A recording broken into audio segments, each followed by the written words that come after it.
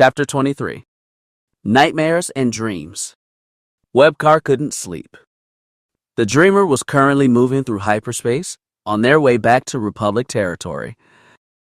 They were still 16 hours from their destination. Everyone else had used this time to get some rest. Gav went to sleep in the cabin he shared with Webb. Justine in the cabin across from theirs. Mane was recharging in the cargo hold, at rest in the box they had found him in, what he called his cradle. Sayal, still clad in her armor, slept in the airlock next to the hatch that led down to her fighter, in case she needed to disengage in a hurry. How she managed to sleep wearing that bucket was beyond him. When she had eaten, she had shut the door to the airlock, only then removing her helmet where none of them could see. Story was asleep in her cabin, the captain's cabin, with her 2 droids on the bridge. Webb felt weary, but when he laid down, sleep hadn't come. He had simply lay there, staring up at the ceiling. Finally, he had gotten up. He yawned and stretched, feeling the slight pain in the shoulder he had hurt back on Seaton. The injury had been deeper than he thought, and given that he had not been given any bacta, the wound was healing slowly. He sighed. He just couldn't rest. His mind was just too busy. They had left Savage's moon and were now on their way to another military outpost, one with links to the primary computer network used by New Republic intelligence. They could have sent a request for what they needed, but Webb thought it unwise. What they had discovered was not for broadcast over the holonet. Their meeting with poor Savage had yielded several new leads in the hunt for Moff Grunger. Webb looked down at the fake credit chip in his hand. He flipped it idly, considering what they had learned from the Muin businessman. Frowning thoughtfully, he looked at it. What are you up to, Grunger? Why go to all the trouble to create such a skilled forgery? Those were but 2 of the questions he wouldn't mind having answers for. That and the fact that Savage had discovered something else on closer examination of the coin. Webb flipped it over and looked where the Muin had showed him on the right-hand bottom corner of the credit, near the edge of the back. It appeared to be a simple imperfection left over from the minting. A small mark that, if it had not been made during the credit's creation, might have been a chip made by someone's keys or a pocket knife. In truth, it was something else, a laser-etched symbol of some type. Savage couldn't identify what it was, but he had been able to tell that the mark was on every one of the fakes that they had in their possession. What type of symbol? Webb had asked him. Possibly an artist's mark, the Muin had replied. It may seem the height of arrogance, but it is not impossible for a counterfeiter to leave proof that what you are seeing is his. Some means of setting his work apart from that of others. The Muin chuckled. The arrogance of the criminal mind, Agent Carr. Savage has shown the mark, some type of crest, either from a company or perhaps a family house. The Muin didn't recognize it, though he believed that he could discover what it was in time. Webb thought Republic intelligence could find that answer far quicker than their Muin friend, which is why they were on their way now, traveling under complete communication silence. They could afford to take no chances. If Imperial intelligence learned of what they had found, that knowledge might lead back to Grunger, and he would take steps to cover his tracks. That could not be allowed to happen, not again. They had been outmaneuvered on Seaton. They could not afford that again. He leaned back in his chair, looking both at the coin and the files he had brought up on the holo, the New Republic's records on Aite Grunger.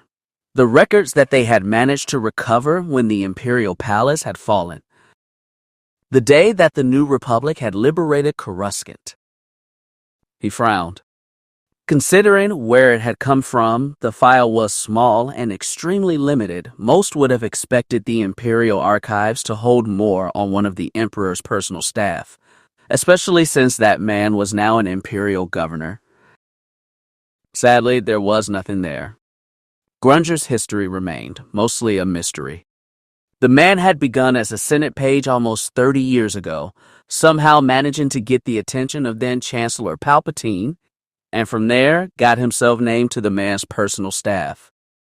When Palpatine had crowned himself emperor, Grunger had maintained his position, and after turning 18, worked for Palpatine as some type of Imperial liaison, traveling all over the galaxy in the company of various ambassadors, meeting with galactic leaders, and handling public works projects, or so the records said. Given that they had come from the Imperial Palace, there should have been more, but that was not the fact. The files were mostly redacted or simply incomplete. There were no records of the names of the ambassadors the Grunger had served with, what their missions were, and if those missions were successful.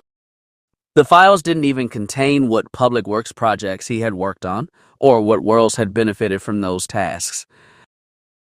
It was as if the man's time of service had not been recorded. The fact that there was no information on him had been the reason that Republic intelligence had first been interested in the governor of the Prakus system.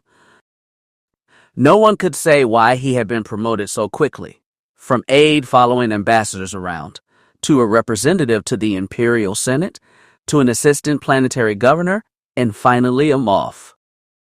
The man had clearly known something, and whether or not Palpatine promoted him for his loyalty, or simply to keep what he knew quiet, none could say. Webb looked over at the hollow image of Grunger, the picture having been taken 2 years ago, before the Battle of Endor. The man remained an enigma of sorts, and now he was taking steps towards making himself a larger player in the Empire. He had failed to become the warlord of the Prakus system, but his payments to various pirate groups suggested that he had not given up trying to advance his agenda. But what was that agenda? Webb couldn't say. Aite Grunger had always marketed himself as the next Iron Man of the Empire, a man who believed in the New Order first and foremost. His willingness to work with pirates suggested something else. Not only that, but getting involved in this counterfeiting scheme. For a man that supposedly believed in security and order, his dealings with the pirates suggested that there was more to the governor than the face he showed the galaxy. Then there was his alliance with this mysterious master that Sile told them about, and his or her 4 servants. How did a group of dark Jedi fit into his plan? Did they serve Grunger, or did he serve them? Webb rubbed his tired eyes. Having found one question just seemed to lead to half a dozen others. He paused, setting the coin down on the holo. Wait, what was that? He sat up, hearing it for the first time. His eyes narrowed. It was a rattling sound, not one he had heard before, and not a sound you wanted to hear from a ship in the middle of hyperspace. He tilted his head, trying to hear where it was coming from. It didn't take him long. Damn! The loud rattling sound was coming from the crew cabins. He rose and went to investigate. Gav and Justine's cabins were silent, the hatches were shut, but the door to the captain's cabin was opening and closing rapidly. Story's cabin. He went to the door, pressing the button and locking it in place. He entered and saw what could only be called chaos. Every item in Story's cabin was rattling back and forth. The computer that sat on her desk was jumping up and down. The data cards on the 3 small shelves and the datapad next to her bed was literally jumping from end to end, and his eyes widened. Story lay whimpering in the center of her bunk, curled into a fetal ball. She shivered, murmuring to herself. Webb entered. He couldn't believe what was going on in here. Was this happening because of Story? Was having a bad dream triggering her force powers? If so, he had to wake her. Who knew what damage could be done if this spread to the rest of the ship? He went to her, reached out to touch her shoulder. Story, he said softly, not wishing to startle her. Story, wake up. Her one eye snapped open, A startled cry escaped her lips. She thrust her hand outward. Webb didn't even have time to cry out. He went flying back. He hit the doorframe hard. Stars flashed before his eyes, having hit on his injured shoulder, the wound he had received on Seaton still not fully healed. He slid to the floor with a groan, but did manage to look up. Story was sitting up in bed, her hand still outstretched, her green eye glassy and wild. "Stay back," she gasped. "Stay away from me." She didn't seem to see him, not really. Her eye remained glassy. "Story," he called out. "It is me." "It's Webb." She didn't lower her hand, but she did blink. "Webb?" She murmured. "Webb?" "Yeah," he said quickly. "Webb car, remember?" She lowered her hand. "Where is it?" she asked. "Where is the shadow?" He blinked. "Shadow? What shadow?" She shivered. "It has come from me. It won't stop. It will never stop." Hissing in pain, he managed to find his feet. "There is no one here but us, Story. You're safe here. We're all safe here." She murmured, still not really seeing him, "is Mom and Dad with us?" "No," he said. Don't you remember?"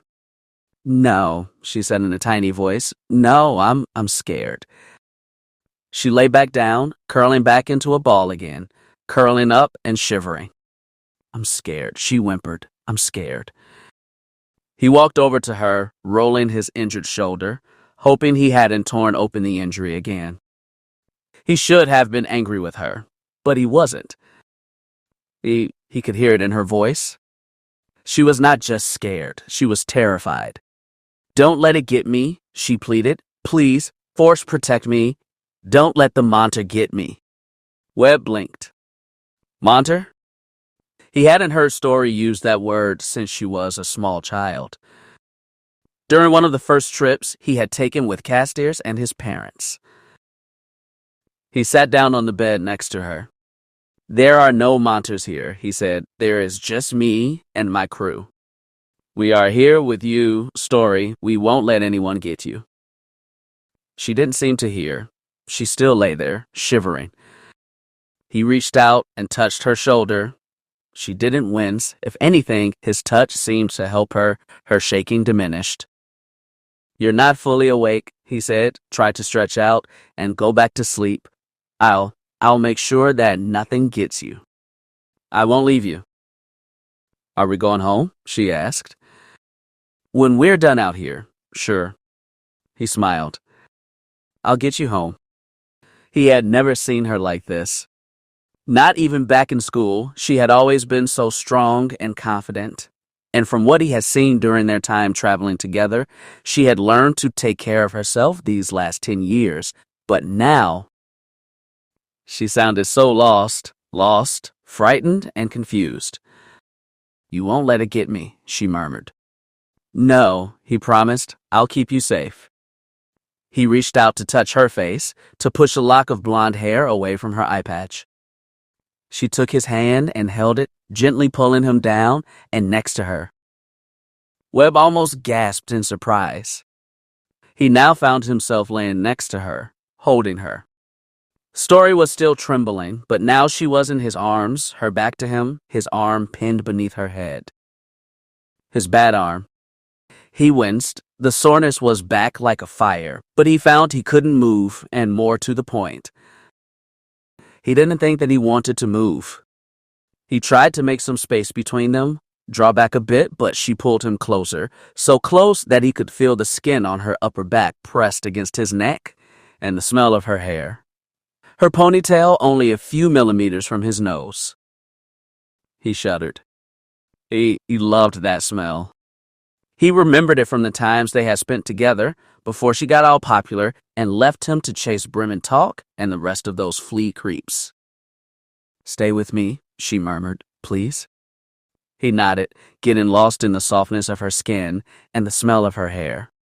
The exhaustion he had felt earlier returned suddenly. He yawned, despite the pounding of his heart. He felt safe here. He felt comfortable, more comfortable than he had felt in a very long time. She needs me, he thought. She wants to be here with me. So here is where he chose to stay. He was fully dressed, though his shirt was kind of pulled up in the front, the result of her elbow moving against his belly, pushing it up. Story was wearing a simple gray mid-drift top and matching pair of briefs. She was only half covered up by the blanket, giving him a lovely view of her. Her breathing slowed as she surrendered to her rest. He put his hand on her shoulder, the one not pinned. Her skin was so soft, she murmured under his touch, her body finally relaxing. Her trembling ceased. He frowned as he listened to her breathing. It was slowing. He knew he should try to leave, let her get some rest, but he scowled. This wasn't right. She had never looked at him in a romantic way. Never. He had come to accept that as the years had gone by, but he could not deny that he had dreamed of a moment like this. Her in his arms, her wanting him to hold her. He leaned in closer, his lips almost touching her cheek. He could not deny that he wanted to kiss her, to let her know that everything was going to be okay. He resisted the urge. He wouldn't take advantage of her, not like that. Laying against her, though, feeling her warmth, the sleep that had been denied him now seemed to come over him like a wave. He yawned again. He reached down with his free arm and pulled her closer, snuggling against her. Just a short nap, he thought. He could feel her heartbeat through his shirt. A slow, steady beat. It was almost hypnotic. She sighed. Good night, she murmured. Webb shook his head. What am I going to do with you? He wondered. He would need to leave before she woke up, he thought. He didn't want to make things, well, weird. Plus, he didn't want any of the others to get the wrong idea. He finally surrendered with a sigh. Just a short nap. He leaned in closer, enjoying the feel of her, the smell of her. Night, Story, he sighed happily. Sweet dreams. I. I'm not alone. The thought occurred to her as she started to wake. Story blinked, feeling the strong arms around her, feeling a sense of warmth and protection through the force. She smiled. She thought of last night, of falling asleep, and as she did, the nightmare had come. She was back in the warehouse again, and again it was filled with smoke and blaster fire. Though there was something different this time, it was not just murderous rebels and stormtroopers in that smoke. She could sense something else at first. She felt a presence. At first, she thought it was the dark one she had faced on Seaton. The more they had talked, she and the others, the more memories had started to come back, but no. No. This was not the dark warrior wielding an axe. This was something else, something older and more powerful. She had shivered. The shadow was back. It was something she had lived with since she was a child. It was the nightmare in its purest form, the monster under her bed, and staring out at her from half-closed doors as she tried to sleep. It had come to her while she had been recovering on the solace, and now, again, it was here. It emerged from the darkness, giggling and whispering, hungry for life, hungry for her. It was more than a mere nightmare, this shadow. She knew that from talking to her mother. It was a bane, a curse on their family. Mother's maiden name was Fardreamer. That was not the original name of the family. It had been given to them by the Jedi centuries ago. When one of her ancestors had joined the Order, forsaking who she had been and embracing their new life. Yet the family had never escaped their past. Something from it remained. The shadow was that thing. Fardreamer women had dreamed of the shadow for centuries. The Jedi Masters had considered the facing of the shadow, resisting it, a tenet of their family, a symbol of their commitment to the light in the Jedi. Story's mother, Brianna Fardreamer, had faced the shadow many times and forced it back. Over the centuries, the women of their family, those in the order, believed that the shadow was not a true monster, but a taste of things to come. They saw the shadow as a rising darkness, a threat hiding in plain sight, a warning of the coming of the dark side. Brianna Fardreamer, the woman who would become Bree Castor, had told her that darkness had come with the rise of the Empire. When Darth Vader rose to power at the side of Emperor Palpatine, the future the shadow had represented came to pass. The dark side had eclipsed the light, and a dark time had begun. Bree had not dreamed of the shadow again, not since the fall of her master and the coming of what she called Order 66. Her daughter was not so lucky. The shadow had been with Story since she was little. Many times it had reached out for her, and many times the little girl had fled into her parents' arms. Her mother had told her that one day the shadow would leave her. As she grew older, when she reached a certain age, it would no longer haunt her. Story was now 25, and the shadow was as strong now as it ever was. It was back, and its hunger was as strong as ever. In the past, she could not understand its whispers, but now she could almost hear it, almost understand it. Blood, it whispered. Blood. Blood. Blood. It had reached out for her, and she had lashed out with the force. She blinked. She was starting to remember. Someone had been in here, and now he was with her, holding her. The shadow retreated before his warmth, his compassion. She had found her rest. The nightmare had retreated. She could feel the hand on her belly, feel the warm breath on her neck. She smiled. Mane. She could not deny that she had had fantasies about the gorgeous HRD. He was the type of man she had always desired. She had wanted him to come to her, to tell her that he wished to please her, to show her all he knew about physical pleasure. She moved slightly. Something was poking her. She heard a soft sigh in her ear. Her eyes widened. Wait, this wasn't Maine. She sprang from her bed, leapt to her feet. She blinked in shock. Webb? He lay on her bed, sound asleep. She backed up. What in the hell? Now fully awake, she looked down at her old friend. What the hell was he doing here? As the thought looped through her brain, memories of the night before came back. She had thought it had been a dream, that she was striking at the shadow. She had lashed out at him with the force. She felt shame. She looked down at him, and her heart fluttered. She had hurt him, and still he had stayed. She had been the one who pulled him into her bed. He had stayed. He had held her and chased the shadow away. She had found her rest, carried away on sweet dreams. She winced. He had protected her.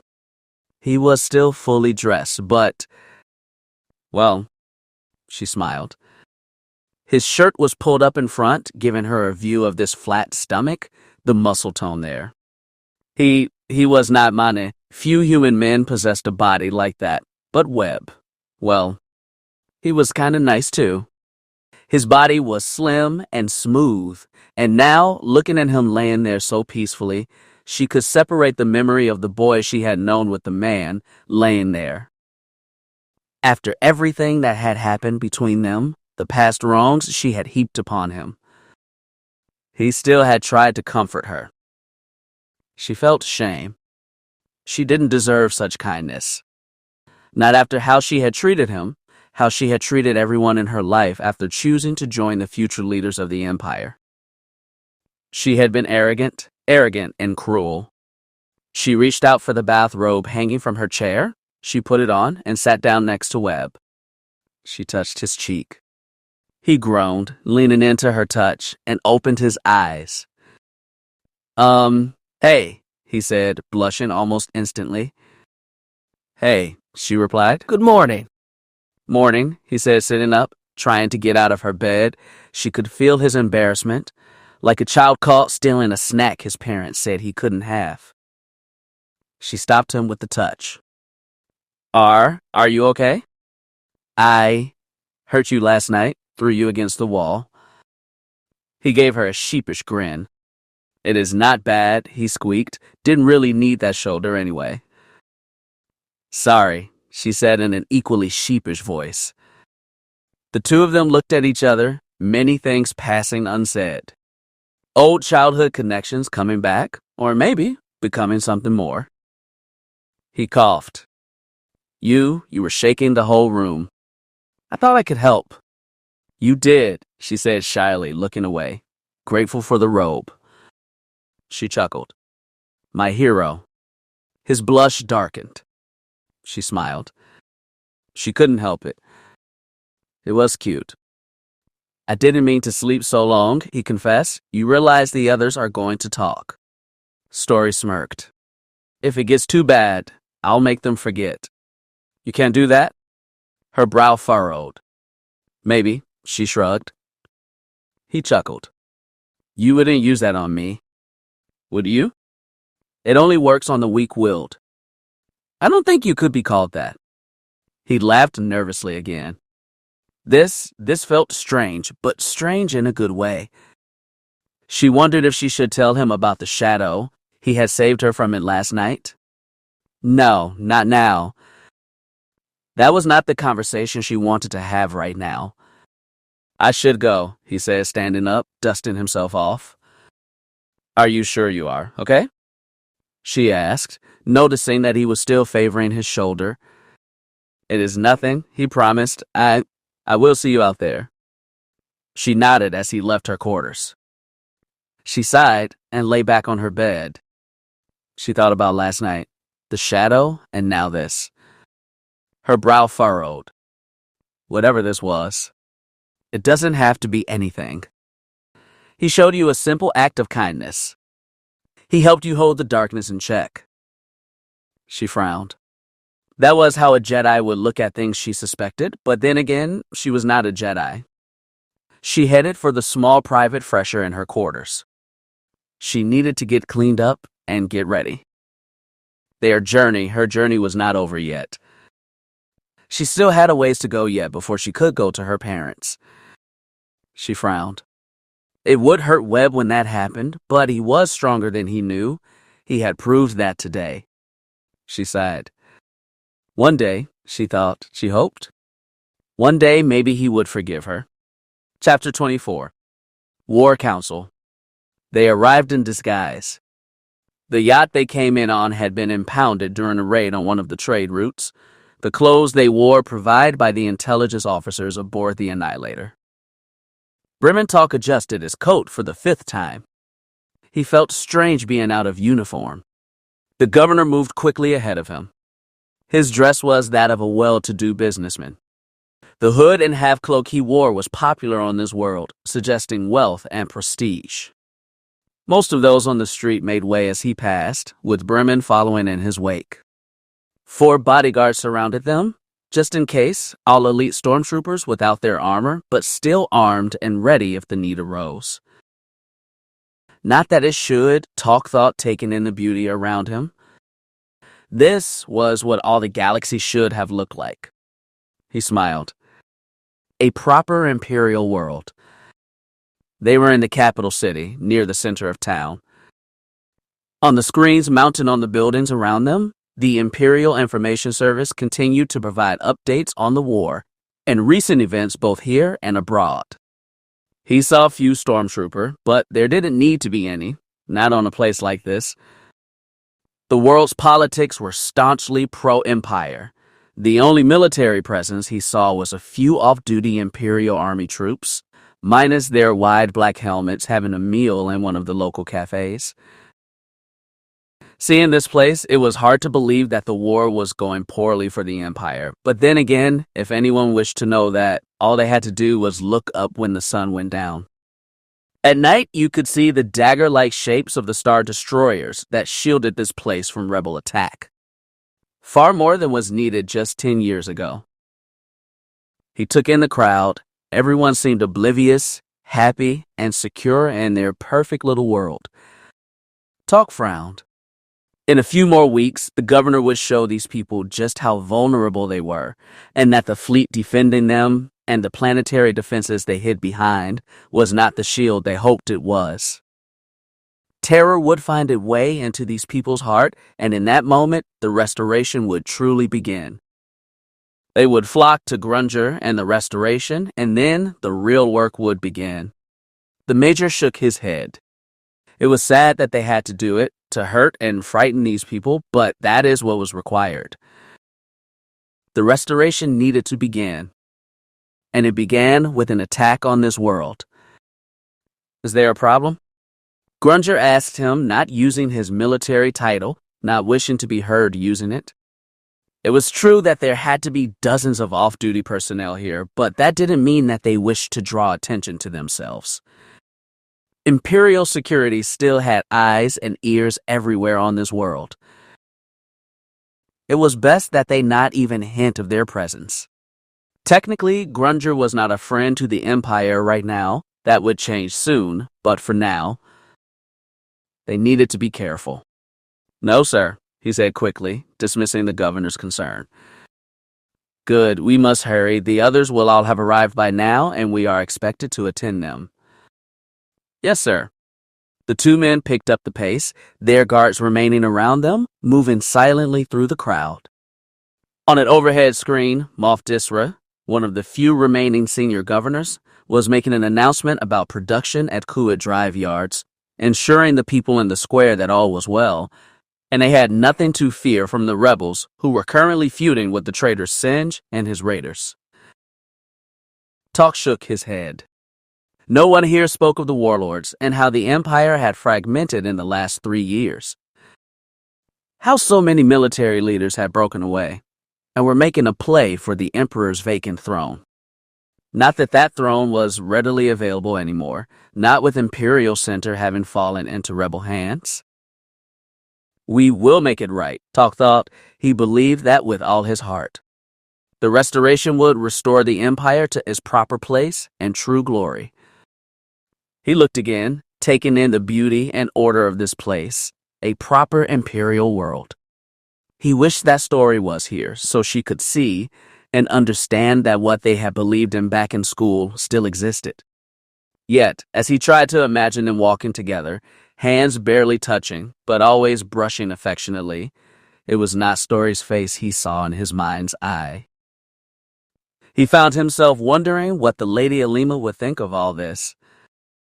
Would she approve of the world that would soon be a model for all the others after the restoration? A world that understood its place and embraced imperial power? He wanted to think so. He shook his head. The memory of their encounter in the tie-ready room was still with him, haunted him.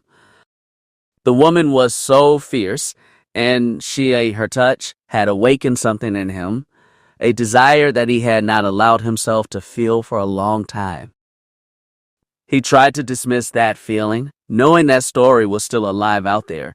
Needing him to rescue her from the rebels' clutches should have been his only desire and need. Yet Alima's eyes still filled his imagination. Her perfume haunted his senses. He did his best to push all thoughts of the Dark Jedi from his mind. The two of them were on separate paths. They both served the restoration, but she was bound to the Master, and he was bound to Imperial service and the work of Moff Grunger. No, there was little time for them to explore what happened. Right now, the restoration was all that mattered, and it began here, with the meeting that he and His Excellency were on their way to now. Talk straightened his coat. It was not a uniform, but for today, it had to be. He kept up with the Moff, the two of them moving swiftly forward, on their way to the Imperial Hotel just outside the business district. As the Moff had said, the others should all have arrived by now. Today, they would finally iron out the last few details of the plan, and once they were finished, the final preparations for the attack would begin. An attack that would see much death, and from that death, all that Grunger needed to jumpstart the restoration would be his. For the Empire, Talk reminded himself. Always for the Empire. IOI.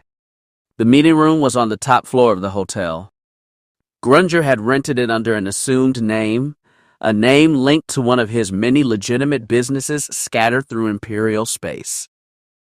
As expected, their guests were all here. Like the Moff and his aide, they too were wearing disguises, their usual armor and weapons traded for suits that did little to hide the danger that burned in each of these men. Grunger opened his arms in greetings. Greetings, gentles, the Moff said, smiling broadly as he entered the room. It is good to see you all in person, at long last. All eyes turned to him and Brementalk walking at his side. The Major did his best to hide his disdain, not to let the scum that stood before them know how little he viewed them. Scum, yes, but useful scum. Talk kept his face neutral. For the restoration, he thought, always for the restoration. I do hope none of you had any problems getting here, Grunger continued. Security here is a bit tight. The 7 beings at the table murmured dismissals. Only one, a red-haired man with a scarred face, responded. You certainly weren't lying about the codes you gave us, he said, flashing a wicked grin. Not a single Imperial inspector looked our way. Those codes will be more than necessary before too long, the governor promised. When the attack begins, there will be no margin for error. Grunger sat down at the head of the table. Each of the 7 men, all leaders of the various pirate and smuggler groups, he had reached out to watch him, all with hungry, avaricious eyes. They had all seen the wealth and prosperity on the way down. No doubt they couldn't wait to sink their teeth into this world. Bremen said nothing, taking his place at the governor's side. He still couldn't believe that they were doing this, putting an Imperial world in danger, but what choice did they have? The restoration demanded sacrifice. The last year, the setting up of Operation Privateer had been a troubling one for him. The recruitment of the Cavalt woman, Vimertor, and the rest of the scum. The spreading of the story of Palpatine's vaults, hinting at the Moff's knowledge of their location. It was not the kind of mission that made Talk comfortable, but both the master and the governor had assured him that it was necessary to get everything they wanted. Still, he didn't like it. At the core of Privateer was one simple fact: betrayal. Betrayal didn't sit well with someone who had been trained for loyalty. Brementalk prided himself on his loyalty. Lovely place, Governor, another of the pirates said. This one, Aquarin, the squid head's tentacles curled. These people, they won't know what hit them. Speed will be our ally in this mission, Vikil, he agreed, if everything goes as planned. We should have the vault opened and emptied before any major response can come from the military presence on this world. Why wait, another of the group said, this one a dark-skinned human with elaborate tattoos covering his skull. Why don't we bring our people in now, use your codes to get the boys down here on the surface, disable the planetary shield, and take what we want? The man grinned. His teeth were a dark red chrome. We can take everything. The Moff leaned back in his chair. I appreciate your enthusiasm, Captain Tobin, but to be perfectly honest, we are simply not ready. Your fleets are not ready, he said, motioning to the group. Grunger looked at each of the captains in turn. When the time is right, we will strike together, and all will be well. Tobin nodded, but Talk watched the man closely. He didn't look pleased. The Major could guess why. Tobin was one of the more dangerous of their group, a slaver who worked primarily on the Outer Rim. Though of all those gathered here, he had done the most business with the Empire in the past, providing Wookiee laborers for the Empire's more advanced projects. It was said that he had helped gather the best of the beasts for the second Death Star. Talk was not sure if that was true, but it did tell him much about the man, his wants and desires. He had no doubt seen the people on the street below. The men could have been ransomed back to their businesses. Those with credits to pay for them, the more attractive women could be sold to the huts. The slugs enjoyed breaking and pretty things. The thought sickened the major. The idea of Imperial citizens being sold to the criminals filled him with rage. If the man wasn't so useful, he would have advised Grunger not to bring the man in. Still, the greed inside him likely burned brighter than in any of the others. He could be counted on to do his job. He could be counted on to play the part. Another of the group, a thin human male with a pair of lenses over his eyes, looked up at the Moff. As much as I enjoy a bit of violence, Governor, I'm not so sure this plan of yours is going to work as you hope it will. I counted no less than 4 Golden Defense platforms orbiting this planet, and as many as 10 Star Destroyers in orbit, not to mention their support ships. The man frowned. We will be greatly outnumbered. Even with your fleet, I'm not so sure this attack will go off the way you hope it will. Grunger grinned. I would not worry on that point, Captain Teague, the Moff responded. The Imperial fleet will be more than busy on the day of our strike, and my Annihilator and the rest of my ships are more than enough to disable a single Golden Defense platform, opening the door for a quick and sudden thrust at the surface. What of the shields? Vikil asked, both an outer and inner shield. Will those be dealt with as well? The commandos I've chosen from my crew are among the best, Grunger said. They will make sure that the shields do not present a problem for our forces. And we're just supposed to trust you on that? Tobin asked. Grunger gazed coolly at the slaver. You are all welcome to send down men to assist in the shield generation operation. As I told you all in our most recent communications, we all want the same thing. Speed is necessary and essential. Once the vault has been breached, it will not take long for the Moffs and the military stationed here to realize what has been hidden under their noses all this time. Grunger's expression turned sly. Of course, the Moffs won't be a problem, not after the attack. Teague adjusted his lenses. I suppose you are right, Grunger. Trust is essential, and in the interest of trust, perhaps you could now share with all of us the location of Palpatine's vault. The beings around the table all nodded in agreement, all but His Excellency. Grunger smiled. Come, gentles, you must allow me some secrets. It is not that I don't trust you. It is simply a matter of the fact that what we are after, the size and wealth of the prize, it would be tempting to anyone, especially our people on the ground. Grunger shook his head. Tell me, is it not possible that if any of your ground teams knew the side of the vault now, they might not try to breach it covertly? In doing so, if they failed, they would draw the attention of planetary security. The vault's greatest defense is that no one knows its location, no one but me. If the Moffs knew it was here, they would not have the same problems that we face. They would be able to empty the vault without facing any resistance. That is something we can't allow. He shook his head. I'm sorry, gentles. I will not risk losing our prize. I will be made clear the day of the attack.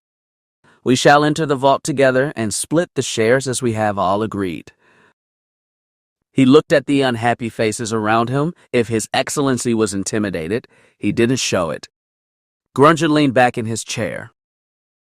You know that I'm not above sharing the wealth. Do any of you deny that the payments that I have already given you prove that my word is good? Do any of you doubt my convictions? No one responded, which amused Brementalk. He had to work to keep a smile from coming to his lips. That was one part of the plan that he had enjoyed. The Republic credits they had doled out to this scum, credits worth 10 times their face value. The promise of nearly 8 million more of such coinage had been more than enough to ensnare this lot. In their greed, these beings had taken those credits without question. Had they looked a little closer, they might have realized the truth. He had to admit, Vimertor had not disappointed. The credits he had created were indeed a work of art. Talk was not sure how the man had acquired the printing plates from a long discontinued Republic mint, nor how the governor had discovered that they were in his possession, but somehow he had. After that, it was only a matter of finding what the man needed to use those plates. Grunger had already had a line on the "or needed," something he had learned from his days on the Emperor's staff. Locating a machine to create the credits had not been difficult. Tor already had one of those too. It had not been functional when he purchased it. It was meant to be a museum piece, but through Cavalt and the actions of the Fast Blast crew, Grunger had found replacement parts, needed to get the machine running again, and as a result, now had his own personal Old Republic mint. After that, it was just a matter of resources, through the materials the governor had acquired, and the contacts of the late Susie of Cavalt. They had managed to create and distribute enough of these false credits to attract the attention of the beings in this room. Attract and get them to commit their forces to the coming attack. It was a risky game, and still was, if any of these beings learned the truth. Dangerous, most definitely, but for the Empire. For the Restoration, any risk had to be taken. Everyone here had been skeptical at first, but Grunger's tales of the wealth Palpatine had hidden had been more than enough to convince the pirates that the credits were genuine, not that the Emperor's reputation hurt either. It was long suspected that Palpatine had hidden away vast portions of his own wealth, just in case matters became difficult in the Empire. As the governor had said, greed had done the rest, and now they were almost ready to move. Operation Privateer was ready to move. So when do we move? Tobin asked. The boys and I are ready. Soon enough, the governor promised. You have all received the upgrades that I have sent. Remember, these components are not for resale. You will need these upgrades for the attack. Once they are installed and the distraction is arranged for the Imperial fleet, we will be able to begin. What about the forces on the surface? Vikil asked. Once the shields are down, the Annihilator will deal with any resistance from the army. As for the TIE bases on the surface, transmissions will be jammed before the attack begins. That should slow the defenders' response time considerably. Speed is important in this operation, gentles. The vault must be our focus, the vault and nothing else. He looked at Tobin. I know the chance of acquiring additional profits will be hard to resist, but I assure you that what is in the vault is worth 10 times what you could get from simple pillaging. He smiled, tossing one of the false credits from his pocket. It clinked as it bounced across the table. All eyes followed it. Imagine, gentles. There are 8 million more of those stored in the vault. They are yours to divide as you will. It is the data storage modules and technical schematics that shall be my share in this raid. As long as those come into my hands, whatever wealth stored within is yours. Teague looked at him, his smile turned predatory. That isn't your only reward, is it, Grunger? I mean, we all know that the Moff Council is here right now. The shield's gone, the fleet distracted, the army delayed. Tobin chuckled. Yeah, I can't imagine someone like you wouldn't take advantage of such an opportunity. All those pretty little Moffs all in a row, all defenseless. Grunger smirked. Let me worry about the Moff Council, he said. I have accounted for their presence in the plan. Make no mistake, gentles. His smirk turned cold. Those that need to be dealt with will be. Talk listened as the talk turned to who would be assigned where, who would be coming down to work with the Imperial commandos that Grunger would deploy, which fighter squadrons would be assigned to assault which target, how long it would take for the Annihilator to neutralize one of the Golans. Talk considered what was about to happen. Again, he felt a sense of unease. There was a lot of moving parts to this plan. Any one of them could cause a problem. His Excellency was confident, but then again, so had the Emperor been at Endor. That confidence had been misplaced. We don't have to keep up this charade much longer. He knew we just need to get everyone here and engaged. Once the attack begins, everything will work out. He nodded to himself. So far, everything had fallen into place as the governor had planned, and the master had foreseen. Yet, as he thought that, he realized that was not completely true. No, not everything had fallen into place. Story and her rebel friends were still out there somewhere. Alima had been deployed, she and her allies. The governor's daughter had seemed confident that she would be able to find his old love, and if she found her, she would find the rebels. They would need to be dealt with. The restoration was entering a very fragile stage. Everything had to be perfect.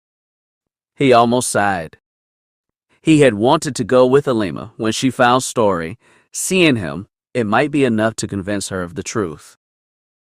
She could come back with him, be a part of the restoration. Together they could save the Empire. What could be more important than that? He stood quietly at attention, watching the scum plan with His Excellency. They all had their parts to play. If they did it well, the restoration would be advanced. He tried to think of Story, how well they would work together when she realized where her proper place was once she came back to the Empire. Strangely, it was not her face that he saw. He frowned. Alima's brown eyes haunted his thoughts, that cruel smile that made his knees weak. He shook his head. He had no time for this. All that mattered was the restoration. He was a loyal son of the Empire.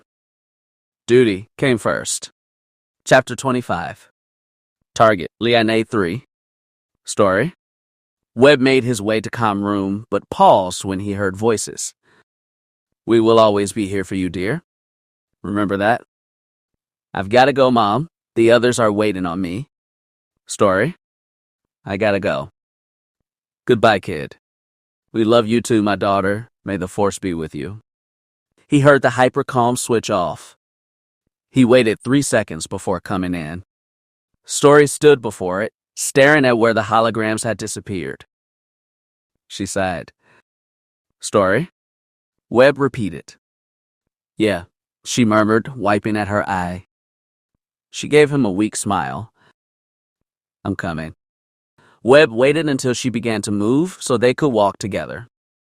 She had said she needed to talk to her parents and hoped they would be able to take her call. Everything okay? He asked. She nodded. Yeah. I'll have to come in sooner next time. I haven't spoken to your folks in years. It would be nice to say hello. Yeah, she said, next time. He glanced over at her again. He had this strange feeling, something in the way she was talking. He frowned slightly. Something definitely felt off. Of course, things had been weird for them since their little interlude the other night. They hadn't really talked about it. He had been too busy prepping for the mission, and she had not broached the subject. Fortunately, the others hadn't found out. The only one awake when he left Story's cabin had been Manet, and the HRD had said nothing, merely smiled, and nodded when Webb had passed him by. He was grateful for that. As for Story, they had not talked about it, besides her thanking him for being there for her. Beyond that, she had let it go, acted like nothing had happened. At first, he was worried that she felt ashamed about it, about the two of them sleeping together. Nothing had happened beyond sleeping, of course. He had just held her, and they had both fallen asleep. But it had happened, and things had gotten weird. He wasn't sorry. She had needed him, but what else could he say? The two of them entered the salon of the Dreamer. The others were already there. Story sat at the table with Justine, with Manet stood behind them, leaning over their chairs. Gav sat in the back, working the holo system, which would display what they needed to know. Sayal leaned against the airlock door, staying close to where her fighter was docked, ready for action. Webb took a deep breath and let it out slowly. After almost 2 weeks of preparation, they were finally ready to go. The Dreamer was on station, hidden behind the planet's moon, hidden from Imperial sensors. Webb nodded to Gav, and the Bothan brought the holo system online. As the device clicked on, Webb began. Okay, folks, this is what we are doing. The planet's name is Leonade 3, and our target is a man named Veman Tor. Webb stood before the image of the man, slender, with silver white hair and large shifty eyes, that in a picture of the planet. A list of the man's accomplishments scrolled down beneath the picture. He frowned. This assault was going to be tricky. IOI. It had taken almost a week to identify the person they were looking for, and 2 days after for intelligence to find his location. They had arrived at the safe house, only to find that General Kraken had chosen to make the journey from Coruscant to see what it was Webb and his team had found. Webb's transmission about Grunger's involvement in creating thousands, if not millions of credits worth of counterfeit currency had drawn the attention of the ruling council of the New Republic. Mon Mothma herself had now gotten involved. To say that Webb was intimidated when heard that would have been an understatement. The general had chosen to stay and watch the tests that verified what Webb and his people had learned from the Muin financier. A chemical test had confirmed that the false credits were made from Gurodium C9. Kraken had frowned when they had received that confirmation. This is not a good, he had said, if the Empire now has the means to produce Republic credits, old or new. This could be the first step in a new campaign against us. The Empire could use these false credits to undermine the galactic economy. Is the threat really so dire, sir? Gav had asked. Financially, the New Republic is extremely vulnerable right now, Agent Mellon. Princess Leia has yet to return from her negotiations, extremely necessary negotiations, I might add, and with the damage done by the Critis Plague and Icer's manipulation of the Bacta market. The old man sighed. We fought to overthrow the Empire, yet the government we have built may collapse from the simple matter of a lack of funds. Hard to believe considering the successes of the last few years, but all true. It was then that they turned their attention to the symbol on the credit, the symbol on all the credits. The analysis droids did manage magnify the mark, magnify, and finally identify it as the crest of a noble house. It belonged to the House of Tor, an old money family, originally from the planet Seatric. Once that had been discovered, it had not been hard for General Kraken to choose the team's next best course of action. The pursuit of Grunger remained their goal, but now they had a secondary objective as well, to find out where and how Moff Grunger was creating these false credits, to find what he was using, and destroy his ability to make any more. The New Republic cannot afford another financial attack on it, Agent Carr. Iceheart caused enough trouble with her back to campaign, if Grunger is allowed to do something similar. We won't let it happen, sir. Webb promised. We will find Grunger's mint, find it, and destroy it. Which of course led them to where they were now, hiding behind a moon in the Leonade system. They had located the heir of the House of Tor, and with him, they believed that they had found the source of Grunger's counterfeiting operation, and now the time had come to end it. IOI. The group looked at the hologram before them, all taken in the face of their latest target. They all stared silently at the holo before them. Sayal was the first to break that silence. Veman Tor, huh? The Mandalorian said. That is our target, yes, Webb answered. She nodded. So, who is he exactly? Officially, Webb began, the man is a famous scholar and historian. He is the man that Emperor Palpatine trusted to record and write the history of the New Order. I've heard that name before, Story said. That isn't a surprise, Webb said. The man wrote several textbooks that the Empire used in its state-sponsored school systems, texts we both had to read. You do remember the Chancellor's courage or the Emperor's bravery. Hearing those names made Story nod. Of course, she said, we were required to study those texts in the Flé so that we could enlighten our classmates on the true version of history. Gav gave her a cold look. True version? He hissed. That is what our Fleet leaders said, she replied with a shrug and a sheepish look. My travels have taught me to look upon those texts with a growing degree of skepticism. They made no mention of the Jedi and their accomplishments during the Clone Wars, except to demonize them and convince everyone that they were traitors. Story shook her head. I can't imagine what my mom thought when she heard me talk about those histories. How it must have ate at her to see her daughter acting like a good little Imperial, preaching their version of the truth. I didn't understand how far the Empire went to convince people that they were never wrong. What changed? Gav asked. She gave the Bothan a sad smile and pointed at her eye patch. It took losing an eye, but I was finally able to start seeing the truth. Justine gave her a sympathetic look. Don't beat yourself up too much. The Empire made sure that our generation saw things their way. That is the whole point of propaganda. Story looked at her friend. You probably studied from the same books, didn't you, Tina? The former stormtrooper laughed. I didn't have the luxury of formal schooling. I was too busy surviving, and when I joined the stormtroopers, they didn't waste time with textbooks. The indoctrination I went through was more severe than that. At least you managed to escape that, Mane said, leaning in closer. You are a brave woman, Tina, brave and beautiful. The former stormtrooper fell silent, though her cheeks reddened at the HRD's words. Story frowned slightly, but said nothing. Gav rolled his eyes, showing his opinion of the droid's attitude, his pre-programmed flirtatious form of speech. Webb noticed that frown from Story, but chose to ignore that. He needed to stay focused. He needed to do his damn job. They still had a briefing to complete. As I said, Tor is officially considered a scholar. Unofficially, he is a skilled propaganda artist in the employ of Calmner and has been responsible for many of the Empire's misinformation campaigns against its enemies.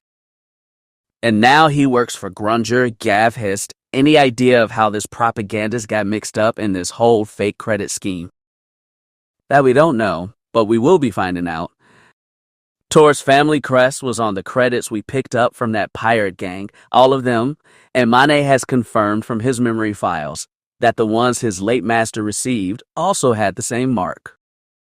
At least they appear to. Agent Carr, the HRD, said, My eyes were not good enough to make a definite identification, but I do remember seeing the mark on those that Mistress Susie had in her possession.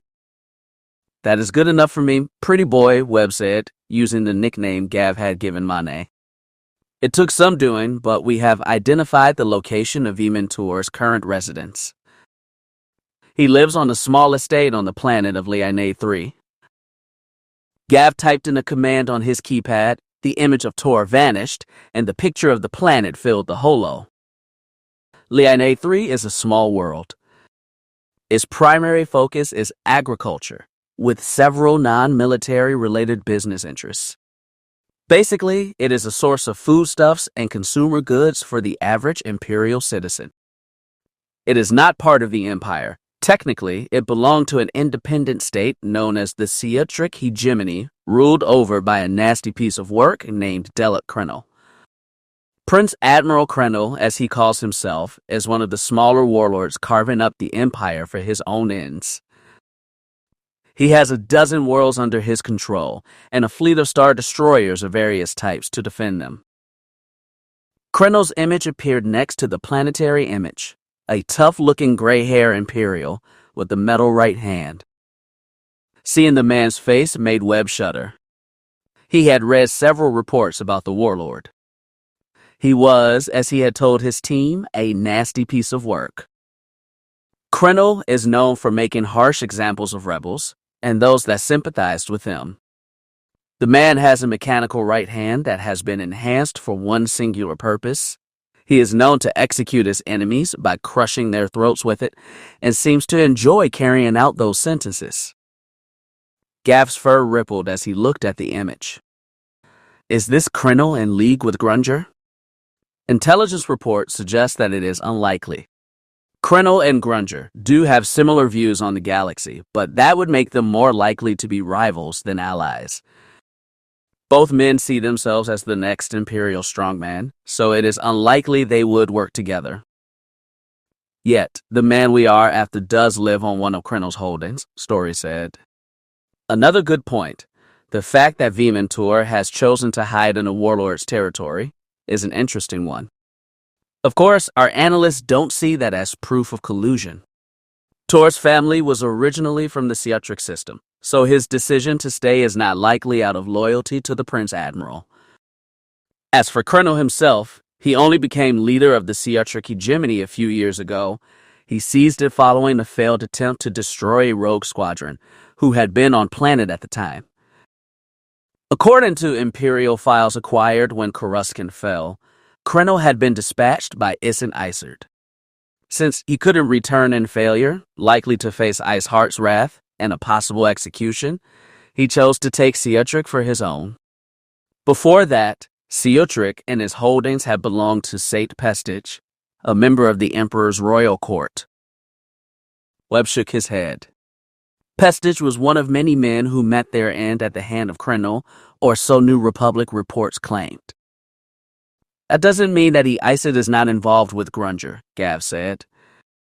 True, but if he was in on the whole counterfeiting thing, then the mint would likely be located on the capital world of Seatric, not out here.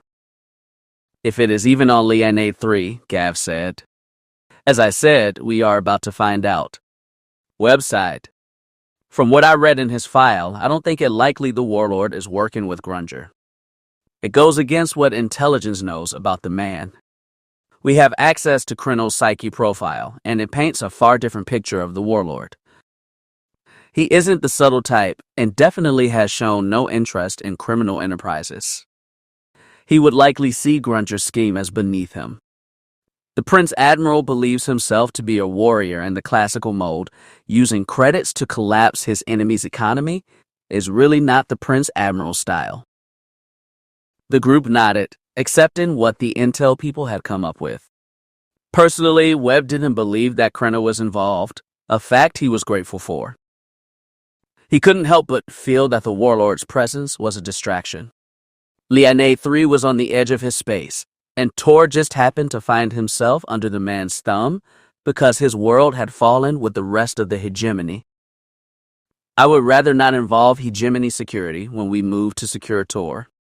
Hopefully we can get in, destroy the mint, or at least find out where it is so that it can be destroyed and extract Tor without drawing the warlord's attention.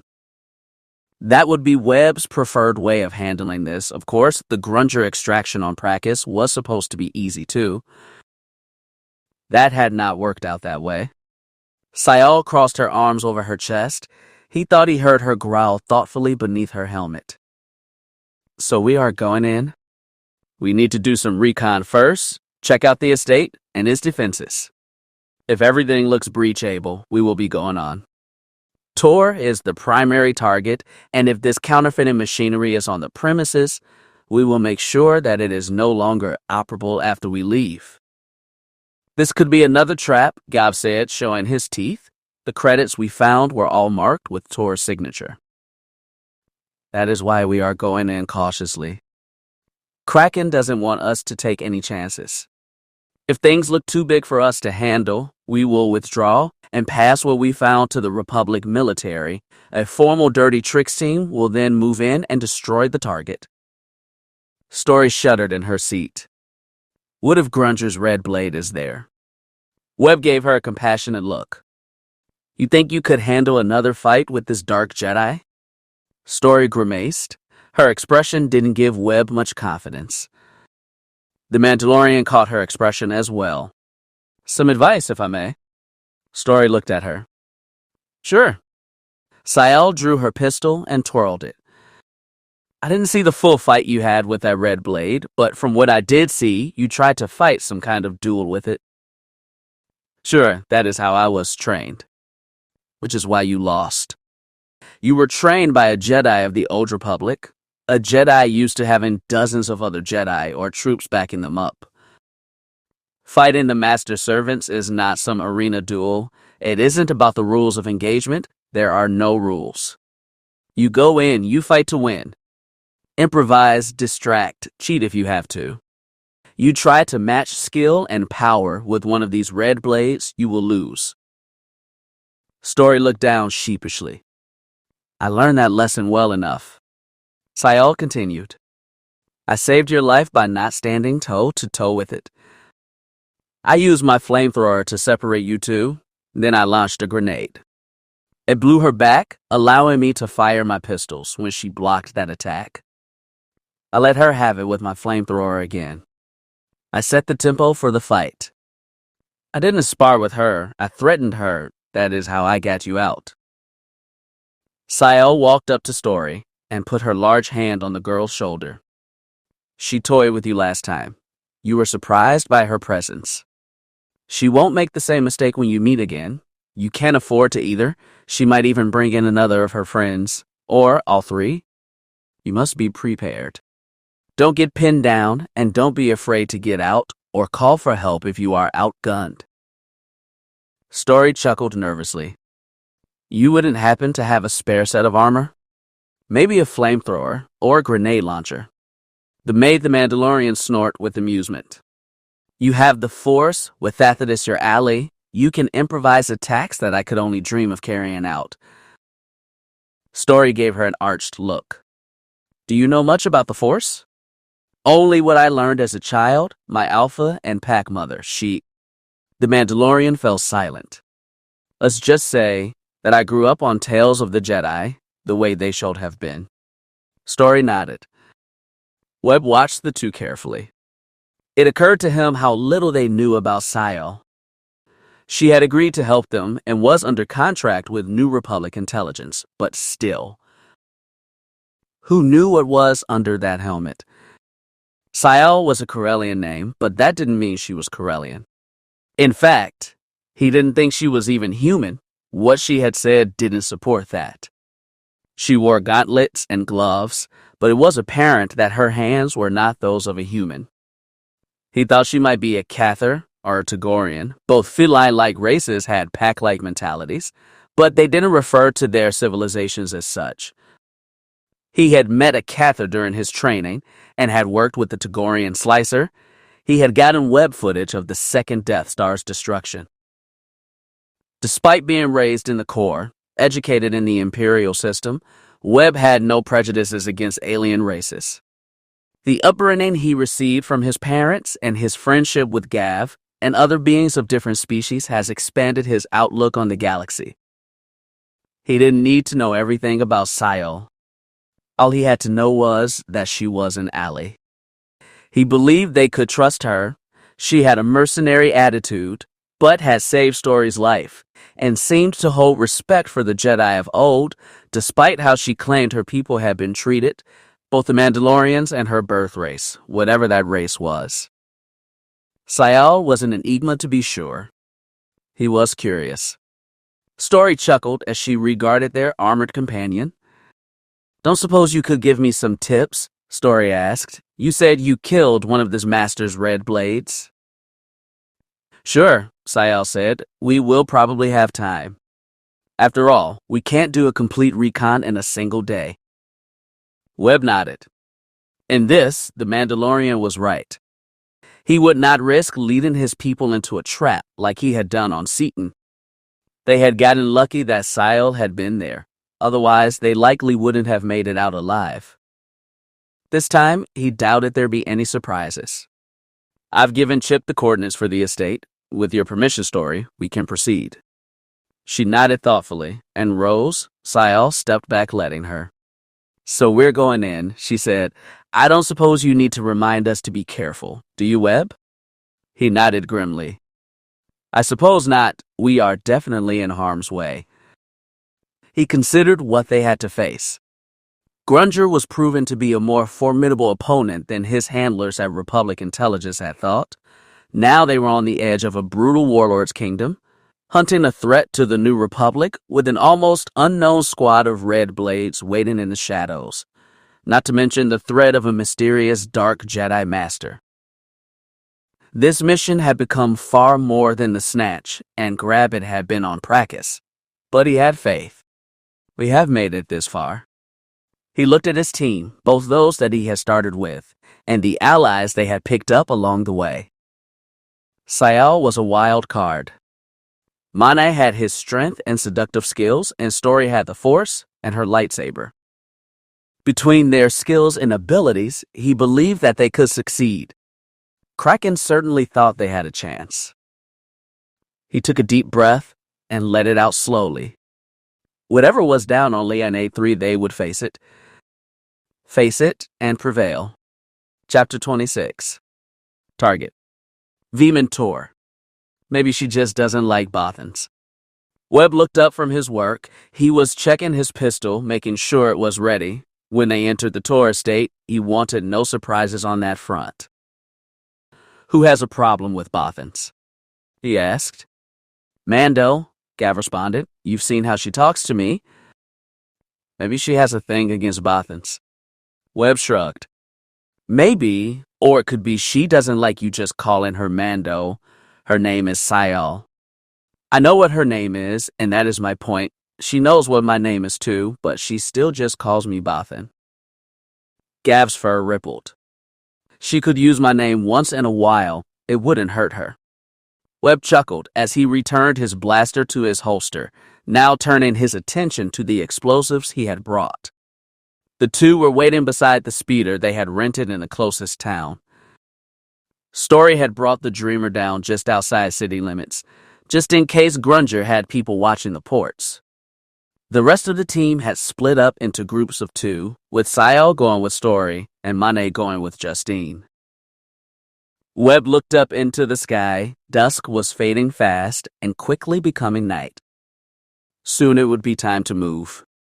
They had spent 3 days preparing for this insertion. They had been watching the Tor estate, getting a look at his guards, their rotations, and his defenses.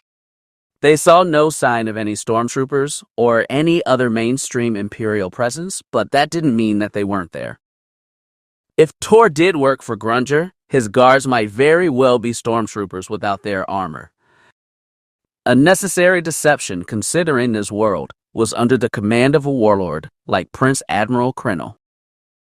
Krynl would not like the idea of Imperials not under his direct command operating on one of his worlds. Planetary security was minimal as far as Webb and his team had seen. Planetary police in the cities and villages. Some TIE fighters stationed at the starport. Fighters that could prove to be very useful. Fighters that did a once-an-evening fly over places like the Tor estate. Beyond that, Krynl had single light cruiser in orbit. Defenses such as these had allowed the group to come up with their plan. They would need to time their raid to just after the TIE's patrol, the one that did the flyover of Tor's estate, and they intended to jam all outside transmissions when the attack began. That way, they would only have to deal with whatever security force Tor had on hand. Of course, that was not as easy as they had originally hoped, as their recon had revealed. Besides security droids and a company of men, Tor also had 3 ATPTs on hand. Bipedal, and seen as the smaller cousin of the Imperial Scout Walker, half the size, but still sporting heavy weapons. The ATPT was a serious threat to any soldier on foot. Those would need to be taken out before the group fully breached the estate. That job fell to Sayal. The Mandalorian seemed eager to see it done. She had signed on to help the group because she expected a chance to hurt Grunger and draw out as Dark Jedi allies. So far, all they had done was talk, travel, and stare at computer screens. She was ready to see some action. The thought made Webb frown. Not the thought of action, but of the Dark Jedi and Story. One of them had almost killed her on Seaton, and if Sayal was correct, there were 4 total. 4. He checked the grenades he had brought for this mission. Smoke, sonic, and the standard explosive variety. He thought it might be good to have them on hand, just in case. According to Sayal, distraction was a non-force wielder's greatest defense against such opponents. Grenades could disrupt concentration, blocking a Darksider from using their powers, which could be life-saving during a battle against a skilled foe. The Mandalorian had also advised them to keep their distance should any of the Dark Jedi appear. They were good, but could be overwhelmed with standard weapons if they didn't have time to adapt. That was how she had killed one on one of her earlier missions. If any of the Dark Jedi were here, she and Story would deal with them. The two women watching each other's back should be enough to overwhelm the Master's agents. Webb hoped that was true. He was still haunted by his time watching Story floating in a Bacta tank. He was not eager to see her face such danger again. Webb checked his chrono. Another 10 minutes at the most, the TIE would be doing his flyby. The two of them would need to move, and he would soon need to check in with the others. If everyone was in position, they would be mission go. You think Story is up for this? He looked up. Gav was just finishing checking out his own weapon, typing idly with one hand on his wrist-top computer, checking things out before they headed in. Up for what? Webb asked. She got cut up pretty bad on the last job. That can cause confidence issues in some fighters. Yeah, but that is why I assigned Sile to go with her. If something is waiting for us at tours, she won't be going in without backup. Backup that knows how to deal with the problem. The Bothan nodded. And how about you, pal? Me? Yeah, the Bothan said. You and Story have gotten pretty close in the last few weeks. Gav gave him a toothy smile. Don't think that no one noticed you sneaking out of her cabin the other night. Webb blushed. It wasn't like that. Whatever it was, no one would fault you. I'm guessing that Story was the girl you told me about back in Basic. The one you joined up to avenge, the one you were love-stalking as a kid. Webb's brow furrowed. Love-stalking? That is what Bothans call the search for a mate. Well, I wasn't love-stalking her. I never did. I had feelings for her back then, but she didn't even look at me. She was beyond me, out of my league, and even if she wasn't I wasn't her type, despite us being friendly when we were younger. And now she lets you into her cabin. The Bolton's grin widened. I guess things have changed. Webb almost cursed, but held it back. Gav didn't understand, and to be perfectly honest, Webb really didn't either. What had happened the other night? It had left him confused about his feelings. It had been nice to be with Story like that, holding her, touching her. The smell of her hair, her skin, so soft. It had taken all his self-control not to pull her closer, kiss her, and to whisper how he felt in her ear, confess years of desire and yearning. He had held his tongue. They were on a mission together, and things had gotten weird enough between them. He had no desire to make it even worse. He finished checking out his gear. By the time the two of them were done, his chrono beeped. They were still some distance from the tour estate. They would approach from the east on foot. The others should have been making their way in now, and as soon as the TIE patrol passed over, they would be ready to go.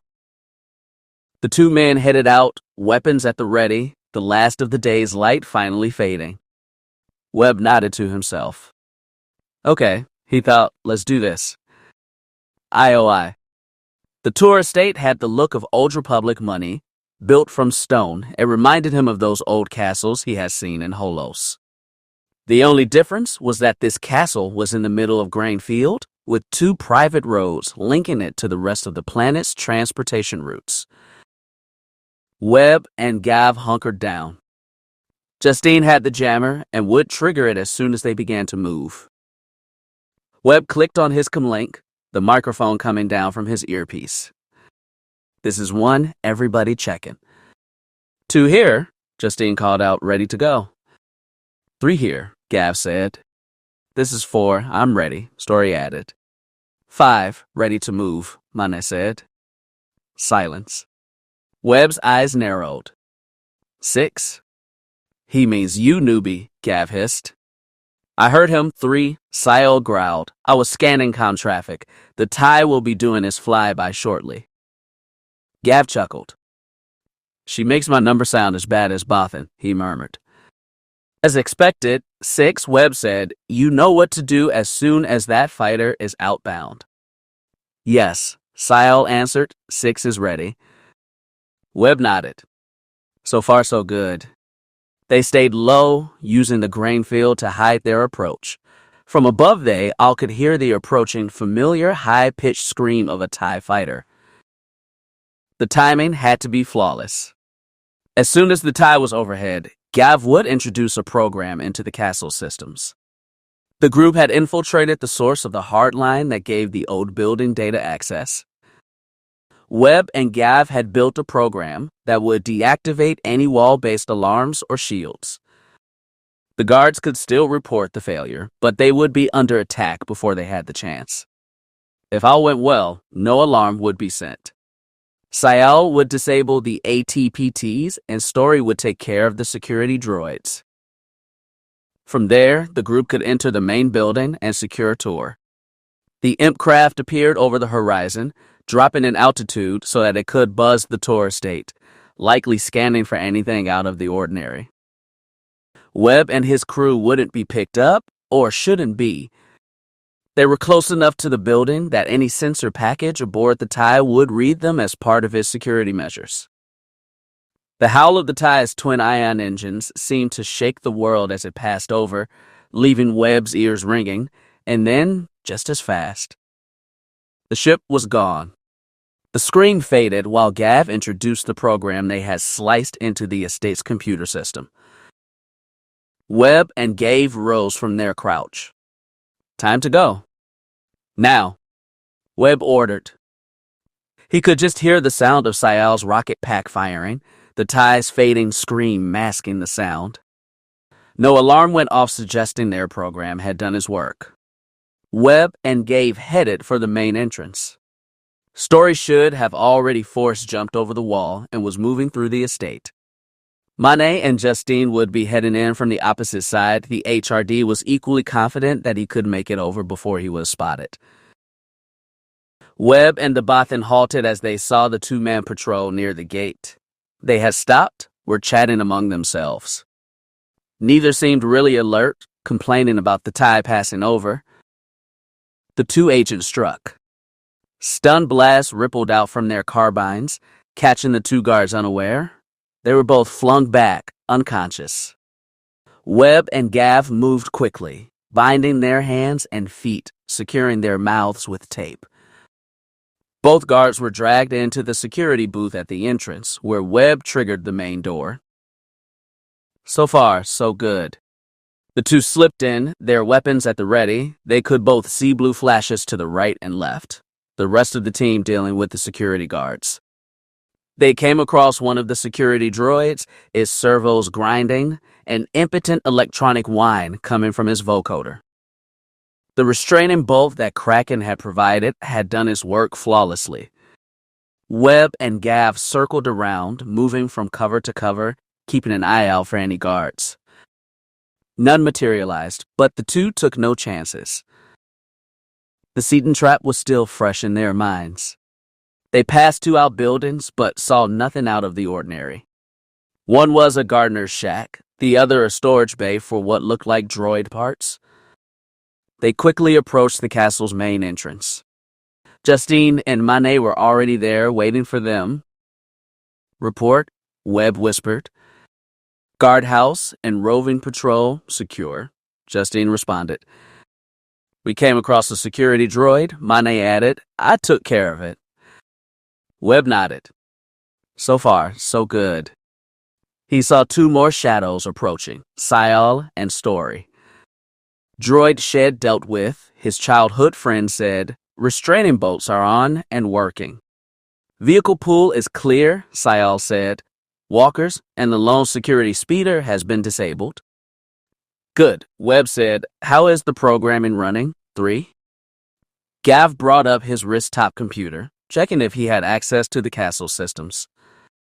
He flashed them a la Bothan smirk. "Alarms and security cams are down. We should be able to proceed without interruptions." The group formed up on its leader. Sial and Story took point, with Justine bringing up the rear.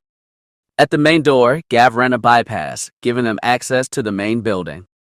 The door swung open. Overhead, Webb noticed a disabled security cam. The group entered a small foyer and turned, and found themselves facing an Imperial officer and a stormtrooper. Before either could respond, something hissed in the darkness, and both men went down before their bodies hit the floor. Story and Mane were there, catching them, making sure to muffle the noise. They lowered both to the ground. Webb's brow furrowed. He was not sure what had taken them down, until he looked at Sayal. The knee pads of her armor were smoking, leftover heat from 4 tiny rockets fired from their launcher. Nice one, 6. The Mandalorian nodded. Webb turned back to Gav, still looking at his wrist-top computer. They had downloaded a floor plan for the castle from the servers back in town. It was about 15 years old, but it would give them a good idea where to find what.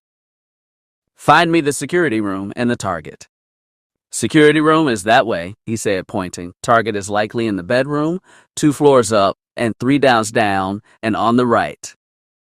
Webb and Justine broke off while the rest of the group headed up. The security room was not hard to find, the lights bright in the darkened corridor. They stepped inside to find a man in an Imperial technician's uniform, his eyes focused on his terminal. Did you find the problem? What happened to the cameras? He asked, not bothering to look up. Webb stunned him, causing him to fly back. Yeah, he said as Justine secured him. We found the problem. They rejoined the others on the next landing. The estate remained quiet, with the exception of the 2 Imperial officers and the stormtrooper. They saw no sign of further Imperial presence. Stormtroopers rarely worked alone, unless the guards outside were the rest, just out of their uniforms. He looked over at Story. You picking up anything? Feel anything? She shook her head. She had seemed confident that she would sense any dark Jedi before they entered, and seemed confident that none were here. Maybe we got lucky this time, Webb thought. Maybe the imps didn't anticipate us finding this place. Story and Justine stayed in the hall while the rest of the group made for the master bedroom. They found Veman Tor in bed. The man was pale-skinned, slender human, with wispy gray hair and long mutton-chop sideburns. 2 females shared his bed, one a pink-skinned Zeltran, the other a human girl that were both old enough to be the man's daughters. Webb leaned over the bed, while Sayal and Mane approached the 2 women.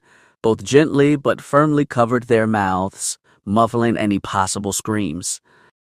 Both awoke in an instant and were quickly silenced by the team members attending to them. Wake up, Webb ordered. Veman Tor groaned sleepily, but awoke with a start when he saw Webb standing over him, blaster carbine in hand, and a cheery smile on his face. What? The old man gasped. What are you? Hello there, Webb said politely. The man's red-rimmed eyes were wide with terror. Guards.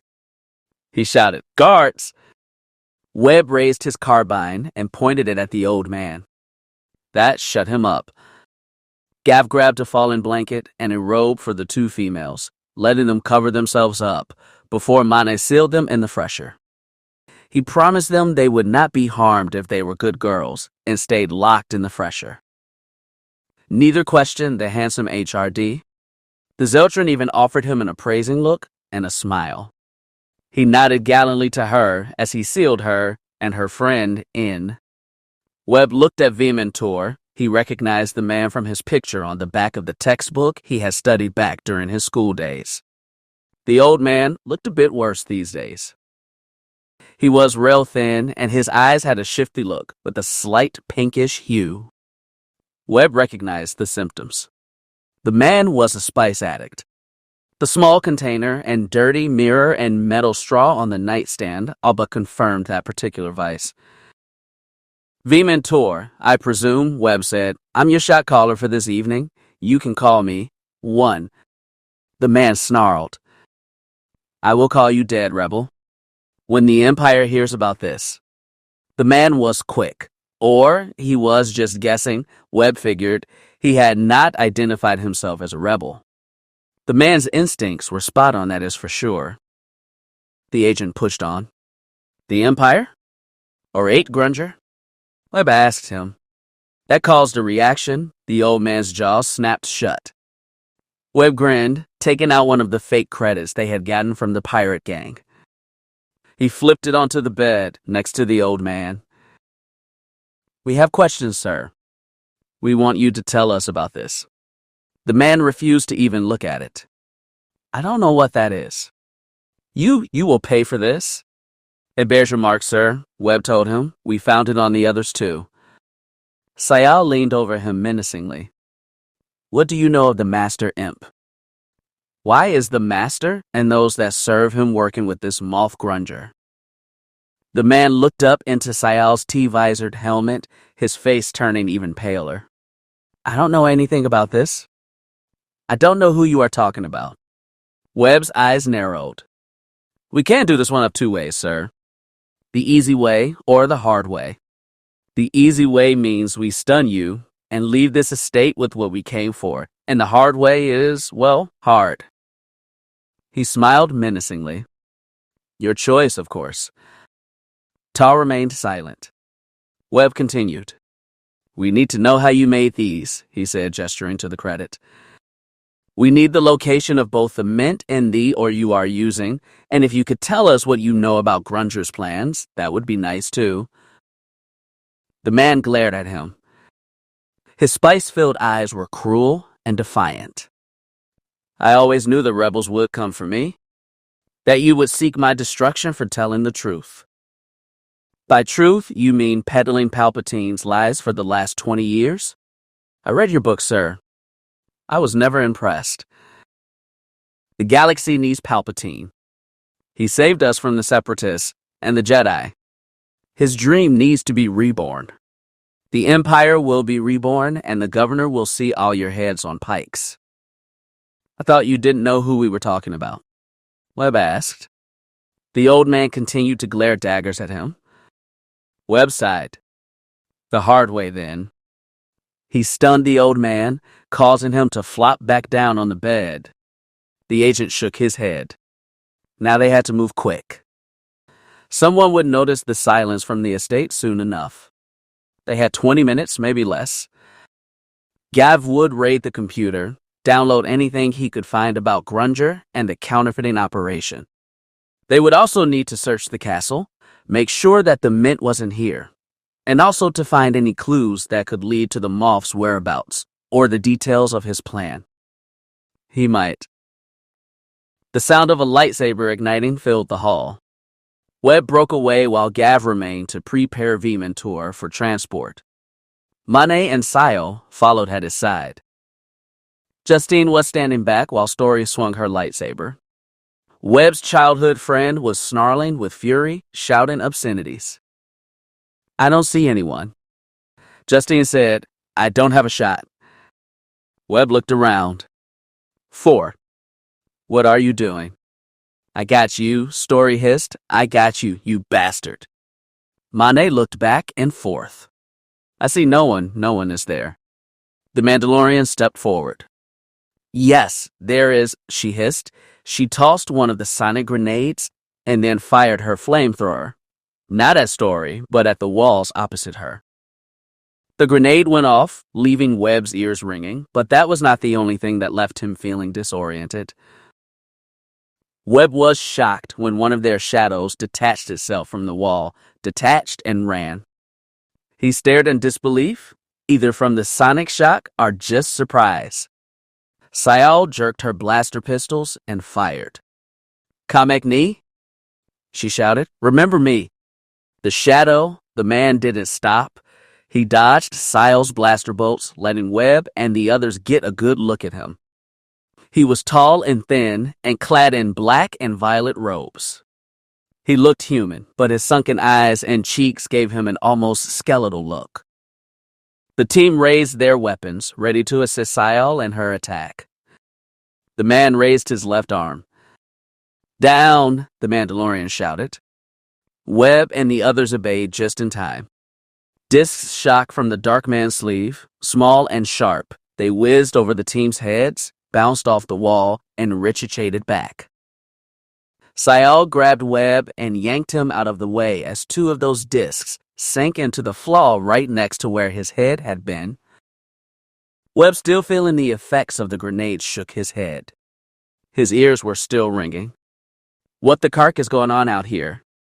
Gav growled, stepping into the hallway.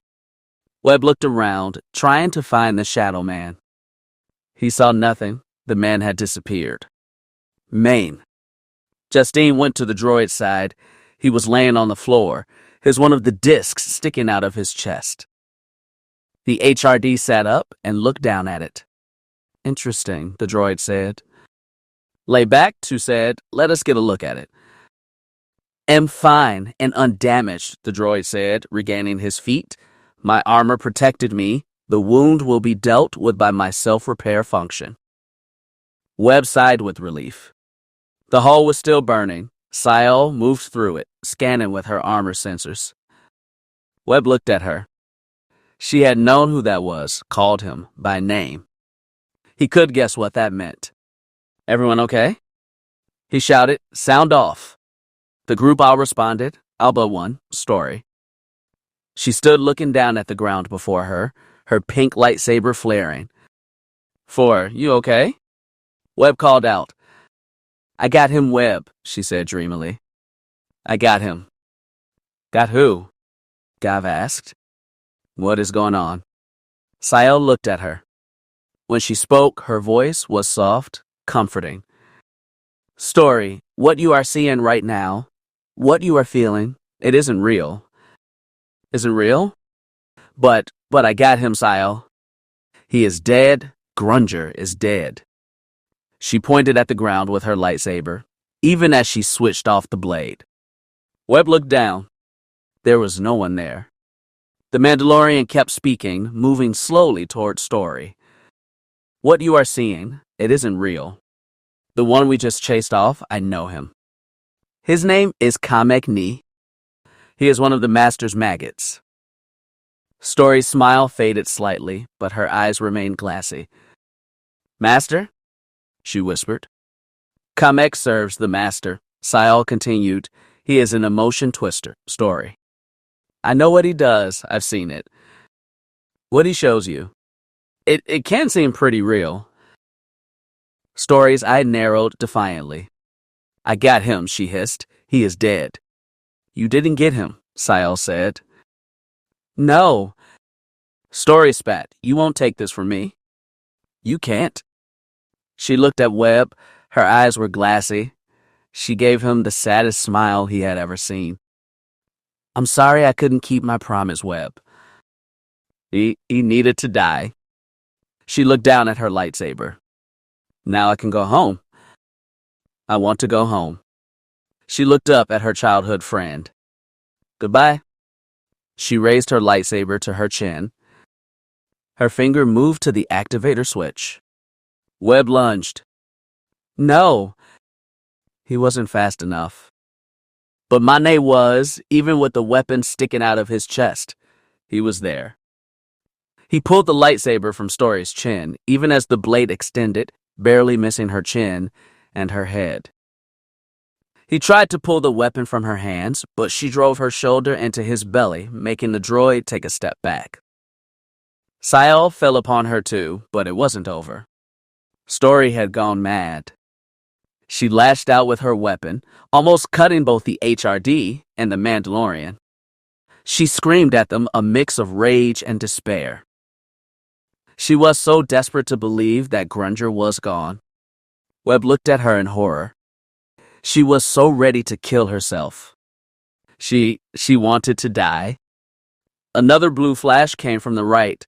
Gav had been keeping his distance, waiting for Sayal and Mane to get clear. He stunned Story, causing her to stumble, but she didn't fall. She glared angrily at him and started to approach. He stunned her twice more. Finally, she fell. Her lightsaber went out as it clattered from her hand. Silence fell over the estate. Webb's heart was pounding. He looked down at Story. He had no words. His mind had stopped working. What the hell? One? He shook his head. One. What are we doing? That had been two. Justine, she was at his side. Webb gulped in some air and gathered his wits.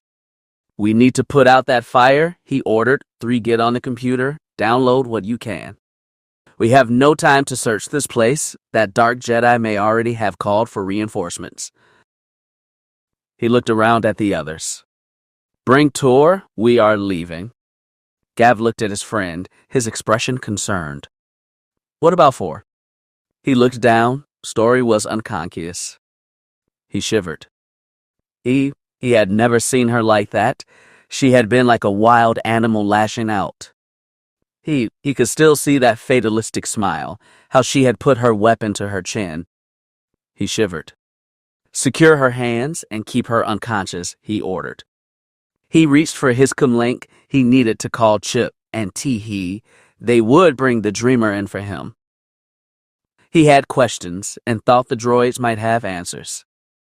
He looked down on his childhood friend, the rise and fall of her chest. He shook his head. What the Kark had happened. He had no idea, but the pain in her voice and in her eye that haunted him. That pain, she had been in so much pain. He sighed. I'm sorry, Story, he murmured. I'm sorry. I didn't know. Chapter 27. What mattered? There is no sign of Tor, sir. It is likely that he is now in rebel hands. Major Brementalk resisted the urge to roll his eyes. The stormtroopers' report was not a surprise, not given what they had heard from the Master's agent. He pursed his lips and only just kept from grinding his teeth in frustration.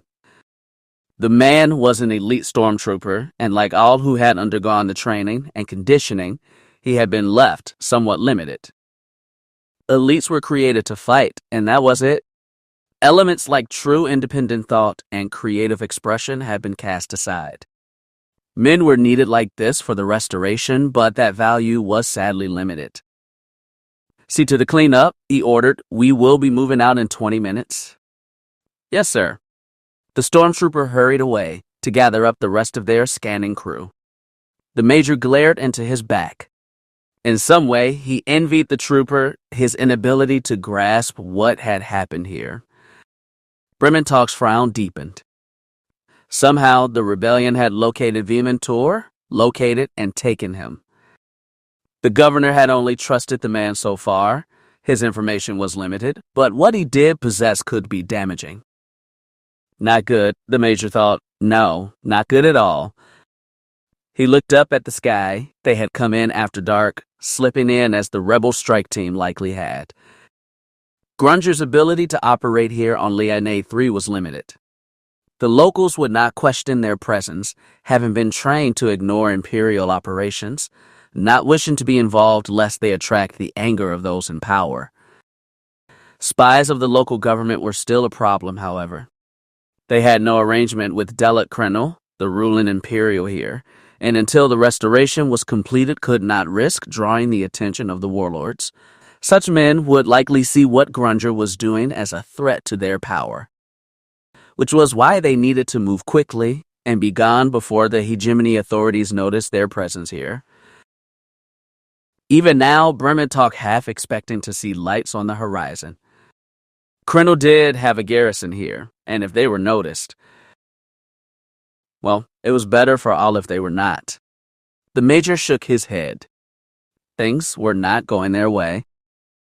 He looked up at the sound of footsteps. Alima was approaching, once again dressed in her flight suit, cloak, and masked helmet. Stormtroopers, she purred, can't live with them, and can't decapitate them, all for their lack of vision. Despite the risk of the situation, he chuckled. They had only known each other a short while, but already she was picking up on his moods.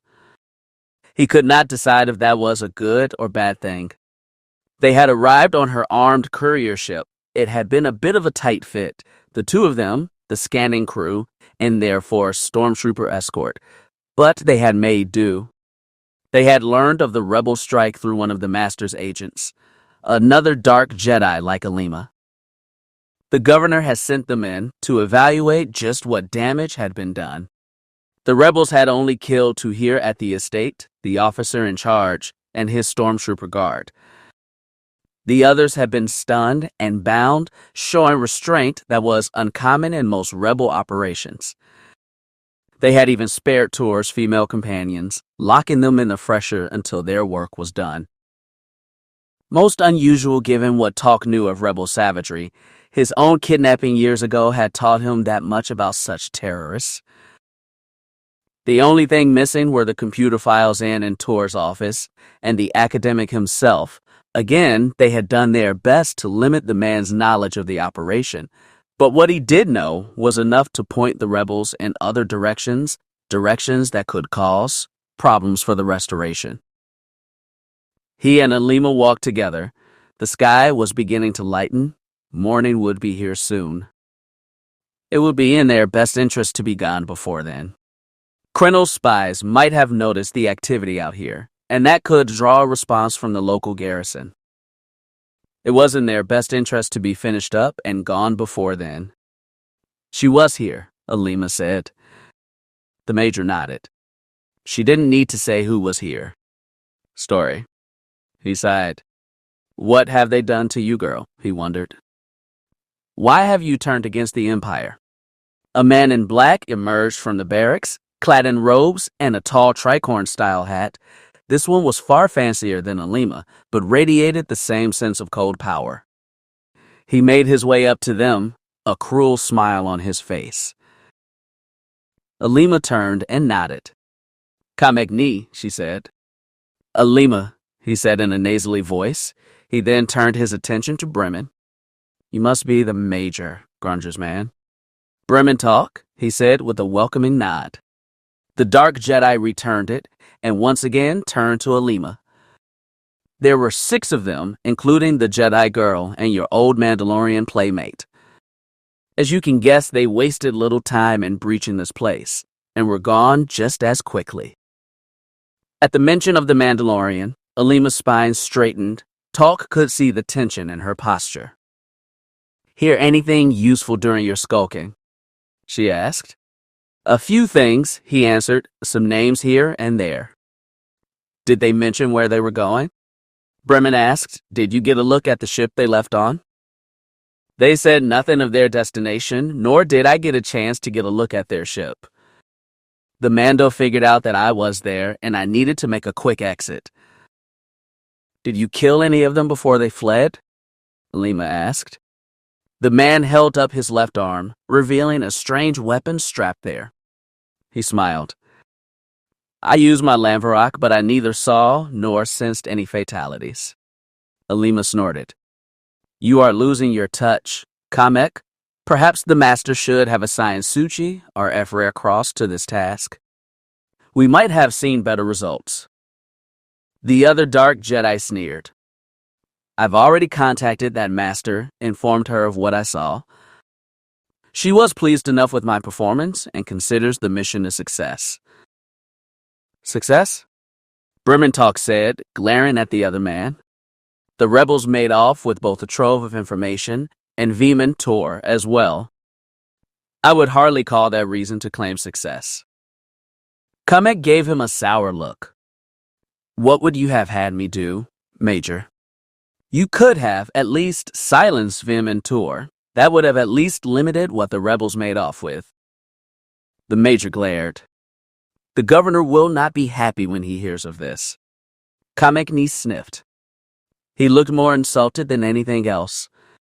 I do not serve your governor, he said, but you do serve the restoration. Both the governor and your master are committed to seeing it carried out. Has your performance not put our operations in jeopardy? The dark Jedi sneered at him, while Alima looked on with curiosity. My master? Kamek hissed, I think you misjudged the situation, Major. She is your master as well, and the governor's. You would be wise to remember that.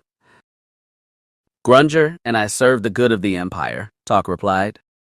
A crumbling empire that without the master's patronage will likely be gone in another few years. You should be grateful that the master considers your governor worthy enough for her patronage. She could just as easily chosen another. Bremen glared at the other man, his anger growing. Who did this man think he was? Grunger was the strong man of the empire, the one best suited to rule. Dark side cultists like this had their place under Palpatine, but even their leader Darth Vader bowed to the Emperor. The deal with the Master was already in place. The Master got control over the Force, whatever that meant, and the Governor would rule over the Empire, restore the New Order. That was what Bremen Talk was fighting for, an era of security and prosperity, the age that the rebels had stolen from the galaxy and tried to destroy at Endor. Kamek Ni continued to glare at Bremen, though he knew he was no match for the man's Force abilities. Part of him refused to back down. Fortunately, he didn't have to. Enough, Kamek, Alima said, stepping between the two men. It doesn't matter who serves who right now. Once the restoration is completed, power will find its way into the hands of those who deserve to wield it. She looked at her fellow Dark Jedi. Bremen is right about one thing: you could have silenced the old man. Kamek waved his hand dismissively. That was not my reason for being here. The Master was far more interested in me testing the young Jedi. She wanted to see if your report was correct and if the girl had the potential to be useful. Compared to that, some pampered glitbiter's life was irrelevant. The mention of Story and their future plans immediately caught Bremen's attention. You said you tested her? He said. Kamek nodded. Kamek Ni's strength is in the powers of the mind, Alima informed him. He has a gift for drawing out the inner desires and passions within. He can't even use them to make a person destroy themselves. My personal favorite form of execution, the Dark Jedi cackled. I take it you used these powers on Story. What was her reaction? What was her desire? To see your precious governor dead, for a start. Hearing that made Bremen Talk wince. Had Story truly fallen so far? Did she not understand what Grunger was trying to do? What else did you see, Kamek? Lima asked. She also tried to kill herself, and when the rebels stopped her, she lashed out at them in a great rage. A most impressive rage, I might add. He smiled wickedly at Alima. You were right about this one. She has great anger. I could feel her hatred burning when she struck at the images I placed in her mind. In the days before the Empire, no Jedi would have touched her. They would have been too afraid to train her. If that anger could be properly yoked, she might be a great asset, even a possible replacement for Frist. A bold claim, Alima said haughtily. Frist was the best of us. And yet, he still died, Kamek said, killed by the Mandalorian. Or was he? Alima straightened. What exactly are you implying? Nothing, only that you were elevated following Frist's death. You definitely profited from him being gone. Bremen Talk said nothing. He had only heard about this other man, this Frist. He had been the one who trained Alima in the fighting style that she used. Alima drew closer to the other Dark Jedi, her hand dipping to the weapon on her belt. He didn't respond, merely gave her a wide, mocking smile. Finally, she did back down. Talk couldn't see her face beneath the mask, but he could tell she was fuming. Do you hear anything else useful? She asked. A few names. One in particular, their leader, I believe the young Jedi called him Webb. Bremen Talk's eyes narrowed. Webb, he thought. As in Webcar? Anger flashed in his eyes. Of course. The chubby little hut spawn. He had always followed Story around like a cath pup. If he had turned to the rebels, of course she would be the prize he sought. Who knew what corrupt methods they had used to sway her mind? And who knew what foul things he had done to her since? Alima was at his side. She put a hand on his shoulder. I take it you know this Webb person? He nodded. He was a stain I knew in school, one who dared dream of taking from his betters. The Major took a deep breath, not to rid himself of his anger, but to focus it. He is a stain that I should have wiped away years ago. Alima laughed. With that kind of anger under your control, you just might do that, she purred. He looked at her. Yes, he was angry, and why not? Story was his.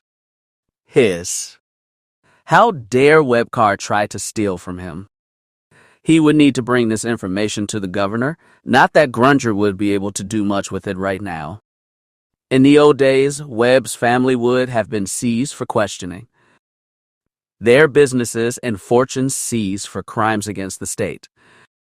Not that that option was available right now, not with Prakus still claiming neutrality and blaming His Excellency for his choice to chastise Aberdero.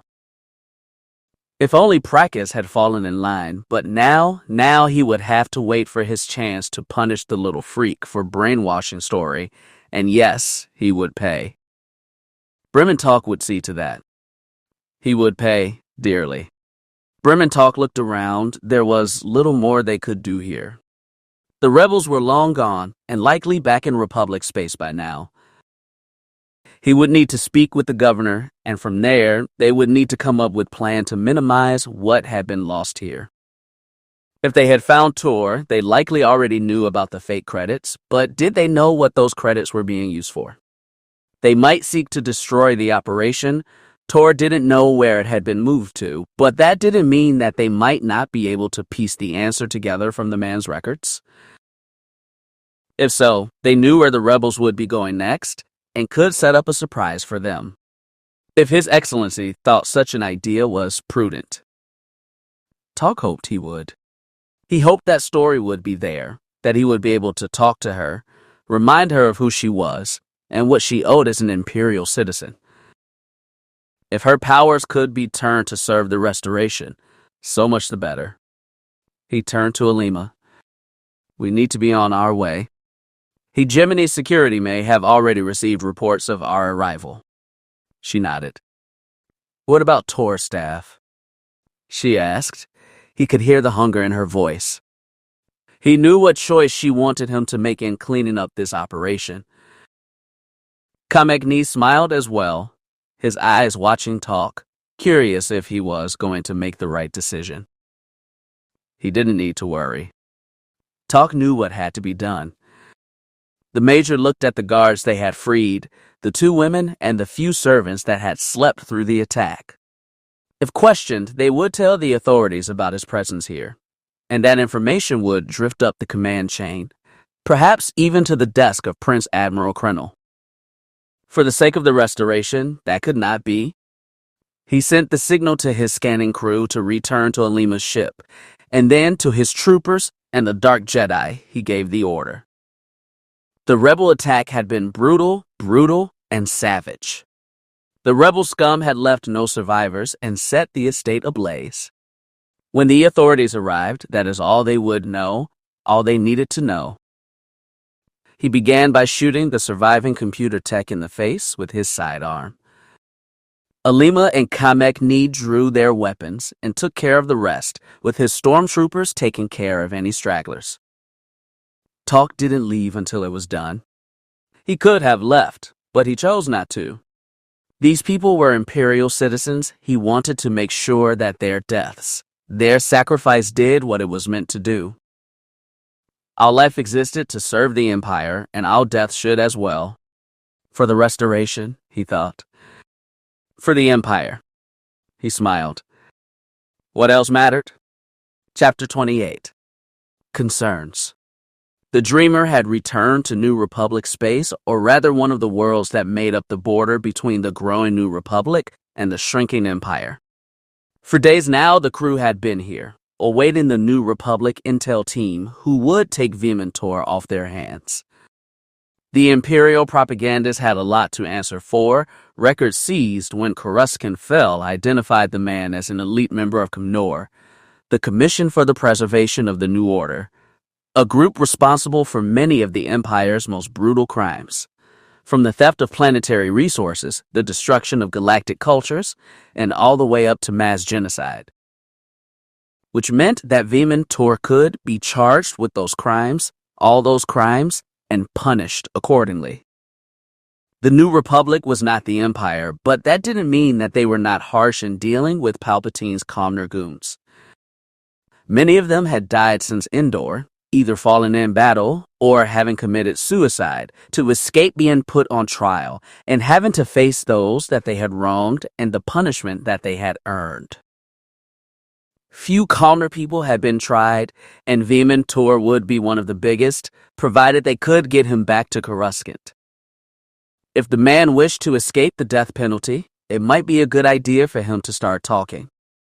Kraken's people would want to know about the false Old Republic credits and whatever other schemes that Moff Grunger was hatching, provided that they could get the man to focus long enough to answer. Webb frowned. He would need to be stabilized first. He was currently lost in the most extreme stages of spice withdrawal, and between the pain, the sweating, and the shakes, was not really suited to answering any questions at that moment. Medical droids were caring for him even now. They worked now to lessen the symptoms, helping him through the worst of the withdrawal. The New Republic needed him alive and in good health, although considering what he faced upon his return to Coruscant, a full war crimes tribunal, his return to health would likely not be the best thing for him. Of course, it wasn't the fate of their prisoner that bothered Webb Carr at that moment. PR their mission against the rogue Imperial Moff. It was the condition of story. He frowned. The memory of her standing there, holding her lightsaber to her chin, it still haunted him, and what was worse, she wouldn't talk to him. She had not left the ship, not once since they had escaped Liane 3. He and Chip were caring for her, but so far, she had not even tried to speak with any other member of their group. That worried Webb, yes. It worried him greatly. Right now, they were sitting in a small cantina not far from the spaceport. A holographic band wailed away, while serving droids took care of the needs of the customers. The dress for their journey out tonight was casual, no uniforms or military markings, with the exception of Sayal, who never removed her Mandalorian armor. They might as well have been mistaken for locals. Which was kind of the point. They were trying to keep a low profile. This might be considered a New Republic world, but that didn't mean the Empire still didn't have eyes and ears here. No, they were all doing their best to keep a low profile, and considering that a Mando was among them, the locals were wise enough to try and mind their own business. The 5 of them were sitting at a small table near the back, all nursing bottles of lum, even Mane, which surprised Webb a little. Does alcohol even affect you? He asked the HRD. Do you gain any benefit from drinking? Mane smiled. I cannot get drunk as you do, Agent Carr, but that is not the point. My behavior is all directed towards my primary program, to simulate human behavior and keep those around me at ease. In short, I must act this way to be part of the group, to be seen as human. As for the libations themselves, any liquid I imbibe is processed by my system, any useful chemicals are absorbed, and what is left is released through several systems that help me appear even more human. What systems might those be? Gav asked with a toothy Bothan grin. Simulated sweat is one, as well as other relief functions. Though I do have to note that sometimes Mistress Susie did encourage me to behave as if I was drunk. She enjoyed the thought of taking advantage of the situation, seducing me, if you will. Justine snorted at that. Your old master sounds like a real winner, Mane. The HRD shrugged. It is beyond my program to make any judgments, Tina. I was made for her, after all. To Webb's right, Sayal shook her head. I still can't believe this guy is a droid. If I didn't see him plugged into that coffin of his, I would not be able to tell. He smiled at the Mandalorian. Why, thank you, Sayal. Such praise is appreciated. It is good to know that I'm fully carrying out my programming. You're welcome, I guess, she replied. Webb turned to her. I want to ask you again about the guy we fought back on Liane 3, the Dark Jedi. She looked at him. There isn't much more that I can tell you. I know his name and that he fought my pack years ago. When it came to the pursuit of the master servants, I had more encounters with the one on Seaton. You say you knew about his powers, what they did to people? She tilted her head slightly. She didn't have to work hard to figure out what he truly wanted to know. If you wish to know if Story will be all right, then, well, she should be. I was never caught up in one of Kamegni's attacks myself, but I was around several who were. Members of my pack, back before I joined Clan Nutbush. It took time, but they did recover. Though having your desires and fears twisted does leave scars, both emotional and mental. He nodded grimly. He figured that, and? He was afraid of that. He shook his head. He still couldn't believe it. Why would she try to kill herself? He had tried several times to talk to her, but the Dreamarine sealed. He had not allowed any of them back on board, citing an order from his mistress. Webb still worried that she might try to harm herself, and asked the droid, almost begged it, to keep an eye on her. Make sure that she wouldn't try and hurt herself again. He had promised to do so. After all, he had his programming too. Chief among those programs was to protect his master or mistress. As for Story, she had not spoken to any of them. She had regained consciousness an hour or so after they had fled Liane, and had acknowledged the fact that she had not, in fact, killed Aite Grunger, that it had all been a trick. That did little to improve her mood or make her more open to talk to her allies. She had retreated to her quarters, but not before ordering Chip to see that they arrived safe at their destination. Since then, they had heard nothing from her. Webb worried about that. He had tried sending Tina to talk to her. The former stormtrooper had developed a rapport with his childhood friend, but even she was dismissed. No, Story was in no mood to speak with anyone, which had led Webb, as team leader, to ask some troubling questions. He wondered if it was not time to remove Story from the mission. He was fairly certain that General Kraken would provide them a ship, given their recent success. Of course, if Story didn't want to leave, what would he say to her? What if she insisted that she stay on, and in good conscience? Could he allow it? He had no desire to see her hurt herself. He didn't want her suicide on his conscience. She is stronger than you give her credit for. He looked at Justine. She gave him a comforting look. I don't doubt her strength, he said in a small voice. I just want to help her. You can't force that help, Webb. I learned that during my deprogramming sessions with the Republic Minders. Justine shivered. There were times where I was left confused, hating myself for betraying my duty to the Empire.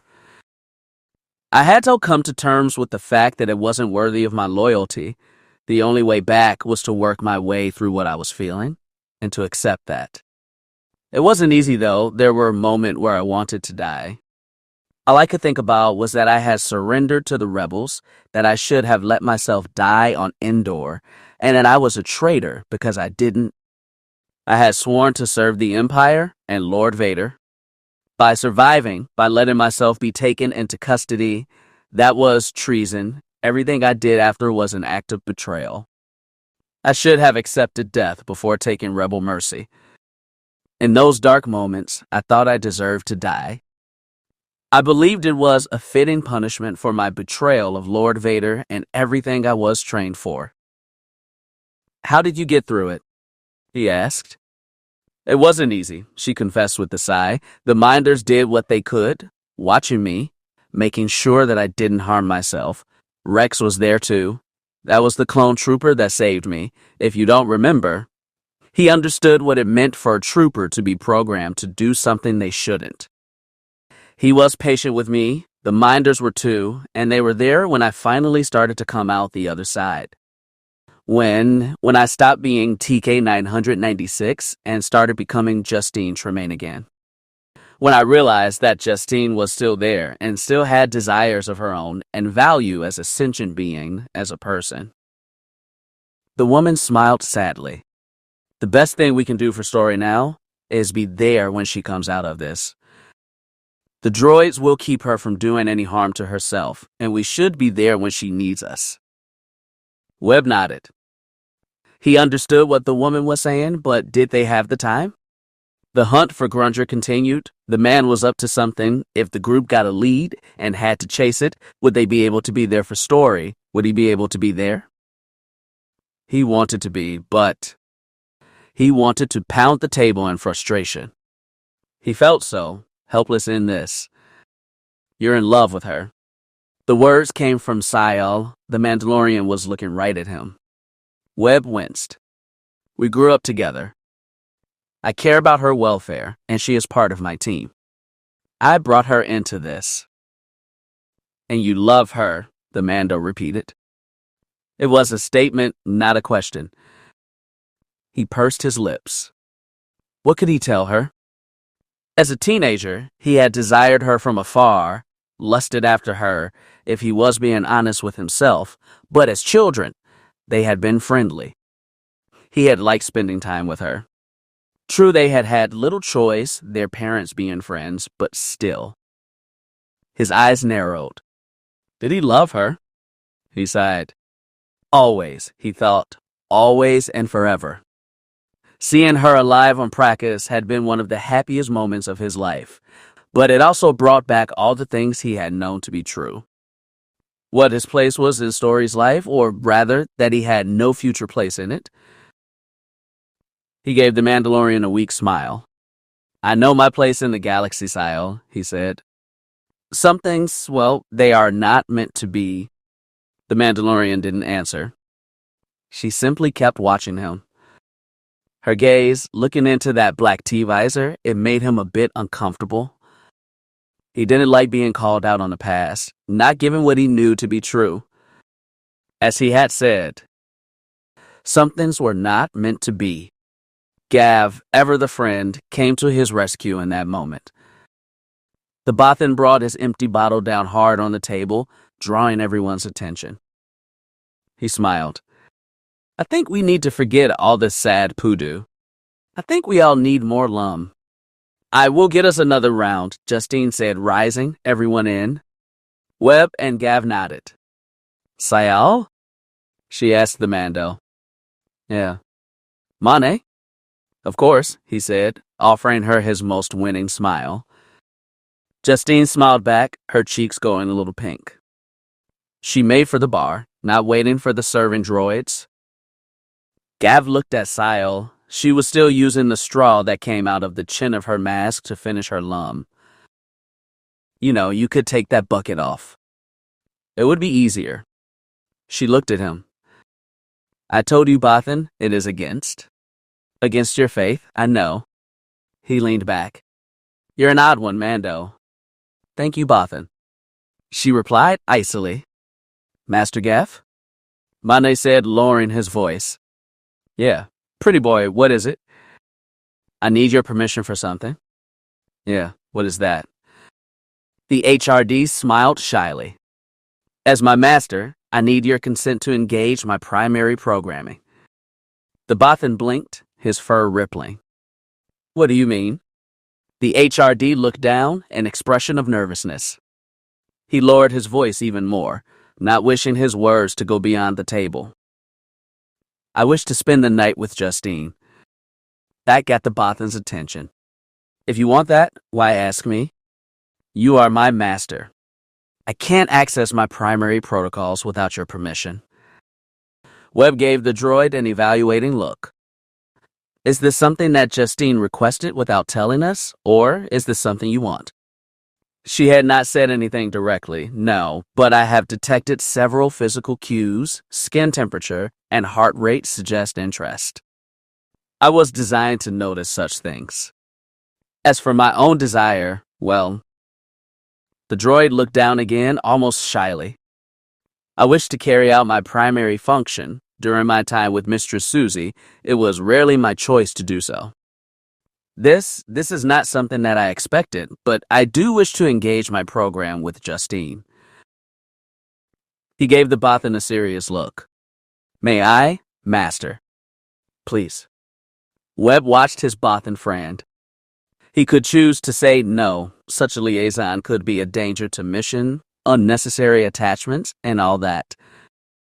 He might even see this as something of a joke. The droid wishing to be with the former stormtrooper. Gav leaned back in his chair and sighed. If she wants to be with you for a night or two, I have no objections. Someone might as well be having some fun during our downtime. Mane grinned happily. Thank you, Master. You got to be you, pretty boy, he answered. Besides, if I said no and Justine found out, she would probably kick my furry tail from here to Bespin. I would rather avoid that. Mane made no further comment. He stood up and made for the bar. Justine was still waiting for their orders to be filled by the droid bartender. The HRD approached her, touched her arm. Webb could not hear what was being said, but he could see their friend smile brightly. Webb sighed and shook his head. Have fun, you two, he thought. Gav was right in that at least. Some of them should be able to have a good time. That was actually nice of you, Bothan, Sayal said, nodding. He shrugged. Don't tell anyone. I have a reputation to uphold or live down, depending on who you ask. Webb snorted in amusement. Same old Gav. The Bothan glanced at the two chatting at the bar. You think she will say yes? He asked. You've seen Mane, right? Webb answered, and considering how Justine has been acting around him, I doubt she would say no. Gav grinned.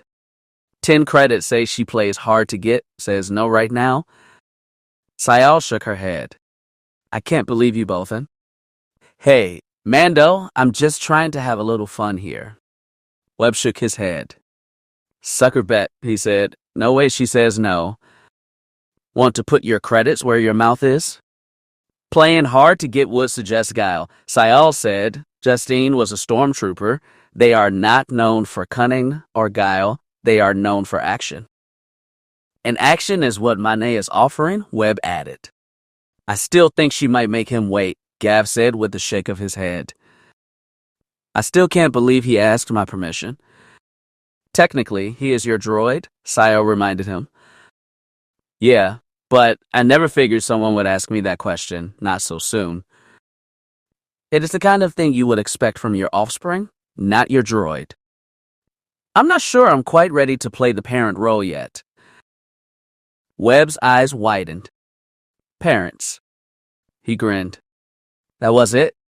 That was how he could get in and talk to Story. Excuse me, he said, putting some credits on the table for his drink. Where are you off to? Gav asked. To speak to someone, he answered.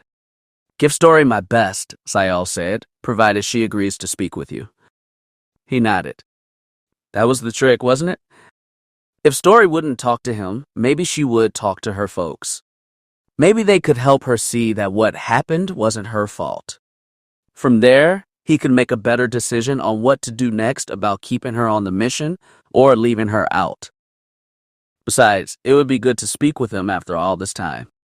They might also be able to catch him up on what had been going on with Story before they met up again. It might help explain what happened. He slipped on his coat and headed out of the cantina. The spaceport wasn't far. May the Force be with me, he thought. He might need it. Story might not want to see him or simply let him talk to her parents. If he could get by her droids, there was a chance. He took a deep breath and mustered his courage. He would take that chance. IOI. Master Webb, this is most inappropriate.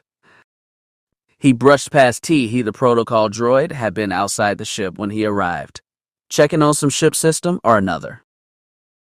He had not been fast enough to stop Webb from entering. I need to speak with Story's parents. He informed the droid. She had an incident while on a mission under my direct command. As her commanding officer, I'm required to contact any family, let them know what happened. You do not need to do that, the protocol droid responded. I can contact the Castiers for you. That is what Mistress Story would want. Webb paused. He didn't see her, but her cabin door was closed again. She could be inside sleeping, he supposed. He was just glad that the droid didn't try to wake her. That could make things awkward. I'm sorry, Teehee, but I must insist on doing this. The droid stood up straighter. I will say this politely one more time, Master Webb. Please leave. Do not force me to activate my defensive protocols. I will do so and remove you myself if you continue with this unauthorized action. Webb had heard the droid often mention his defensive protocols, but he had never seen them activated. He had often wondered what that meant and was almost tempted to call his bluff, just to see what Teehee's defensive protocols were. In fact, he was going to do it. The comm room was just up ahead, and within it, the locator frequency to contact Story's parents.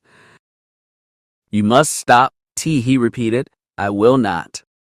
An orange and black blur stopped in front of the silver droid, causing it to stumble. Chip blurted out its whomping sounds and spun his head, its small capture arms spinning and gesturing. Webb smiled. Seemed like had an ally in this argument after all. Chip was holding Teehee back, giving him time to reach the Dreamer's comm room. Get out of my way, you rolling garbage can, Teehee said to his counterpart. Chip blurted a rude sound. How would you know what is best for the mistress? Another whomp. Of course, I know. I'm a protocol model. I was designed to understand organic beings, humans chief among them. Webb left the two droids to bicker. He went to the control console of the hypercom and accessed his memory. Story had just spoken with her parents before the Leonade mission. The frequency she used should still be in the computer. He blinked. Huh? This didn't seem right. Besides the official landing transmissions they had made, and the few calls the group had made to Kraken from this terminal, there were no outgoing messages listed, not a single one. Webb checked the terminal again, just to make sure, but there was nothing there, no outgoing calls, not a single one. He checked the hypercom itself, accessing its stored memory. Only a single call was there, and his brow furrowed. The call, it was from over 7 years ago. It had been resaved again and again in the years since. He pressed the button, knowing what he was likely going to see, and perhaps dreading it. The holocom powered up, and the image of Story's mother appeared. The woman was dressed as she had been the last time her daughter had spoken to her. Story? Oh, Ty, come here, it's Story. A brief pause, and Story's father appeared. So the little girl finally remembers we're here. Ty, stop it. You know you aren't angry she hasn't called. Another pause. Damn it, Story's father said. I never could stay mad at you, girl. Not since the day they first put you in my arms. The message played out, only Story's parents speaking. Her response had not been recorded. The message ended with the father's goodbye and the mother saying, May the Force be with you. It was the same words he had heard before the Leonade mission. The exact same, said the same, and the people in the transmission were wearing the same clothes. He shook his head. Story had not been talking to her parents before Leonade 3. She had been watching this recording, responding like it was real. Why, he wondered. Why? He wasn't Force sensitive, but he didn't need to be. He knew she was standing behind him. He signed and turned. True enough, Story was there, clad in her eye patch and a bathrobe that covered everything but her feet, her long blonde hair hanging down and damp. She regarded him with her remaining eye. The green orb seemed both cold and distant. He stood his ground. He didn't want her to be angry, but He thought she owed him an explanation. What was with the recording of her parents? Why had she treated it like it was a real transmission? He stood patiently, not bothering to shut off the message that was repeating itself. The two faced each other, neither one giving an inch. He waited, and she didn't respond. He frowned. What the hell was going on? Chapter 29. Release? What is going on, story? What is this? Webb's questions were not without merit. Story stood before him, unsure of what to say. Behind Webb, her parents' message repeated again and again, as it had for years when she wanted to see their faces and hear their voices. She frowned. She had known that Webb would come, sensed it as she lay in her bed, as she thought about her failure on Liane 3. She had allowed herself to be manipulated, shown all her cards when she had held them so close for so long. Now, Webb was here. He had come aboard uninvited and discovered the truth she had tried to deny with every fiber of her being, the deception she had cultivated for the last 7 years. She should have been angry at this invasion. He had come aboard without her leave and gone through what was private and personal. She should have been furious. How dare he come in here? How dare he? Yet it was not anger she felt, not fury. She had known he would come, not out of a desire to harm her, but a desire to help. That desire may have seemed misguided, but she looked at her parents' faces as the message repeated again. Seeing them up there, seeing them as they were those many years ago. She shook her head. She felt ashamed, tired, and, surprisingly, somewhat relieved. Relieved that she could no longer run from the truth. Webb would not give her that option, just as he had offered her comfort from the shadow. Now he was making her look in the mirror, to take a good hard look at herself, and world she had made, the world she had hidden in for so long. No, she wasn't angry, just tired. Tired and alone. She could do nothing for the former. Her recent failures had only brought those more to light. The latter was, well, that was something she had come to accept. She was alone. She would always be alone. It was what she deserved. She could sense Webb's concern, his compassion. She was unworthy of it, but if wished to reach her goal, if she wished to find her vengeance, then she had to do what was necessary. She had considered what that meant these last few days, and had come to accept what needed to be done. What she needed to do first was speak. She needed to tell him the truth, no matter how much it hurt to face it. Webb gave her a concerned look. She wanted to look away. She didn't want or need it. She had no need for pity. She tried to cling to her pride. Where are your parents? Story. His question hurt her, but she forced herself to answer. They're home. But what does that mean? He asked, where are they? She shuddered. She looked up at the images, tried to draw strength from them. She took a deep breath, even as she held herself, trying to keep herself from breaking. She met his gaze. It was not easy for me, you know. After the kidnapping, my entire life was turned upside down. Our lives were turned upside down. I thought I knew who I was and what the future held. Then, when I was taken, I learned that that life had been a lie, a trick that my parents played on me to try and keep me safe. She sighed. Overnight, we had become fugitives, and what was worse, my parents were traitors. My father, the son of a separatist leader, my mother, an escaped Jedi Padawan, and me, a girl who believed in the Empire and in the future of the New Order. She wiped at her left eye, refusing to let any tears fall. She would not embarrass herself like that. She would hold on to her pride.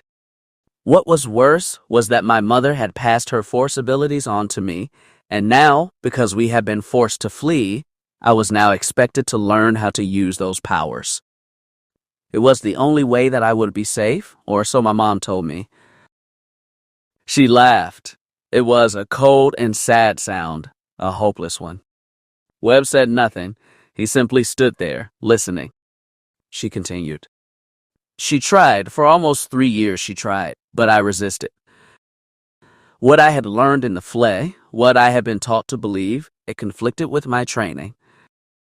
My whole view of the galaxy conflicted with my training.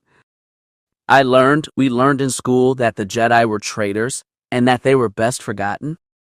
The name was mentioned, and then we move on to discuss how brave Palpatine was and how brave the rising Imperial army had been in restoring the galaxy to peace.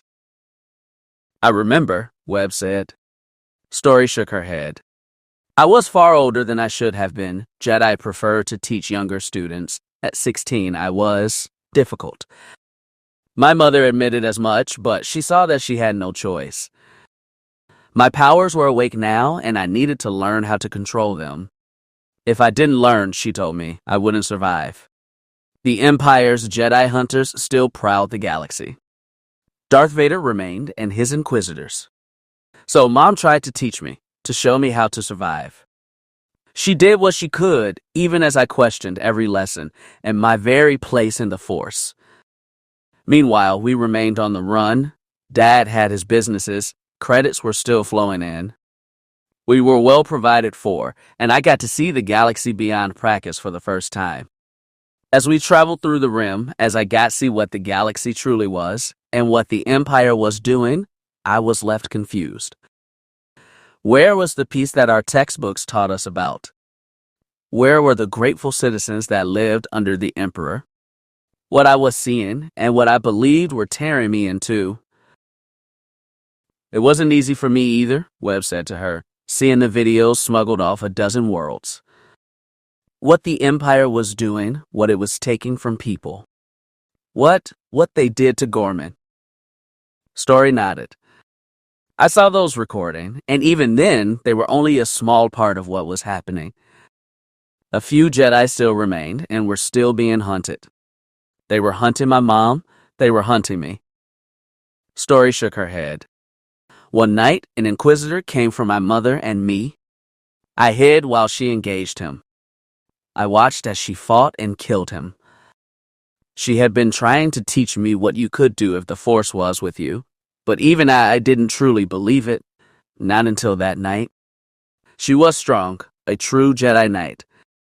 She took his lightsaber, and I used the parts to build the one I now wield. Story shook her head. Mom instructed me on that too, how to build a Jedi weapon. The final ritual was for me to cleanse the crystals inside to make them mine. We practiced for weeks, and when the time came. Story frowned. I failed my mother again. Only one of the crystals was cleansed.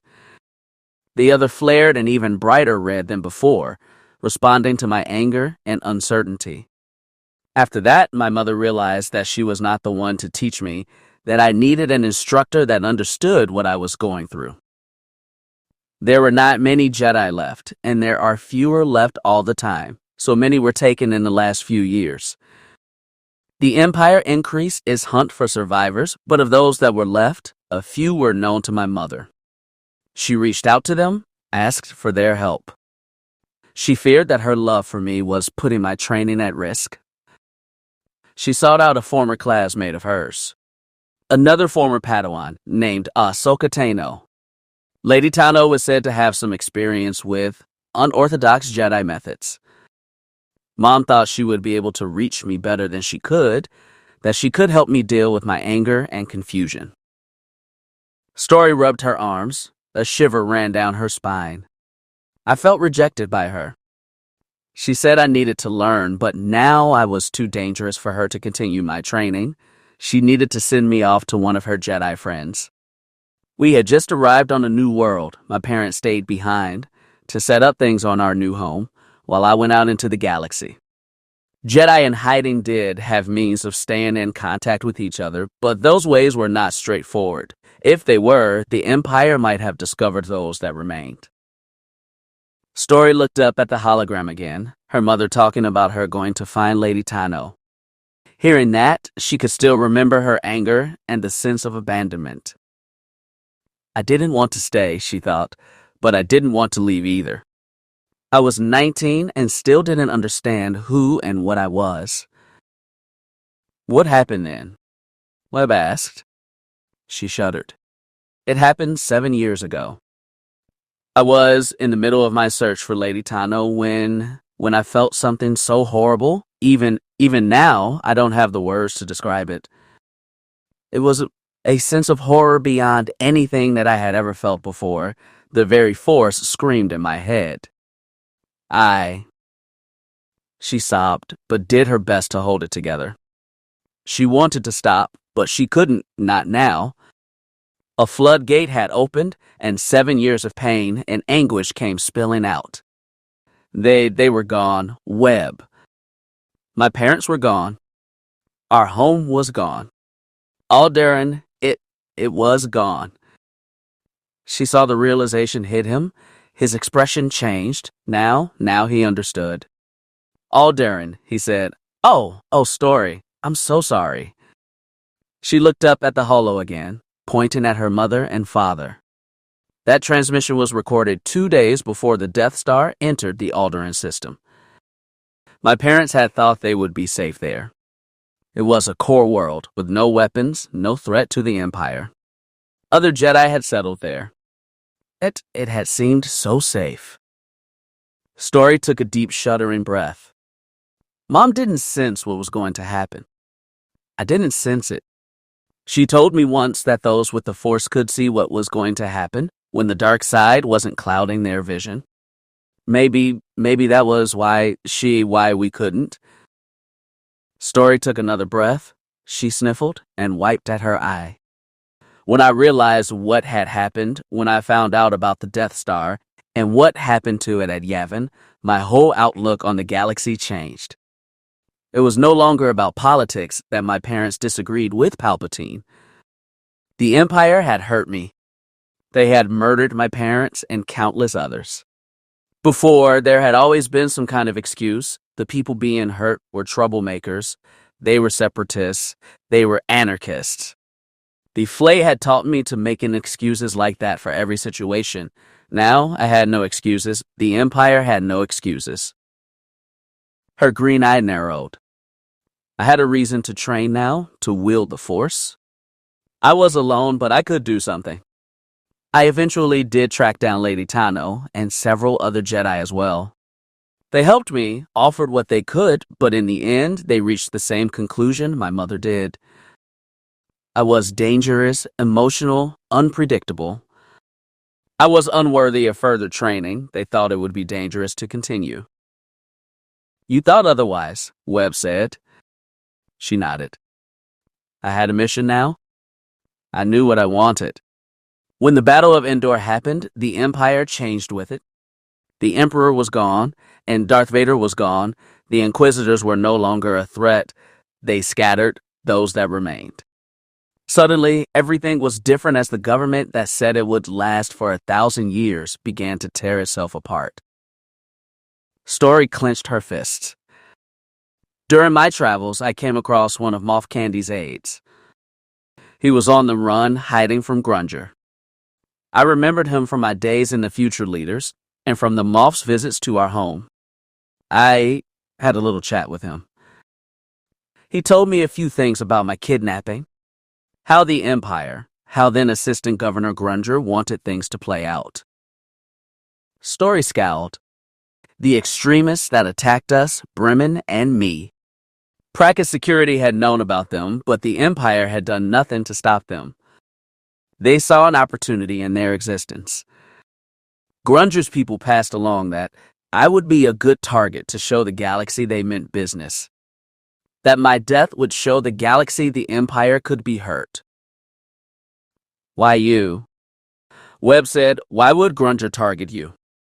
It wasn't about me. It was about my dad, his business interests. She hissed. Dad didn't do any direct business with the Empire, but you know that from all those gatherings we went to. Grunger saw me as a useful pawn. If I was to be killed by rebels, he thought it would inspire my father to offer up all his resources for the Empire's needs. They wished to motivate my father into becoming one of them. And this aide admitted this to you? She shook her head. He only confirmed what I already knew. I still have nightmares about that night, Webb. The rebels screaming at me tied to a chair as the film de holo with a list of demands that they never intended to honor. I was dead already in their eyes, the good little Imperial girl. She took a deep, angry breath and let it out. The stormtroopers sent to rescue Brim and I. They used an explosive to blow out one of the walls in the warehouse where they were keeping us. Story shivered. The memory came alive in her mind once more. Again, she was back in that warehouse. Again, she felt the pain. IOI. The flash of the explosion, the pain as the debris flew inward. She found herself lying on her side. The right side of her face hurt, but worse, her eye. She couldn't see out of her right eye. She heard the screams as blaster fire flashed through the smoke. Rebels exchanged fire with the Imperial troops. Despite the pain, she had looked up, seeing the stormtrooper emerge from the haze. Her pain lessened with the hope of rescue. I'm safe, she thought. We're safe.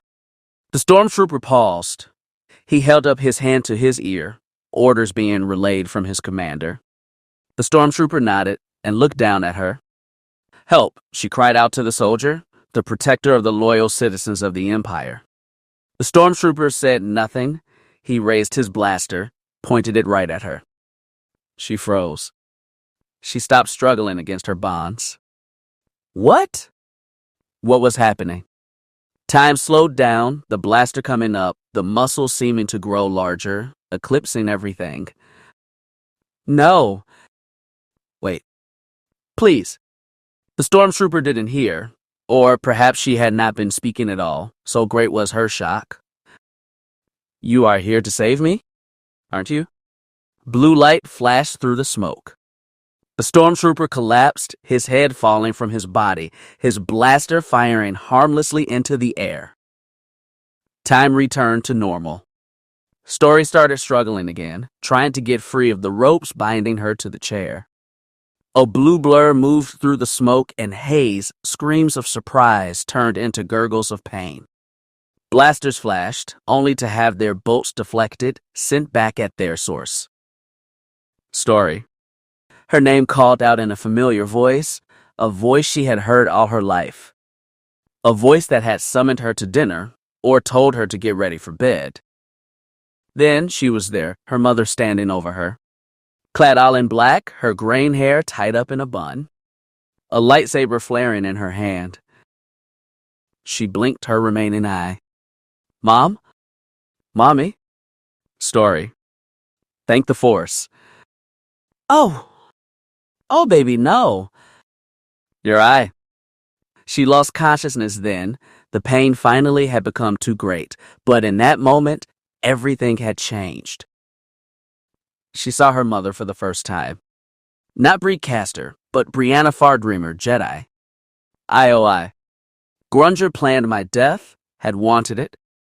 Mom heard the whole plan when she snuck aboard the stormtrooper's transport. When she told me, I didn't want to believe it. I couldn't. I was a good girl, a good Imperial. Webb shook his head. I suspect that there were many Gore who thought the same when their world was ravaged. And many on Alderaan too, Story added bitterly. How many looked up at the sky and saw the Death Star appear? How many died not understanding? How many died saying a single word? Why? Webb winced. She smiled slightly. He had not been going to mention Alderaan, out of respect for her loss. She appreciated that. Story took a deep breath and centered herself. You wanted to know why Grunger deserves to die. Now you know. The man tried to have me killed. He put my parents on Alderaan, not by order, but by what he tried to do to me. She shook her head. It has always been me, Webb. It was all my fault. Mom had to reveal herself because of me. He shook his head. Story, no. That is not what happened. I know it is, Webb. I know it. That is why after we are done, after Grunger is gone, why I want to go home. Why I need to go to join my parents. It is what I deserve. Your parents wouldn't want you to die, Story. They would want you to live. Live. She hissed, live. For what? To serve the Force. To help a galaxy that surrendered to Palpatine. If he survived Endor, how many worlds would still be bowing to him? Do those people deserve my blood, my protection? What about the Jedi, my mother's allies? Are they worthy of my support? Every other being that called themselves a Jedi that I have spoken with in the last 7 years says I should give up on the Force?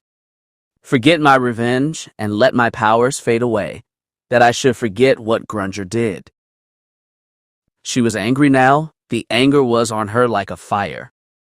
She stood almost nose to nose with Webb. She had backed him up against the hypercom. Don't you get it? I don't want this anymore. I hate this. Jedi don't have kids, Webb. They were forbidden from having children. The only reason that I'm here is because my father and mother were forced together.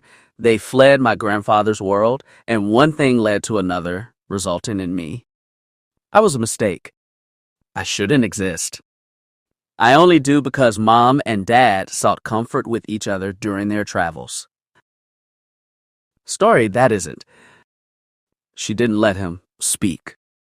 She couldn't. The anger and fury were flowing freely now. I was a mistake. My life, it is a sick joke. I was never meant to be here. Never. I want to go home. I want to become one with the Force because I should never have been born of it. Story, you can't just. I can't do this. I must do this. I'm sick of living. I'm sick of suffering. All I have is this ship, and my mission. When Grunger is gone, I'll finally be free. I want this. I need this. I'm tired of running and being alone. Tired of everyone telling me to forget who I am and of thinking of what I could be. She spun away from him, her head whirling, her emotions blazing. She screamed, I'm alone and I want to die. She flung a chair through the Force. Webb ducked as it slammed into the hypercom. The message from Story's parents glitched. Seeing that, it woke her up. Story's remaining, I widened.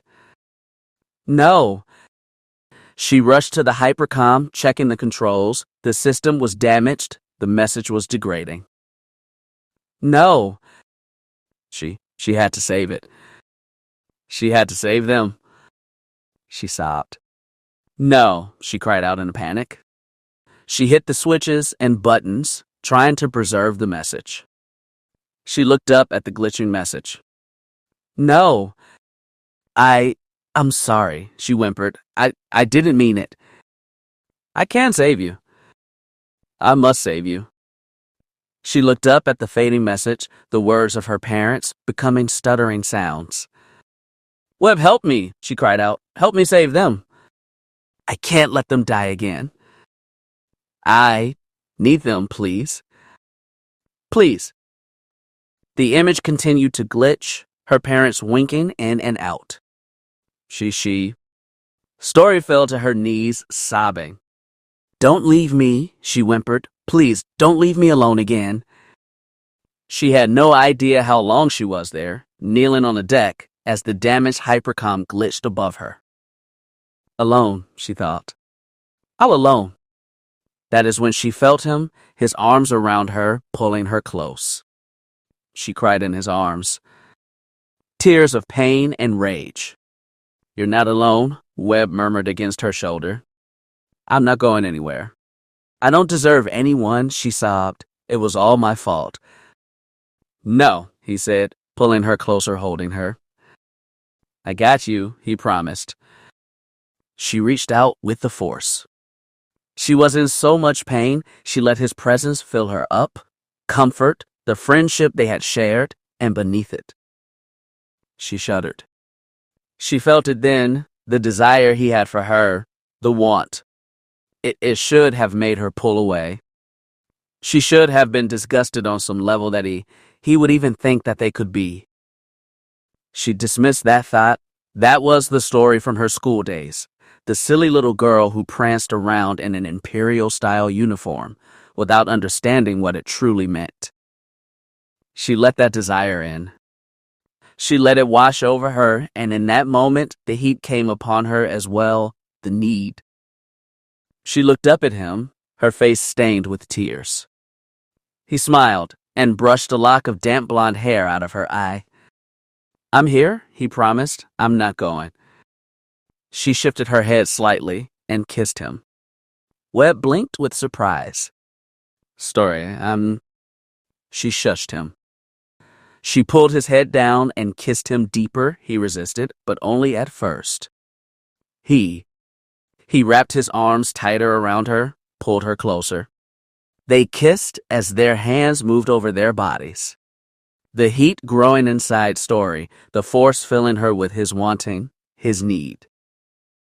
She found her feet and pushed him up against the bulkhead. She pulled at her robe, letting it fall away. Beneath, she wore only a small black mid-drift shirt and matching briefs. She pulled at his jacket, pulling it down. The pain she had been in shifted. She felt hot, she felt. She wanted more. He tried to pull away.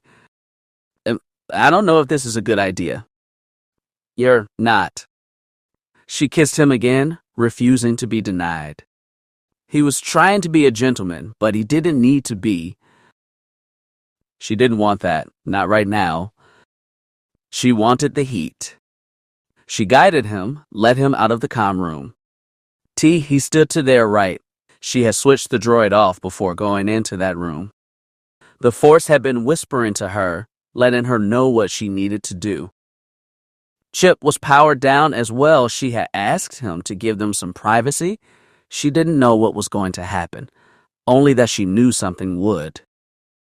This was what that something was. She unbuttoned Webb's shirt, drawing him with her. He had a sleeveless tank top on underneath. She almost growled. "Damn, he has far too many clothes on." She didn't let that distract her. She knew what she wanted, what she needed to do. Again, he tried to pull away, but again, she insisted. She touched him, kissed him. His resistance was melting like a snowball on a sun. The boy she knew, the caring boy who had become a compassionate soldier, was getting lost in the desires of a man. Her touch awakening things he had wanted for so long, things she was now freely offering. He might have been a droid as well, letting her guide him, accepting what she was offering. Good. Something within her whispered, a voice both cold and calculating. For a moment, she thought she saw a face in the shadows of the bridge. It was grinning, enjoying the show. She ignored it. It was nothing. All that was important was this now. Webb groaned. "Story," he murmured, his breath coming in excited gasps. "You are so beautiful." She smiled, and he kissed her, his tongue teasing her lips and her teeth. The shirt was finally gone. She ran her finger along his flat stomach, enjoying the sensation, both with her fingers and the force. They were in her cabin now. She shut the door using the force. She threw off her shirt and pulled down her briefs. He was already taking off his pants, finally accepting what they both wanted. She smiled. Yes, she thought. This is what I want. What I need. Yes. IOI. 2 hours later, the two lay in her bed. Webb lay on his stomach, snoring softly, his body slick with passion sweat, a contented smile on his face. Story lay awake, staring up at the ceiling. She took a deep breath, and focus. Now that they were no longer moving against each other, she could concentrate, and that she did. She looked over at him. She smiled. He had surprised her. Their first time had been a frenzy, over too quickly, his lust too strong. It had been a bit disappointing, but she had not blamed him. No, she had consoled him, and after a half hour or so, they had done it again, but slower this time, more intimate. In that moment, they had both found what they had wanted. The comfort she had sought, and the release he had desires for so long. He had wanted her for so long, and now he had had her. She had no complaints. He had risen up the challenge. She sighed. As she had recovered from the Liane thing, she had thought about this, not this, but what she needed to do. Seducing Webb was one of several plans she had considered. Though she had not expected the emotional explosion in the comm room, that had not been planned, but she had not been able to stop it. Lady Tano had been right about her. Her control was lacking, but in this it had served its purpose. He was here now, here and vulnerable. Story nodded. Now that passion and lust had been sated, it was time to get to work. She rolled over and touched his face, reached out with the force. She took a deep breath and focused. The Fardrimer bloodline was a very old one. Members of their family had served in the Jedi Order for centuries, and in that time they had served several purposes. The Fardrimers were very skilled in the arts of the mind. They had worked as healers and minders for the Jedi Order, offering comfort to those that had needed it. Mom had helped her discover those powers in herself, not to help, but to hide. She knew how to shift someone's attention, to reorder their emotions as needed. She had done it on several worlds, but it required a willingness in those she tried to use this power on, and acceptance, either that, or the person had to be weak-minded. Webb wasn't. She didn't need the Force to tell her that, but now that he had let her in, now that she had satisfied him physically. Her smile turned sly. Now she had a way in. He leaned into her touch, murmuring happily. I don't need to change him, she realized. I don't need to reorder his mind, just tweak it slightly. Let his desire for me override his concern for me. Elevate his hatred for the Empire, just enough so that he will not hesitate when we have the chance to kill Grunger. She let out a breath she was holding. I'm sorry, Webb, she thought. I will not let you stop me from getting Grunger. I will have my vengeance. If she had to sleep with him a few more times, so be it. Her body was just another tool. When she was done, she could enter the Force without complaint. Webb would have gotten what he wanted for her, and the memory of that would be enough. Story, he murmured, love you. Her eyes narrowed.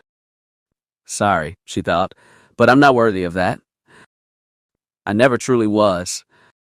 Years of loneliness had assured her of that. IOI. As she worked, she could almost sense another presence in the room with them. She ignored it. It was nothing. No one had come on board either before or after her and Webb's coupling. Chip would have come online and warned her if they had had an intruder. Of course, there are some things that even a droid sensors cannot detect. As she looked over in the shadows of her closet, in the space where all children knew that monsters dwell, she would have seen a shadow unconnected with anything inside. Had she looked up, she might have seen the two yellow points of light, pinpoints so like eyes. It watched the girl work, and in that moment, the shadow was pleased. Blood, it whispered to itself. Blood. Something within the shadow twisted, forming a smile. Plans within plans. Chapter 30. Attack. Nada's crossing was another world on the edge. Much like Prakus, it was an Imperial world weighing its options, considering the events of recent years. The loss of Imperial Center and its bureaucracy meant that the planetary leaders were on their own. The New Republic did have support here, but for the most part, the world remained firmly in the Imperial camp. Webb entered commands on his portable keyboard. If everything was going as planned up in orbit, the attack would begin soon. He took a deep breath and tried to focus. Hopefully, within the hour, Moff Grunger's counterfeiting operation would be a thing of the past. He looked out the window, looking upon the industrialized landscape. Nada's Crossing was a typical Imperial world, mostly human, having been founded by Coruscanti colonists several millennia ago. Its blue star shining its light down on the 5-planet system. The Crossing was the 4th planet in that system and had been a major hub for trade for countless centuries. Its position, right in the middle of the Hydian Way, made it the perfect stop for travelers and freighter crews either on the way in or out of the galactic core. Webb and Justine had been in Shapur, the capital city, for almost 2 weeks now, setting up the mission that would spell the end of Grunger's operations here. Disguised as Imperial officers, they had been mostly ignored by the local populace. Imperial security troops still patrolled the streets, and planetary defense was handled by TIE fighter bases and a small Imperial garrison. None would consider this world a military threat to the New Republic, which was probably why Grunger had decided to set up shop here. Both sides in the war wanted to keep worlds like this intact. They wanted to keep the businesses and trade ports open so that whatever government won them could start taking in taxes almost immediately. As a result, worlds like this were more likely to be courted diplomatically by either the Empire or the New Republic, which meant hiding a secret facility here made sense. Like the rest of Grunger's operations, secrecy seemed to be his favorite form of security. Of course, that didn't mean that Webb and his crew didn't expect a trap. After their season of Veman tour, it was possible that the Moff would anticipate them finding this place and arrange a warm welcome for them. Webb smiled. Well, if that was the case, he and his team had a little surprise planned. This time, they weren't going in alone. Is your program all set? Justine asked. Almost, he said, frowning. Imperials must have brought in their own team of slicers. They have installed several firewalls in the last few days. Is that a problem? Justine asked with a frown. Quite the opposite, actually, Webb replied, his brow furrowing in thought. They are setting up their new security programs quickly, too quickly, and they are leaving gaps that are open for exploitation. If anything, they have made our job easier. The different security programs are going to be tripping over each other trying to trace us, and by the time it does, we will be long gone. He entered a few more commands and closed the computer. We're done. Time to get moving. The two collected their duffel bags and made for the exit. They had done this at 5 different hotels and inns in the last week. The plan had been very simple. Webb or Justine would check in, and then half an hour to an hour later, the other would arrive asking for their key. To anyone who might notice a pattern, it would appear that Justine and Webb were 2 Imperial officers having an affair of some type. If anyone in security asked, that is likely what they would believe. It would not be considered uncommon. Imperial personnel were sometimes light years away from their families and significant others. Liaisons happened, and no one batted an eye. Of course, that didn't mean that they couldn't be careful, especially after yesterday. Webb frowned. If he ever doubted that he was an enemy of the Empire, that doubt was now put to rest. The wanted holo with his face and name on it proved that. He was surprised to see the picture was fairly recent, within the last year or so. It looked like one of the work holos that he had taken when he was working Prakus broadcasting, which meant that the Imperials had gotten to Uncle Gowan, not hard considering his loyalties. Webb pursed his lips. He only hoped his parents were okay. The Empire was not above coming down on family members of possible rebels. The fact that Prakus was still feigning neutrality might be their only hope. Still, his parents weren't stupid. They had known his leanings for years. He hoped they had had a plan just in case. As for the holo itself, it had been fairly vague about his crimes: terrorism, destruction of Imperial property, and murder chief among them. All common enough for rebel agents. The one crime he had noticed, the one that stood out, told him all he needed to know about who had given his name to Imperial security. He was also wanted for the crime of kidnapping Astoria Castire. The charge had Grunger's name written all over it. Naming the two of them meant that the governor had somehow found out that he and Story were working together. Though why she was listed as a victim and not an accomplice puzzled him. He checked the chrono as they left the building. They still had time to make it to where they needed to go. Normally, he and Justine wouldn't have left together, but the time for secrecy was past. They would both be back aboard the Dreamer in 2 hours. If everything went to plan, of course. She drove while he pulled out his terminal, checking the status of the program he had sliced. He nodded. So far, so good. Any idea what type of help Uncle is sending us? Justine asked. Enough to deal with any Imperial surprises, he responded. The former stormtrooper nodded. As she entered the flow of traffic leaving the capital city. After speaking with General Kraken, he had informed them that he was sending some help for this run. The previous trap by Grunger had given him pause, and the general wanted to be sure that if the counterfeiting operation was here, that it was not operational after the group finished here. Webb looked up. The skies were clear tonight, and he could almost make out the orbital traffic circling the planet, waiting for clearance to land. The Dreamer was among them somewhere. Story was up there somewhere. He sighed. He hoped she would be okay. Justine glanced over, a hint of a smile on her lips. She has got you wrapped around her finger now, doesn't she? He frowned. I don't know what you are talking about. Of course you do.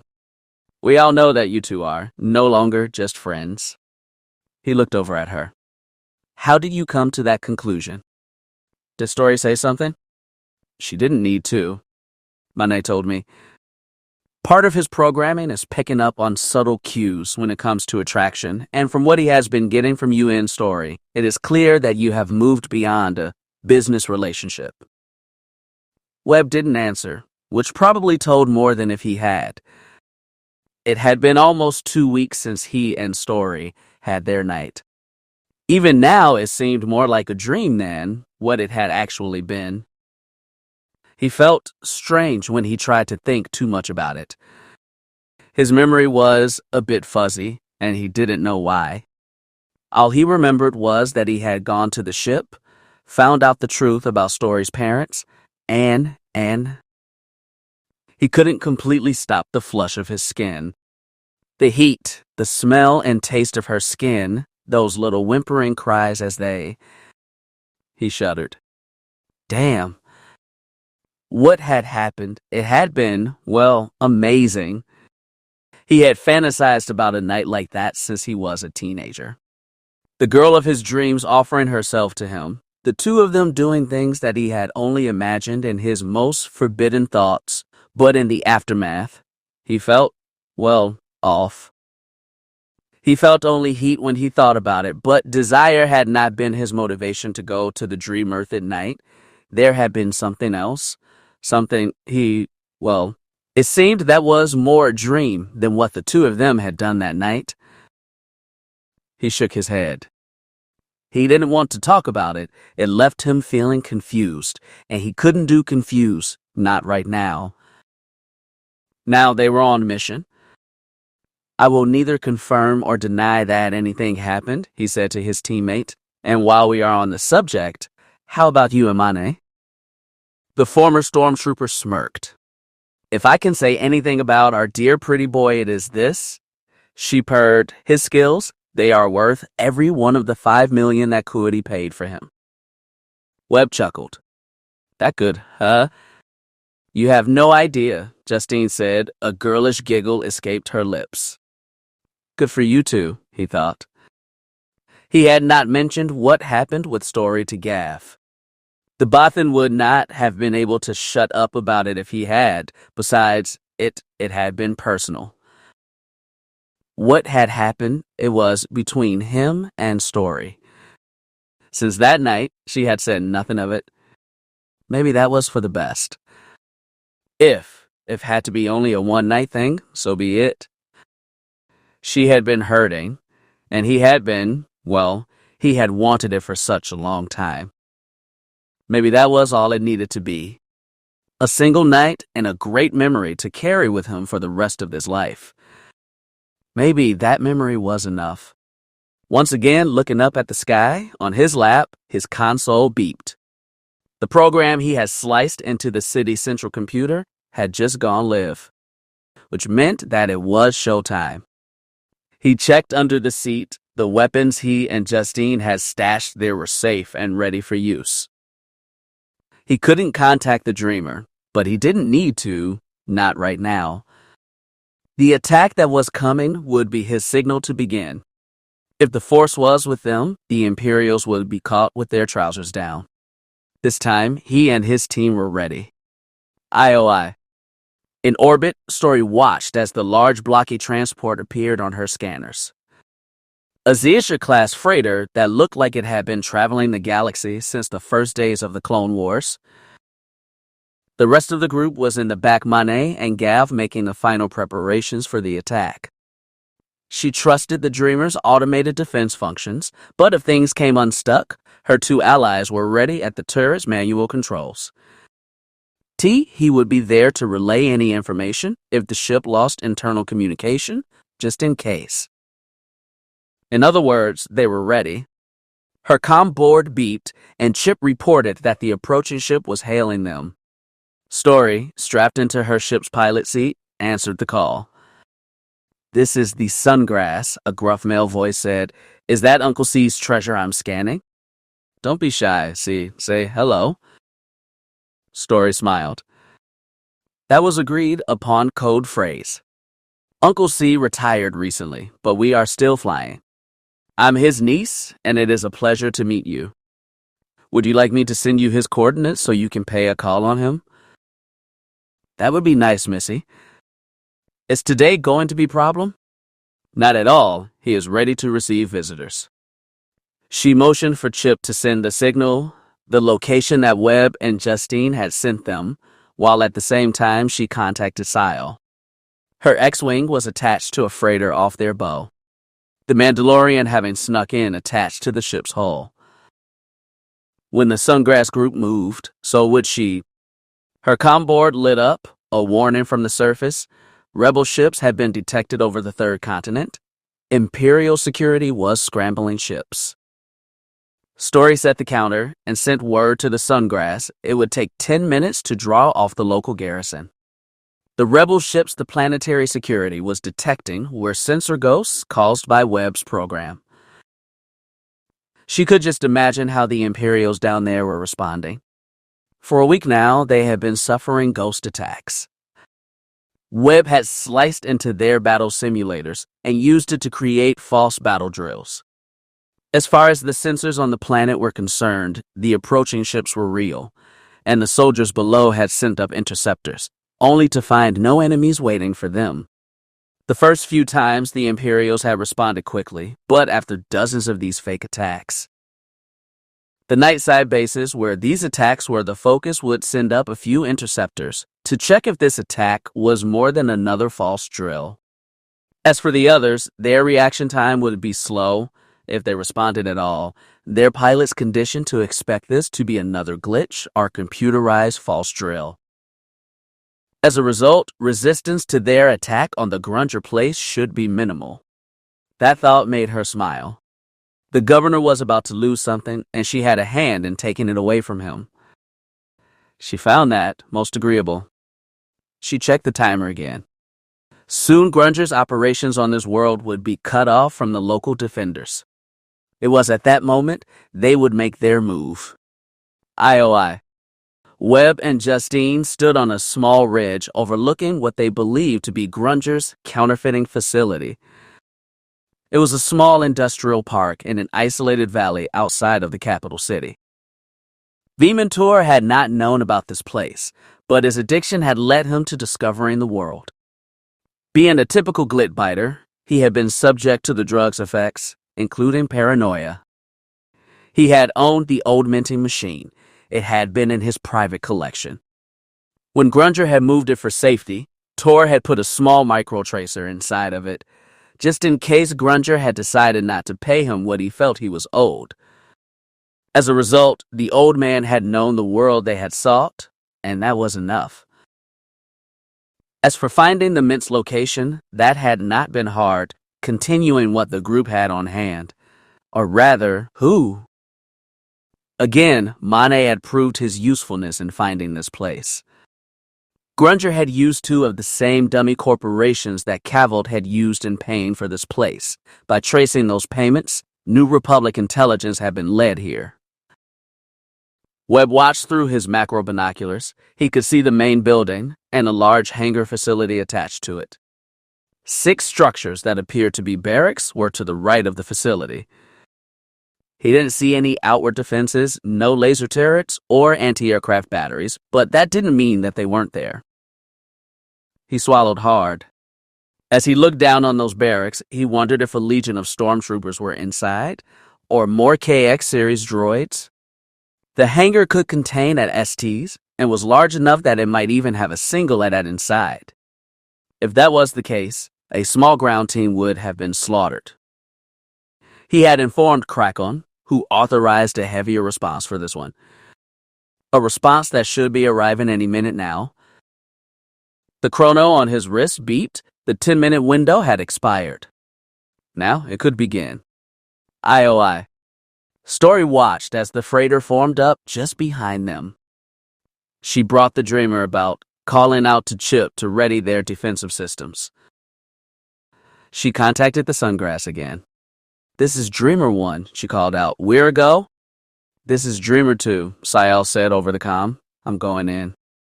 In response to that, the Sungrass revealed what Kraken had sent them.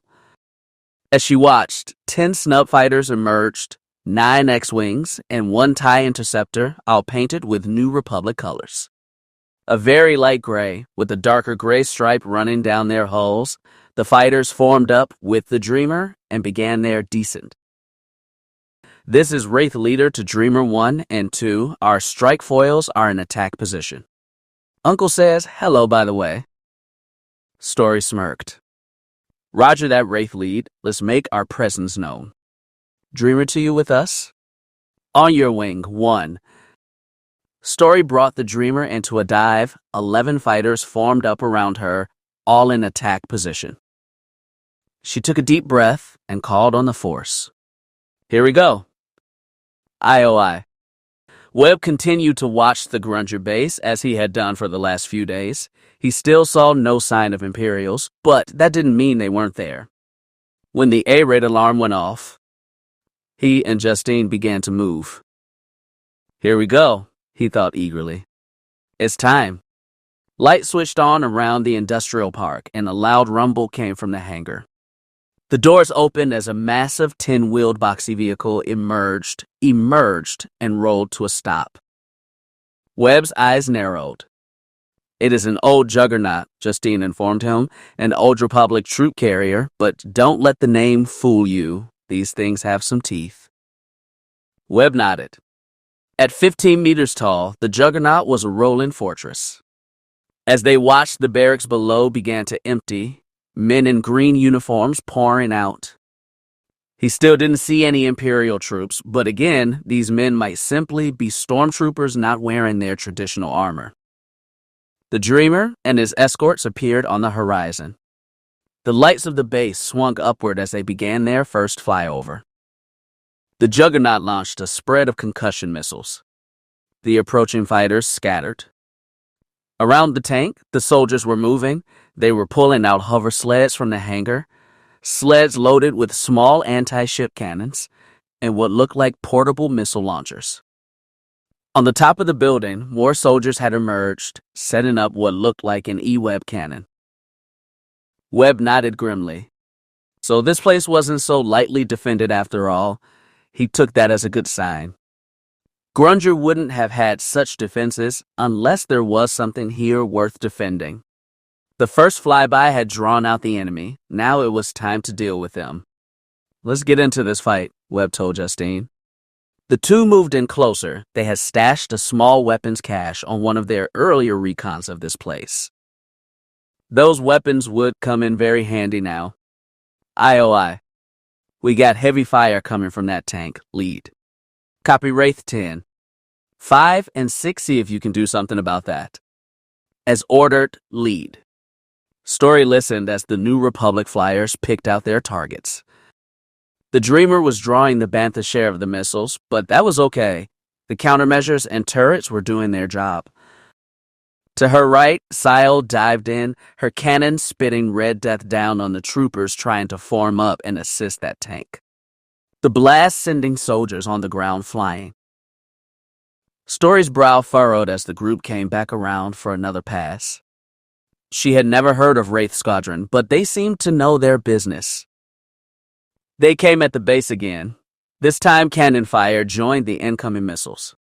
The Juggernaut was still in one piece, its armor likely having been reinforced, too strong for blasters, even those used on X-Wings.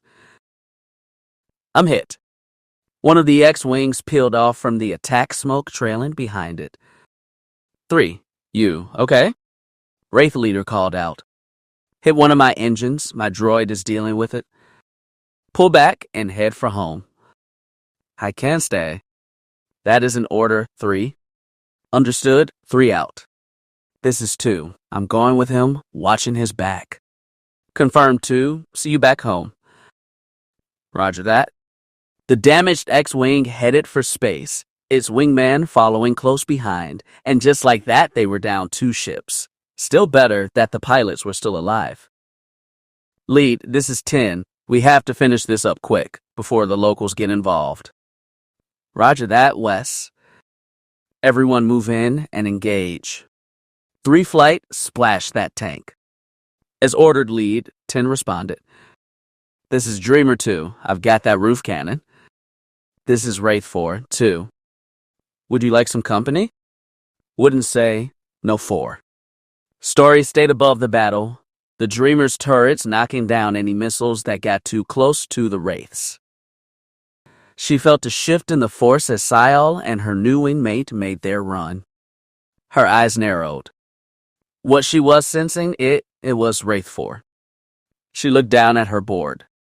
The force was strong in that one, she realized. She wondered if she had found another Jedi survivor. Explosions tore up the ground around the tank, scattering enemy troops and destroying their cannons. That would be the ground team, Story realized. Webb and Justine had taken a pair of grenade launchers when they left. She felt a twinge of concern when she thought about the two. Webb especially. Be careful, she whispered into the force. Memories of their night together came unbidden. She had known he had wanted her, but had been unprepared for how deep his desires had been. His lust and need had been like warm water and had been everywhere, his hands on her body, his lips. She shook her head and cursed herself. Now was not the time for that. She had done what she needed to ensure her place on the team. It wasn't personal, no matter how much she had enjoyed it. She had done what she needed to do. Nothing more. She kept her eyes on the scanners. No sign of any enemy ships yet. If they had been detected on the way down, the Imperial likely thought it only another ghost attack. Still, they needed to finish up quickly. The Dreamer shook beneath her. Explosions rising from the surface. 4 concussion missiles had slammed into the Juggernaut, turning the vehicle into a rolling inferno. Finally, it was out of the fight. Story brought the ship around and saw fire and electricity sparking into the air. The base's lights went out. The hangar exploded as another missile hit something flammable inside. The fighters made another pass, only this time, no fire came from the burning industrial park. The fight was over. They had won. The Dreamer's comm came to life. This is ground team, Webb said. Target has been pacified. We are moving in. She could not entirely kill the sigh of relief. Dreamer 1 here. I'm going in, she called out. See you soon. Counting the seconds, Webb called back. She smiled slightly at the fondness in his voice, a smile she quickly killed.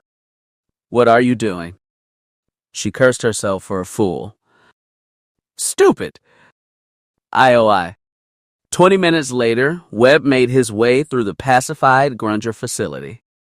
It had not been hard for them to find what they were looking for. The Old Republic Mint was on the base's lowest floor, a massive device that looked like it belonged in another century. After the battle, word had been sent back up to the Sungrass. A New Republic agent for the financial office was coming down to seize the printing plates and make sure that the machine could not be used again. He had been escorted down by Wraith Leader and Wraith 4. Upon their arrival, Webb had learned something else. The identity of Wraith Leader, it had been a surprise to say the least. Commander Wedge Antilles, he had said, shaking Webb's hand. General Kraken sends his regards. It is a pleasure to meet you, sir, Webb responded, Field Officer Webbcar. Webb couldn't help but feel a bit dizzy. Wedge Antilles, another New Republic hero, one of the founders of the legendary Rogue Squadron. What he was doing with these Wraiths, who knew? Wraith 4 introduced herself as Tyria Sarkin, a former ranger from Taprawa. Considering what Webb had heard about that world, he was not surprised to find someone from there fighting the Empire. They were quickly joined by Story and the rest of his team from the Dreamer. As one, they breached Grunger's facility, lights mounted on their blasters the only illumination. The main power junction for the base had been destroyed in the attack. Sorry about that, Tyria had said. I was going for one of the UEPs. No big deal, Webb responded, but when they entered, they realized that it had been a big deal. What they found could have meant death for the team.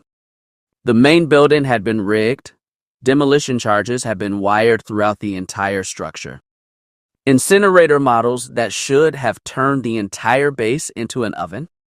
When anyone opened the door, they should have been turned to ash in less than a second.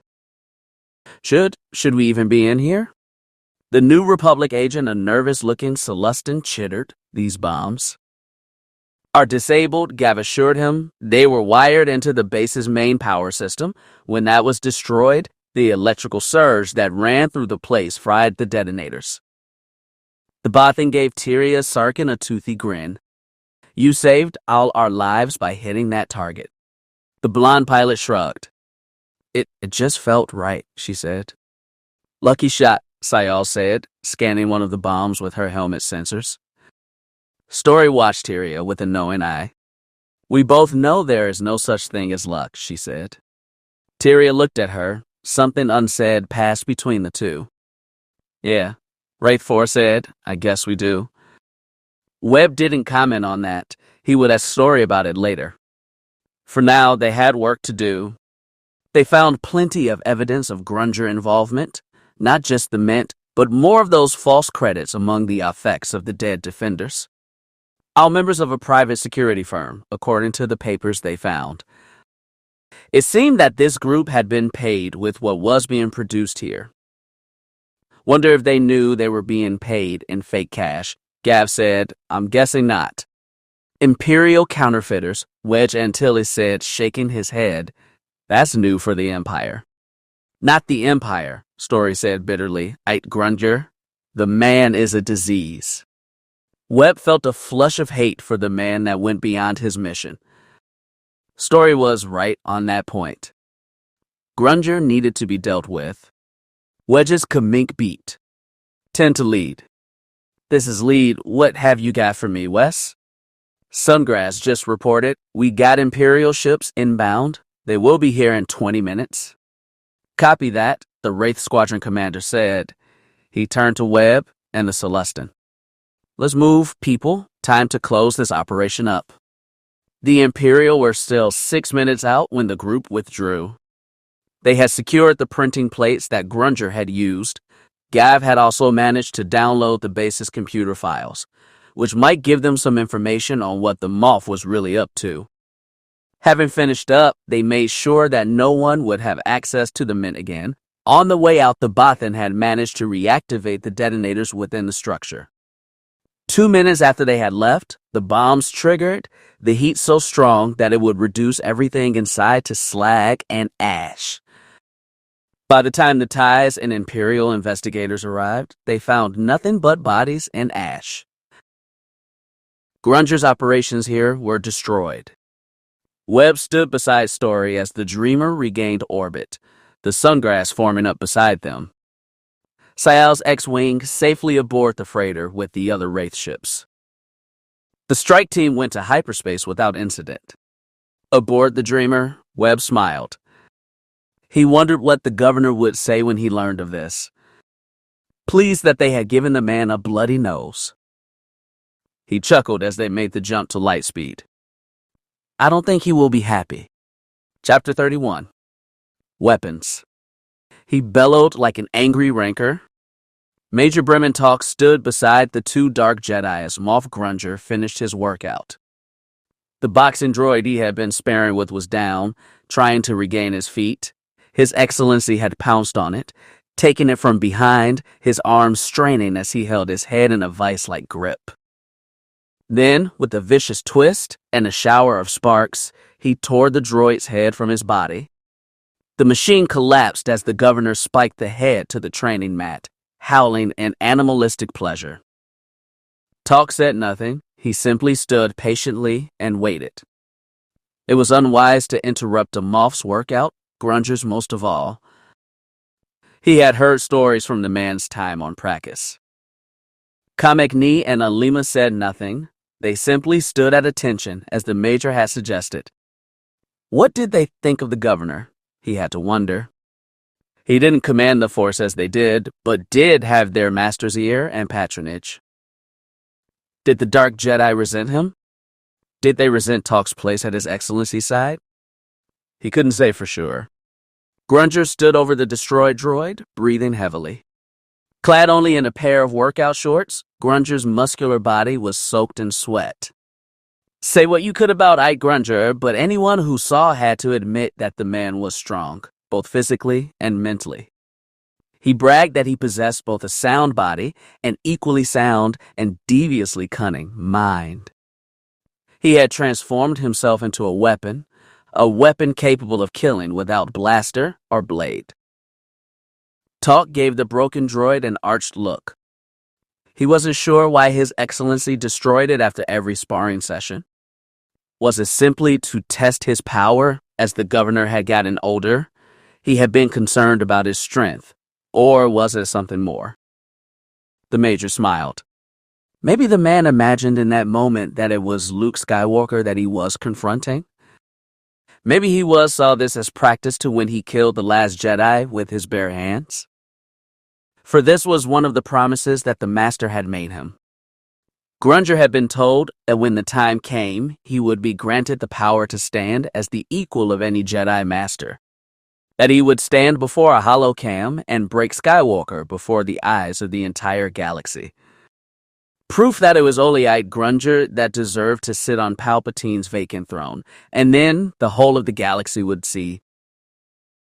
The Empire was forever. Finally noticing the 3 watching him, the governor waved them forward. As the 3 stepped into the chamber, Talk felt a sense of heaviness. Grunger kept the gravity fields higher in here than on the rest of the ship, choosing to work out in a 3-gram pull. Something he had picked up from one of his fellow officers, the late Imperial Admiral Conan Antonio Madi. His Excellency dialed down the gravity as they stood at attention, grabbing a towel from the rack before him. He was still breathing hard, but his sense of calm had returned. Yes, Major, he said in his usual soft-spoken voice, patting his chest with the towel. What do you have for me? The Nadas Crossing facility has been destroyed, sir, he began. It seems that the rebels located it. Not entirely unexpected, Grunger said coolly, stretching out his arms, hearing his joints pop. He groaned from the exertion, but otherwise seemed unbothered despite the loss of their operations on Nada. Was it young Castor and her allies? He asked. They were likely there, sir, but the attack was carried out by a squadron of rebel starfighters. 2 of the security people you hired survived and told as much to the local authorities. Grunger nodded. And this attack happened under the local garrison's nose, he said with a hint of distaste. Take a note, Major. Those in command will need to be replaced when I take control. Yes, sir, Brementalk responded, still unsure how His Excellency could be so blasé about this loss. Thanks to the rebels, they no longer had the means of producing the credits they needed to fund their operations. Did that not put the entire restoration at risk? The governor glanced up at him, taking in his aide's expression. The facility needed to be cleansed eventually, my friend, the governor reminded him. The rebels' actions simply handled the cleanup for us. Now there is no further evidence linking us to the credits, provided the charges we had planted throughout the structure did their job. Yes, sir, but it is believed that the rebels did manage to breach the facility before its destruction. They may have downloaded their computers. We did make direct calls to the foreman there. There will be records that could lead the rebels to our allies. Grunger nodded thoughtfully. Talk could almost see the man's mind working, processing what he had been told. You are certain of this? That the rebels did manage to gain access to the computers before the facility was destroyed. The survivor's testimony does suggest that it is more than possible, sir. Grunger did something then that surprised his aide. He chuckled. Ha, barked happily. Perfect. The major's brow furrowed. Sir? Grunger turned, a pleased expression on his face. Our plans always depended on a rebel presence when we began the privateer raid. I had thought we would need to arrange that presence ourselves, but the rebels seemed to be more than accommodating.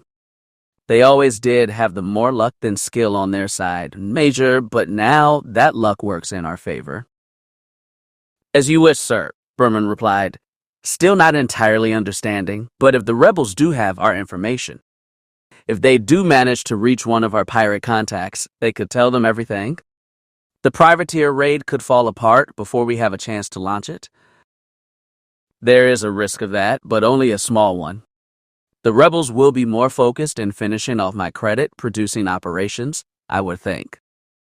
My source within the Imperial Palace has confirmed as much, and even if they don't dance to that particular tune, Warlord Zinj continues to draw their attention that in Leia Organa's mission with the Happens.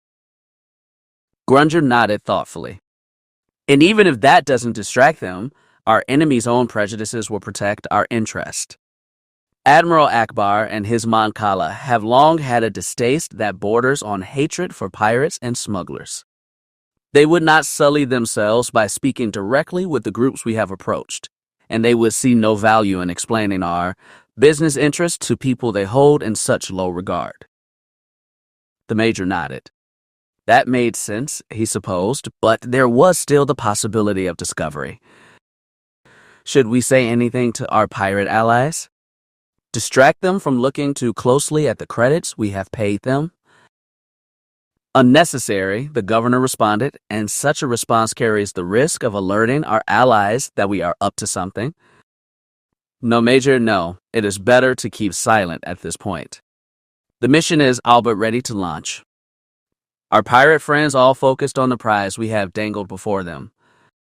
In fact, the ground team is set to arrive this evening. Once they have been dispatched, there will be no stopping the attack, and no reason to refocus our allies. Grunge grinned. The power of greed, Major, will do the rest. What of Castir and her allies, Father? Lima asked. They remain a wild card in this particular deck. Grunger gave his child a fond look. Then the time has come to stack that deck in our favor. General Kraken will no doubt send his team of troublemakers after one of the leads that they will undoubtedly find in the files they pulled from the Nada computers. We must predict which one and respond accordingly. Kamek Ni smirked. The dark side will serve us well at that task, Your Honor. It flows in your favor now. The man's words pleased the governor. The master said as much in my most recent communication with her. She has also given new orders regarding Astoria Castire. The young woman is not to be harmed. Alima's eyes narrowed. Is that wise, father? The master believes it is, daughter, and so we must obey. The dark Jedi nodded, more than willing to accept her teacher's order on the situation. Grunger made for a hanger on the wall, grabbing a robe. He slipped it on and hit the calm panel on the wall. Bring them in, he ordered. 2 Imperial Army troops entered, carrying a large case. They set it on the floor before the Moff. He turned to the 2 Dark Jedi. You will be the tip of the spear that confronts these troublemakers, my friends, and as such, you should wield weapons appropriate to that task. He leaned down and triggered the lock. The case popped open, and the 2 Dark Jedi approached. Both grinned when they saw what was inside. Brementalk stepped forward, his eyes widened. The 2 hilts were identical, both black and silver, with the D-shaped guard running from end to end. Grunger nodded as he looked down upon them. The weapon of the Imperial Inquisitorius, he said to his daughter and his ally, you now shall wield them as agents of the Restoration and as future nobles of the reborn Empire. Alima reached down and plucked one of the blades from the case. She activated it. A single crimson blade emerged from the top of the hilt. Finally, she purred. Kamek followed her. He ignited his own blade and then engaged the hilt's special function. The D flipped open and became a circle with the hilt in the center. A second blade ignited and began to spin as the Dark Jedi passed it from one hand to the other. Excellent, he exclaimed, a hungry expression on his face. Alima turned to her father, powering down her weapon. The master has agreed to this? She felt it was time. The Moff answered, your 2 allies also now wield these blades. Things move quickly now, my friends. We must all rise to the occasion, or we will be left behind. It was then that Grunger turned to his aide. Brementalk stood up straighter. The time has come, Major. You must now renew your acquaintance with Astoria Castire. His eyes brightened at that. I will do what I must, sir. You will do what the Empire requires, Grunger said, correcting him, what I require. Of course, sir. Alima came up beside him, resting a hand on shoulder. Do you really understand what that means, Major? He looked at her. Of course. Even if it means killing your old flame? If she refuses the master's offer, she cannot be allowed to live. Talk's eyes narrowed. I am an Imperial soldier, Lady Alima. I'm a weapon of the Empire, just as you are. I will do my duty. Glad to hear it, she said with a wicked smirk. She turned back to her father. What of the rest of the girl's allies? Did the master have any orders regarding them? Dead rebels are never a bad thing, he responded. Kill them all if you can. Kar, especially, Brementalk said coldly. That waste of space has haunted this galaxy long enough. Alima giggled. Sounds like you want to do the deed yourself. He turned to her and gave her a cruel smile. I wouldn't mind. He thought of the past, how Kar had haunted Story's steps. Yes, it would be better for her if he removed the man. Maybe then Story could remember who she was and what she had sworn to during her days in the future leaders of the Empire. Yes, he was most eager to removing that stumbling block in his love's path. Grunger nodded sagely. My resources on Prakus are not what they once were.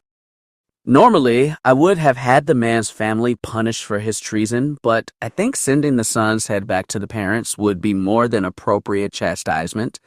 Don't you agree, Major? Talk nodded. Who knew what lies that Hutt spawn had told Story? Who knew what she had to endure at rebel hands? She will see the truth, the Major thought. He believed that with every fiber of his being. She was not meant to be among the rest of the rabble. The leaders of the FLE recognized her pedigree early. That was why they had paired the two together in the first place. The master believed that those with the Force were the future nobles of the Empire. If that was so, he smiled. If that was so, he and Sori had a grand future ahead of them. He would save her, his lady fair, and then they would help in the restoration. They would make the empire of their dreams. Everything that the New Order promised would come to pass. They would save the galaxy. They would save the empire. He nodded eagerly. The Moff and the Master's wills would be done. Chapter 32. The Promise. C1-11P to Agent Webcar. Ship systems have been compromised. Unauthorized transmission detected. Investigate and report. Webb read the message from Chip on his datapad. He had just been about to go wake up Gav for his turn on watch when the message flashed across his screen. The rebel agent's eyes narrowed. Unauthorized transmission? The only people on the ship were members of his team and the allies they had picked up. Who would slice into the ship's comm system and why? The Dreamer was currently moving with the New Republic flotilla, not far from the border of Imperial control space. The ship, currently in its night cycle, had chosen to travel in the safety of the Republic fleet. The Wraith Sungrass was somewhere off to their port, and Antilles had given them a communication code if they needed help. Webb considered using it, but decided against it. He felt more than capable of dealing with this problem himself. Chip rolled out of the cockpit, whomping softly to itself. The droid gestured with his capture arms. Pointing aft. It had traced the outgoing call. It was coming from the cargo hold. Webb rose from his seat and got his blaster pistol from his locker. Webb nodded. Is the ship secure? He asked the droid. Chip responded by saying it had locked down the ship's bridge with an access code. The only breach capable at that moment was on the comms. He nodded to the droid, but still recognized that the breach was still a threat. They were surrounded by Republic warships, but that might not matter if the call was to the Empire. Despite what the Holonist said, the Imperial fleet was still a threat. The flotilla could be in trouble if the Imps brought in a few Star Destroyers and an interdictor cruiser. Which brought up the question again. Why? Who would do this? He didn't want to believe that one of his people was a traitor, but with the galaxy in a state of war. Who would do this? Certainly not Story, or Justine, or Gav, which left just Mane and Sile. What reason would they have to contact someone without authorization? The sound of voices from the Dreamer's cargo hold gave him pause. He stopped to listen, hoping to get more information on what was going on. What he heard surprised him. You cannot ignore this. What is there to ignore? The fact that you are still chasing your father's dream, or that you have abandoned your people to follow the calling of another. The first voice he recognized as Sile, the second, a male voice, was one he didn't know. Chip started to advance, eager to confront the Mandalorian, but Webb stopped it with a raised hand. He remained where he was and continued to listen. You criticized my choice? What else was I supposed to do, Uncle? My pack was wiped out, and I was only a child, and I was alone. When Clan Nutbush found me, You know the history, Sile, the male voice responded. You know how many times that the Mandalorians allied with the Sith and other enemies of the Republic, and now you proudly wear their armor. Mandalore has changed, Uncle. The Death Watch aided the dark side during the Clone Wars. They put a Dark Master in power on their own home world. The Death Watch is no more. Besides, you know about the Night of 1,000 Tears, just as I do. There was a brief pause. Don't you think Mandalore and his people have suffered enough for past sins?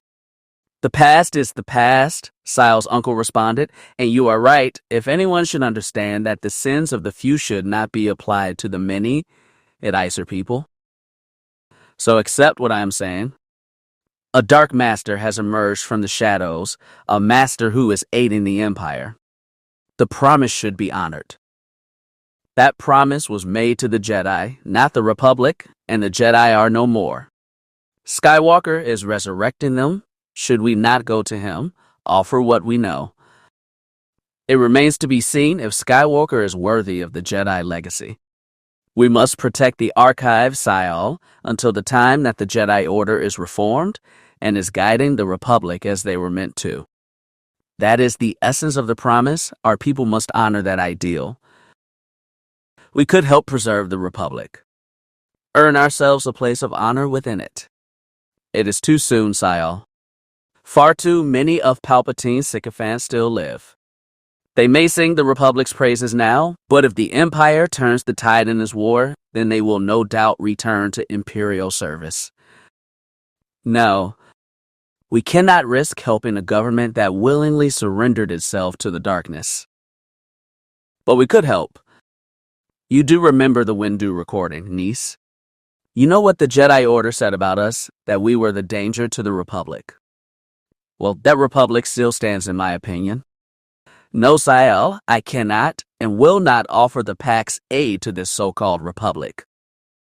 Uncle, please, in the name of your sister, my mother. Your mother would understand. She didn't have her head in the clouds, unlike your father. I know she loved him, but she took far too many chances, and now all we can do is mourn her. Uncle. I'm sorry, Sayal. Go back to your armored family. Perhaps they can offer more. The sound of a transmission being cut echoed through the hall, followed by an angry snarl and the sound of something heavy hitting a bulkhead. Webb stepped into the cargo bay. Sayal? He called out. The Mandalorian was standing before a portable transmitter. Her R4 droid was connected to it and jacked into the ship systems. Webb! No. The Mandalorian said, her large hand going before her uncovered face. The sound he had heard was her throwing her helmet across the bay. Don't look at me, she cried. I'm sorry, he said, looking down, trying to honor her traditions. But she had had the helmet off while speaking with her uncle, had she not? Chip detected your transmission, he informed her. I came to check, see if it might be a threat to the fleet. Sayal sighed. I'm sorry. I needed to speak with my uncle. I didn't want to cause any fuss. He still kept his eyes diverted while she recovered her helmet, though she didn't seem to be in any great hurry to put it back on. Chip rolled into the cargo bay, whomping and waving his capture arms threateningly at Sayal's R4. The two droids banged against each other, both deploying their capture arms. The Mandalorian droid drew his shock prod. Chip! No, Webb said. Howler! Stop, Sayal said, motioning her droid back, even as it beeped defiantly at the other droid. Webb moved between it and Story's droid. Back off, he ordered. Go power down, Chip. I will handle this. The C1 made more whomping sounds, while Sayal's droid made a rude-sounding blat. Howler. No. The Mandalorian repeated, Agent Carr is an ally. You can't stand down. I will deal with this. The droid made a low whistle, but powered down. Still spinning his head and waving his capture arms, Chip withdrew, saying something about returning to the bridge to make sure it was secure. Webb sighed. My apologies, C1 models are a bit flighty. That is why they never replaced the Armado Astromechus. It does have reason to be angry. I did slice into the ship. Again, you have my apologies. Webb nodded, still trying not to look at the Mandalorian's face. Finally, she sighed. This is silly, she growled, sitting down her helmet. Considering I had to show my face to my uncle so that he knew it was me, it is stupid to pretend that I haven't violated the creed. She slumped down before her transmitter, disconnecting it. You might as well take a look at my face. It is not like I have much to hide now. He nodded, and looked up. What he saw was interesting. Webb was not sure what she was. He had never seen her species before. Sayal was young, about his age, he suspected. Her heart-shaped face was covered by a short, velvet-like brown fur. The top of her head was covered by a thicker, darker brown fur, almost like hair, long and spiky, with long sideburns going down her jaw. Her nose and mouth came out slightly, forming a small muzzle. A black button nose giving her an almost hound-like appearance, not to mention the human hand-sized pointed ears. Her eyes were slitted and a warm amber color. 2 white pointed teeth were visible over her lower lip. Webb smiled. It was nice to finally see his ally's face. A face that was far less intimidating than looking into the T-visor of a Mandalorian helmet. You know, if you needed to make a call, you could have asked Story. She would have let you use the comm system. My people don't use standard transmitters, she replied. We have spent the last 20 years taking every precaution to hide our existence. It is safer that way. May I ask why? Sayal sighed. It is complicated. My people, the Pax, we were never welcomed anywhere we went, no matter what we tried. She looked down at the deck. I just hoped, maybe with the New Republic rising, things would be different. Webb sat down across from her. You can talk to me, you know. As you said, we are allies in this fight. She met his gaze, her expression hardening. You wouldn't understand. Try me, he replied stubbornly. She growled and shook her head. He could see her wrestling with this. He got the feeling that trust was not an easy thing for her. When she finally spoke, it was still with some reservation.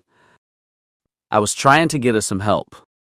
The Pax know more about the dark side of the Force and his followers than anyone. I had hoped that my uncle would let us look at the archives, see if we could find out something about the Master. Maybe we could find a clue to where the Dark One is hiding. Webb's brow furrowed. Why would your people know about the dark side of the Force? Because that is our sworn task. It is part of the promise we made the Jedi. What task? What promise? Sayal licked her lips. He could tell this was not easy for her to talk about. 3,000 years ago, the first pack was born. Those were dark times for the galaxy, times of great war. The Sith Empire had conquered half the known galaxy, and the Jedi and Republic were fighting to contain them. The first ones, the leaders of the first pack, offered to aid the Jedi. They would travel into the dark places where the Jedi could not. They made the promise. They would seek out the plans of the Sith, discover their bases and spies, and bring that information back to the Jedi. They would be the hounds of the light and do their part against the darkness. Webb nodded, listening intently. He had never been a student of ancient history. He knew little about the Republic's history that far back. Plus, growing up in the Empire and being educated in the Imperial school system meant that the teachers didn't mention the history of the Jedi. They were forbidden to, except to say that Jedi had been traitors and had been dragging the Republic down and were best forgotten. As a result, hearing what Sayal was saying intrigued him. Armies of light and darkness fighting for supremacy. It seemed amazing in a galaxy where the Force had faded to almost nothing. And the ancient Jedi accepted this offer? They accepted this promise. Some did, Sayal said with a shrug. Others didn't trust us. Given our origin. What did your people do? It wasn't what we did, it was what we were. Sayal growled. My people were created by the Sith Masters. We were meant to hunt Jedi in the name of the Empire. The first ones were Force-sensitive and meant to be the hounds of the Sith. A replacement for the Sith warrior caste that had been lost at the end of the Sith Golden Age. I'm guessing that didn't work for the Sith. Sayal smiled. It didn't. One of the first ones turned against the Masters. It is said that our first Alpha became a Jedi Knight and eventually a Master. That first one led our people out of the darkness, and for 2 millennia we stood beside the Jedi, offering our knowledge and our lives to hold back the dark. We watched and studied the enemies of the light and created a vast archive of knowledge about them. The Sith and other dark side orders were ours to pursue. Sounds like your people were valuable to the Jedi. We tried to be, but we were never fully trusted because of our origins. The Jedi were always worried that we would fall, that our interest in the dark would be our undoing. Sayal sighed. 1,000 years ago, that almost came to pass. A young male rose from among the packs, our first Force-sensitive in 10 generations. My people sent him to the Jedi to aid them against a new Sith threat. He was our champion, and he failed us. The girl's eyes narrowed. He allied himself with the fallen Jedi named Skir Khan, the leader of the Sith's Brotherhood of Darkness.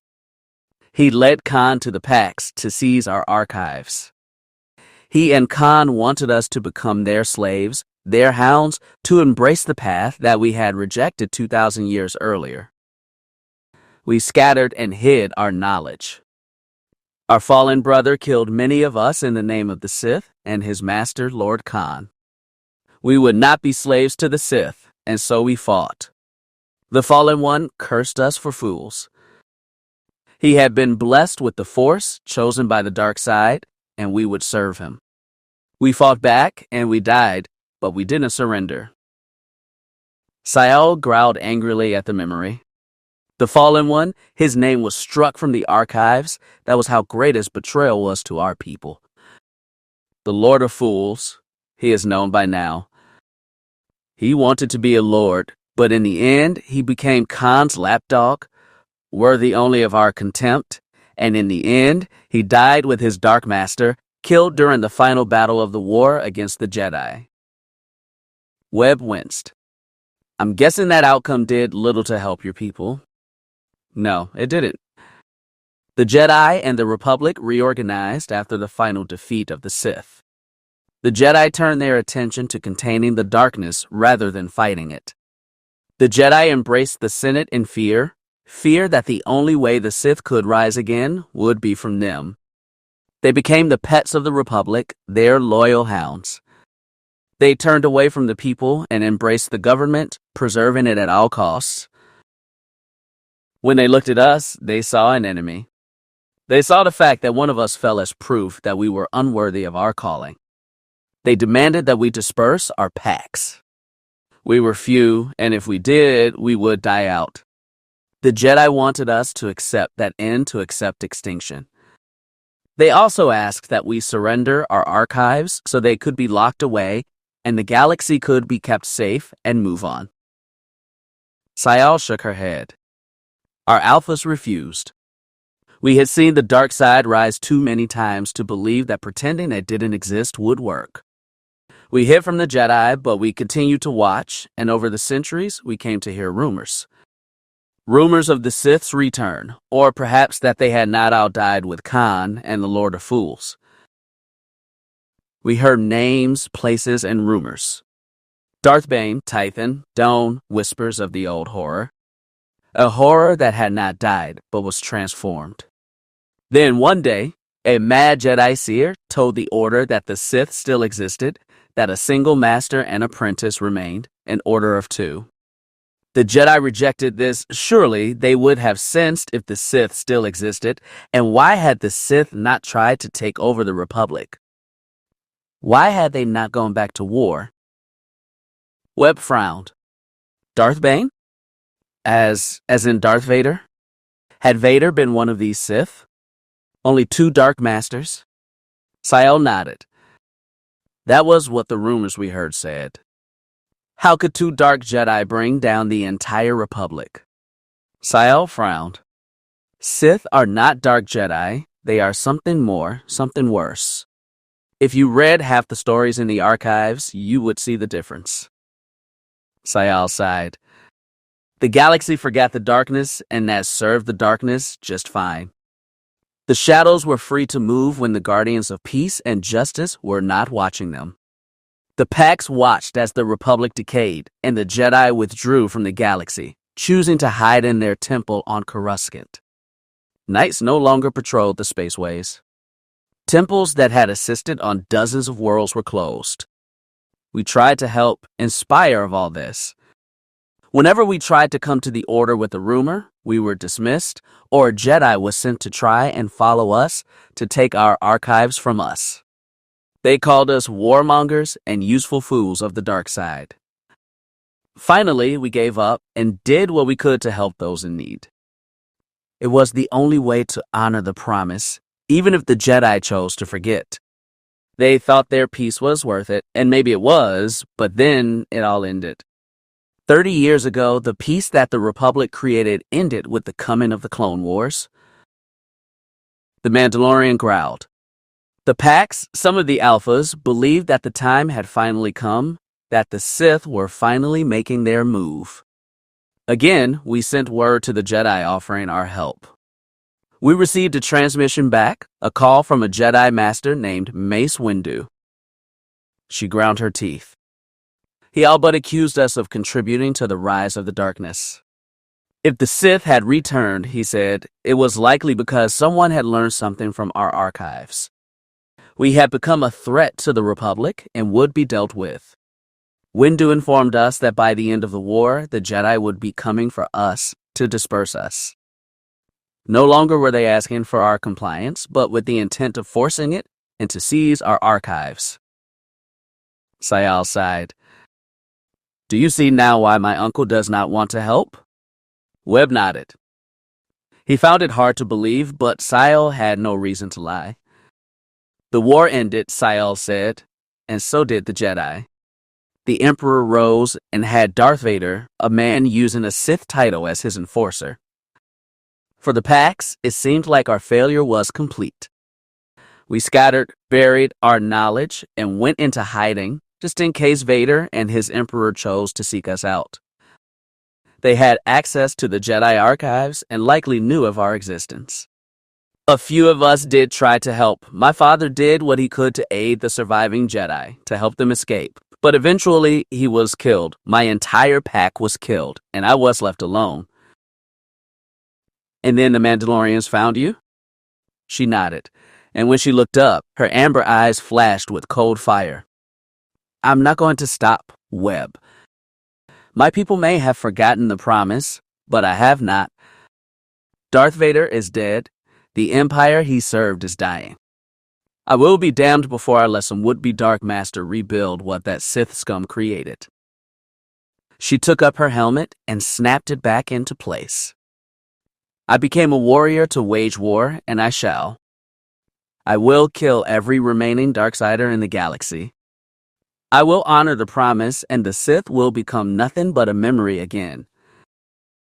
Webb nodded. He admired her courage and her conviction, and he was even more grateful for her being here. Listening to her talk about the past made him realize how little they knew about the dark side and his agents. How much had been hidden from the general public? He had barely heard the name Sith before this, and now realized that that lack of knowledge was deadly. What we don't know can kill us. It was good to have someone who knew what they faced. You won't be facing this threat alone, Sayal. I appreciate your honesty and your confidence. I'll do what I can to help. We all will. The Mandalorian nodded. He could not see her face, but he imagined that she was smiling. Thank you, Agent Carr, Webb. You would have made a good alpha had you been born among my people. I will take that as a compliment, he said, standing. It is late. I need to get some rest. Good evening, Webb, she said. May the Force be with you. And with you, he replied. Good night. He turned to leave. The Mandalorian had gathered up her things, and her droid, heading back to the airlock where her X-Wing was docked. Webb digested what she told him. Did Grunger realize what forces he was playing with? Allying himself with Darksiders was more than just dangerous, it was stupid. Webb paused. Gav was standing in the corridor. The Bothan seemed dumbstruck. Hey, pal, he said to his old friend. You, okay? The Bothan nodded dumbly, his eyes still fixed on the cargo hold. What? Webb asked. Did you see Webb? Gav said in a shaky voice. Did you see? Webb's brow furrowed. See what? Mando, his friend said, her face. Sile, she is beautiful. Webb smirked. Beautiful, huh? I wouldn't let on that you saw her face, he informed his friend. The Bothan shrugged. It doesn't change the fact that she is gorgeous. She is not Bothan, but still, a Bothan femme would kill to look like that. Webb rolled his eyes and took his friend by the arm. Come on, lover boy, he said. You got watch tonight. Yeah, sure, Gav said, letting himself be led. Beautiful, he whispered under his breath. Webb chuckled. Oh, brother, he thought. What a night. Chapter 33. Reunion. Or Processor 36. That was the name they had discovered in Grunger's secret mint. It was here that his Gurodium ore had been processed and sent onto his base on Nada's crossing. The Dreamer floated several hundred light years for the orbital facility. It was currently deployed over a large gas giant sitting just above the planet's wide set of rings. They were close to the deep core. This area of space had a red and orange glow to it. Just behind the station, a cloud of light illuminated the gray armor that made up the ore processor's hull. Armor that shielded it from the intense radiation being generated by the closely packed stars near the heart of the galaxy. Webb frowned. He suspected that this wouldn't be easy. The Dreamer had arrived in the system 2 hours ago, watching the space station, just outside of what was suggested to be its primary sensor range. 10 minutes ago, Sile had went in for a recon flight in her X-Wing. The Mandalorian was to scan the place and determined if what they were looking for was here, or if they were walking into a trap. Webb glanced over at Story in the pilot seat. His childhood friend seemed nervous. He wondered what that meant. Was it just pre-mission jitters or something more? It was said that those who wielded the Force could sense trouble. Webb checked his data pad again. Before going in, they had sent the information that they had recovered from Nada to General Kraken. It had been New Republic intelligence that had identified this place and compiled a dossier for their mission briefing. Or Processor 36 was a standard ultra-class, or processor constructed on Corellia nearly 100 standard years ago. Originally contracted and built for the Gossam-owned Subtext Mining Group, the processor had changed hands several times during the last century. It had been sold to a Muin mining interest, and then, when that company had been foreclosed on, was claimed by the company Damask Holdings, along with all the rest of the mining equipment, and the Gurodium ore it had been used to mine. Which, of course, led back to what poor Savage had told them. Damask Holdings had been liquidated, its stock and systems all inherited by then-Senator Palpatine over 50 years ago. Webb shook his head, still trying to make sense of the trail they had discovered. He could see what interest a Muin banker would have in a Republic politician, but it was rumored that Palpatine had been more than a pawn to Higo Damask. Savage had even suggested that the future Emperor might even have been Damask's protege during his younger days. What did that mean? Webb had to wonder. What link had the two beings shared? Muin were not known for their love of other species. They were isolationists almost to the core. Why one would take someone like Palpatine under his wing who could say? It would be an interesting puzzle for future historians, he supposed, when the information became declassified. In the meantime, Kraken wanted this place secured. Grunger's mint on Nada had been destroyed, but the general thought it wise to have the ore in hand, just in case the Empire tried to use it in some other scheme, possibly tried to pass it off as orodium, as part of some new form of financial warfare.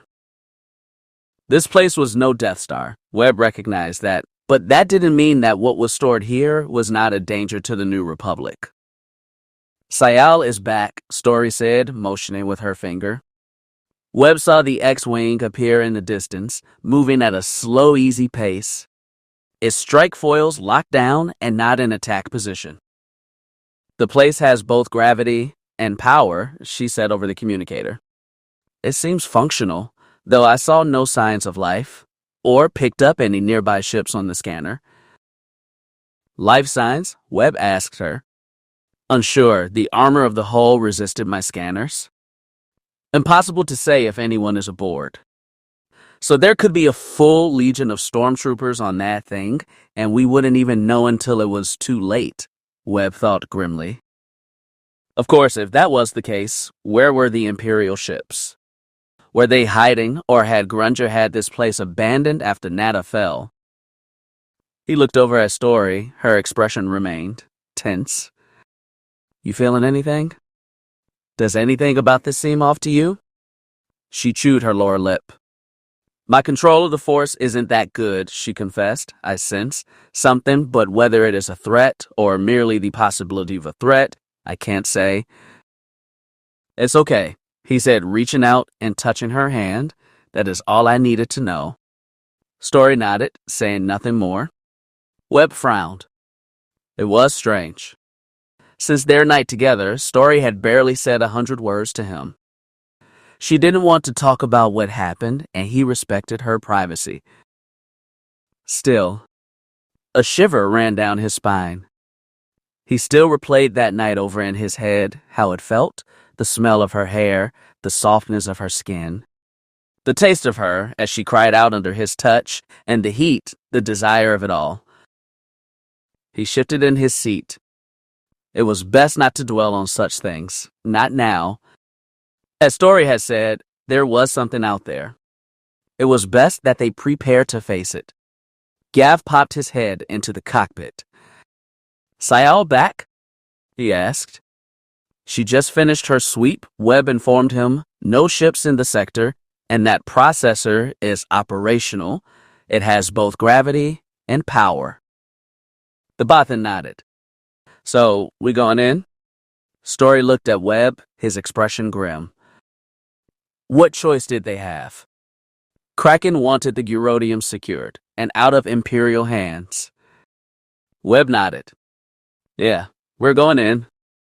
Story set the controls. Sayal would remain in her fighter, covering their approach. If any Imperial ships did show up, it would be up to Webb's discretion if they should continue on or not. If things seemed too hot, they would withdraw to a safe distance and contact the New Republic Navy. They would secure the station or destroy it if Imperial resistance seemed too heavy. The two ships moved in together. In the back of the Dreamer, Gav was getting the rest of the team ready to go. Story had even decided to bring Teehee along on this one. The droid's business protocols might prove useful if they found a computer system that could be accessed. Behind the pilot seat, Chip made a whomping sound, sending a signal to Story's console. "Chip has got us landing clearance from the main computer. The main hangar is powering up." Webb nodded, seeing the light switching on along the station's axis. The hangar looked small from here, but it was large enough to accommodate both of their vessels. "The station is opening up for us, Sayal," Webb said into his headset. "You see it?" "Yes, let me go in first. My X-Wing will make short work of any hidden surprises that might have been left behind." "Sounds good. See you soon, and be careful." Acknowledged. The X-Wing pulled away from the Dreamer and entered the hangar with its strike foils open and ready. The ship pivoted on its repulsors, but it didn't fire, encountering no resistance. Story brought the Dreamer in, its automated turrets primed and ready, just in case. Sayal's ship had closed up its foils and came to a gentle landing beside the larger ship. "Keep defensive systems online, Chip," Story ordered. "We will be back as soon as this place is secure." The droid responded by saluting with one of his capture arms. Story and Webb rose for their seats and headed back to join the others. They were already dressed in their combat suits, weapons secured. So far so good, Webb thought, and immediately chided himself for it. Things had looked good when they raided Seaton 3-2. He tried to keep that lesson in mind. They had gotten lucky that Syal had been there. This time, there would not be any surprise rescues coming. This time, they were on their own. Everyone checking, he ordered. One by one, the group called out their numbers. From this point forward, they were on mission. Chip lowered the boarding ramp. As a group, the team emerged in 2-by-2 formation, covering each other. He remained in the middle, covered by the others, the protocol droid shuffling along as quick as the group was moving.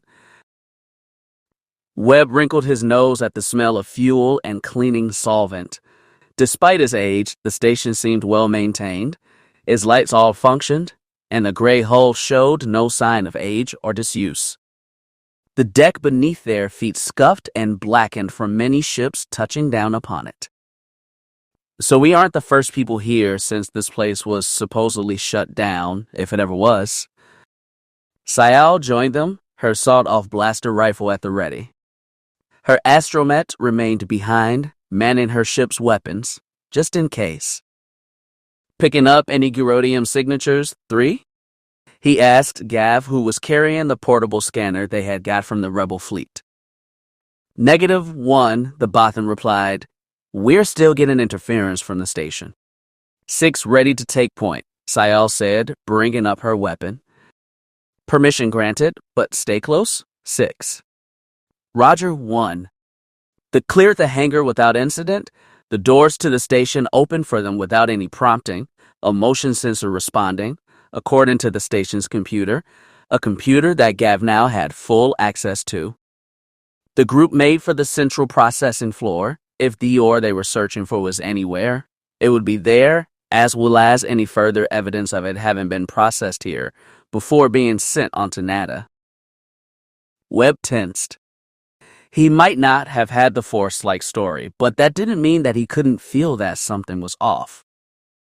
I think we're being watched, he thought. No, I know we are being watched.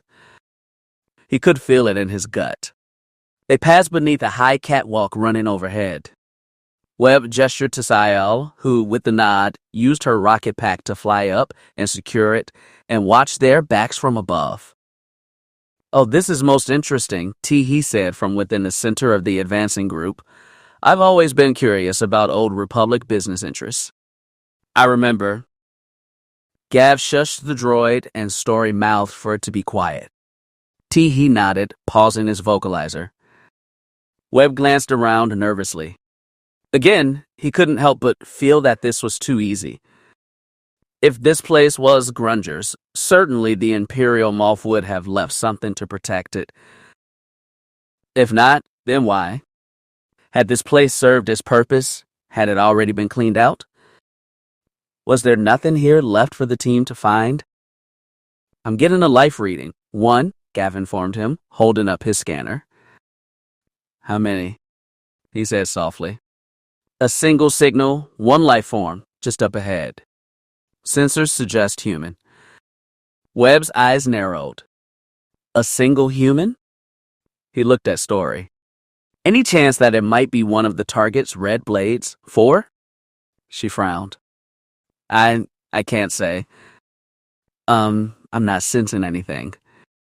If it is, leave it to me, Syal said into Webb's earpiece. I'm more than familiar with dealing with the Master's thugs. I can help, Story offered. I won't refuse the help, but be careful. 4. Remember what happened on Seton? Story nodded, her expression grim. Webb glanced over at her before advancing. She had nearly been killed the last time she went up against one of Grunger's Dark Jedi. Of course, she had not been prepared for such a fight back then. Now, she at least knew what she was getting into. They came to another large door. This part of station had an old magnetic track running across the deck, likely for hauling heavy or transports to the hangar bays. Again, the door before them opened on a motion sensor. The catwalk where Syal was moving extended through it as the heavy door groaned open like a wounded man. The chamber was dark, only a few weak lights illuminated it. 3 heavy cargo loaders were parked along the left wall and in the center of the room. Webb's eyes narrowed. A single Imperial officer stood. He wore olive gray armor over his uniform, the breastplate and helmet of an Imperial general in the field, though the red and blue bars on his chest identified him as an Imperial major. He wore a sidearm, but it wasn't drawn. He simply stood there, with his hands behind his back, awaiting their arrival. "Don't move," Webb called out, raising his blaster, hands up. The Imperial smiled. He didn't even try to acknowledge Webb's order. His eyes were on Story and Story alone. "As beautiful as ever I see," he said warmly. Webb blinked. He recognized that voice. The face was older, but it didn't take him long to recognize the Imperial officer. Story did as well. "Brim?" she asked. "Brimmentalk?" "Though I'm glad to see you again, Story. Part of me had hoped you wouldn't be here, that we have been wrong about you being involved in all this." Webb glared. Something's didn't change, it seemed. Back during their school days, Brimmentalk would not have given him the time of day. They had moved into completely different circles. Talk the star athlete and school hero, and Webb Carr, part of the background, an ostracized outsider, but one who had found purpose living outside the structure of student life. "I learned," he thought, "I found out what was going on in the galaxy and realized that I couldn't simply bury my head in the sand and focus only on who did or didn't like me in my class." School had been a small kingdom, and Brimmentalk had been its king. The fact that Story had been on his arm and that she had pushed both Webb and her family away because of her associations with the future leaders of the Empire had hurt, and then she had disappeared. Now that Webb knew why, his dislike of the man before him increased even more. Talk wore the symbol of the Empire, the same Empire that had taken Story's eye and driven her family into exile. How could he not dislike this man? "Tee-hee," the Imperial said, "still serving the Castirs, I see." "Still and always, Master Bremen," the droid answered. "Good droid. It is nice to know Story has protection in these dark times." Webb almost growled. He had heard enough. "Hey, Talk," he called out. "Eyes up here, on the blasters in front of you." The Major turned. He smirked. "And there you are, Rodent, still sniffing around after Story, I see. Some things don't change, I guess." Webb frowned. "Rodent?" He remembered that nickname too. It had been coined by one of Story's friends. He didn't know which one, and oh, how they had giggled and decided to make the name stick. It had spread to all the flea types, all that tried to keep Story from him and her old friends. Even after all this time, that name still made him feel small. In that moment, Webb felt the almost uncontrollable urge to blast Talk right then and there, and would have if not for his training. Talk's presence confirmed that the Empire had interests here. He would be taken prisoner and brought back for interrogation. If the Major was worried about that, he didn't show it. He simply stood there with his hands behind his back. He took in the rest of Webb's team. A motley group of characters you find yourself traveling with these days, Story. The Rodent, a Bothan, and a Mandalorian terrorist. He shook his head. Rebels always have attracted the lowest forms of scum. Careful imp, Gav warned, wouldn't want to get blood and burn marks all over that pretty armor. Talk sneered. "Do you honestly think that I came here alone? I can tell you with certainty that you are in far more danger than I." "Even if that is true," Gav said, flashing his sharp teeth, "who do you think will die first, imp?" "I didn't come here for a fight," Talk said dismissively. "This station is no longer of use to the Empire. It is yours if you want it, rebels. I've come to speak with Story." I needed to make sure she was all right. "She is fine, as you can see," the Bothan replied. "Now kindly surrender." Again, Talk ignored him. He only had eyes for Story, and Story seemed only focused on him. Webb felt a surge of jealousy. What was this? He asked himself. What the hell was this? IOI. Story swallowed hard. She had not expected to see Brum again, not here, and not like this. So many memories came back to her in that moment, all those curious glances in the halls, and in class, watching him on the zone ball court. Goodbye kisses in the moonlight, his hands on her shoulders, and the excitement of his fingers running up her thigh. Even now, the thought made her shudder. She also remembered the fear from the night they were kidnapped, asking those that had taken him if he was okay. Seeing him here now, she didn't know what to say. In school, she had been drawn to him, but now, after her travels, after Alderaan, and seeing him like this, she was confused. Confused and hurt. "What are you doing here, Brum?" she asked. "I've come to remind you about who you are and what you believe in." "What we believe in." She winced. Did he still think they had a chance? After everything? "And what did I believe in?" she asked him. "The Empire and our place in it." His answer hurt like a lash. She had hoped he would say, "us and what we had." The fact that he hadn't. How could this have happened, she thought. She thought he was more than this. The Empire is going through some changes, story, but they are necessary. A restoration is coming, and as one who joined the future leaders of the Empire, you must understand and appreciate it. Appreciate what? She asked. That I was driven from my home? That the stormtroopers sent to rescue us tried to kill me? Who told you that? Brim demanded. My mother. And the fact that a stormtrooper saw me that night, realized who I was, and still tried to shoot me. The Empire wanted her father's business, talk, Webb called out, and they were willing to kill her, someone you cared for, to get it. Rebel lies, talk spat, the governor told me he wanted us saved. Both of us. The governor, Story, didn't need to ask who he meant. Grunger lied to you, Brum, Story said. He shook his head. Rebels tried to murder us that night, Story, and now you stand at their side. After all the deaths they have caused, after so many innocent Imperials died at Endor, and on so many worlds since.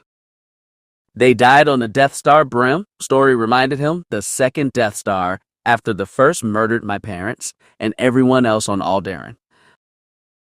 Ma rebel lies, he hissed. The governor read the report of that event. Story. He told me what happened. Skywalker and his master were on the first battle station. They triggered the weapon and blamed it on Tarkin. Webb shook his head, and despite her history with Bremen, Story didn't blame him. Did Brim actually believe that Leia Organa's own brother destroyed her home world and all the people on it? Did he honestly believe she would have stayed close to him after that, even if it had been an accident? More importantly, she could hear the respect in his voice when he said, the governor. So you serve Grunger? She asked. I'm his right hand, which is why I was able to reach him and ask him to give you this chance. He smiled hopefully. Story, I've seen the recordings from Prakus. What you can do, it is amazing and proof that you were destined for so much more than being a simple trader's daughters. Your gifts, they should be used to serve the Empire and its citizens. She glared at him. I was happy just being a trader's daughter. You could be more, so much more. The restoration will put those that deserve to lead where they need to be. The Empire noticed your value early, but even our directors in the FLE didn't see your true potential. Story, you can be part of a new nobility. You should be part of it. Moff Grunger. Grunger is an outcast, she growled, a mass murderer. He blew up an entire city, Brim.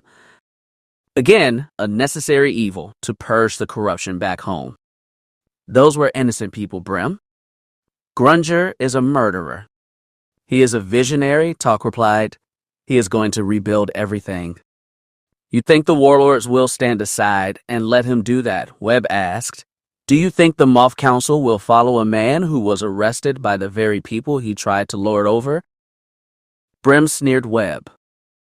Your betters are talking, Rodent, but to answer your question, the other Moffs will not be a problem much longer. Grunger will see them all dealt with, and then the galaxy will start making sense again. He glared coldly at Webb. Then, this failed experiment called the New Republic will end, with a proper leader on the Imperial throne. Webb sneered back at him. And you think that it will be Grunger? He deserves it, and he is wise enough to do it. Once we have what we need. You mean Palpatine's vault? Story asked. Talk smiled, but didn't answer. She frowned. He didn't need to answer. She remembered that look. Grunger won't be leading anything, Talk, Webb said. Your governor's master will make sure of that. Talk's head snapped around. For the briefest of moments, Story felt a flash of shock and surprise. Who? He said innocently. The one who is running the red blades we have encountered, Webb answered him. We know they serve someone else, someone stronger, a master. The Empire does not bow to Force wielders, the Major replied. They serve it as Vader served. The Emperor was a great man, a strong man. Webb paused, and when he answered, he did so with a look of conviction and understanding. What if he was like the Master, Talk? Webb asked. What? The Imperial demanded. Darth Vader served him? What if the Emperor was not what he said he was? What if he was like Vader, just another dark Jedi, or something worse? Lies. Brim, please, Story shouted. Enough. None of that matters right now. It does matter, Talk said. We matter, Story, we do. She winced. Brim, come back with me, Story. Leave these rebels to their fate. You know your place. You have always known it. Come back with me and be a part of the future. Don't be cast aside. Story looked at Bremen, at her first love, thought about what that meant, what they had shared. All the memories that it entailed, all the longing, emotions, and private moments, and she shook her head. She knew what she had seen these last 10 years, she wouldn't forget. She couldn't. Not after Alderaan, and not after her parents. Bremen, I can't, and I won't. He winced, his eyes flashing with anger and betrayal. It is over. Talk, Webb said. He glared at his old classmate. Yes, Rodent, it is, for you. It was at that moment that everything changed. Bremen Talk vanished. He didn't run. He was simply gone. Story blinked. That had not been a hologram. An illusion, magic. The Force screamed in her ears. Get down. The others hit the deck while she called on the Force, shielding herself. The chamber exploded, flinging chunks of metal. Blaster fire exploded from the shadows. Webb and the others found their feet dashing for cover. Sayal fired her rocket pack. Story retreated, her ears still ringing from the explosion. The Force had protected her from the worst of the explosion. She drew her weapon. Her lightsaber came up, flashing, its pink blade illuminating the darkness, pushing back the blaster bolts. Behind where Bremen had been standing, 4 crimson blades hissed into existence, 2 weapons, sabers with a blade on each end. Those weapons hissed and began to spin faster and faster. Story knew them immediately. Inquisitor's weapons. They are here, Story realized they had been hiding. One leapt towards her, the woman from Seaton. She parried the first attack, but was driven back. A battle had begun. The trap had been sprung. Chapter 34. Power. We need to make this look good. Bremen Talk focused on that as the Imperial commandos they had brought with them blasted the Mandalorian criminal off her perch, forcing her to fire her jetpack and seek cover below. Kamek Ni flung his lightsaber after her, trying to either take out the pack or take off her head. The armored woman spun, just avoiding his attack, and managed to reach safety. Meanwhile, below, Story was being harried by Alima. The Dark Jedi, clearly better trained, pushed his old girlfriend back. The Major nodded. So far, things were going well. He remembered the governor's orders. His Excellency was quite clear on what he needed done here. Remind young Castir of her pledge to the Empire. Bring her back if you can. You must also make sure that the rebels are aware of the timetable of the privateer raid. It is useful for us to have them there when the attack begins. What of the rebels themselves, sir? The Major had asked. Grunger gave him a wicked smile. Only one is needed to deliver a message. Bleed them if you can. Make them pay for their interference in my affairs. The fewer that escape, the better. Talk had been pleased with that order, and he did his best to see it carried out. He brought up his blaster pistol. Down below, he had Webcar in his sights. The young man ducked behind a pillar, spoiling the shot. Talk cursed under his breath. Damn it! He was still digesting what he had seen here. He had assumed that Story, with her imperial history and superior breeding, had been in charge of this rabble, but that didn't seem to be the case. The others of this group seemed to look to Webcar when he had confronted them, or rather, Alima's illusion of him had confronted them. The Major shook his head. He had to admit his respect for the Force was growing. What Alima and her companion could do was impressive, make no mistake. He could now see why the governor trusted the Master so, to have such power on your side. It was proof that the Empire was destined to return to its former glory. He frowned. And the fact that Webcar had been trusted by the rebellion was proof of its inevitable fall. A fall that was well-deserved and necessary. Why would the rebel leaders trust someone like Carr? He shook his head. Ridiculous. How could this be? The rodent was a lurker, a lesser being. Back in school, he had been beneath the notice of those that accepted both a future and their destinies. Could it have been an act? Could Carr have been a traitor even back then? That thought made a kind of sense in the Major's mind. Perhaps the young man was more insidious than he had ever given him credit for. The fact that he had likely been pretending to hide so that he could work against his betters turned the Major's stomach. One more reason he needed to die here, to free Story from his influence. His corrupt and foolish ideals. He turned his attention to the battle below. He watched as Story retreated from Alima. The two women were moving fast, almost too fast for his eye to follow.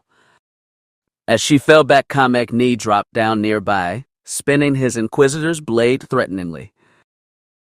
Story shifted position, but the fire from the commandos prevented her from retreating or gaining any kind of high ground against her two opponents. The commandos had seized the catwalks, and by pushing the Mandalorian off, they now had full control of the battle. Talk nodded. Story needed this, he realized. She had to see how pointless it was to resist the governor and the restoration that was coming. Only by accepting could she become part of the solution and not part of the problem. Alima and Kamek wouldn't kill her, but they did need to embarrass her, to show her the failing of the Jedi teachings. As he watched and waited for his chance to kill Webcar, he replayed what he had heard from Story and the rodent, what they believed had happened 10 years ago. He didn't believe it. He couldn't. He understood that the Empire had never been perfect. He had used the old propaganda about the Death Star One's attack on Alderaan to try to make Story remember her place as a daughter of the Empire. She had to remember her duty despite the failures of Tarkin. Yes, he knew that Tarkin had ordered the destruction of Alderaan, but it was now necessary for the Empire to move away from that narrative. Tarkin had been part of the old way. Grunger and the Master would offer a new outlook for the Empire and its people. Talk shook his head. He remembered how the Flay had lionized Tarkin's control on the Outer Rim. Now, he had come to realize he needed to view what had been said with skepticism. Tarkin's arrogance had been the beginning of the end for the Empire as it had been. In the end, the Tarkin doctrine had been a failure, and the fear that the Grand Moff had sought to use had been turned into a rallying cry against the Empire. Fear had a place in keeping order, but people needed to respect that order. Fear alone only inspired anger and revolt. The Major almost sighed. It was a difficult dance that Grunger's new empire would have to learn, but he was confident that they could. Once Skywalker had been destroyed, once the governor had shamed him and snapped the Jedi's neck for all to see, things would be better. The Empire would rise again, and the false hope of the rebellion would be completely crushed by both order and power. The thought made him smile. Order and power, yes, that is what the Empire needed to cultivate. They would be the two cornerstones of the restored Empire. They would restore stability to the entire galaxy. Peace, stability, opportunity, trade, it would all come flowing back as the firm hand of Grunger settled over the reborn Empire. Order, sir. The words came over his calmly from the commando team's captain. Back to work, talk thought. We still have a tale to sell to this rebel scum. Push the enemy, Captain. Kill some of them if you can, but leave the young Jedi alive. The Empire still has use for her. Yes, sir. Talk nodded as he raised his sidearm again. He saw Webcar emerge from cover, not by much, but just enough. His finger tightened on the firing stud. Come on, rodent, stick your head out a little farther. Carr dropped down again, and again the Major lowered his pistol. Damn it! Oh well, the battle was still young. Opportunity would present itself soon, he was sure, and why not? Destiny favored the bold, and what was the Empire, if not bold? I. Story whirled away from the woman's spinning blade, even as suppressing fire from above blocked her escape. She cursed under her breath, even as she called on the Force to avoid the blaster shots and the blades of the two Dark Jedi. The others were pinned down and offering little resistance now that Sile had been pushed off the catwalk. The Mandalorian was trying to help her, give her a chance to break away from the two red blades, but they were working together now and moving in on both Story and her armored companion. We need to do something, Story realized. We are going to die here if we don't. Justine stuck her head out and fired, catching one of the commandos in the chest. The trooper staggered back, but didn't fall off the catwalk. 3 of his allies fired down, suppressing the former stormtrooper from pressing any advantage. You will die here. The words echoed through her mind, fueling her anger, but she tried to hold it in check fight like Lady Tano and her mother taught her. That won't work. Blood of my blood, you will die here. You and your friends will die. She tried to ignore the whisper, just as the skeletal Darksider caught her a glancing blow with his saber, burning her arm. She hissed in pain and rolled away, only just missing being cut in half by the woman. She glanced over and saw Mane pushing Tee behind him. She could hear the droid yammering on, despite the blaster fire. She could almost hear the oh my and oh dears. Tee, she shouted, engage defensive protocols. Password required, Mistress Story, the droid called back. Password is Jamin. Story gasped as the woman's crimson blade nearly took her remaining eye. She parried the next strike, only to be forced to retreat by the spinning double blade in the woman's hand. The Dark Jedi was grinning hungrily. You are going to die, the whisper in her mind repeated. Let me in. Let me help. IOI. Password is accepted. Webb looked over from where he was pinned down by a hail of blaster fire. He had heard Story shout something to Tee. The droid stood up straight. Its normal blue optics blazed bright red. When it spoke, its words were no longer the feminine voice he was used to, but colder and more masculine, more dangerous. He watched with surprise as Teehee's arms and legs lengthened. The plates on his arms and legs peeled back to reveal more slender, but sterner-looking limbs. Teehee dropped to all fours and skittered like an insect out of cover, avoiding the hail of blaster fire with the speed no protocol droid possessed. It somersaulted to cover before leaping straight up, snagging the catwalk with its arms and pulling itself up to one of the Imperial commandos. The soldier tried to turn and fire, but Teehee swatted his weapon away, moved in close, and grabbed the trooper by the head and twisting, snapping his neck. Before the soldier's fire team partner could raise his weapon and return fire, Teehee snatched the dead man's weapon up and fired it at point-blank range, killing the commando.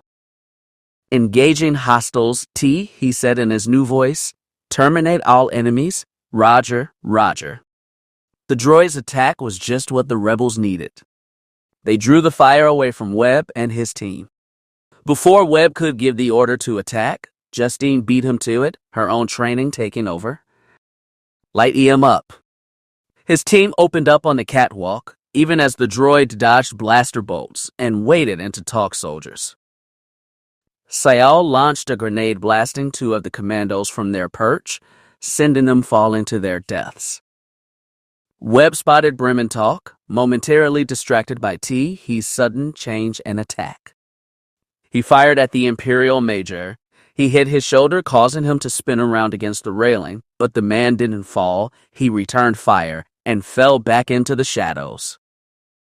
Webb heard Gav cry out in pain as blaster shot caught him in the leg and in the chest. Mane grabbed the injured Bothan, and before one of the troopers above could finish him off, the HRD grabbed him and pulled him to safety. Sayal was back on the catwalk again, giving Teehee covering fire. The droid was sparking, having been struck several times, and was now limping, but still it fired on the Imperials, forcing them to take cover. The commandos had fallen back, but they still had height and range over the rebels.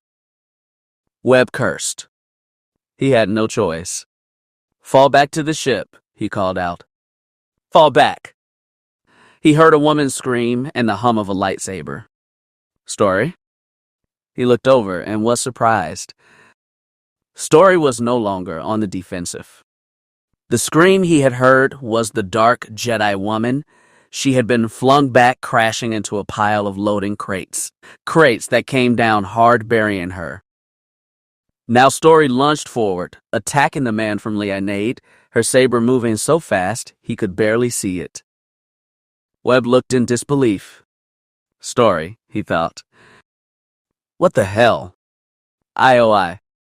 Yes.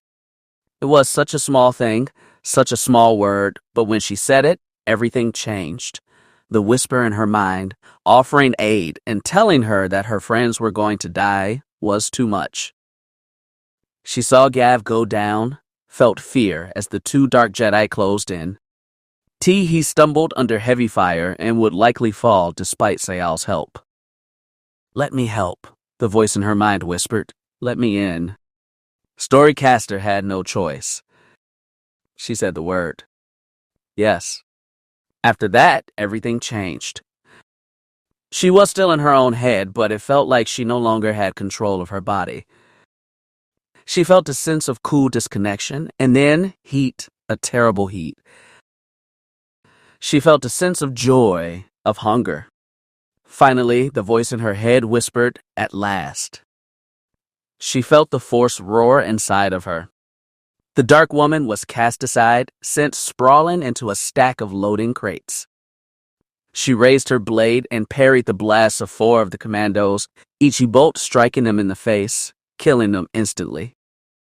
Then she turned her attention to the dark Jedi, the one who had gotten into her head on Leonade. She attacked him viciously, her blade moving like it had a mind of its own. She was using a saber style she didn't recognize, certainly one she had never learned, and it seemed too much for her opponent. The dark Jedi tried to fall back.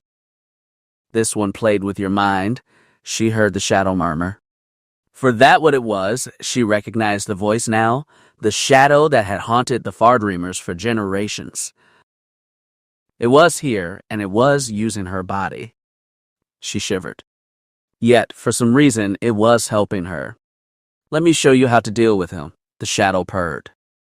The dark Jedi fell back and turned the Inquisitor's blade into a blur, its circular hilt spinning so fast it might as well have been a shield of scarlet light. Story, or rather, the shadow held out her hand, and as Story watched in disbelief, the blade began to slow. Its internal engine groaned as it was forcibly slowed by the power of the Force. The dark Jedi watched with horror. Story could feel the shadow drinking in that horror and fear, feeding off it. She could feel it too, slightly filtered through a haze, but strangely, she found it good. Slower and slower the blade spun until it finally stopped. Story reached out and touched the rounded hilt. She felt a surge in her arm, the shadow drawing power from the weapon. The twin blades of the dark Jedi's weapon winked out. He dropped the saber and stepped back, gesturing. Story felt a sharp pain in her head, but that pain faded quickly, like a flame that was starved for air and put out by a heavy fire-resistant blanket.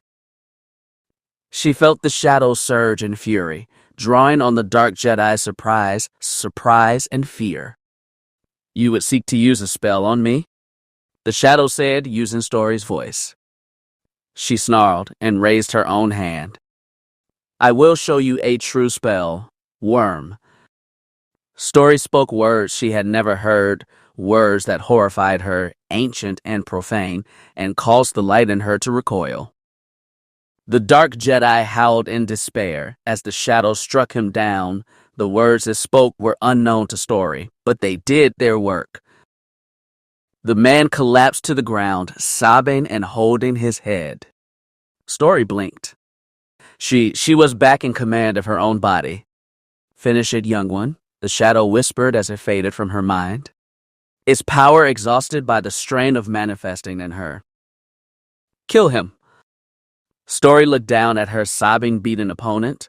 The power she had felt surging through her was gone, and she was just herself again. Her remaining eye narrowed. If I want the power I just felt, she realized this was the first step. Her hand tightened on the saber. She wanted to kill this one, to make him suffer for what he had done during their last encounter. Story. Justine was there, pulling her back. Story snarled. She almost put her blade through her friend's chest. Almost. Story blinked. Whoa, what? She shook her head and looked down at the beaten dark Jedi. What was that, she thought. What was I about to do? She let Justine pull her away. Webb and the others were up as well, falling back. There were only about 5 of Commandos left, but now with T, he's stumbling at her side, still firing, and Sile having driven them back, the way back to the Dreamer was clear. They were getting out of here. Come back, Story. Brim was shouting. She ignored him. She was now retreating too, parrying the blasts from the Commandos, not with the skill that the Shadow had wielded, but good enough. You can be more, blood of my blood, something within her whispered. You can be, so much more. She ignored the Shadow. She felt dirty for having let it in. A single tear ran down her cheek. Her mother would have been ashamed of her. Stop chasing us, Story. Talk shouted, in 5 days Grunger will have the whole empire. Let it happen and come to us. You know this is where you belong. You know IT. Story made it through the blast door, and before any of the Imperials could follow, she slashed at the cable, the one that fed the door its power. The blast door came down with a heavy boom, sealing the rebels off from Talk and his remaining men. In time, they might be able to cut through, but not before the Dreamer would be gone. Back to the ship, Webb called out. At his side, Justine and Monet were holding up Gav, who was slumped over, unconscious, blood dripping from his snout. Teehee was limping next to her. Is there anything else you need, mistress? The droid asked. She looked at him. She had only seen He engage his defensive protocol once before. It never ceased to amaze her how tough the droid could be when those programs were online. No, He. When we reach the ship, you can shut down defensive protocols. Roger, Roger. Story cursed. She still couldn't believe that Bremen was with Grunger, that he stood with the man who had tried to have her murdered all those years ago. Again, she felt the dark fury boiling inside her and the sense that she was not alone. The shadow was still here. It was a part of her, as it had been part of every Far Dreamer for generation. She shivered. She could still feel it, the stain left by it, the anger and hate. Strangely, revulsion wasn't the only thing she felt. She felt excited. It was like she had felt as a child, doing something she knew her parents wouldn't like. A blend of guilt and ecstasy. She tried to reject that feeling. She was not a bad person. She wasn't. I don't want it, she thought, never again. Yet she knew that wasn't completely true. She liked it. A shiver ran down her spine. She had liked it. A sly smile came to her lips, and she heard the shadow again. You're welcome, it purred. Until next time. Chapter 35. Aftermath. They had managed to get out of the system. The Dreamer was now speeding through hyperspace. Sile's X-Wing once again attached to his belly. Webcar should have been grateful that they had all made it out, but in that moment, he felt very little gratitude. Yes, they had escaped, but it had not been without cost. That cost was laying injured before him. Come on, Gav, he thought to his friend. You are tougher than anyone thinks you are. Don't you dare die on me. He heard a sound from behind, but didn't bother turning. He was too focused on his injured friend. He shouldn't have done it. Webb glanced over his shoulder to see Sial standing there, her armor still scorched in places from the recent battle. He shouldn't have done what? He asked her. She stepped forward into the Dreamer's medical bay. Gav Melon lay before them on the table, his breath hissing through an oxygen mask, the Bacta pump thumping softly as it did its job, working to keep the injured Bothan alive. Sial shook her head. I saw him, she said softly. While I was under attack by that red blade, he fired upon him, covering me. That is when he got hit. I think the Imperial troopers had just enough time to get a clear shot. Webb glanced down at his wounded friend. In truth, he wasn't sure if that was how it happened. The battle had been so chaotic. Considering the enemy had superior numbers and the high ground, it was amazing they had all escaped with their lives. Story and He's performances had likely saved all their lives. Though, he was not sure what to make of what he had seen. Story had dealt with the red blades in short order, showing powers he had thought unbelievable. He's skill, his acrobatics and targeting of the enemy, went far beyond what a protocol droid of his model should have been capable of. My armor was holding, Sial said, bringing him back to the now. I could have dealt with the Dark One and the troops. There was no reason for him to stick his neck out for me. The Mandalorian lightly touched Webb's arm, fully drawing his attention. Why would he have done that, Webb? Why? Webb had few answers. He could not say that events had played out as Sial thought, but he would not argue with her about it. As for Gav's reasons, one did come to mind. Beautiful, the Bothan had said, gorgeous. Webb's brow furrowed. Had that been the reason that Gav had gotten shot? Had he been trying to play the hero for the damsel in distress? The fact that the damsel was a fully trained Mandalorian warrior made that sacrifice seem insane, but Webb would not say that. If it was so, he would not cheapen what his friend had done. He liked to think that he would have the courage to take a bolt for an ally. If that is what the Bothan had done, he would not make light of that sacrifice.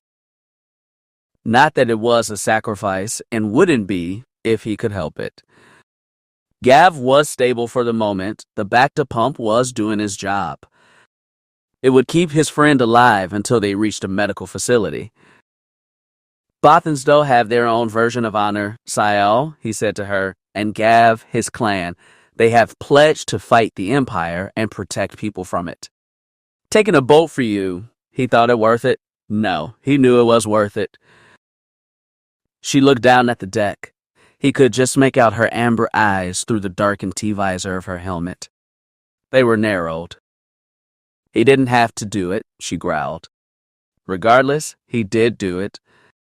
You want to know why? Well, you will be able to ask him when he gets out of a Bacta tank. For now, he is stable, and we are not far from medical aid. You will get your chance. I promise. She nodded grimly as Webb slipped past her. He wanted to speak with Story and the others, see how they were doing. He also had to send word to the Navy. They had an ore processor to seize. Grunger could not be given enough time to move that ore. Who knew what plot he might come up with if he continued to have access to it? Sayal remained where she was. She stood over Gav, watching him. You shouldn't have done that. He heard her whisper to him, I don't deserve it. Webb winced. It is just survivor guilt, he thought. She would deal with it, he hoped. In the meantime, he had things to deal with. The mission was not over. They were not out of danger yet. IOI. At the ship's main salon, he found Story making repairs to the damaged Teehee. Chip was at her side, using one of his repair tools on his counterpart's right arm, an arm far longer than the left with the plates pulled back as they were now. Webb approached. Can I help? He asked. No thanks, Webb, Story responded. We have got this. Chip womped at his mistress' side. He turned his head. Its circular optics, once again, the soft blue color that Webb was familiar with. Well, it isn't functioning properly, is it? He said in his prissy protocol droid voice, not the low dangerous one it had used on the station. If it was functioning, I would be able to retract the arm properly, wouldn't I?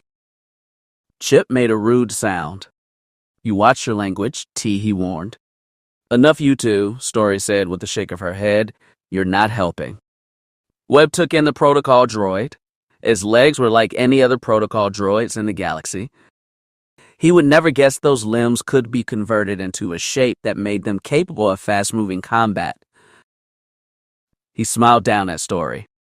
So that was Teehee's defensive protocol, huh? Yeah, she replied, leaning in closer for a look at one of the blackened servos. He moved his arm, showing the damage was only cosmetic. She nodded and looked farther up the limb. Were those protocols installed by your mom? Webb asked her. No, he was given to my grandfather during the Clone Wars. Those protocols were installed by the Confederacy droid masters. He turned to Webb. I was commissioned under the order of Paso Argent of the Corporate Alliance. Jamin was a client world of the Alliance. I was assigned to serve as the Senator's aide and secret bodyguard. Webb nodded. I see. My secondary program and upgrades are all based on the designs of a Confederacy BX Series commando droid. When my defensive protocols are active, I can perform as a level that makes me far superior to the standard Imperial soldier. Not that my parents didn't have to make a change or two, Story offered. Argent had also programmed Teehee here to terminate my family if they tried to turn against the Separatist Alliance. He looked at her. Mistress Story, it said aghast, I would never carry out such an order. I know that. My dad removed it from your system years ago, she said with a hint of a smile. My grandfather wasn't a fool. He knew what kind of being Argent was. Only a fool accepts a gift from such a person without taking a closer look at it. Webb blinked. Again, he realized how little the average citizen knew about the Clone Wars after all these years. Gav likely would have recognized the BX design in Teehee, given his interest in Clone Wars era history. He would have to mention that to Bothan when he was back on his feet. Webb looked at Story. She seemed to be avoiding his gaze, using the repairs of tea as an excuse not to look at him.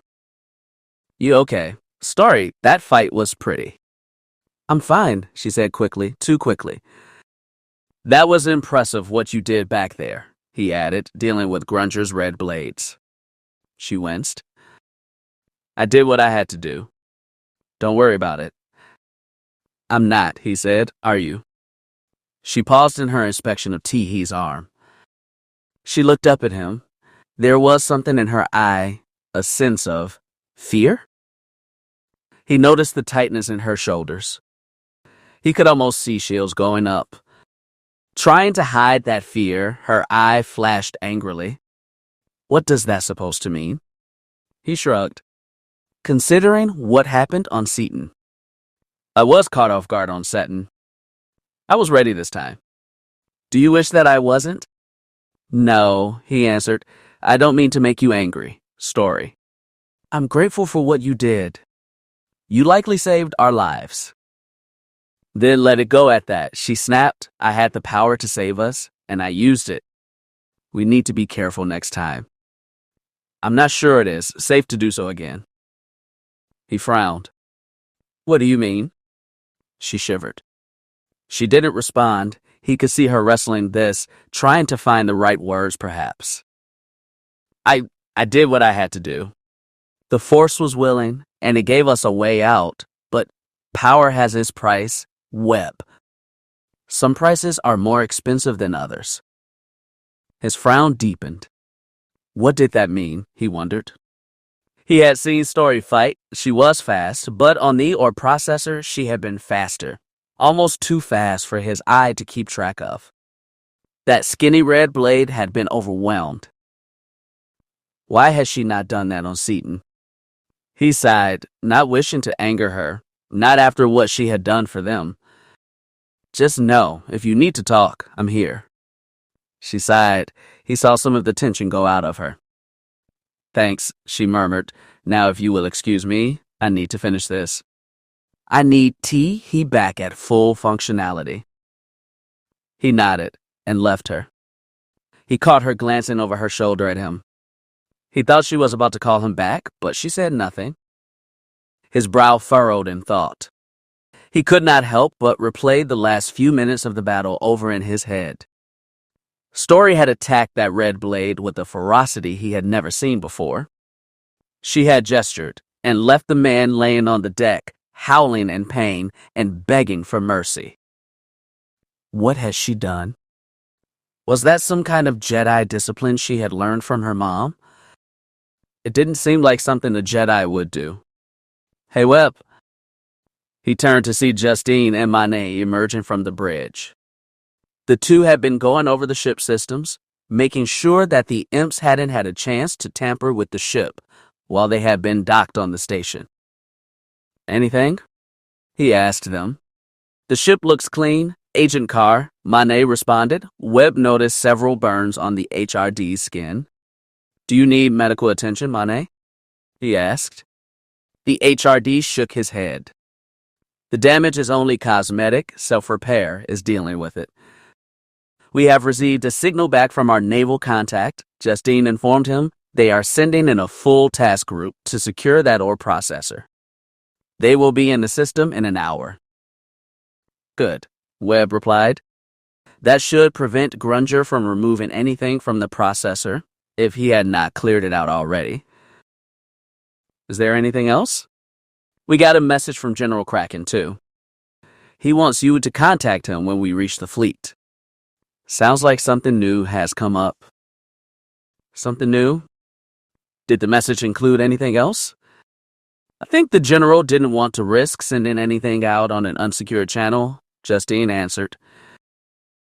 "Then it is big," Webb thought. Could Kraken's people have located Grunger? If so, was Webb and his team being sent in? He hoped so, if that was the case. He felt a surge of anger. Seeing Bremen talk again had brought back a lot of old memories, and they were not good ones.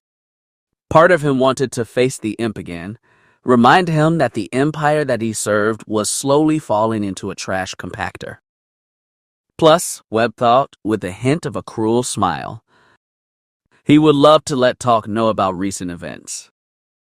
How he, Webcar, and Taken, Story cast her to bed. Let him know that he, not Bremen Talk, had gotten to enjoy her in that way. He shook his head. No, he thought. Where had that come from? True, he would have loved to rub his enemy's nose in that fact, but it didn't really matter. Bringing Grunger in for his crimes was what mattered. I'm letting this get personal, he thought, too personal. He needed to take a step back from that. Remember why he was here and his oath to the Republic. Grunger needed to pay, though. Story had to kill him. Again, the thought came up before he could deny it. It sounded like him, but then again, it didn't. He frowned. He had taken an oath to serve the New Republic. Grunger's arrest and testimony were part of that oath. If the Moff was killed in that attempt, fine, but Story's vengeance was not the only thing at stake here. What Grunger knew was important. The New Republic needed that information. I will speak with the general as soon as we get medical help for Gav, he promised. Justine and Mane went past him to speak to Sile about checking out her X-Wing, leaving him alone. Webcar sighed. Despite the certainty of his duty, he could not deny a sense of confusion. His past was getting tangled up with the present, and he didn't like that. Grunger was an Imperial. He deserved to stand trial, and he would. Webb would bring the man in. It was his duty. It was what he had to do. For the New Republic, he thought. And if they'd let Grunger cut a deal, something inside of him whispered, if they let them off go in exchange for his testimony. Where will your justice be then? Are you willing to let that happen? To let Story down? Are you willing to let the girl you love down? That is not the point, he muttered. Webb didn't want to think about that. He couldn't. For the Republic, he repeated. For justice. Chapter 36. What is wanted? I never saw anything like it, Master. I never felt anything like it before. They were back on the Annihilator, standing in the private comm chamber used when speaking with their mysterious patron. Bremen Talk listened as Kamek Ni made his report to the Master. At the Major's side stood both Alima and Governor Grunger. Talk rolled his shoulder, feeling the pain of the blaster burn there. His armor had protected him from suffering a worse injury, and the back-to-patch was doing his job, but he still felt a sense of annoyance.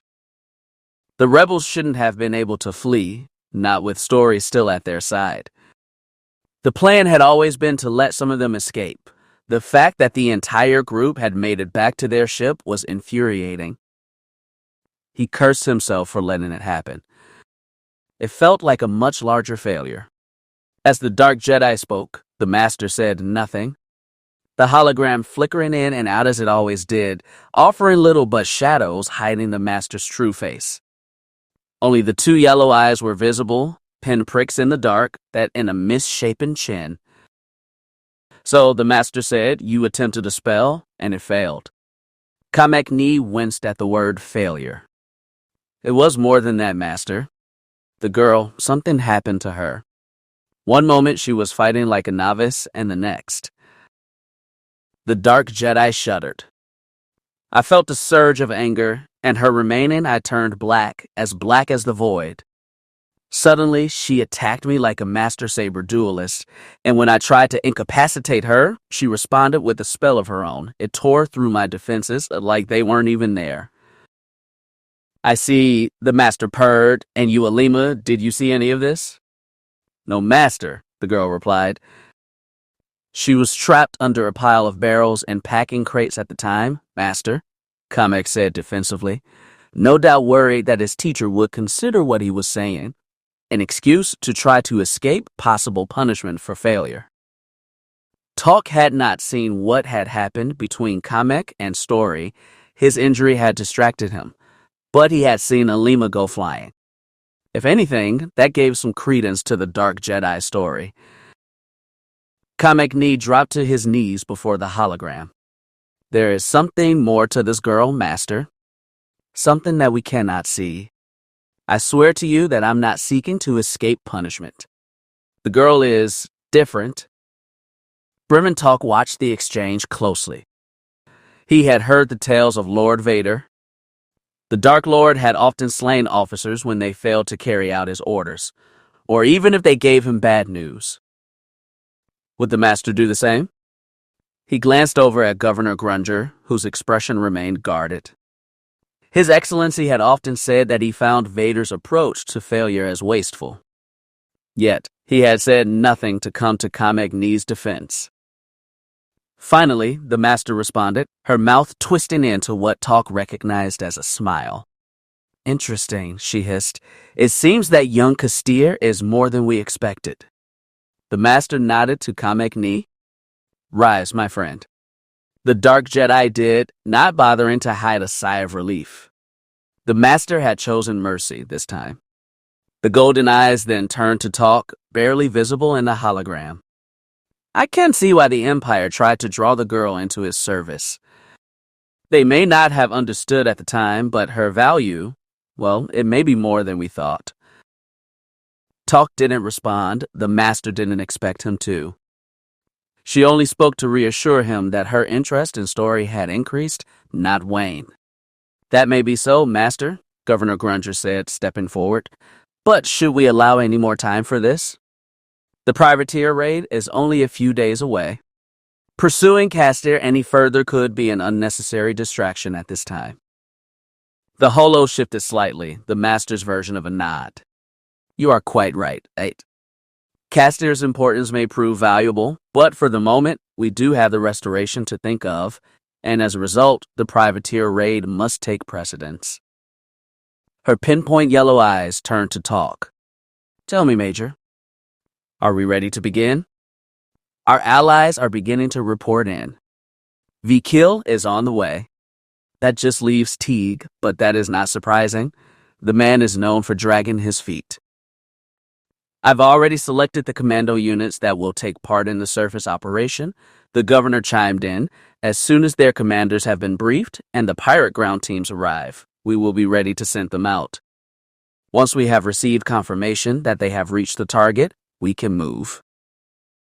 The Master's mouth twisted into that rictus grin again. Then everything is nearly ready, she rasped. After almost half a decade, it is nearly time to put the galaxy back on the path to order. Brementalk nodded. He was most eager to see that journey begin and to bring back the Empire that he had known and respected. The Master's gaze settled on Kamek-ni. I trust you are ready to play your part, my friend. Do not let what you experienced with the Castir woman cause you to doubt your place at my side. The Dark Jedi almost snarled. I have not lost my nerve, if that is what you fear, Master. I will do what is needed. The restoration will be carried out, and I will do what is required to see it done. A strange whistling sound emerged from the hologram. The Master was laughing. It was an ugly sound, Talk thought, a terrible sound. I fear nothing, Kamek, and if thought you unready or unable to do what I require, you would not leave this chamber alive. The Dark Jedi swallowed hard. All the while, Alima watched with a look of hungry anticipation. You will do what is required. I have foreseen that, the Master added. You will accompany Alima with the ground team. Make sure that what we desire most is secure. Yes, Master, Alima and Kamek-ni said in unison. You will take Major Talk with you. He has a part to play in this stage of the restoration. Talk's eyes widened. Me? Is that wise, my lord? Grunger asked. My aide is not. He has a part to play in this game. 8. The Master again focused her cold gaze on Brementalk, making him shiver. I sense your desire, Brementalk. Succeed in this mission, and you will have what you want most. Also, when you return in victory, you will be brought before me. I think it is time we met beyond just speaking with words and tricks of light. You should stand in my presence and behold me in all my glory. I am honored, master, the major said, noticing the hungry look in Alima's eyes. That look both terrified and excited him, much as the woman herself did. Again, the master's attention was directed at Governor Grunger. You will contact me again when the fleet is ready. The future is moving quickly now, my friends. Those that can't keep up will be left in the dust. We will be ready, Grunger said confidently. I trust you will, the master answered, and again the hologram faded, leaving only an echo of the master's passing. Even that echo radiating power and darkness. Talk let out a breath he didn't know he was holding. His blaster burn itched maddeningly. His Excellency turned to him, making him stand at attention. It seems that you have been noticed, my friend. I do hope that you can live up to the master's expectations. I will do what I have always done, sir. I will serve you in the Empire to the best of my abilities. See that you do, the governor said, as he turned on his heel and left the room. His guards were waiting just outside the chamber. Before talk could follow in his wake, those doors sealed, leaving him alone with Kamek Ni and Alima. The two dark Jedi regarded him with the look of dangerous predators. The master's attention and favor are dangerous things to endure. Imperial, Kamek Ni warned him. You would be wise not to falter. And you would be wise not to falter again. Kamek Ni, Alima said, putting herself between the two men, her smile cruel and vicious. You are one to talk, Alima? I faced the Castier woman blade upon blade. You were taken out of the fight before you could even get that far.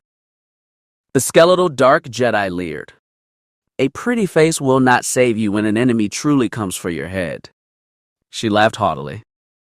My beauty is something you will never enjoy, Kamek. He sneered at her and left with a dramatic flourish of his cloak. Again, Brementalk found himself alone with Alima. Again, his heart began to race. He was so close to her. He could smell her perfume, almost taste it on his tongue. She gave him a wicked look. He is not wrong about one thing, Brim. The master's favor is not something to be taken lightly. She believes you have value, and you must prove that value quickly, unless. He nodded. She didn't need to say more. He remembered the fate of the Annihilator's captain. He had no desire to share his end. I'm familiar with the plan, Bremen told her. I know what is going to happen, but I don't know what we are after when we reach the surface. What does the master want on Borlus? The Dark Jedi gave him a playful look. Some would call it a piece of art, history, or a relic, but what it truly is, only the master herself knows. It is something necessary to the restoration, and that is enough, is it not? Brementalk nodded. Yeah, that was enough. He had chosen this path. When the governor had first approached him about the restoration, he was willing to do what it took to see it through. Will you recognize this object on sight? Alima nodded. I've seen pictures, and thanks to my father's sources, we believe we know right where it is. The privateer raid will be the perfect distraction, and together we will acquire it and bring it back to the master. She reached out and touched Bremen's face. He could almost feel a jolt of electricity at her touch. This is dangerous, he thought. She is dangerous. The governor's daughter. He needed to be careful. She smirked. He wondered if she could read his thoughts. It was said that Darth Vader may have had that power. Was Alima powerful enough to do the same? We will stand before the master together. We will offer this might gift to her, and her gratitude and rewards will be ours. My reward is serving the Empire, he answered, bringing back the order that the rebels have taken away. She pouted slightly at his words. Is that the only reward you desire, or is there something more? He looked into the almost shaped eyes, brown and flecked with gold. He felt a shiver of excitement run down his spine. He wanted to serve the Empire and Moff Grunger, but He looked into those eyes it felt like was drowning. He wanted to touch her, to let her know that he did want more. Would she turn away? Would she laugh at him and think him a fool? Or he took a shuddering breath. Or would she let him take what he wanted? He found himself thinking about Story, what he had wanted from her. She had denied him, but that was more the innocence of youth than anything else. Well, he was not a nervous teenager anymore, and standing here, before this powerful and dangerous young woman. He felt a sense of nervous heat, and a tightness that should not have been, not in the presence of His Excellency's daughter. Again, he wondered if she would reject him, or elevate him to her level. He couldn't say. Her hand was still on his shoulder. He resisted the urge to wince in pain. She would place her hand on his wound, would she not? He endured the pain and let it strengthen his resolve. He took her hand in his, felt the softness of her skin. Her mouth opened slightly as he caressed the back of her hand with his fingers. He pressed her hand to his lips, a chaste kiss on her knuckle, what might have been expected of a gentleman of the galaxy's true nobility. Those who served the Empire. "We need to do our part," he said in a husky voice. "We should be focused on the mission now, nothing more." He saw a flash of anger in her eyes. Did she feel rejected? He hoped not. This was not a rejection. It was a reminder of her duty, of their duty. What happened next? Well, that was for after the mission. If they succeeded. If Privateer succeeded. Then they could discuss what happened next. The mission, she purred like a dangerous animal. Yes, that is what we should focus on. He nodded grimly. She turned sharply on her heel and walked away. Bremen could not stop his eyes following those swaying hips. She paused as the door opened. "Prove that you deserve to stand with us and the Master," she said over her shoulder. "Prove that, and you will be surprised what might be offered to you." She left without another word, leaving him alone with his thoughts and the burning in his blood. He sighed. Incentive, he thought, something more than his duty. A hint of a smile came to his lips. He still wanted Story. He wanted her to remember her place at the side of order, but now, he shook his head. Now he wanted more. He shivered, again rolling his injured shoulder, embracing the pain and itching. His hands curled into fists. She wanted proof. Well, that is just what he would give her. Chapter 37. The Unexpected Plan. Palpatine's vault is on the planet Borlis. Grunger's attack force will be hitting that world in 3 days. Webb crossed his arms. Now we have to decide how best to deal with this. He looked over his team. They were currently inside the ready room of the Solace. They had needed to push the Dreamer Singeens into the Red Line to get back to the Republic fleet and the medical ship. Gav's health had taken a turn for the worst along the way, but Dreamer's medical systems had kept him alive. They had sent word ahead, and a medical team had met them in the hangar. Webb would have liked to have stayed at his friend's side, but he had needed to contact General Kraken as soon as they had arrived. He had figured out what Grunger was up to and where the governor would likely strike next. Right now, the group was all assembled, with the exception of the injured Bothan, who was at that moment floating in a Bacta tank. His condition stabilized after too many close calls on their journey back from the core. Webb didn't like the idea of going in further without his best friend, but time was not on their side. They had a very small window to stop Moff Grunger. If the Force was with them, they just might succeed. His team said nothing. They had been here less than a day, but despite what they had faced, seemed eager to continue on. Mane stayed close to Justine, his hand on her shoulder. Sayal sat next to him, her features hidden behind her Mandalorian helmet, her armor scarred from their recent encounter, though from the tension of her posture, she looked like a loaded spring. Story was surrounded by her droids. Normally, they would have remained aboard the Dreamer, but since they handled so many of the ship's functions, he wanted their input for the plan he was about to outline for them. They would need Story's ship in top form for the plan. The plan that Webb had just cleared with General Kraken. It would be risky, but both Webb and the General felt they had little choice. Grunger's ambitions had to be stopped now. Hopefully, what they had come up with would be enough. Justine's eyes narrowed as the image of the planet Borlos appeared on the holo in front of them. It seemed that the ex-Imperial was familiar with the world. Webb outlined what Republic intelligence knew, just to bring the others up to speed.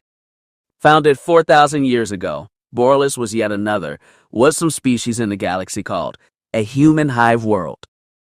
During one of the more peaceful periods of Republic history, the planet had been transformed into a world known for producing businessmen and women, people that had drove the old Republic's expansion. It had left the Republic briefly during the Dark Age over 1,000 years ago, but rejoined in the aftermath of the reorganization that came with the Great Reformation. Given its position, it was heavily fortified during the Clone Wars, but had never seen a major attack.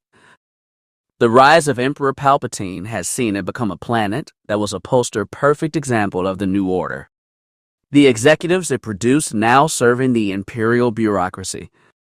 Given that history, it was no wonder that it had become one of the primary planets that were now propping up the dying empire and was believed to be the current Imperial capital.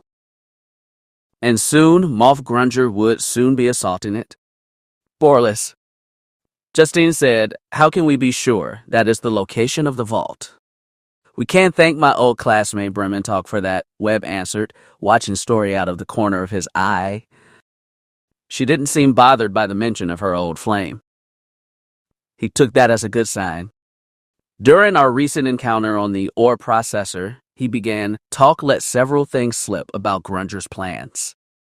Chief among them, that in 5 days the Moff Council would cease to be a problem for the governor, and given what we know about the Moff's operations, that has led Republic intelligence to come up with several scenarios that have led us to conclude that Borlos is the governor's target. Webb pressed a button on his datapad. Images of the planet's surface, as well as still images of at least 6 Imperial governors speaking together, floated before the group. Webb continued with his briefing. After speaking with General Kraken, we have confirmed that the Council of Moffs, the group currently leading what is left of the Empire proper, is at this moment meeting on Borlos. It is a staunchly Imperial world, and to most seems a well-protected fortress. His expression turned grim. The local fleet boasts no less than 10 star destroyers of various types, not to mention over a dozen light cruisers and smaller support ships. The planet also has 4 Golan defense platforms in orbit and both a primary and secondary planetary shield. It is well prepared for a full-scale assault. As I said, it seems a fortress. Seems, huh? I guess all that armor isn't as secure as the Imperials would hope, Story said, leaning back in her chair. Or that recent events have made it so. That is correct. In the last 6 hours, Borlos has received several high-level communications from his surrounding systems. Communications about New Republic recon flights and the sightings of New Republic task groups probing those systems. In response to those transmissions, the admirals in charge of Borlos have drawn off a large portion of their fleet to reassure the surrounding systems. These new patrols have left the planet with only 2 star destroyers in the system, still powerful in the defense department, but vulnerable to an enemy that attacks with smaller, faster ships. Trench run syndrome, Justine said. Exactly, Webb agreed. Just like with the Rebellion's attack on the first Death Star, Borlos defenses are meant to hold off a large, full-scale assault, but would be weak in keeping out a strike force that uses starfighters and smaller vessels. Like those used by pirates and slavers, Sayal added. Again, Webb nodded. But what about the Republic recon flights in the area? Mane asked if the New Republic is probing the Empire's defenses. That is just it, Mane. They are not. I've spoken to Coruscant, and according to General Kraken, those communications are not accurate. The New Republic Ruling Council has not authorized any military operations in that area. Given the Republic's financial situation, we couldn't afford such a campaign at this time.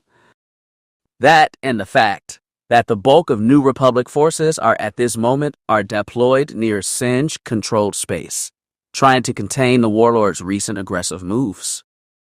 It would be impossible for us to take any further aggressive stance against the Empire at this time. Our intel sources believe that these so-called Republic incursions near Borlis are being staged by members of Imperial intelligence that have defected to Grunger's or one of the other warlord sides, and are feeding the Imperial military false information. I can see that, Justine said, but that doesn't explain why the General believes that the vault is on Borlis. Again, this is only a theory, but it is one that makes sense, Webb continued, using the information Mane provided us. New Republic intelligence has been monitoring the movements of 5 pirate groups that are believed to be in league with Grunger. These groups have accepted payments from Imperial sources, and we have confirmed that they are operating in systems within a 3-day striking distance of Borlis itself, all of them. It is also important to note that none have made any aggressive moves against each other. It would not take much for them to unify and launch an all-out attack on a single planet. Though we have not confirmed the location of Grunger himself, it is believed that he is aboard a ship in a nearby system, perhaps even the Annihilator, the Star Destroyer that was tasked with defending the Prakus system, the ship that fled Imperial service after its attack on Aberdero City on Prakus.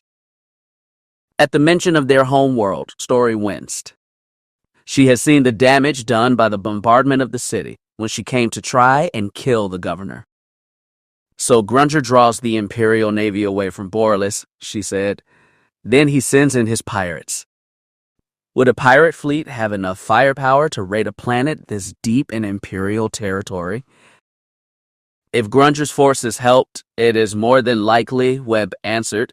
We know that Grunger has offered upgrades to the pirates and smugglers he is working with. Plus, as a Moff, he might even have clearance codes that would help them get through the planet's outer defenses. A Moff would have clearance codes for the shields, Justine said. A small strike team could land on Borlis and destroy several of the shield generators, making it open to attack. Webb nodded, just like the rebellion did on Endor. Justine shivered, as she often did at the mention of the forest moon. Those shields, she continued, with the destroyers gone. They are the only thing capable of holding back a raiding party. Ships used by groups like the ones Grunger recruited are just small enough to slip past the Gollans. If those shields were to fail, a small strike force could hit the planet and be gone before the Navy responds. Or a Star Destroyer like Annihilator could simply blast the planet, Webb reminded them. Goodbye, Moff Council. He let that sink in. He could see the looks being traded by his people. So, let us assume that General Kraken is right about all this, Sayel said. Palpatine's vault is on Borlis. Moff Grunger, backed up by a fleet of pirate vessels, raids the planet. Say they make it dirt side and secure the vault. And why stop there? Story added, if the Moff Council is on Borlis, why not kill 2 Minics with a single blaster bolt? Take out the Moff Council and secure the vault at the same time. Webb nodded. He was glad to see everyone was on the same page. Sayel looked at him. You would think that the New Republic would want the Moff Council gone. Why not let this Grunger destroy them, cut the head off the Imperial snake? If the Moffs were gone, the whole of the Empire might collapse. That is possible, but there is an even worse scenario that the New Republic can't afford right now. If the Moff Council was wiped out, it could splinter the Empire even more than it already is. That would be useful. However, it is also possible with the deaths of the Moffs, a single Imperial leader could rise. Right now, the New Republic benefits from the Moffs squabbling over both resources, plans, and hardware. It has kept what is left of the Empire weak, but if those Moffs were gone, and one of the warlords could take charge of the Imperial Navy, the one still loyal to the proper Empire, they could reunify the Empire, Story said, and if this Imperial leader had Palpatine's vault, and whatever is inside of it, they could use that to either bribe or bully the remaining warlords into rejoining as well. Webb nodded. As of right now, the New Republic is not in a bad place. Our enemy is divided between the Moff ruling council and the warlords that are squabbling across the galaxy. Right now, Coruscant is dealing with 30 or 40 different Imperial factions. With at least that many different agendas, these factions are content to fight each other as much as they are trying to fight the New Republic. That infighting has given New Republic High Command an edge, but if that were to change, if the Empire were to reunify, total Imperial forces across the galaxy are far more than what the New Republic possesses. We would find ourselves back in the same position that we were in right before Endor, not only outnumbered by a resurgent Empire, but outgunned as well, that could tip the war back into the Empire's favor. Suffice to say, we can't let that happen. Story's eye narrowed. He could tell by her frown that she didn't like what she was hearing. So what does Kraken want us to do? How can we stop Grunger from getting the vault? As I said, the New Republic's primary military might is, at this moment, deployed against Warlord Singe. We don't have the ships or people to beat him to Borlus and secure it, but New Republic intelligence does have Imperial communication codes that it has cracked, and that has allowed us to come up with a plan. Website. He didn't really like this plan, and he didn't think the others would either, but it was the best shot they had, maybe the only shot. Intel has identified the admiral in charge of Borlus defense, a man named Rogris. His flagship is the Star Destroyer Agonizer. We also have the Agonizer's patrol route and task route calm frequency. So, Sile asked. He sighed. Here we go. We pick a rendezvous point and intercept Agonizer. Using our Imperial codes, we contact Admiral Rogris, claiming to be Imperial intelligence officers, and warn him about Grunger's raid. What? Story hissed. It is our best option, Webb shrugged. Kraken wants us to use the Empire to stop Grunger, Sayal said, sounding just as angry as Story appeared. As I said, it is our best option. The New Republic doesn't have enough ships in that area to secure Borlus, so we might as well simply deny Grunger his victory. What if the Moffs get Palpatine's vault? Story asked. That could be just as bad as letting Grunger have it. If we're lucky, the vault will never be breached. If the Imperial Navy makes it back in time, Grunger's allies will be destroyed, and maybe the Moff too. If it is opened, maybe whatever prizes Grunger takes from it will be destroyed in the Imperial counterattack. Webb shook his head. Look, I don't like this plan any more than the rest of you. I joined the rebellion to fight the Empire, not prop it up, but today, this is our best option. Justine shook her head. We need to keep the Empire weak and divided. If we save the Moff Council from Grunger, that might even make them take a tougher stance against the other warlords. It might even convince some of the governors that the New Republic might be a better option than trying to hold onto what is left of their dying government. The New Republic might even come out ahead in this. I don't understand. Agent Carr, Mane said, why not simply have the New Republic contact the Moff Council directly? Why the scheme with us pretending to be Imperial intelligence? Too many of the Moffs would not believe the information if it came from New Republic High Command, Justine told him. Most of the governors are die-hard Imperial supporters. They would question anything from those they see as the enemy. Some might even see this as proof that the New Republic is planning to attack one of the surrounding systems, and they will pull off even the last of their ships just to meet it. Justine is right, Webb agreed. It is safer to let the Imperials believe that they are handling this matter by themselves.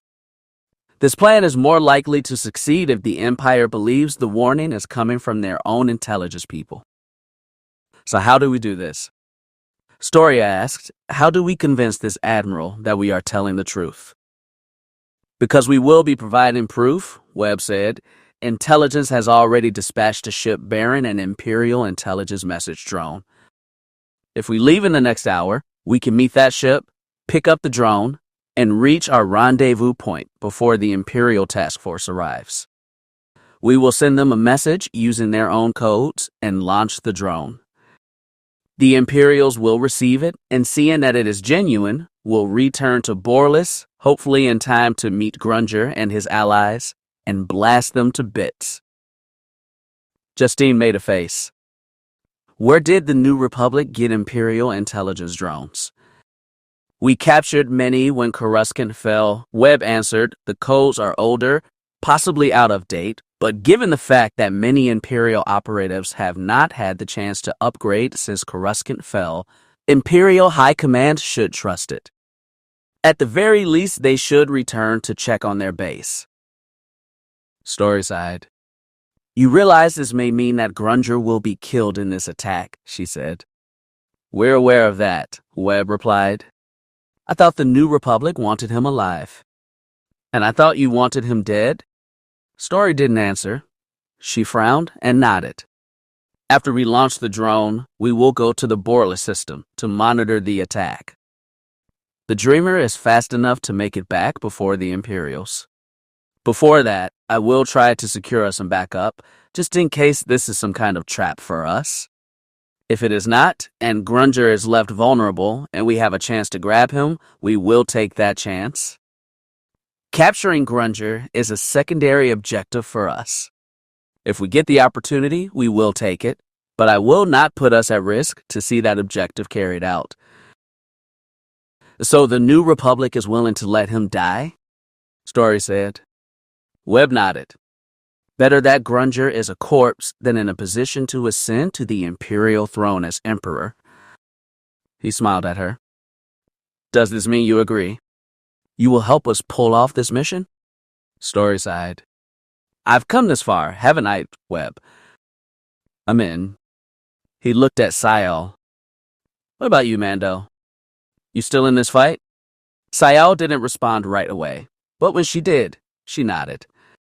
I'm still under contract, she answered. I will go with you. Who knows, I might even get a line on the Master. I'm still committed to finding whoever it is and making sure they are no longer a threat. Mane gave Webb a concerned look. What about Master Gaff?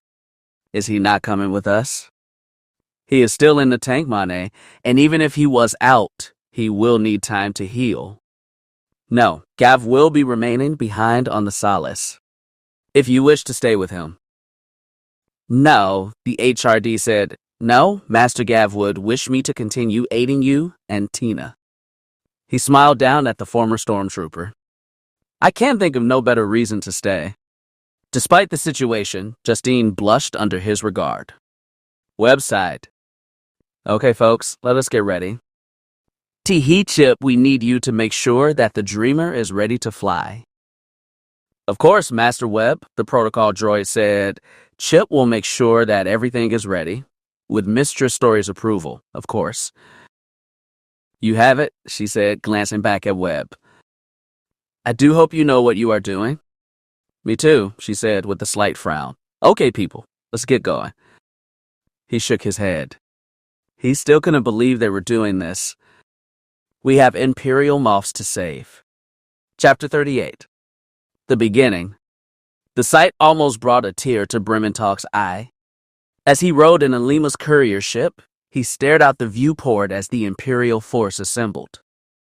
They were the last ground team to leave the flotilla. The commandos and pirate landing parties had left less than an hour ago and would be on station before the Dark Jedi's courier ship arrived on Borlis. Kamegni sat behind the pair, still nursing his injuries, his anger smoldering from the embarrassment Story had given him. Tal could almost feel that anger it radiated off the Dark Jedi, but for the moment it didn't matter. He was lost in the beauty that floated before them. The major smiled. The beauty of renewed imperial power. The Annihilator was the center of the newly gathered flotilla, the lines of the Imperial Star Destroyer hearkening back to the power that was once mighty 3 years ago. Off its bow floated the Victory-class Star Destroyer Dominance, yet another ship that had served for years in the defense of the Prakus system. Just below that fine vessel was the key that would hold this operation together. The Empire's Embrace, an interdictor cruiser, is massive gravity wells, ready to pin down any enemy ship trying to escape the Empire's judgment. These 3 ships formed the nucleus of the governor's fleet and would ensure victory in the privateer operation, an operation that was now a go. The governor had called in as many favors as he could, gathering the support ships necessary for this raid. Originally, he had thought he would only have 7 ships, but some last-minute successes had boosted their Imperial contingent up to 9. 3 Arquitens-class light cruisers had arrived, 2 Lancer-class anti-fighter frigates, and a Nebulon B-class frigate. These ships were fighting craft, every one with skilled, though far smaller than normal crews. Talk had been there when the captains of these vessels had been recruited. He would have been happier if they had joined out of loyalty to the governor and a desire to serve and to see the empire restored. But instead, the governor had been reduced to bribing those men and women into doing their duty. The mere concept of it left a bad taste in Talk's mouth. The fact that the empire had fallen so low that someone like Moff Grunger had to resort to bribing Imperial officers to do their duty. He didn't like it one bit. In contrast, the pirate fleet they had gathered for this operation looked just like what he had expected, a band of barely contained rabble. Dangerous and heavily armed thanks to Grunger's support. Even the lowest armed freighter now boasted military-grade turbo lasers and concussion missile launchers. The 7 groups had come through. He could not deny that.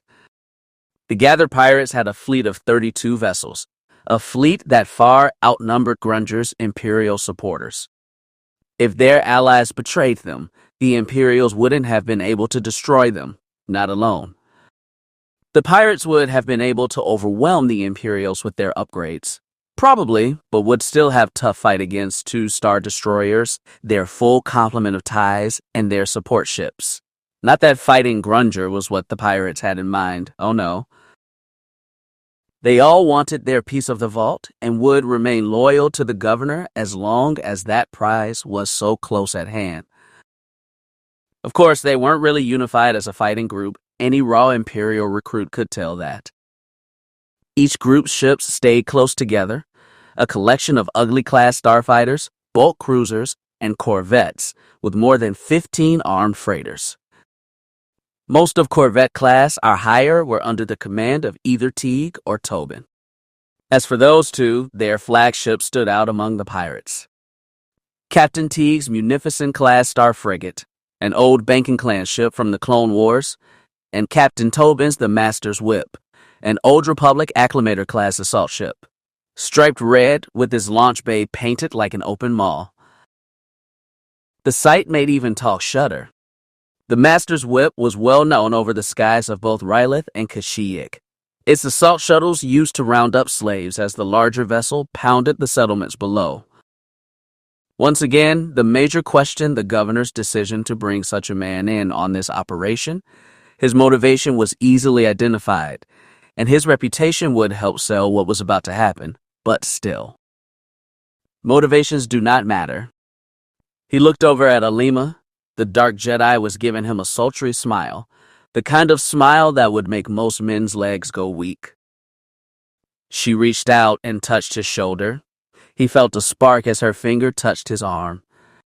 All that matters, Brim, she said, is that those around us do their duty. In the end, they will realize why they were needed and understand. He nodded. He often felt himself nodding when the Lady Alima spoke. He was not sure what to make of that. His thoughts returned to the governor's briefing, both the one offered the pirate groups and the private one with the Imperial captains. The plan was simple, yet effective. 2 ground teams were already on Borla's surface, a collection of Grunger loyal commandos and pirate raiders, their mission to disable one of the shield generators and secure the location of the vault. Once that operation began, the pirate fleet would arrive first, jamming planetary transmissions and pull in any Defense Force elements that the Moff Council might be keeping in reserve. Once that was done, the governor's forces would arrive, and disable one of the 4 Golan defense platforms, while the interdictor prevented any ships from escaping to warn any ships loyal to the Moffs. That attack would open up an entry vector in the lowered shields for the pirate landing craft. From there, they would assist the ground team in seizing the vault, emptying it, and returning to space before the rest of the Moff's fleet could return. That was the plan that the pirate leaders had been briefed on. The Imperial captains, well, they had other objectives. The Major was curious how their allies would react when the Imperials revealed exactly what the governor had in mind.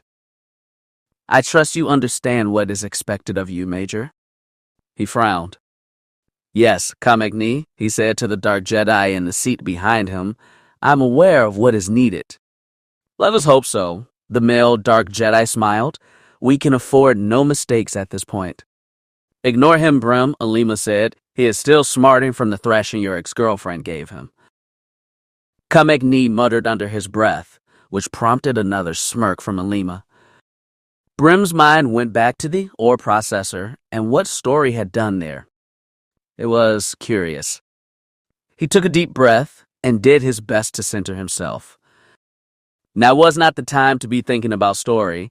He had a mission to complete, he and his 2 companions. It fell to them to carry out the master wishes. They couldn't afford to fail. Both the ground assault and space battle would cause a lot of chaos for Borla's security, and that chaos was useful. The master had learned the location of an artifact, something necessary for the restoration. It fell to the 2 Dark Jedi to acquire it, and Brementalk was along for the ride, a necessary member of the team, according to the master. Though, to be truthful, Bremen could not see what value he would be on this extraction mission. His position in the Imperial military would not serve him here. Plus, there were no Imperial troops with them, which made him wonder exactly what he was doing here. A chill ran down his spine. He had to ask himself, was he not supposed to return from this raid? He wondered if Alima and Kamekni had been given additional orders. Perhaps the governor had tired of his service, or the master desired his life for the failure to acquire Story back on the ore processor. Stop it. The side of him that was the diehard Imperial said Grunger would not waste time seeing you retired in such a way, and if the master had wanted you dead, there was no reason to arrange an accident. He had seen what the master did to the Annihilator's former captain. No, if the master wanted him dead, there would be no reason for arranging a death. No, if the master had wanted him dead, he would have been dead. She would have saw to that herself. Alima checked the controls before her and gave him another smile. "We are ready for hyperspace," she said. "Are you sure that the ground team will be on station before we arrive?" "If everything goes as planned, they will," Talk assured her, "and if the coordinates that the master provided are accurate, we will be well away from the trouble that the commandos and our pirate friends are causing." "Then we are ready," the female Dark Jedi said eagerly. "So let us be off." The Major nodded. It is finally happening, he thought, with a cruel smile. After months of preparation, it was finally time. The restoration. He watched as the stars stretched into lines. At long last, he thought, the Empire will be back. IOI. They arrived on the planet without incident, the courier ship landing on a private airfield outside the capital city.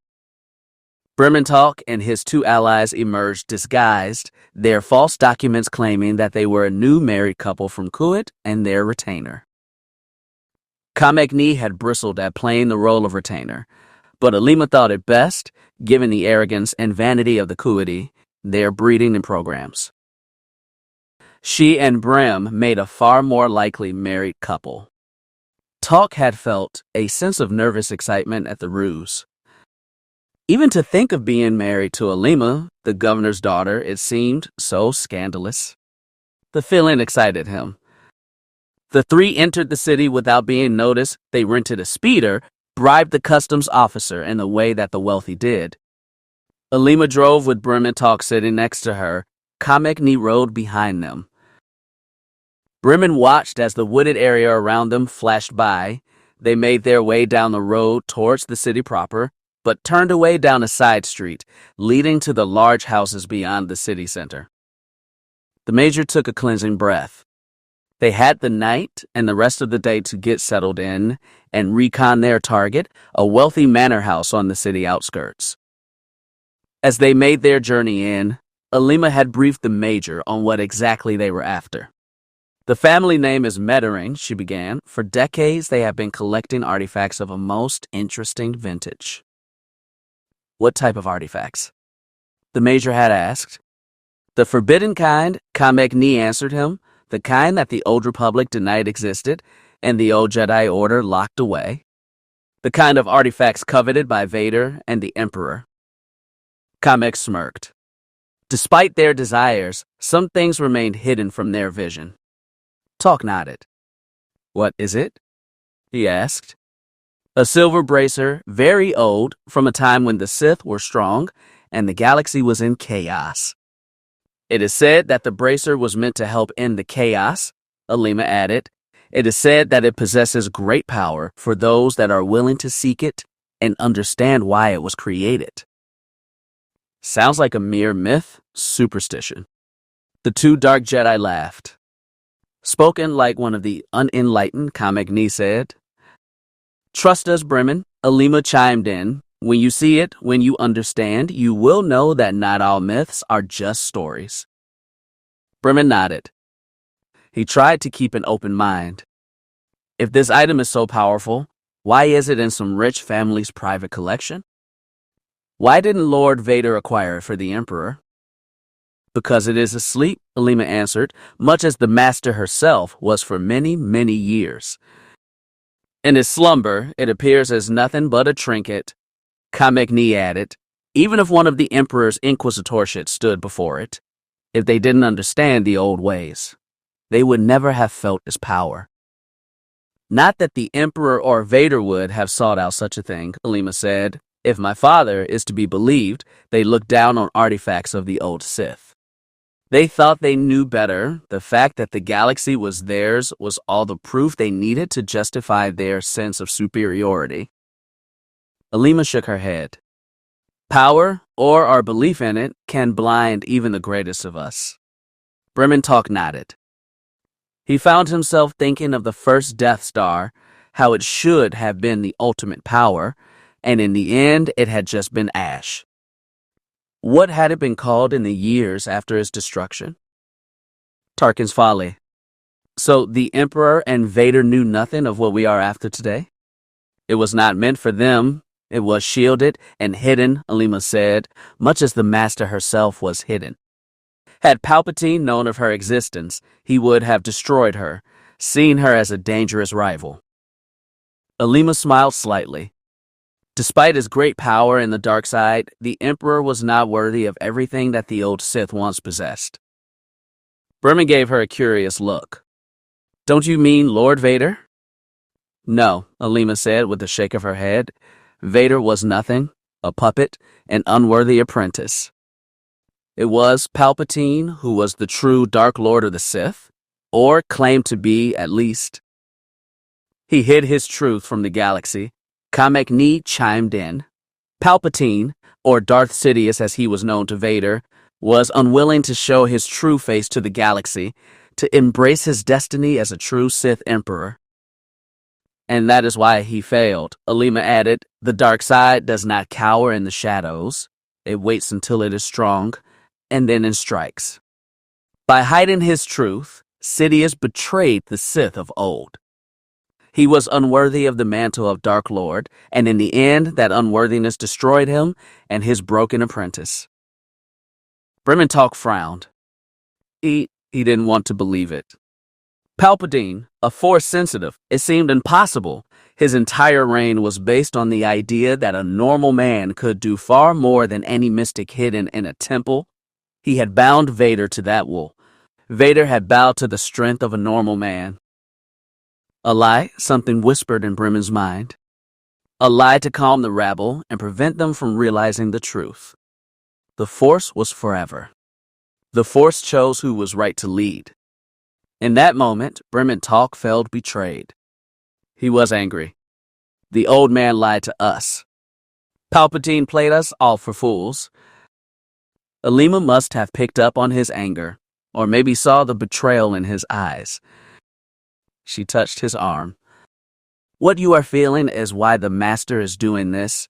She purred. The Empire as it was cannot exist again, not based on a lie. The restoration we seek, that you seek, is to put a proper ruler on the throne, one not afraid to show his power and crush the rabble beneath his heel. The governor, he said with a nod, your father? My father will be the face of the new empire, but it is power of the Force that will be the backbone of the new imperial system. The new Sith nobility will bring the empire the stability that it has lacked in the last 20 years. Two Sith may have built the empire, but more will be required to hold it together, to ensure that it lasts far into the next 1,000 years. Bremen Talk nodded. You will need to find more then. The Master will need to train more. Or create more, Alima said. Bremen gave her a curious look. Create? She smiled. You will see. Kamek Ni leaned forward. The Master has waited a long time for this moment, Imperial. The galaxy needs the Sith, and this mission is the first step in bringing them back. We cannot afford to fail. The Master will punish us, all if we fail. Then we cannot fail, Talk agreed. The galaxy needs the Empire.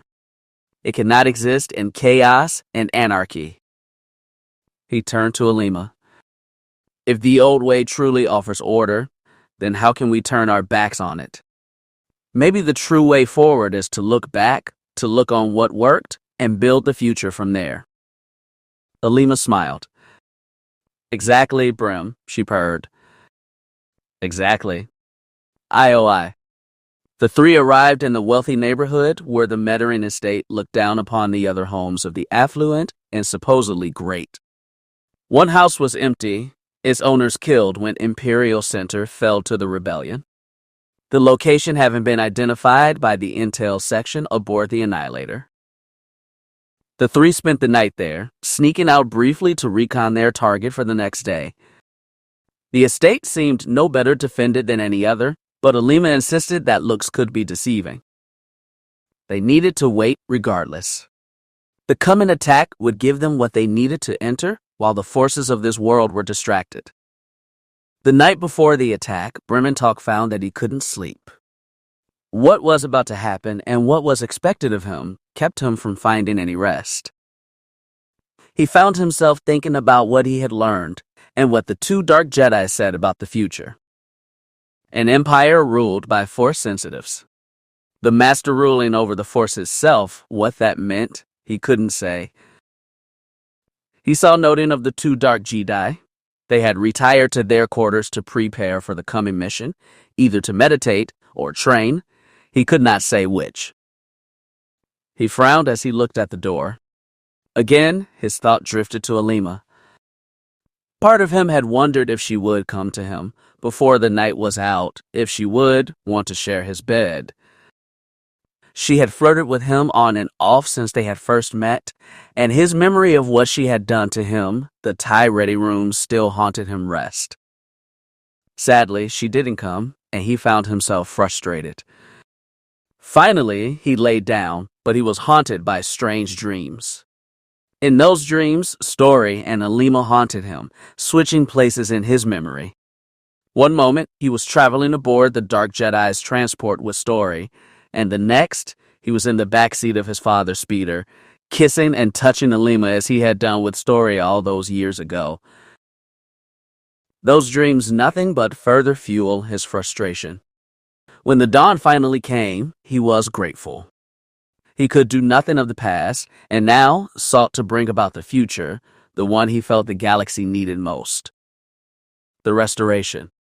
Before morning's end, the three had left their hideout and returned to the Mettering estate. The three had abandoned their disguises for black combat fatigues. The two dark Jedi wore their lightsabers on their belts, and Bremen carried a blaster pistol and carbine. It was about midday when they heard it, the distant sound of explosions. It carried on the air like distant thunder. Local birds squawked and took flight. Sirens blared from overhead airspeeders, responding to the attack on one of the capital's shield generators, and few moments later, the A-raid sirens blared throughout the city. Brementalk looked skyward. He could not see them, but knew that the pirate fleet had just emerged from hyperspace. He looked at the Mettering estate. They were in a wooded area just outside of it. Not long now, he realized. He looked at his companions. Both Alima and Kamekni looked more than ready. He took one final deep breath and drew his carbine. It was then that the three began to move. Finally, the Major thought eagerly. It has begun. Chapter 39. Missions. The Dreamer had been waiting when the Imperial Task Force arrived. 4-star destroyer strong, it carried enough firepower to slag an unshielded planet.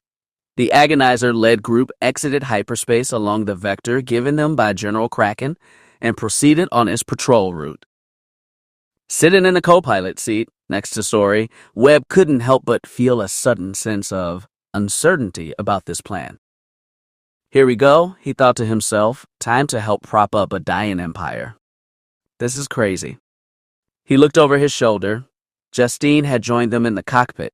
She looked out the viewport, taking in the distant star destroyers. By now those ship sensors would be up and running and would have realized they had someone waiting in the system for them. The Dreamer and her crew didn't have much time.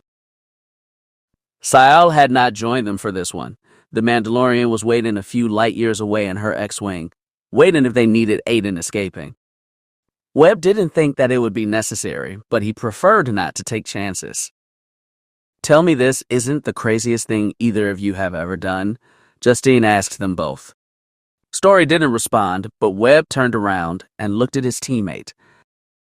Webb could see the nervous look on the former stormtrooper's face. Not that he blamed her.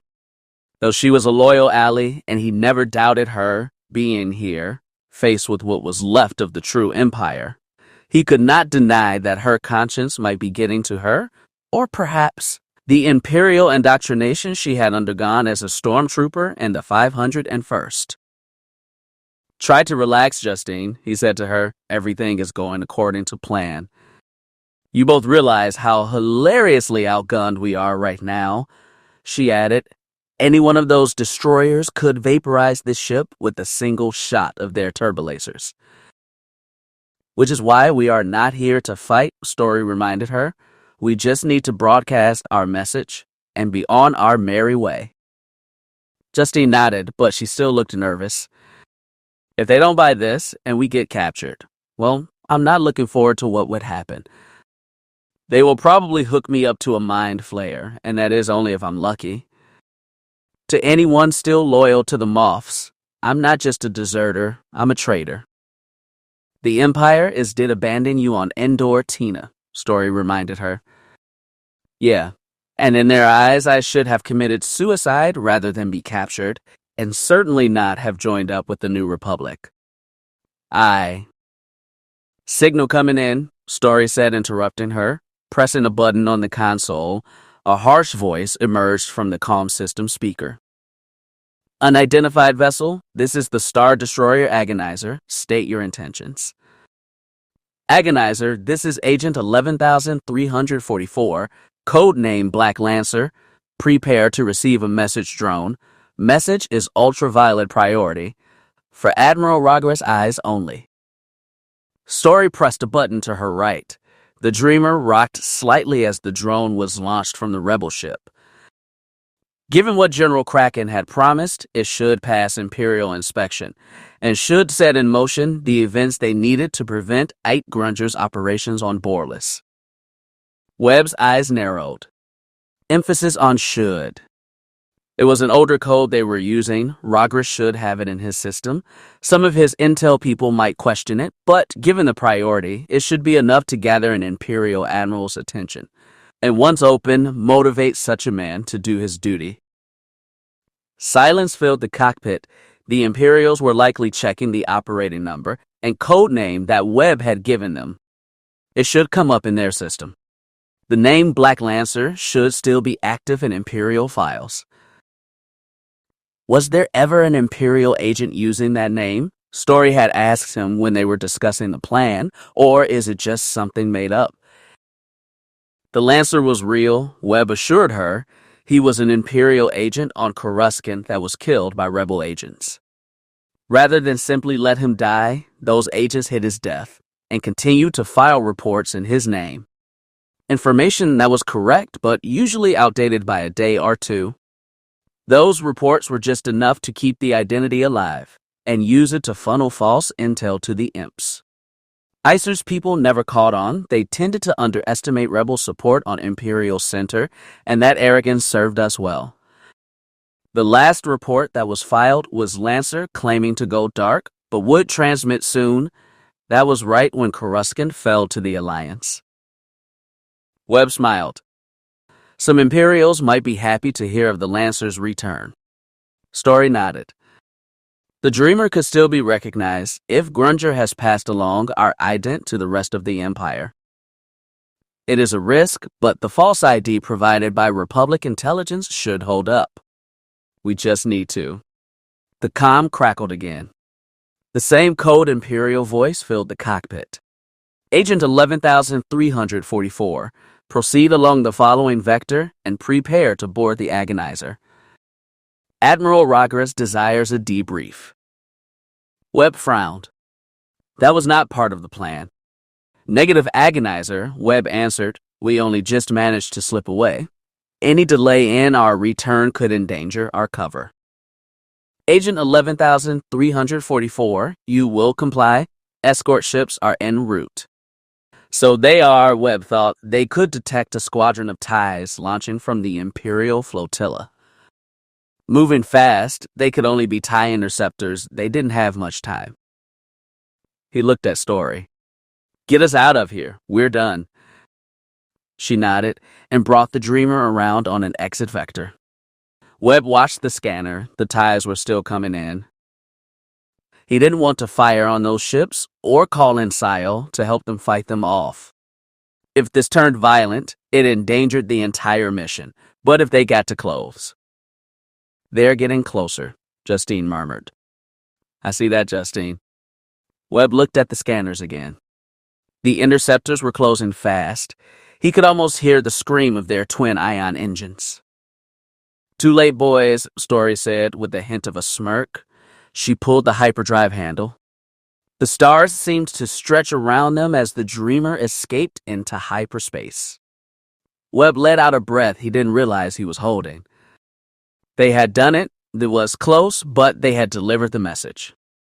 Now they had to get to Borlis and make sure everything played out as they hoped, and with a little luck and the Force. Aite Grunger's time and freedom would come to an end. He looked over at Story, who was giving him a pleased smile. So what now, boss? She asked. He smiled. It was a rare thing that she acknowledged his command outside of a combat situation. We rendezvous with Sile and proceed to the Borlis system. Hopefully, Admiral Rogers and his people dance to the tune we are calling. And if they don't, Story asked. Then we find a way to stop Grunger ourselves. Webb's eyes narrowed at the thought of the former governor getting away with all that he had done. An intense dislike rose up inside him, and with it a desire to give Story her heart's desire, to take the man's life by any means necessary. Yet that desire made him pause just for a moment. He had hated Grunger, sure, but had always thought it better that the man be turned in, not done in. That feeling of hatred, it was unlike him. It felt off, wrong. Is everything okay? Mane said, entering the cockpit, standing just behind Justine. He reached out and rubbed the former stormtrooper's shoulders.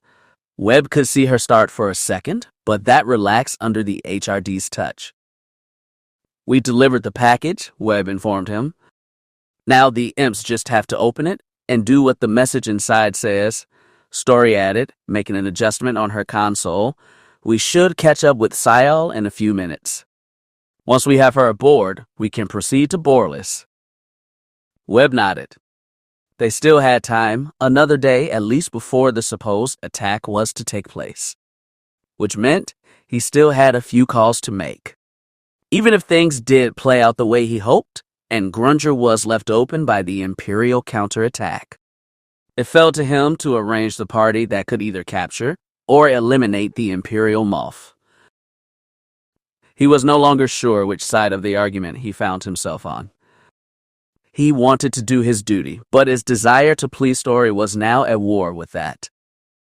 When did that happen? He found himself wondering. Probably the time she took you to her bed and let you do all the things you wanted to as a teenager, a small part of him whispered. He shifted in his seat, remembering that night, the smell of her hair, the taste of her skin, the heaviness of her body as she. He swallowed, his mouth suddenly gone dry. Problem? Story asked him. No, he answered quickly, hoping she would not sense what he was feeling or notice anything else. He turned in his chair slightly, hoping she would not notice his arousal. I have some work to do.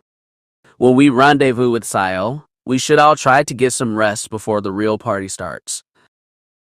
You're probably going to need the droid's help, Story said, rising from her chair. I'll send them up here. They know the comms better than even I do. Thanks, he said. Ship and tea, he would be a boon in the next few hours. Kraken had offered them a few elements that could become useful if a quick snatch and grab of Grunger was to be arranged. Webb was actually looking forward to that. The governor has seemed to be one step ahead of them all this time. It would be nice to see him on the defensive for once. Chip rolled into the cockpit as Story and the others left. The droid plugged itself into the Dreamer. Soon they would be at the rendezvous and pick up Syal and her ship. Then the real final dance would be ready to begin. IOI. A few hours later, Storycaster found herself meditating in her quarters. Trying to find the center that Master Tano had told her was always out there for one who followed the way of the Force. Story frowned. So far, she was having very little luck finding that place. Even as she breathed in and out evenly, the coming story played heavily on her mind. She would soon be in the same system as Aite Grunger, the man whose death she desired above, all the last step in her journey, she hoped.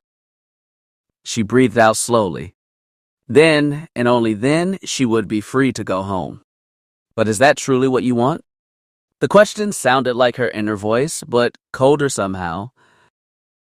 Is to become one with the Force truly what you want? Are you really ready to throw away all that you have found on this journey? And what have I found, she thought. A future. You are no longer alone, not if you do not choose to be. Webb would ask you to stay. He may even want you to stay. Do you truly think he would want you to willingly march to your death if it wasn't necessary? True, she had to admit, but what would she become if she stayed? What kind of life would she have once Grunger was gone and the mission that had defined almost a decade of her life came to an end? She opened her eye and shook her head. What would she become? What was even possible for her? She was not really a Jedi, and she didn't think she could ever be one. What would her place in the galaxy be? You might be surprised, the voice in her head whispered. Think it over. Your future might be grander than you expect. Story shook her head. She suddenly felt a chill go down her spine. A sense that she was not alone. She frowned. A sense that she was being watched. She reached out with the force, trying to find something amiss. She sensed Webb in the cockpit, working with the droids.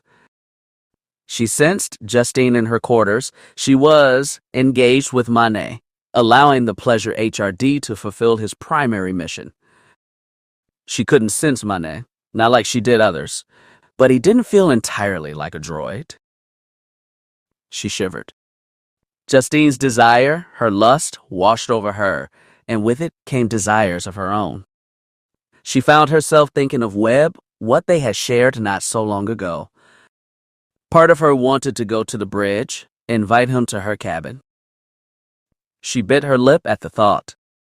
Memories of heat and need, the feel of his hands on her body, the taste of his lips, how it had been to have him beneath her, how it.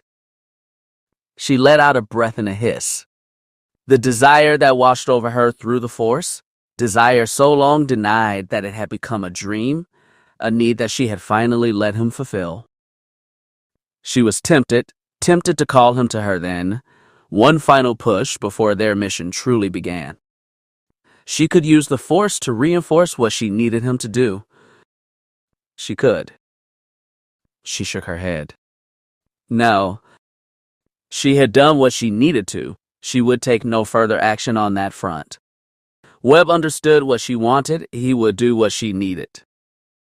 She saw no need to manipulate him anymore.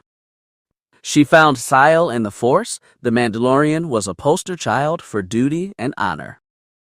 She tended to her weapons and armor with droid-like precision. She was creature on a mission too, but that mission was tied up with a history that bound her as tightly as the armor she wore. Years of history haunted the woman. Story didn't truly understand it, but she could feel what it was doing. Sile was hiding in that shell of hers, hiding behind the creed of Mandalore, not wanting to face what she had lost, what she denied, trying to avoid what mattered. That shell might crush her if she let it. Part of Story wanted to go to her, warn about the danger of that, but again, she hesitated. Such compassion was the domain of a Jedi, but she was no Jedi. Lady Tano had made that quite clear. So what am I then? She had to wonder. What will I become if I continue to follow this path? The future, storycaster of House Fardreamer, the cool voice in her head answered, whispering in her ear. You will be the great and glorious future. What that meant, she couldn't say, and in the end, it didn't matter. They were getting closer and closer to Borlis and to Grunger. She leaned back and tried to return to her place in the Force. She tried to gather her power and courage for the coming battle, readying herself to seize the opportunity to end the mission, and with it Aite Grunger. IOI. Story never noticed it, not in the low light of her cabin. She never noticed the shadow on the wall, but not quite a part of it. A stain not just in the world, but in the Force it masked itself well. It watched her with two tiny pinpricks of light, golden light that would chill the spirit of anyone who saw them, looked into those lights, and felt the desire, the fury. The shadow, the voice in Story's head, seemed to be gathering itself, preparing. Something in the shadow twisted, a mouth seemed to form, and almost smile. And now it whispered to itself. And now the end of the beginning. Story didn't hear it, but she would soon. Oh yes, very soon. Chapter 40. The Forgotten Prize. I've never seen anything like this. The chaos of the attack on the planet and in the capital proper had thrown the world of Borlis into panic. Disorder reigned in the streets as wealthy citizens cowered in bunkers, assault ships and ties flew overhead, and stormtroopers left their barracks preparing to repel the pirate invaders. So far, everything was going to plan, Brimmentalk thought. The design of the governor and the master playing out perfectly. The attack served two functions: to ready the world for the second phase of Operation Privateer, and to clear out any security that could respond to the break-in at the Mettering estate. Brementalk and the two Dark Jedi entered without a single problem. The Mettering family, if they were in attendance, had fled, according to the intel, to a bunker beneath the main structure, leaving the house both empty and open for attack. Kamek-Ni had deployed 4 probe droids outside the entrance. Barely larger than a human fist, the little droids were quick in disabling the security fence, and as the 3 entered the property, they flew on ahead, disabled any sensors, or traps set for the unaware. Bremen was unsure how the droids did this, how their tiny sensors could detect all the various security devices, but he could not deny the result. No alarm sounded, no droids powered up at their presence, and no guards brave enough to remain outside during the attack responded. In short, their incursion was going well. Bremen hoped the rest of the attack on Borlis was going so as well. The pirate fleet should be in orbit right now. He could hear the distant explosions. That should be Ground Team 1 dealing with one of the shield generators, weakening the planetary defenses just enough to allow the pirate assault ships through. Meanwhile, the Vault team were making their way to the location Governor Grunger had specified. What they found there, well, they were in for a surprise. The pirates in the group would find something unexpected their Imperial allies already knew and would act accordingly. All in all, everything was going according to the battle plan, and overall the attack would be successful, from Moff Grunger's standpoint at least. Not that being part of the overall attack was the plan of the 3 intruders. No, what they had in mind was far more subtle. It was not plunder they were after, but something else, one single thing. The master said that it needed to be acquired, and so it would be. The droids continued ahead of them, putting any security measure to sleep. No guards roamed the hall, either droid or human, none that the major could see. Perhaps they were hiding to, riding out the storm that was the pirate strike at this world. They advanced quickly, opening doors and moving silently. In the west wing of the estate, the 3 began their search. Brementalk shook his head. He was still not sure what he was seeing, and more importantly, could not explain the sense of wrongness in this place. He shivered.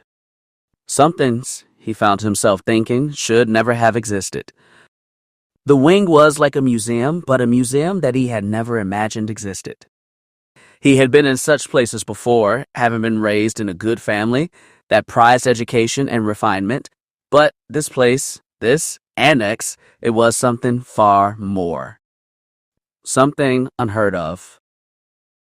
He had no real words, only a sense of foreboding.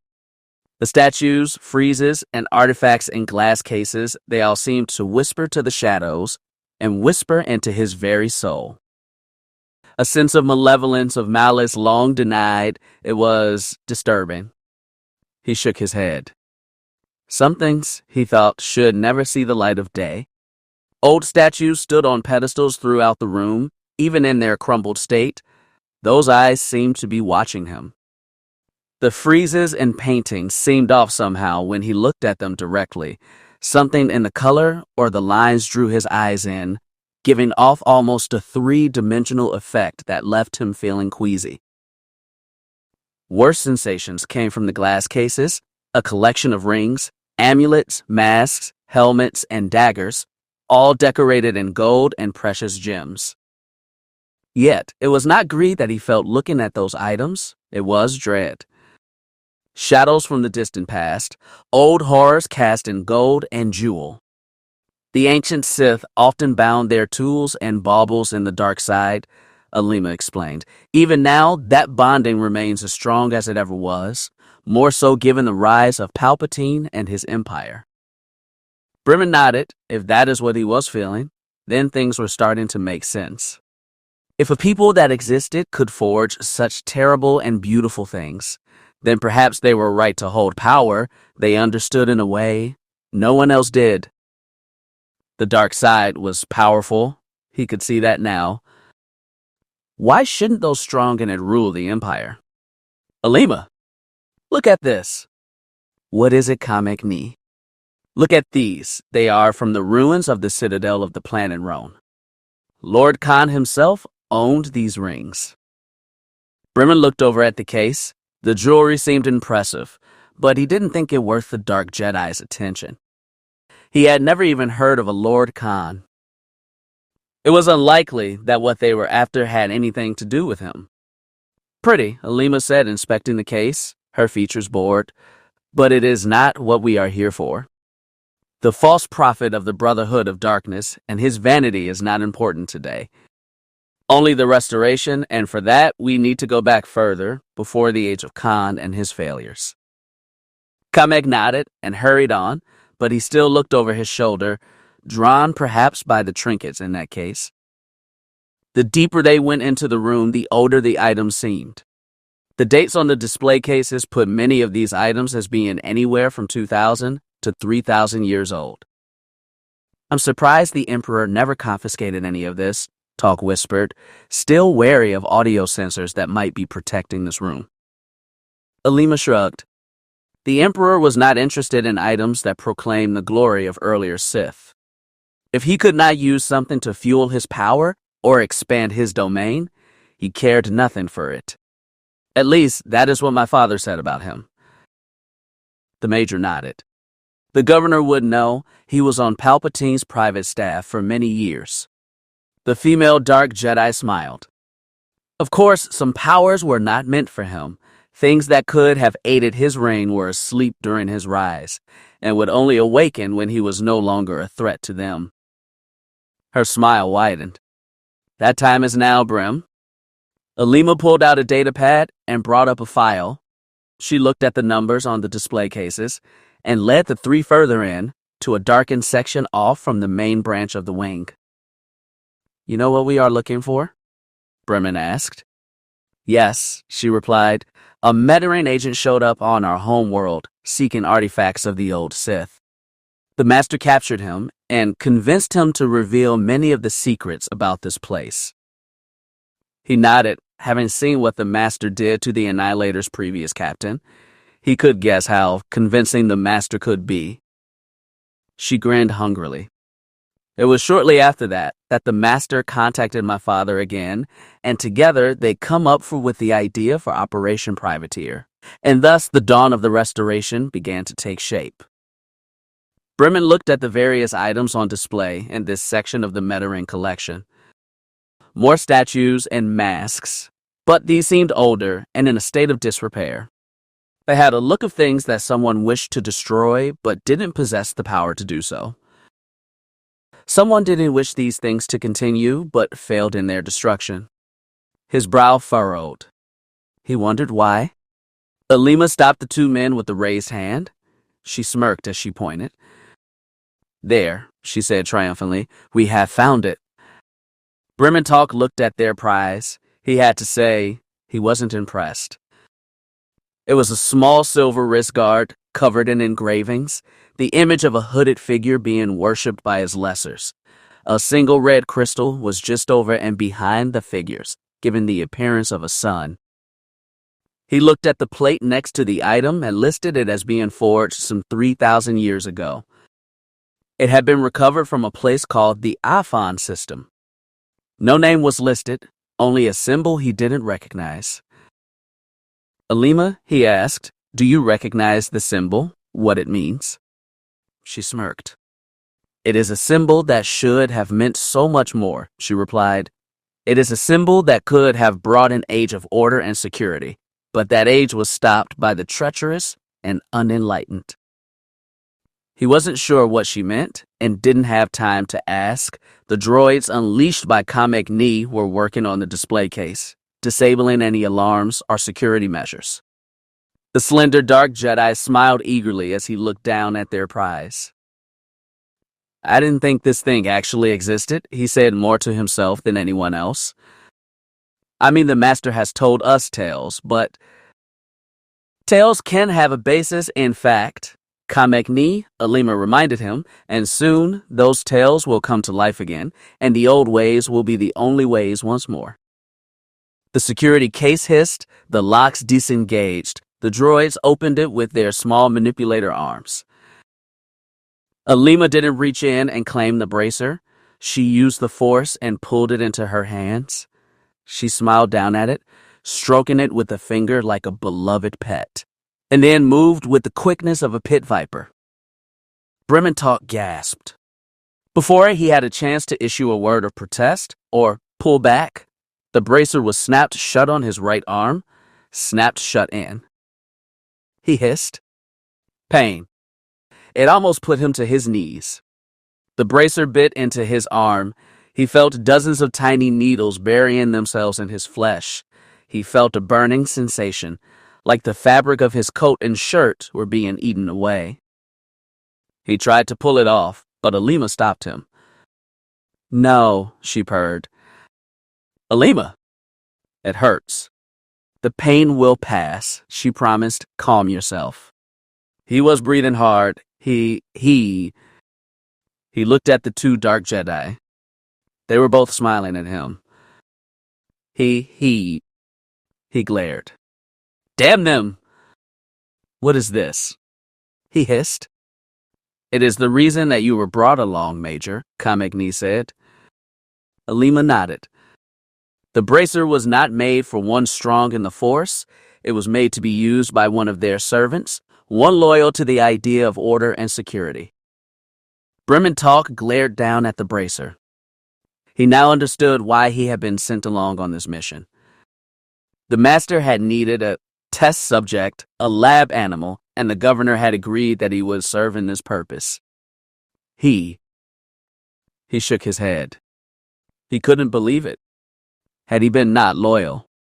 Had the governor betrayed him just to test whatever it was this thing on his arm could do? He looked again at Alima, her smile warm and inviting. She stayed close, making sure he didn't interfere with the bracer. She stroked his cheek with her finger. Despite the pain in his arm, he could not deny the excited jolt he felt when she touched him. He looked down at the wrist guard again. The red stone inside it was darkening. No, not darkening. He frowned. Filling. It was filling up with his blood. What is it doing? He asked. Alima's smile broadened. It is broadening your horizons, Brim, as it will one day broaden my father's. She laughed lightly. And one day, because of this bracer, this forgotten piece of Sith history, my father will destroy Luke Skywalker, and the Jedi will finally be no more. Bremen felt a sense of tightening on his arm, but the worst of the pain was over. The bracer now fully latched to his arm, fully dug into his flesh and drinking deep of his blood. Why, he couldn't say, but whatever was happening. He shivered. He could not say that it was entirely unpleasant. The intense pain was gone, and in its place, a sense of hunger. He licked his lips. He hungered. Not for food, but something. I don't understand, he said, looking into Alima's beautiful eyes. She gave him a playful giggle. You will understand, she promised. Soon enough, everything will be made clear. Kamek's knees datapad pinged. He drew it from his belt and read the alert there. His frown deepened. We are picking up power readings. Perhaps some security droids awakened when we opened the display case. Alima frowned. Then we have overstayed our welcome. Gentles. It is time to be off. My father will be arriving in the system soon, and he will expect us to be on station. Brementalk nodded. Despite his surprise at the governor's choice of how he was to be used, he was still an Imperial soldier, a major in the Navy of the Galactic Empire. He would do his duty. He had to keep the faith with his superior. He believed in Grunger and what they were trying to do. The restoration, the destruction of the rebellion, and the rise of Imperial power. If this bracer could aid in that, then he would endure the pain it offered. He had taken an oath to defend the Empire, to see it restored to what it had been before the debacle at Endor. He would do his duty. He would serve. He followed after Alima and Kamekni, The sense of dread he had felt when entering this room lessened somehow. The pain in his arm had been replaced with a warm itching, but he had no desire to scratch. Whatever it was doing, he could not say that it was unpleasant. In fact, he was starting to like the feeling. He smiled slightly. "What are you, little one, and what can you do for the Empire?"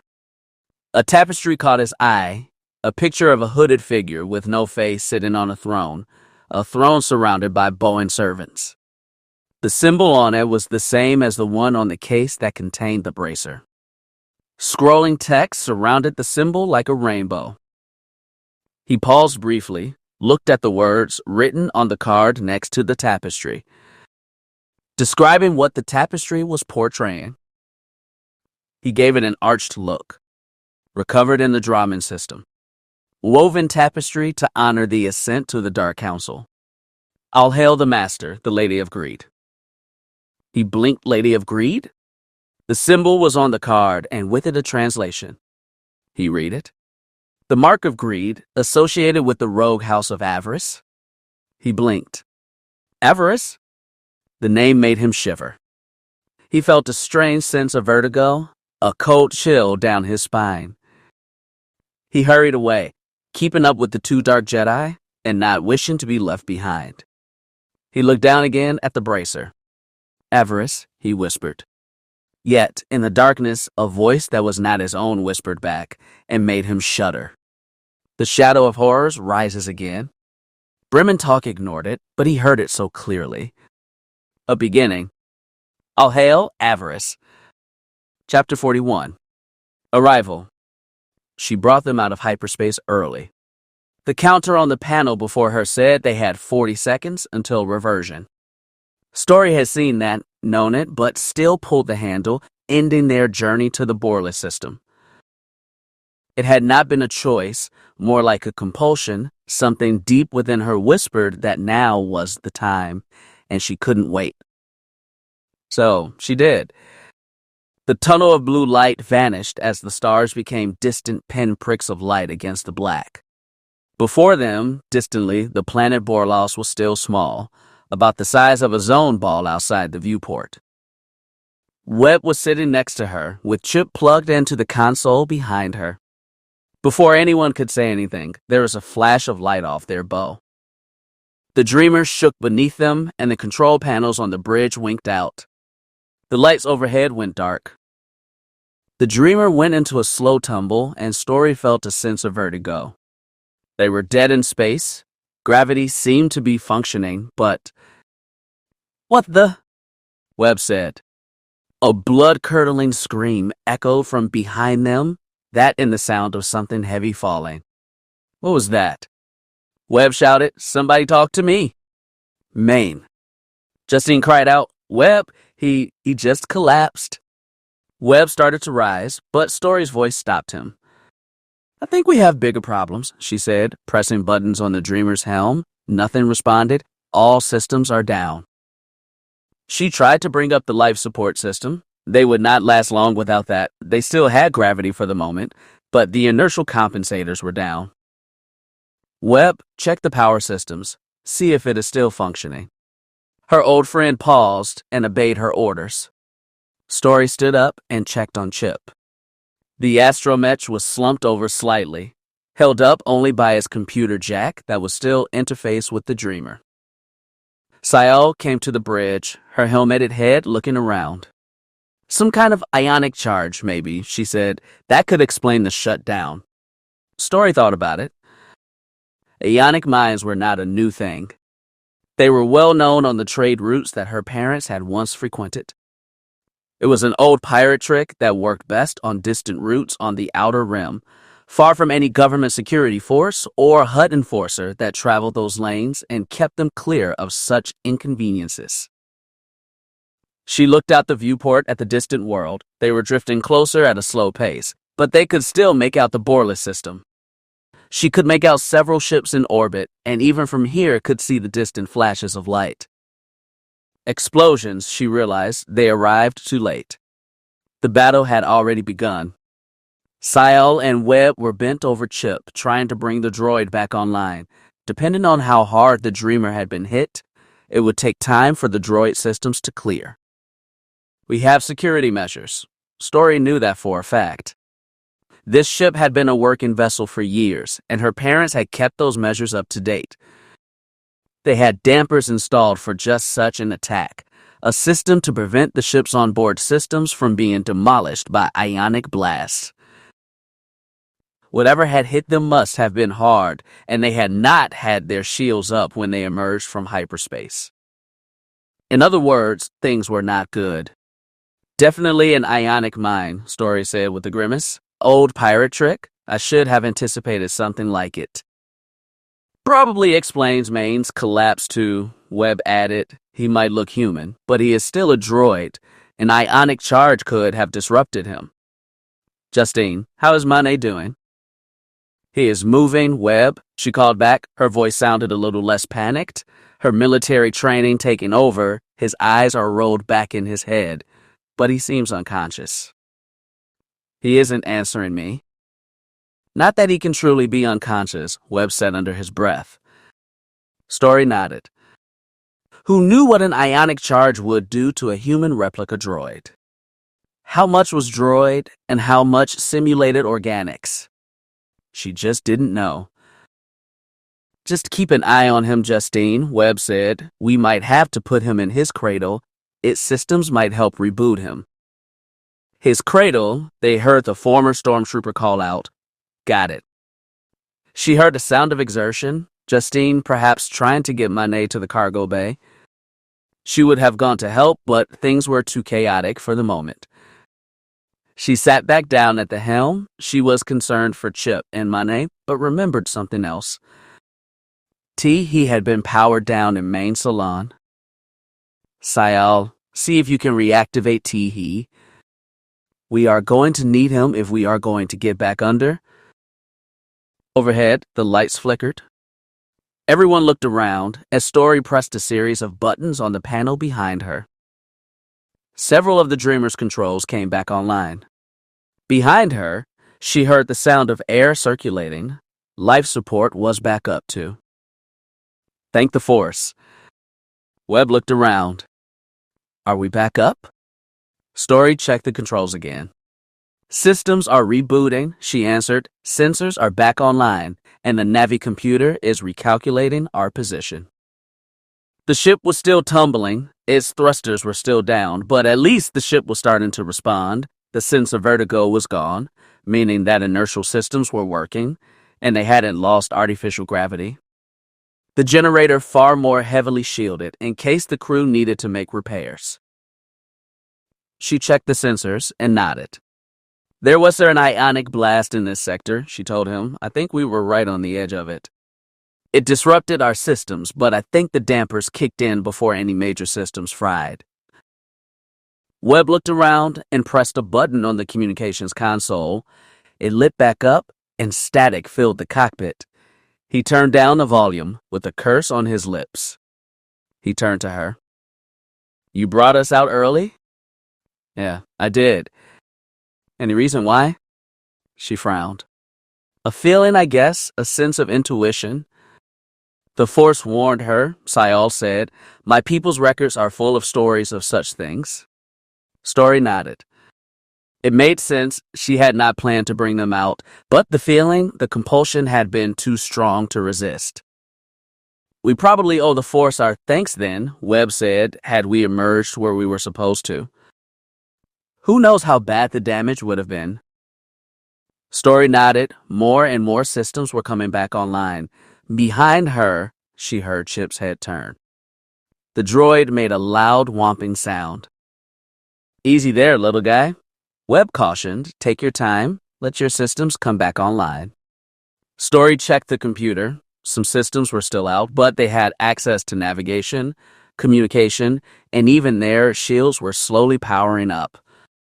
The thrusters had even fired, the ship righting itself. Defensive systems were. She got a look at the scanners and frowned. They would likely need those defensive systems. I'm picking up approaching ships on the scanner. They are coming in hot. Sayal growled. The pirates probably detected the detonation. They are sending in ships to see what they caught. They haven't caught anything yet, Story said angrily, pressing buttons, trying to bring the Dreamer's automated defenses back up. They had about another minute, maybe two, and the pirate vessels would be on top of them. Her green eye narrowed. I think we are in trouble. Not yet, Sael said, pressing some switches on her gauntlet. A small chime echoed from it. Howler is online. He had shut down during the journey and was shielded from the blast. My ship, too. She looked at them with barely hid excitement. My X-Wing can be ready to go in a minute. I can't get you out there right now, Story informed her. The Dreamer's force cylinder is offline. Don't need it, Sael replied. I can survive in deep space for almost an hour in the armor. I will go out the airlock and get to my ship. Someone just needs to hit the manual releases for me. I'm on it, Webb said, Story. See if you can get the rest of the Dreamer set systems back up. Defensive and weapons would be nice. I'm on it, she promised as the other two left the cockpit. Her brow furrowed. This was not the way she had hoped this mission would start. She had not planned to be disabled and left helpless at the edge of the system. She looked out the viewport again. She used the sensors to bring up a closer view of the fight. Borla's main hyperspace corridor was shut off by a collection of armed freighters, corvettes, and at least 2 Clone Wars-era capital ships. They were being engaged by TIEs and Imperial patrol craft, but she didn't see any Imperial military vehicles in the system. She frowned. No Imperial's capital ships at all, not the Moff Councils, and not Moff Grungers. That didn't make any sense. She checked the sensors again, and again she got no reading. The pirates and outlaws that Grunger had hired were here, as expected, but there were no sign of the Moff or his forces. The Moff Council's defense force had not returned yet. Maybe they hadn't cracked the message drone that Webb's people had sent out. Still, she expected for Grunger to be here, to make sure that this attack went off without a hitch. Yet she saw no sign of Imperial ships among the attackers. Grunger wasn't here. Unless he was on one of the pirate capital ships. But that didn't feel right. She didn't sense him, not right now. True, she was still pretty far away. But again, the Dreamer shook beneath her. That would be Webb disengaging Sael's X-Wing from her ship. The black and gold fighter shot away, accelerating quickly to what could be called attack speed. Scanners showed 6 enemy starfighters approaching. Sael would be outnumbered. She worked quickly trying to get the Dreamer's defenses back up and the automated laser cannons. Sael would need their help soon enough. Her frown deepened. Webb had said that he had arranged some help if they needed it. Well, it looked like they did. She would call him up here. Get him too. You have all the help you need. The cold voice echoed in her mind, making her shudder. No, she thought. Not again. You are going to hurt my feelings? Story Fardreamer.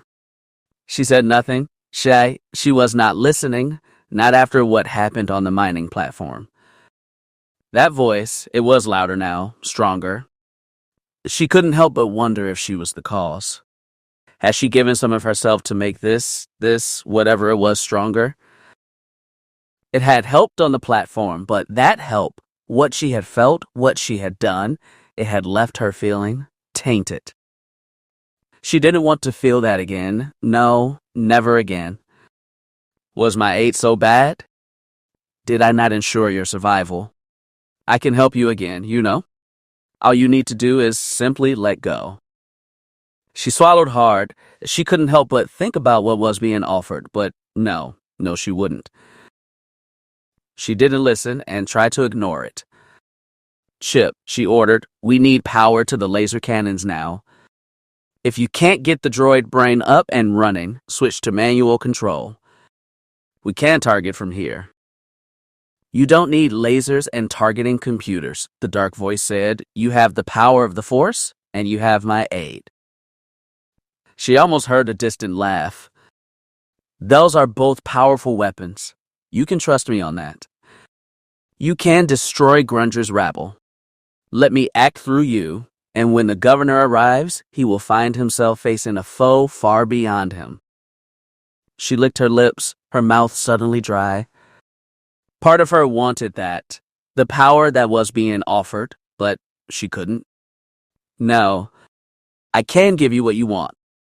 She knew that, but she also knew something else. Power came with a price. You are going to die. Your friends are going to die. Why not use my power? Why not let me in? I helped you before, I can help you again. She shook her head. No, this was not the Jedi way. You are no Jedi, the voice said. It sounded disgusted with her. The cockpit around her seemed to grow darker. Chip didn't detect any change, but it was there. Story shuddered. She could almost feel cold breath on her neck. The Jedi are nothing, they have become nothing. You have seen that in your travels, they hide when they could be making a difference, mopping up what is left of the Empire. They could be shaping a new order, but they hide. They are weak, and their path is not the only way to know the Force.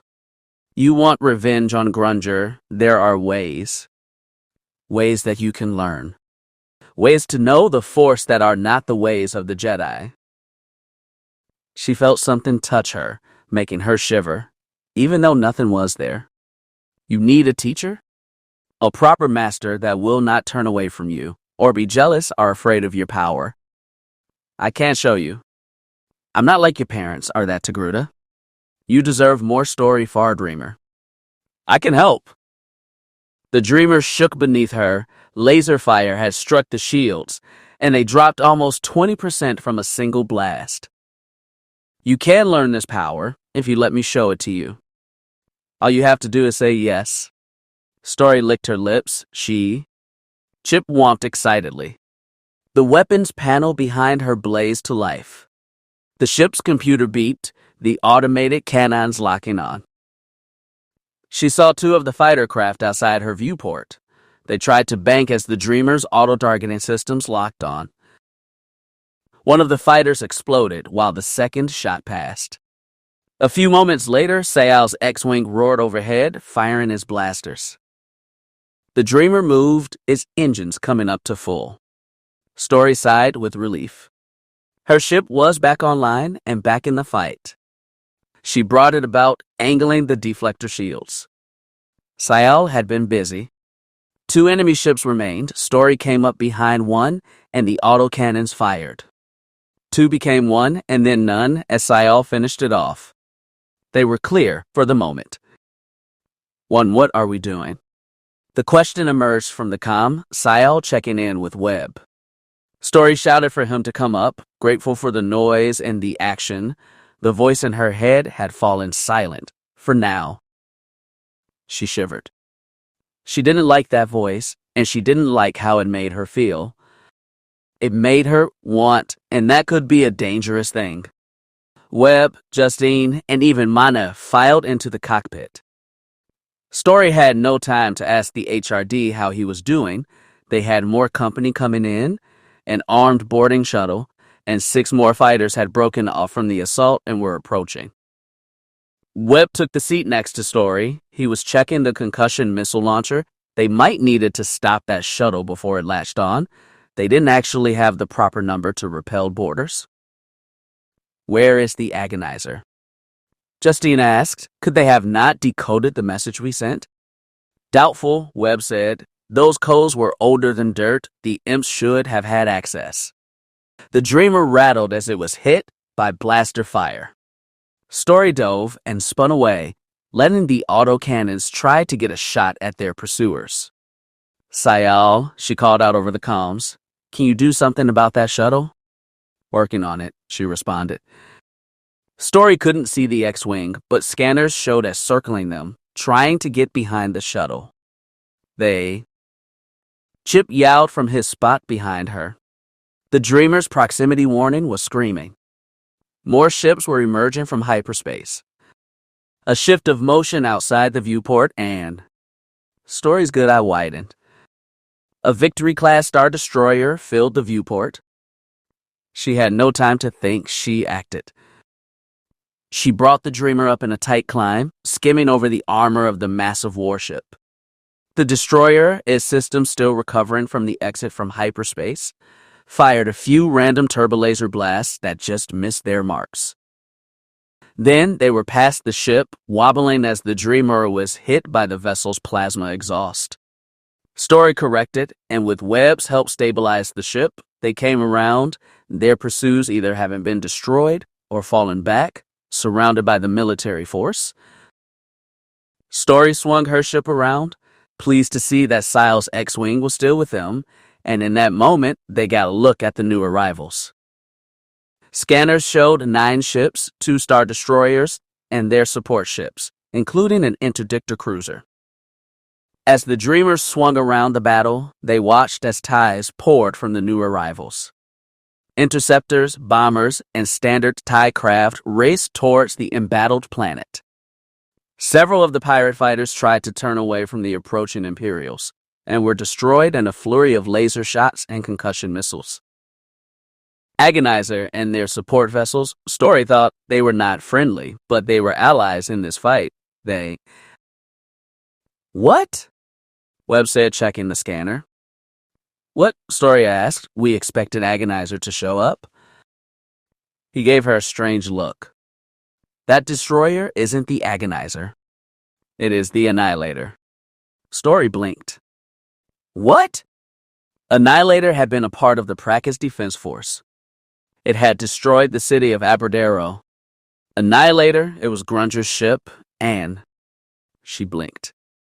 Grunger was attacking the pirates. He was attacking his own forces. His allies. She shook her head, not understand. What?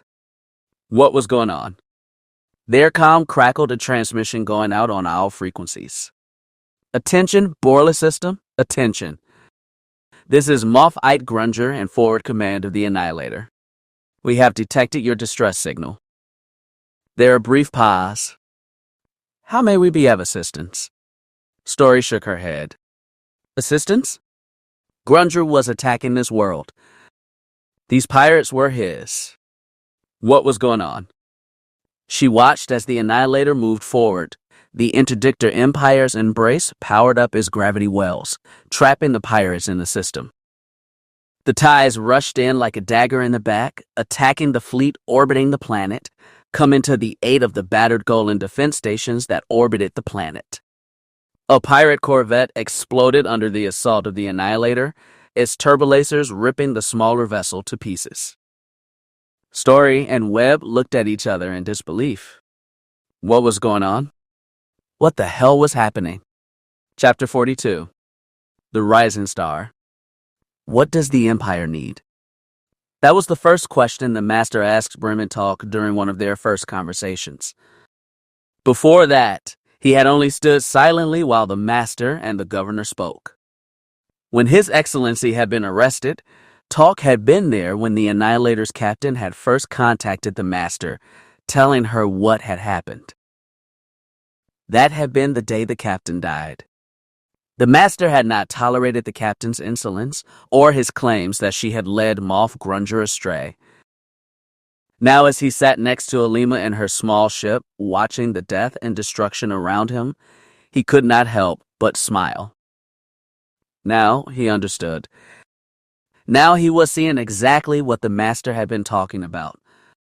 The ship was in high orbit, just at the edge of space, staying close to the planet's polar region, watching the battle through sliced images from the various spy satellites in orbit.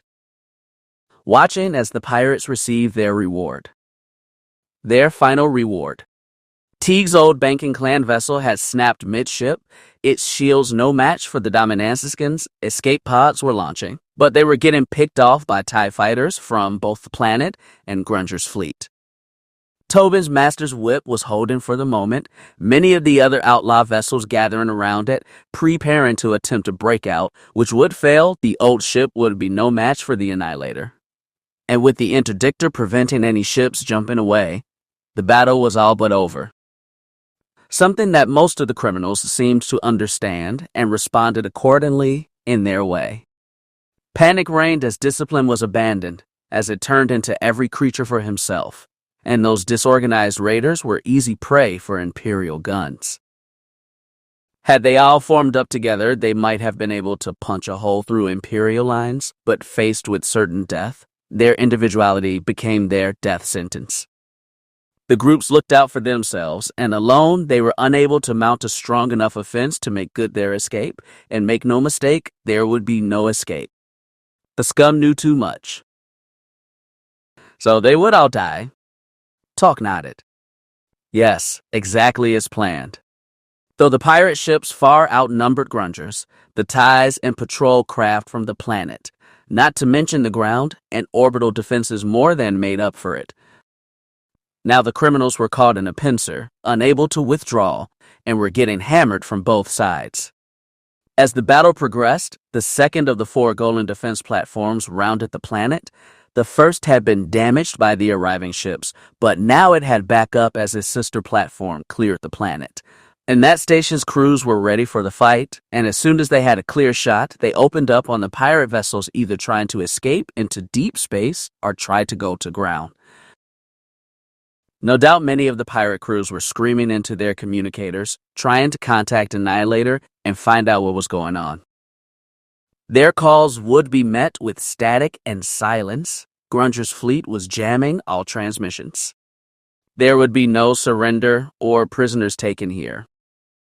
Any prisoners that could be taken would likely be able to answer some inconvenient questions. That could not be allowed. Teams were already on the surface. They would deal with any survivors. The commandos that were sent to assault the so-called vault would deal with any remaining scum. The surface of Borlis was now as deadly as the skies above it. Let them try to run to the surface. Even if they made it, there would be no escape there, Brementalk knew. Despite the weakening of the planetary shields, as the plan had called for, the secondary shield remained as strong as ever, catching several ships between it and the outer shield, now being restored as power was rerouted from the damaged station, where the pirates' ground team had struck. The damage would be bad, of course, but not so bad that repairs could not be completed. Again, all part of the plan, not the one that the pirates had been privy to, but the true plan, Project Privateer. Grunger's would-be allies had believed that they were part of a raid on a hidden vault that housed the secrets of Emperor Palpatine, that the Emperor's hidden wealth was about to be theirs. As the ground team was no doubt discovering in that moment, the moment they breached the vault. There was no wealth for them to claim, no hidden treasure left by Palpatine.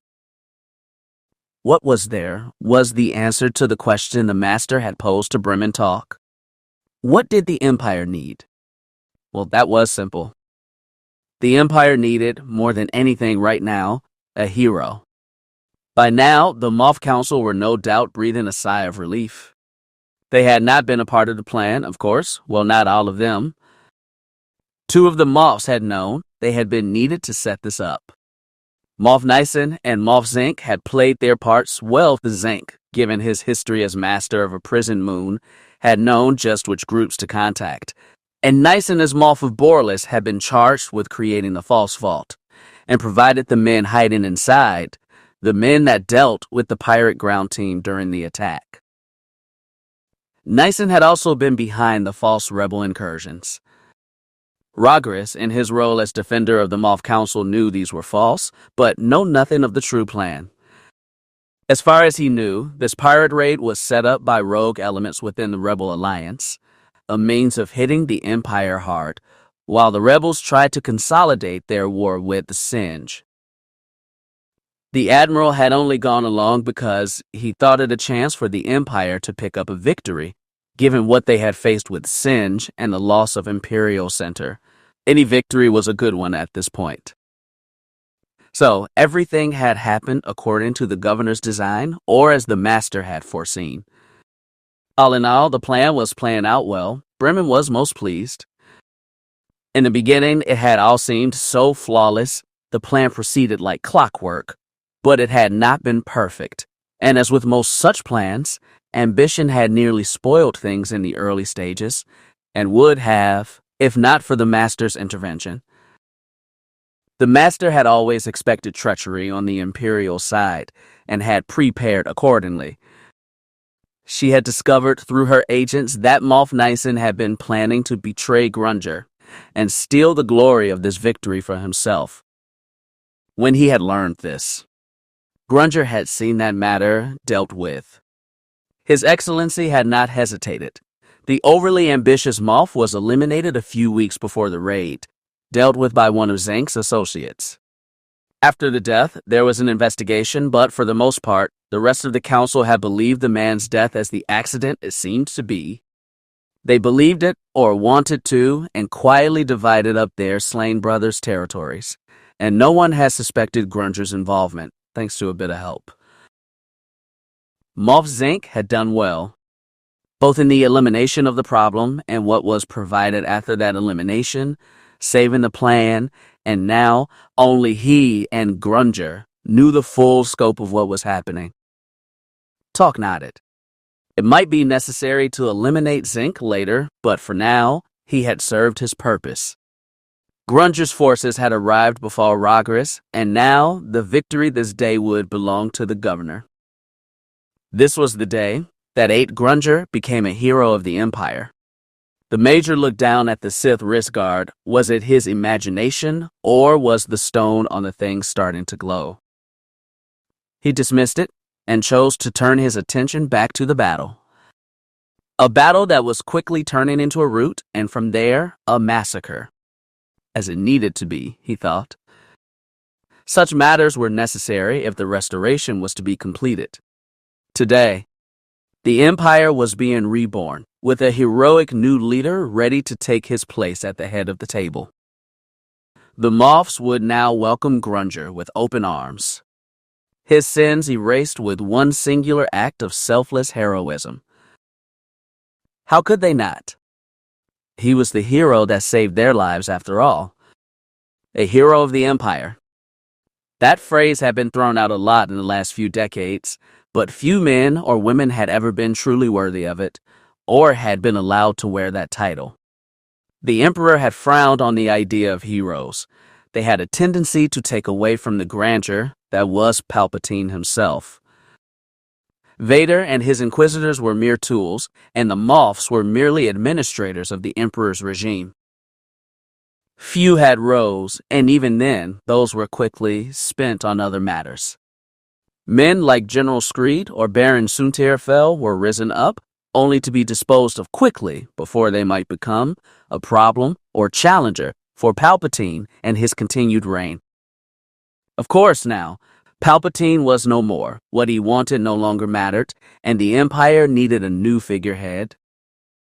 Grunger would fill in that role nicely. The Major looked over at Alima. Her beautiful eyes were alight with the destruction before them. A playful smile came to her lips. "Betrayal, the coin of our realm," she whispered. "What must be done?" On the screen before them, 2 more corvettes were destroyed. They had managed to damage one of Grunger's light cruisers, but had not managed to break through the blockade. The ship fell back to await repairs, yet no enemy got through. Before them, the extermination of the pirates continued. Brementalk considered the beautiful Dark Jedi's words. Betrayal had been at the core of Privateer. He was not entirely pleased with it, leading these people to slaughter and death. They had trusted Grunger, and now they were dying for that mistake. It was dishonorable. Talk understood that, but in the end, he could live with that choice. If the Empire returned stronger than ever, their sacrifice would be worth it. The pirates wouldn't have asked to be martyrs to the cause, but that was the role they were meant to play, and play it they would. The Annihilator pushed forward. The Master's Whip and his few allies tried to fight through the lines and clear a path to a jump to hyperspace. They closed on the Imperial Star Destroyer as his guns opened up fully on the smaller vessels.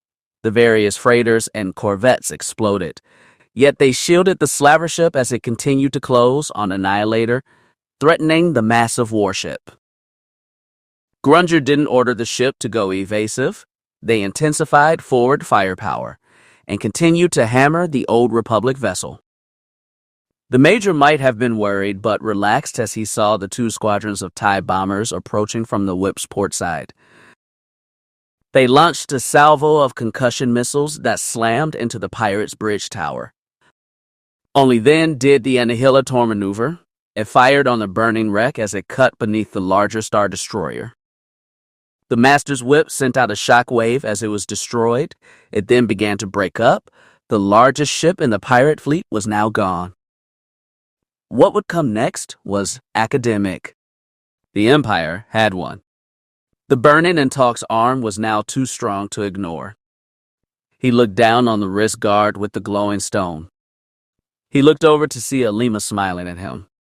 "Do you feel it, Brim?" she asked him. "Do you feel what the destruction around us has wrought? You feel your place in the future of the reborn Empire?" He blinked and realized as he looked down on the stone, he did feel something. He looked at Alima and she grinned. He could sense her presence. He could feel her. He raised his hand, his attention focusing on one of Alima's gloves sitting on the command console. "Go on," the young woman said. "You can do it." He wasn't sure what she meant, but he did feel something. He reached out and felt a sense of darkness around him, a darkness that was everywhere on the ship. He called that darkness to him, and in that moment it pushed Alima's glove off the console and into his hand. He looked down and quickly up again. She was smiling at him, her eyes hungry and excited. He only had one word. "How?" Kamek Ni answered before she had a chance to. According to legend, Darth Avarice was not merely a Sith Lord, but a master of the energies of life and death itself. It is even rumored that when she lay dying, she transferred her consciousness into a new body. She also created many alchemically enhanced items, Alima added, including a bracer that could absorb the force from dying foes, absorb it, and pour that potential into her most loyal followers. Bremen nodded. He looked down at the bracer. Again, Alima nodded. "Yes, that is the bracer of avarice, and now the force is open to you, Bremen talk." He looked down at his arm, his sense of understanding growing. That is why they had stayed. That is why they had to watch the battle over Borlis, all that death. He grinned. The bracer had converted that death into power that was now his to wield. The power, he thought hungrily, the power is mine.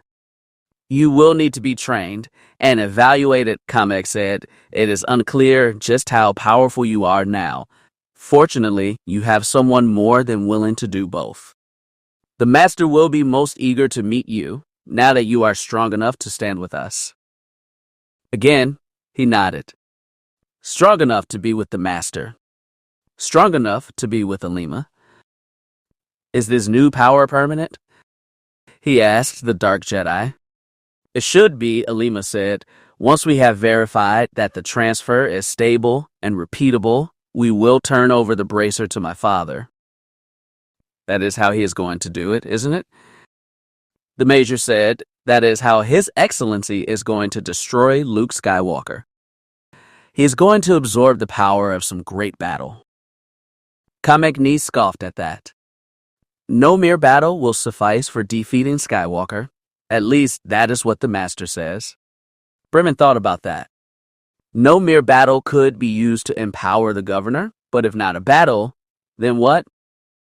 What amount of death would make him a match for the last of the true Jedi Knights? He looked at Alima. He had so many questions. She silenced him with a smile and a raised hand. "I will be explained soon, Brim," she said. Bringing their ship out of high orbit, she entered several commands into the Navi computer. "We are not rendezvousing with the Annihilator?" he asked her. "No, the Master is awaiting our return. She wishes to speak with you personally. You have taken your first step into a much larger world, but the next phase of the restoration will require more of you, so much more." "I see," Bremen Talk said. Yes, Project Graveyard. He didn't know all the details, but now he understood the endgame. Grunger wanted the Force, and he was willing to do anything to get it. Brementalk almost laughed. It seemed he was now a frontline fighter on that front. It was a role he welcomed. He would do what the governor wanted. For the Empire, he would fight. The Master was right. The Empire did need heroes, rising stars to light the way to the future. Now he was one of those stars, and soon the governor would be as well. The future was assured, their future and the future of the Empire. It was going to be glorious. The Dark Jedi ship moved quickly between the Anihiltar and her fleet. No one fired on them, not with their transponder identifying them as friendly. As they prepared for the jump to hyperspace, Bremen sensed a new presence. At least, he thought he did. He smiled. Story. It was Story, he realized. She was here. He checked the scanner. He couldn't see the dreamer, but it was here in the system. He knew it. What would you say to me now, girl? He wondered. If I am as strong as you, perhaps stronger. Would you turn away from me again, or would you finally take your place in the Empire? Your place at my side? He had no answer to those questions, not today, and as Alima took them into hyperspace, he reached with his new abilities. At least, he thought he was reaching out. Everything seemed so strange now, so intense. He whispered into the Force, or tried to, hoping that his first love could hear him. Don't forget me, Storycast Ire, because I will certainly not forget you. See you soon, darling. See you soon. Chapter 43. Another day. See you soon. The words echoed through Story's mind like a whisper in the shadows, or someone's breath upon her neck as she stood in total darkness. She shook her head. Brem? She was not sure how, but she could have sworn she had heard Brementalk's voice echo through the Force. The ship shook beneath her, snapping her back to reality. Story, we need to get out of here. Now. She could hear the concern in Webb's voice, and she didn't blame him. They had come here to warn a world about Grunger, but that didn't seem necessary. She looked out of the viewport in disbelief. The governor was not attacking Borlis, he was defending it. His ships had formed up for an entrapment, and they were pounding the pirate fleet. After everything they had seen these past few weeks, none of this made any sense. Why? Why would Moff Grunger set up this attack, only to turn on his allies when it had begun? Why? Chip's wonking drew her attention, and she turned to the scanner board in front of her. They had incoming ties, lots of them. Story cursed under her breath. Webb was right, they did need to get out of here, but at the same time, she found herself staring at the distant Star Destroyer. Grunger was on that ship, she knew it. She could feel his presence burning like a beacon. He was right here. He was so close. Part of her wanted to risk boarding that Star Destroyer, tracking him like the wretch he was, and put him out of his misery and hers. That desire, that need was so compelling. Story, Webb said, the ties. It is worse than that, Webb, Justine said, looking over Story's shoulder. We have been spotted by the imps. That interdictor is turning. It is trying to settle its gravity cone right over us. Story heard that, and her hands danced over the controls. She wanted Grunger, but if she ended up in an Imperial cell aboard as Destroyer, their final meeting would not come to pass. No, she thought bitterly. Webb was right. It was time to get out of here. Story, patch me into the comms, Webb ordered. She looked at him. Why? I think we might need some help. I'm calling in the support that the General promised. Story did as he asked. Webb spoke quickly into the headset he was wearing. Hopefully someone was out there listening. She took the dreamer evasive. The ties reached them. Despite the silence of the void, she could almost hear the scream of their twin ion engines. Hear the roar of their cannons. They weren't going for kill shots. The blast flared green around the Dreamer. Had they decided not to destroy her ship, they could have with a combined salvo. Overwhelmed her shields and melted the Dreamer's armor like wax. Standard ties and interceptors swarmed the freighter, trying to slow it down or disable it. A normal pilot would likely have been overwhelmed, but Story was no normal pilot. She let herself sink into the Force. She flew like she had never flown before. The autocannon spat red energy at the surrounding ties. Several were hit as the ship dove through an opening that it shouldn't have made it through, staying only a few steps ahead of the enemy trying to box them in, and still the swarm came. Still, it tried to surround and bring her low. Like hell, she thought. No chance in hell. As she struggled to keep them ahead of the enemy, she found herself thinking about what had come before. She found herself thinking back to Prakus, how she had been ready to die if it meant killing Grunger. Now, confronted by death on all sides, she came to realize something. She was not ready to go home, to become one with the Force. Not yet. Even if she could somehow kill Grunger here, if it meant losing her own life, she was not willing to do that. Not if others died with her. She could have brought the Dreamer about, used the Force to get close enough, and maybe ram the Annihilator's bridge. The governor was likely there in that moment, she was sure. But that would take the lives of everyone aboard the Dreamer as well. It would kill Webb, Justine, and destroy Mane. She would not do that, she thought with a deep frown. She couldn't do that. To their right, one of the ties exploded. Sael and her X-Wing was back with them, forcing the ties to scatter and give them more room to maneuver. Can we get out of here? Now, the Mandalorian said over the comm, things are getting a little hot out here. We're leaving now, Sael, Story answered her. Follow my lead. The Mandalorian X-Wing at their side served them well. It opened a larger hole in the Imperial assault. They continued to move away from Borlus and the fight between the Imperials and the pirates, but the interdictor continued to shift position, keeping his massive gravity cone moving along their vector, trying to hold them here. There was a flash of pseudo-motion along the hyperspace space entry point in front of the Dreamer. For a moment, Story thought that the Republic's help had arrived. The sight of 6-star destroyers killed that hope. Admiral Rogers had arrived, his Agonizer was in the lead, and it was launching even more ties. Again, Story juked back, trying to stay ahead of the enemy behind her, while avoiding the incoming Imperial ships. They were surrounded. Had the new ships converged on the Dreamer, it would have been over right there, but Agonizer let them slip the net as it made for distant Borlus. The Imperial Admiral seemed more interested in securing the Moff Council and their holdings than pursuing 2 fleeing ships. Behind them, Grunger's fleet continued to pound the pirates, pinning them between the Interdictor and Borlus' own gravity well. The larger vessels were mostly destroyed or disabled now, but a few of the armed freighters were still fighting, and pirate fighter craft had now gotten close enough to attack the advancing Imperials at point-blank range.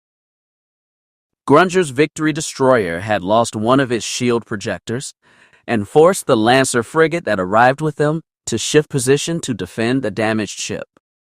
Lancers were designed to be fighter killers, but his new role as protector caused Grunger's fleet to focus more on entrapment than pursuit of the Dreamer and a single X-Wing. Story continued to move them away from the main battle, a battle that was even worse for the pirates with the arrival of Agonizer and his allies. Grunger's Interdictor remained committed, though, and continued to track the Dreamer with his gravity cone, maneuvering to keep them pinned in the system. The harassment of the ties weren't helping either. More were moving away from Borlus to aid in the pursuit. It was at that moment that the comm system of the Dreamer crackled to life, a signal from the Imperial fleet. A voice that made Story Castier's blood boil. "Is that you, young caster?"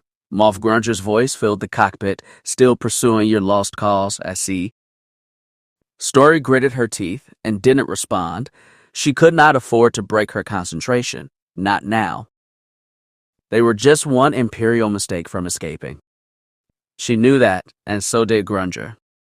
He was determined to see her stopped. I must confess, you are more talented than even I realized, and more troublesome.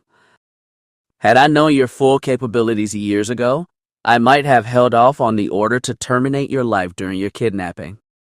I thought you only useful in death. It seems that I was wrong. Justine came up behind her. Pay the Murglak no mind, Story, her friend hissed. Just get us out of here. There will be another time.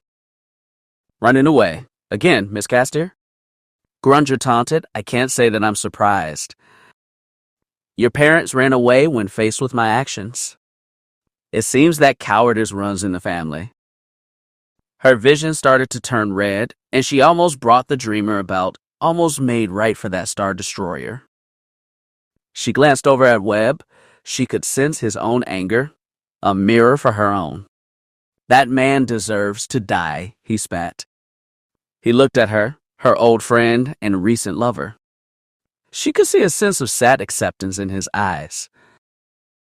I don't want to be captured, he said, if we are going down. He didn't need to finish that statement. She knew what he meant. Part of her wanted to turn around again. She could use the Force, get through the lines, and if they reached Annihilator. No, the dark voice in her mind hissed. It was a blast of cold water in the flames of hopeless anger. Your revenge will be yours one day. Story, but not like this. Your time is not yet done. Do not throw your life away as foolishly as so many others who have followed the Jedi path. The Force is not done with you, daughter of the Far Dreamers. Continue to fall back. Help is on the way. She nodded. Yes, this was not the way.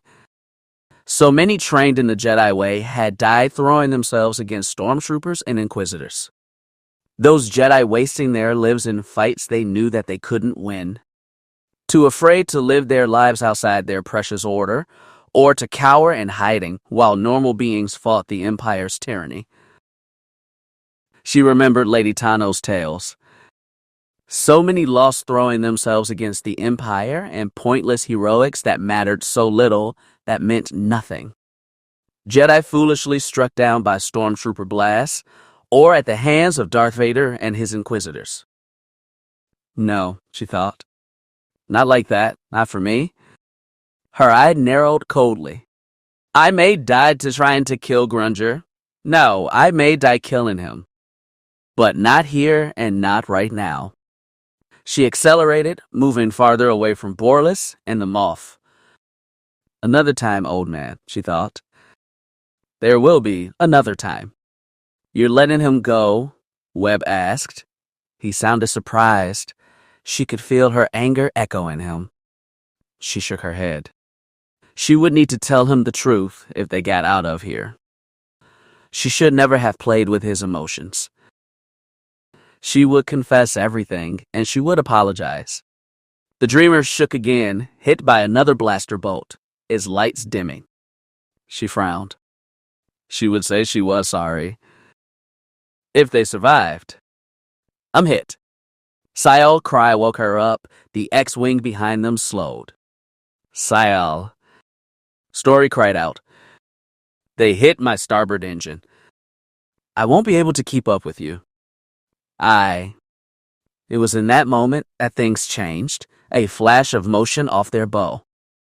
Story felt a flash of surprise from the many TIE pilots around them, surprise and anger. She looked up. The general's help had arrived. A Quasar-class fighter carrier and 4 Corellian corvettes had entered the system, 3 full squadrons of Republic fighters at their side. X-wings and A wings roared onto the battlefield. Proton torpedoes launched, and the TIEs pursuing the Dreamer either vanished in flashes of light or banked away, heading out of the storm of enemy fire approaching them. Again, the comm system crackled, not a signal from an Imperial Moff, but a rebel friend. General Kraken sends his regards, Agent Carr. Webb almost cried with relief. Wedge Antilles, he whispered, thank the Force. Looks like the imps are mopping up their pirate problem, Dreamer, the commander said over the comm. How can we assist? That interdictor behind us could use a little attention. Wraith leader, Story informed him. We would be most grateful if you convinced it to let us leave this party. Say no more, Dreamer. We are going in. Wraiths, rogues, polearms, on me. Let's give that drag ship a little bout of trench run disease. The New Republic ships continued to advance towards the distant interdictor. The Imperials, realizing that they had an enemy force behind them, began to come about, but they would not be able to make it in time. A few pirate ships were still fighting. Drawing the bulk of their attention, the raiders launched from those ships, still damaging both the Annihilator's forces and Rogris reinforcements. 36 Republic vessels opened up on the interdictor. They launched 2 salvos of proton torpedoes into the Imperial ship. The first wave of explosions dropped the cruiser's shields, while the second pounded its hull. Armor plates peeled like wax, laser emplacements exploded, but most important of all, the gravity wells took damage, forcing the crew to shut them down. The gravity cone pinning the Dreamer in place vanished. 2 of the Corellian corvettes took up protective positions around the small freighter, while the Quasar carrier came about. Wedge and his pilot slingshotted themselves around the damaged interdictor and made for the small Republic fleet and a now clear exit corridor back into hyperspace. Sael made for the Quasar. Her hyperdrive was down. Wedge and his allies formed up around the Dreamer and their capital ship. Story received a signal from the Quasar, jump coordinates to a rendezvous in safe space. Again, Grunger contacted them. Running away. Again, Miss Castier? Coward.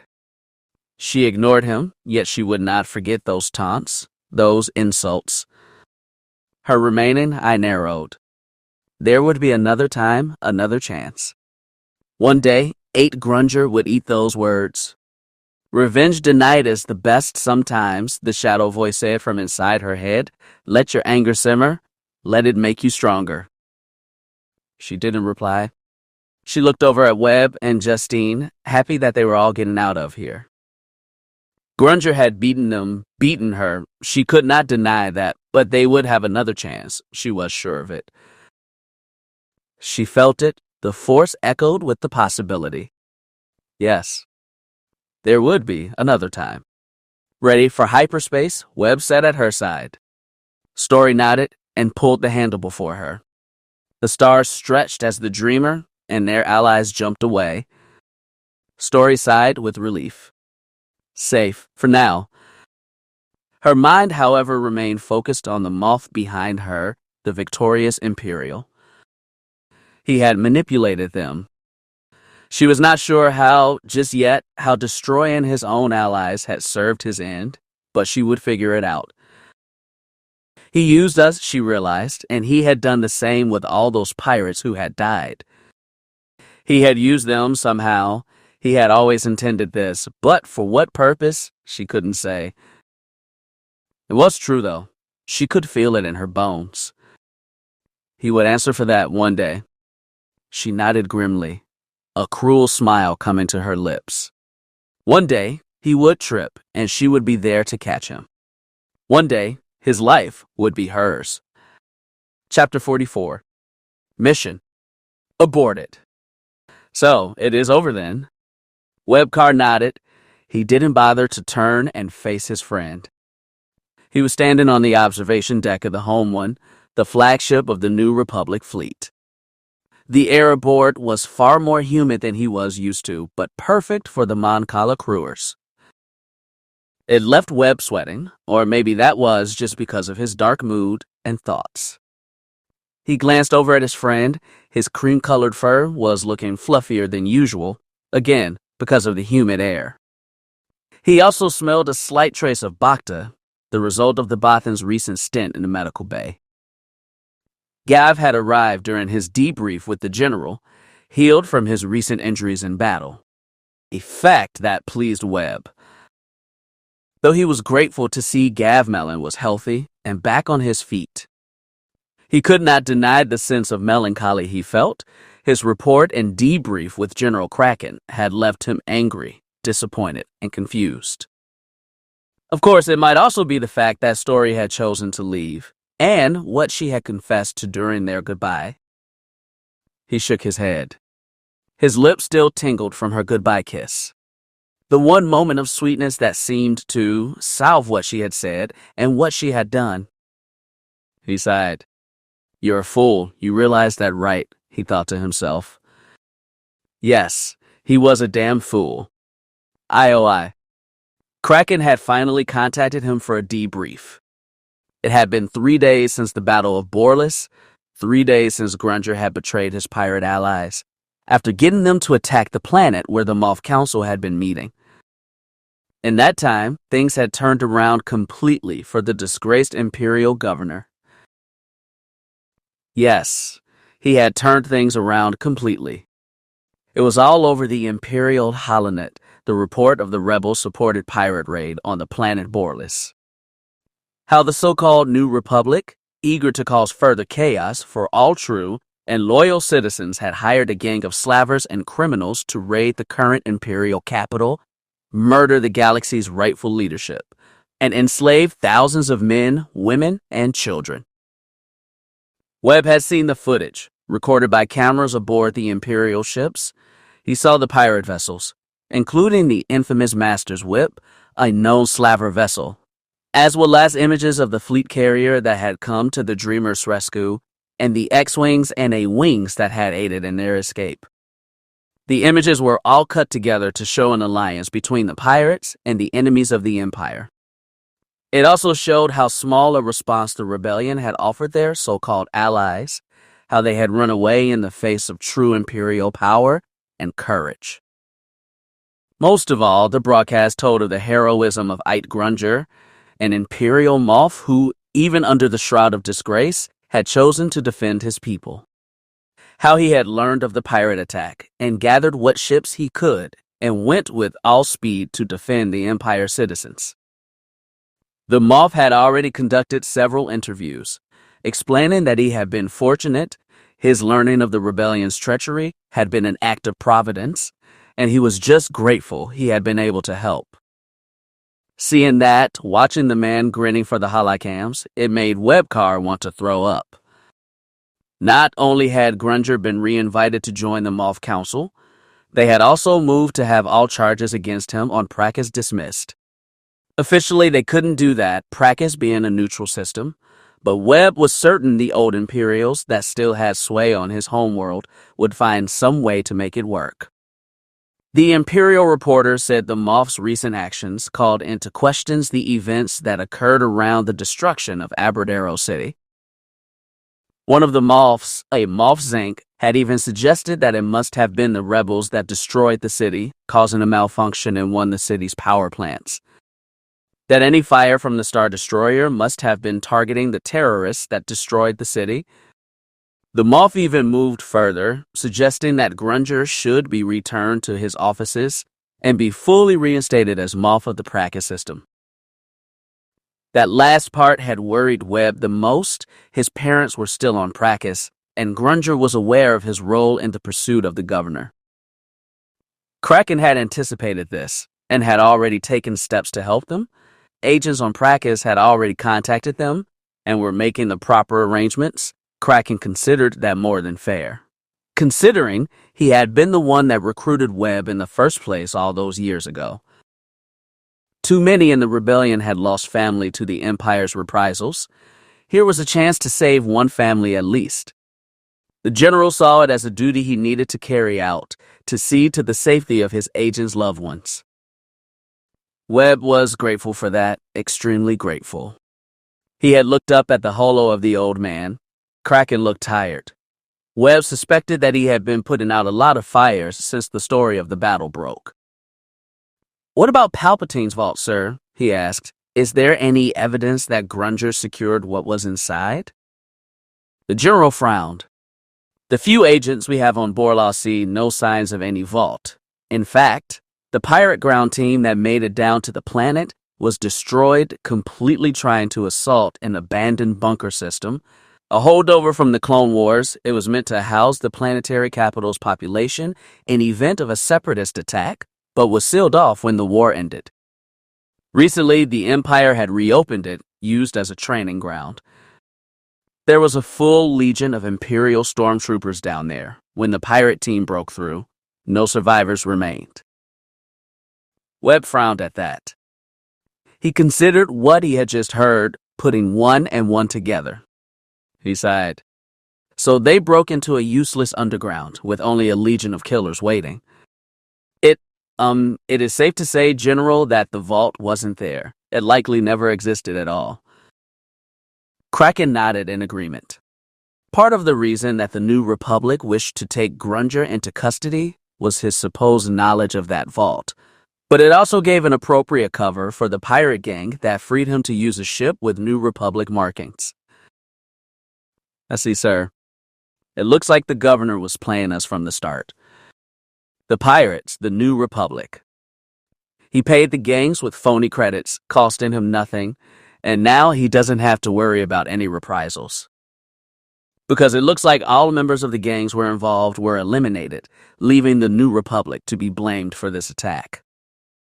But we weren't, Webb reminded him. The council has my reports and the evidence we collected at the counterfeiting site. Kraken nodded, but his expression remained troubled. You know that, and we know that, but the rest of the galaxy will question all those neutral systems on the fence about joining the New Republic. Many of them on the mid and outer rim, menaced by pirates and slavers. Grunger made us look like we are willing to ally with such people, while he looks like the champion of safety and order, and the more we deny it, the louder we shout. The more of those neutral systems will believe we are guilty because of their imperial history, and given the state the government is in after the Critis crisis. Webb cursed under his breath. Yeah, it all made sense. They had been played masterfully. The Empire had not just gained a new hero in Aite Grunger, they had scored a major political victory over the New Republic. And technically, Webb Carr was the cause. He stood at attention before the holo. He knew what had to happen. Someone would need to take the fall on this. My family will be protected. He asked the general. It is being handled now, Agent Carr. Good. Then I will take full responsibility for this mess and stand before the council. That got the general's attention. You will do nothing of the sort? Sir, that is an order, Agent Carr. There are those on the ruling council that will be looking to cast blame for this, but I will not let you be the one. The old man sighed. I played this kind of game with Imperial intelligence for years, Agent. Disgrace and doubt had destroyed enough of our people. Iceheart was a fan of such tactics, making us doubt talented people because she had been one step ahead. Given the current situation on the council, a few of the members might try to use this to advance their own agendas. Agendas that could hurt the Republic in the long run. Webb said nothing. He knew what the general was alluding to. Borsk Felia, the Bothan counselor, was currently pushing himself as the hero of the brave warriors of the Republic.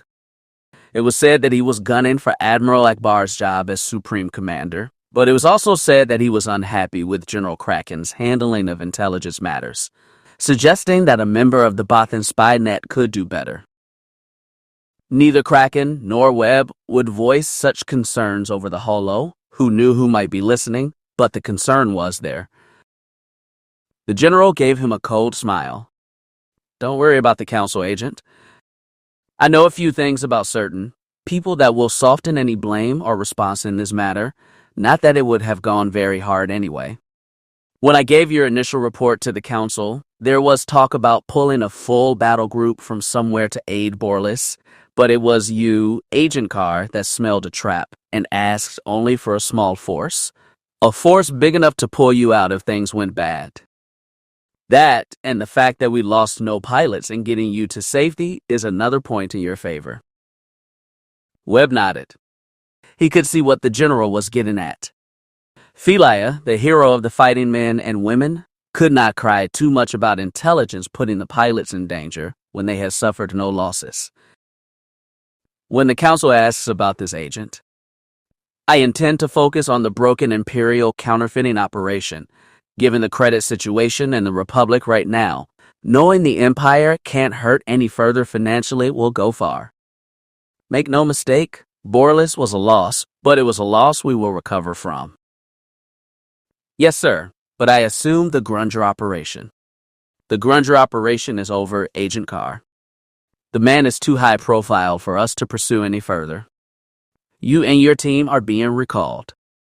You will have to endure a full debrief on your return, but I wouldn't worry. You have made a positive impression on several people that should shield you from any fallout. He thought about a few of those impressions. A personal call from Luke Skywalker and the 8 of Wedge Antilles and his pilots. Yes, the more he thought about it, the more he could see the general was right. This was a loss, but it was not the end of the war. He could recover from this. The New Republic would recover in time. Yet, it didn't change one fact that still stung. Grunger had gotten away. He had beaten them. He had won. IOI. There they go, Webb said to his Bothan friend. Gav joined him at the viewport. The glow of 2 ships drive trails leaving the Mon Cala cruiser. The Dreamer and Sayal's X-Wing. The two watched as the ships vanished into hyperspace, vanished out of their lives. He looked over at the Bothan, seeing his fur ripple, a sign of Bothan discomfort. So, he said, not only didn't we get the bad guy, we didn't get the girls either. Looks like it, Webb agreed. The Bothan snorted. Stang.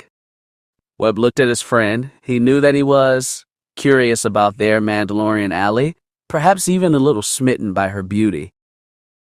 He did his best to cheer his friend up. Sayal asked after you before she left. That got the Bothan's attention. Really? What did she say? That she wished to thank you for protecting back on that ore processor, and that she hoped you would make a full recovery. The Bothan smiled, showing his teeth. Well, it isn't a declaration of love, PR an announcement of beginning a love stalk, but it is something, he said, shaking his head. He stared out to where the X-Wing had vanished. Did you ever find out what species she was? No, Webb replied. Never asked. Why? The Bothan shrugged. Just wondering about her people's preference when it comes to suitors, I mean. Not sure I'm quite ready to pursue a female who might eat me after we, you know. Webb chuckled. He found himself thinking about the H-nymph. The females of that species consumed their mates after sex. He didn't know what Sayal was, but he doubted her people followed that custom. She is not a H-nymph, pal, and I think you are getting a little ahead of yourself. I think you have a long way to go if you want to see what is under that helmet again, much less if you want to get that armor off her. Maybe, the Bothan agreed, but it is worth the time, and it could be fun. Webb didn't answer. Gav gave him a toothy grin. I don't suppose she gave you a means of contacting her? No, but I gave her a way to contact me, her and Story both. So there is a chance we will meet up with them again? Maybe, Webb replied. He wondered if he should say something to Gav, discourage his infatuation with the Mandalorian, but he realized how hypocritical that would be. Considering his own feelings, he had no real reason to judge Gav's interest. Thoughts of Story sprung up in his head again. Their parting and the night they had shared. The heat, how it had felt. He sighed. He had really hoped she would stay. The New Republic could use her talents. Luke Skywalker would likely have wished to know what she knew of the Jedi that were still hiding throughout the galaxy.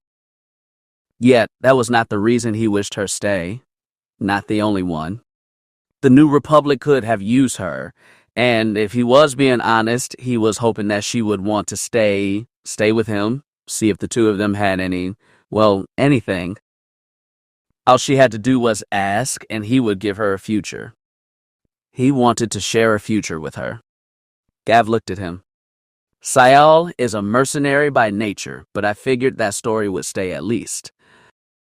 She only stayed on to find Grunger now that the mission is over, and he is lost to us. The Bothan gave him an arched look. So what? She is going after Grunger herself? I don't see that ending well. She is not alone. Sayal is going to be working with her. They have teamed up officially. The two of them have mutual enemies now. Gabe considered what he had said and figured out what he meant in less than a minute. Those red blades that were working with the Moff? Webb nodded. Sayal didn't believe that Grunger came up with the whole pirate scheme on his own.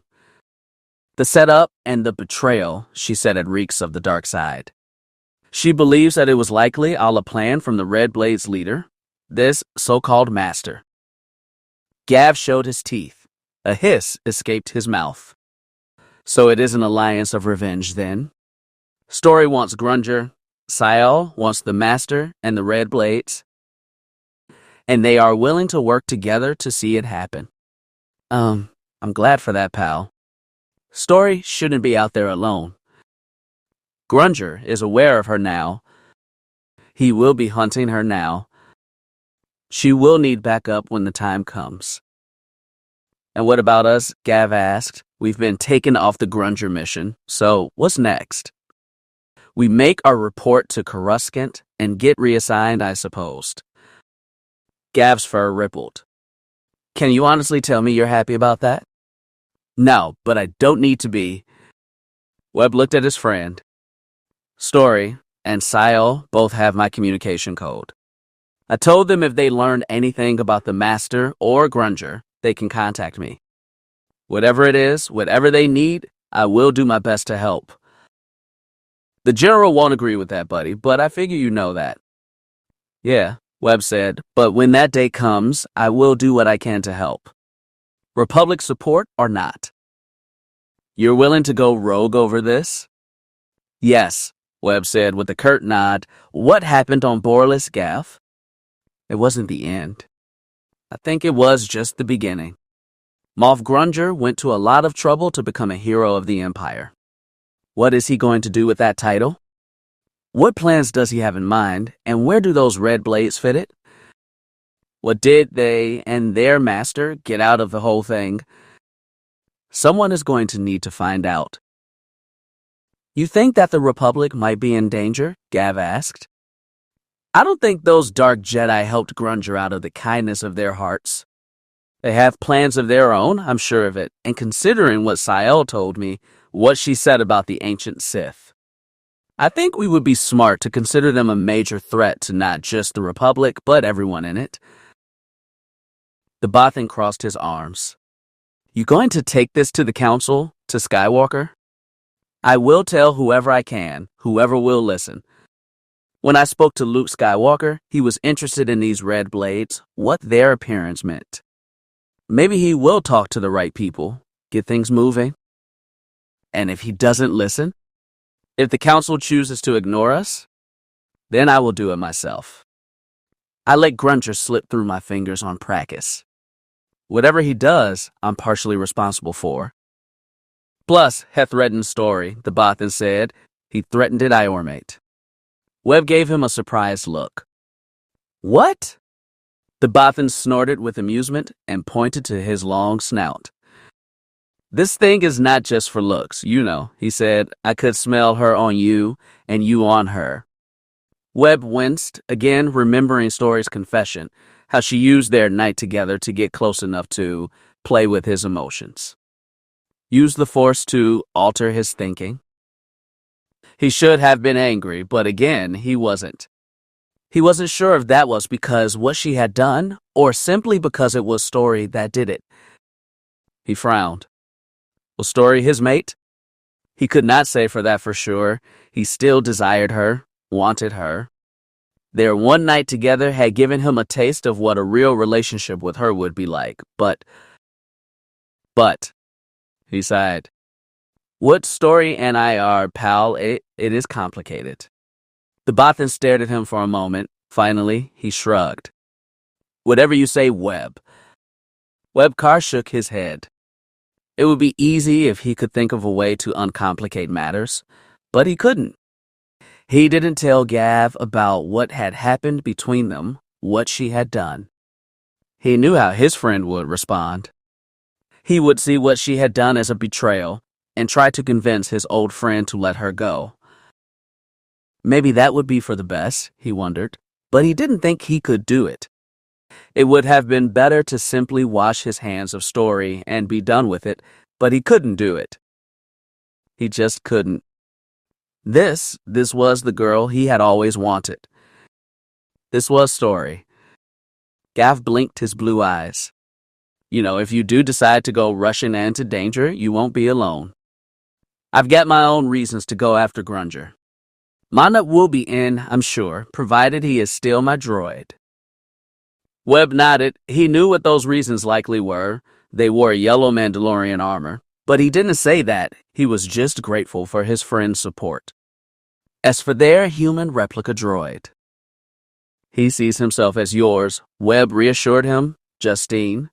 Well, I think we can count her on board, too. She is not looking forward to going back Imperial rehabilitation program on Coruscant. I doubt the other reforming imps would welcome her back after her service to Republic intelligence. And besides, I think she has grown used to Manet using his primary programming on her. To say the least, the Bothan agreed, showing a toothy grin. At least someone in the group has something stable after this mission. Webb didn't answer that. He didn't doubt that he would see Story Castir again. If she remained in contact with Sayal, eventually the two would find out more about Grunger and his mysterious patron. Who was this master and what was the endgame? What did the master want? He hoped they would be able to find out, hopefully before the next stage of Grunger's plan could be carried out. A lot of pirates and Imperials died to make Grunger a hero.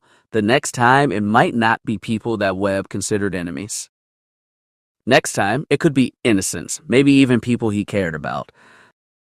He fell silent again and stared out at the sea of stars. Somewhere out there, Story was in the dreamer. Moff Grunger was planning his next move, and this master, whoever it was, schemed in the darkness. He didn't know how, but he would find some way to stop those schemes and the Moff's plans. Somehow, he would help Story find some closure in her life. He owed it to her. It is what her parents would have wanted, and then, maybe, he sighed, maybe then she would realize that she didn't have to be alone. Maybe she would come back, and they could try to be, more. As he watched, the stars outside the cruiser stretched and vanished into a swirling tunnel of blue light. He and Gav turned away, heading back to their quarters, but maybe they would seek out Manet and Justine first, let them know what was going on. Let them know that the mission might be over, but the hunt for Grunger and his allies had likely just begun.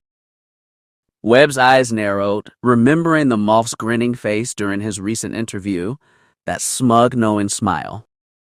He also remembered the images out of Abradero City, the destruction and death that Grunger's Star Destroyer had caused.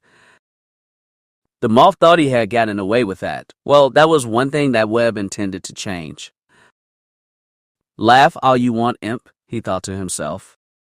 This isn't over, not by a long shot. Webb quickened his pace, eager to find the others. Yes, this hunt was far from over. Chapter 45. The Master. The world grew in the viewport.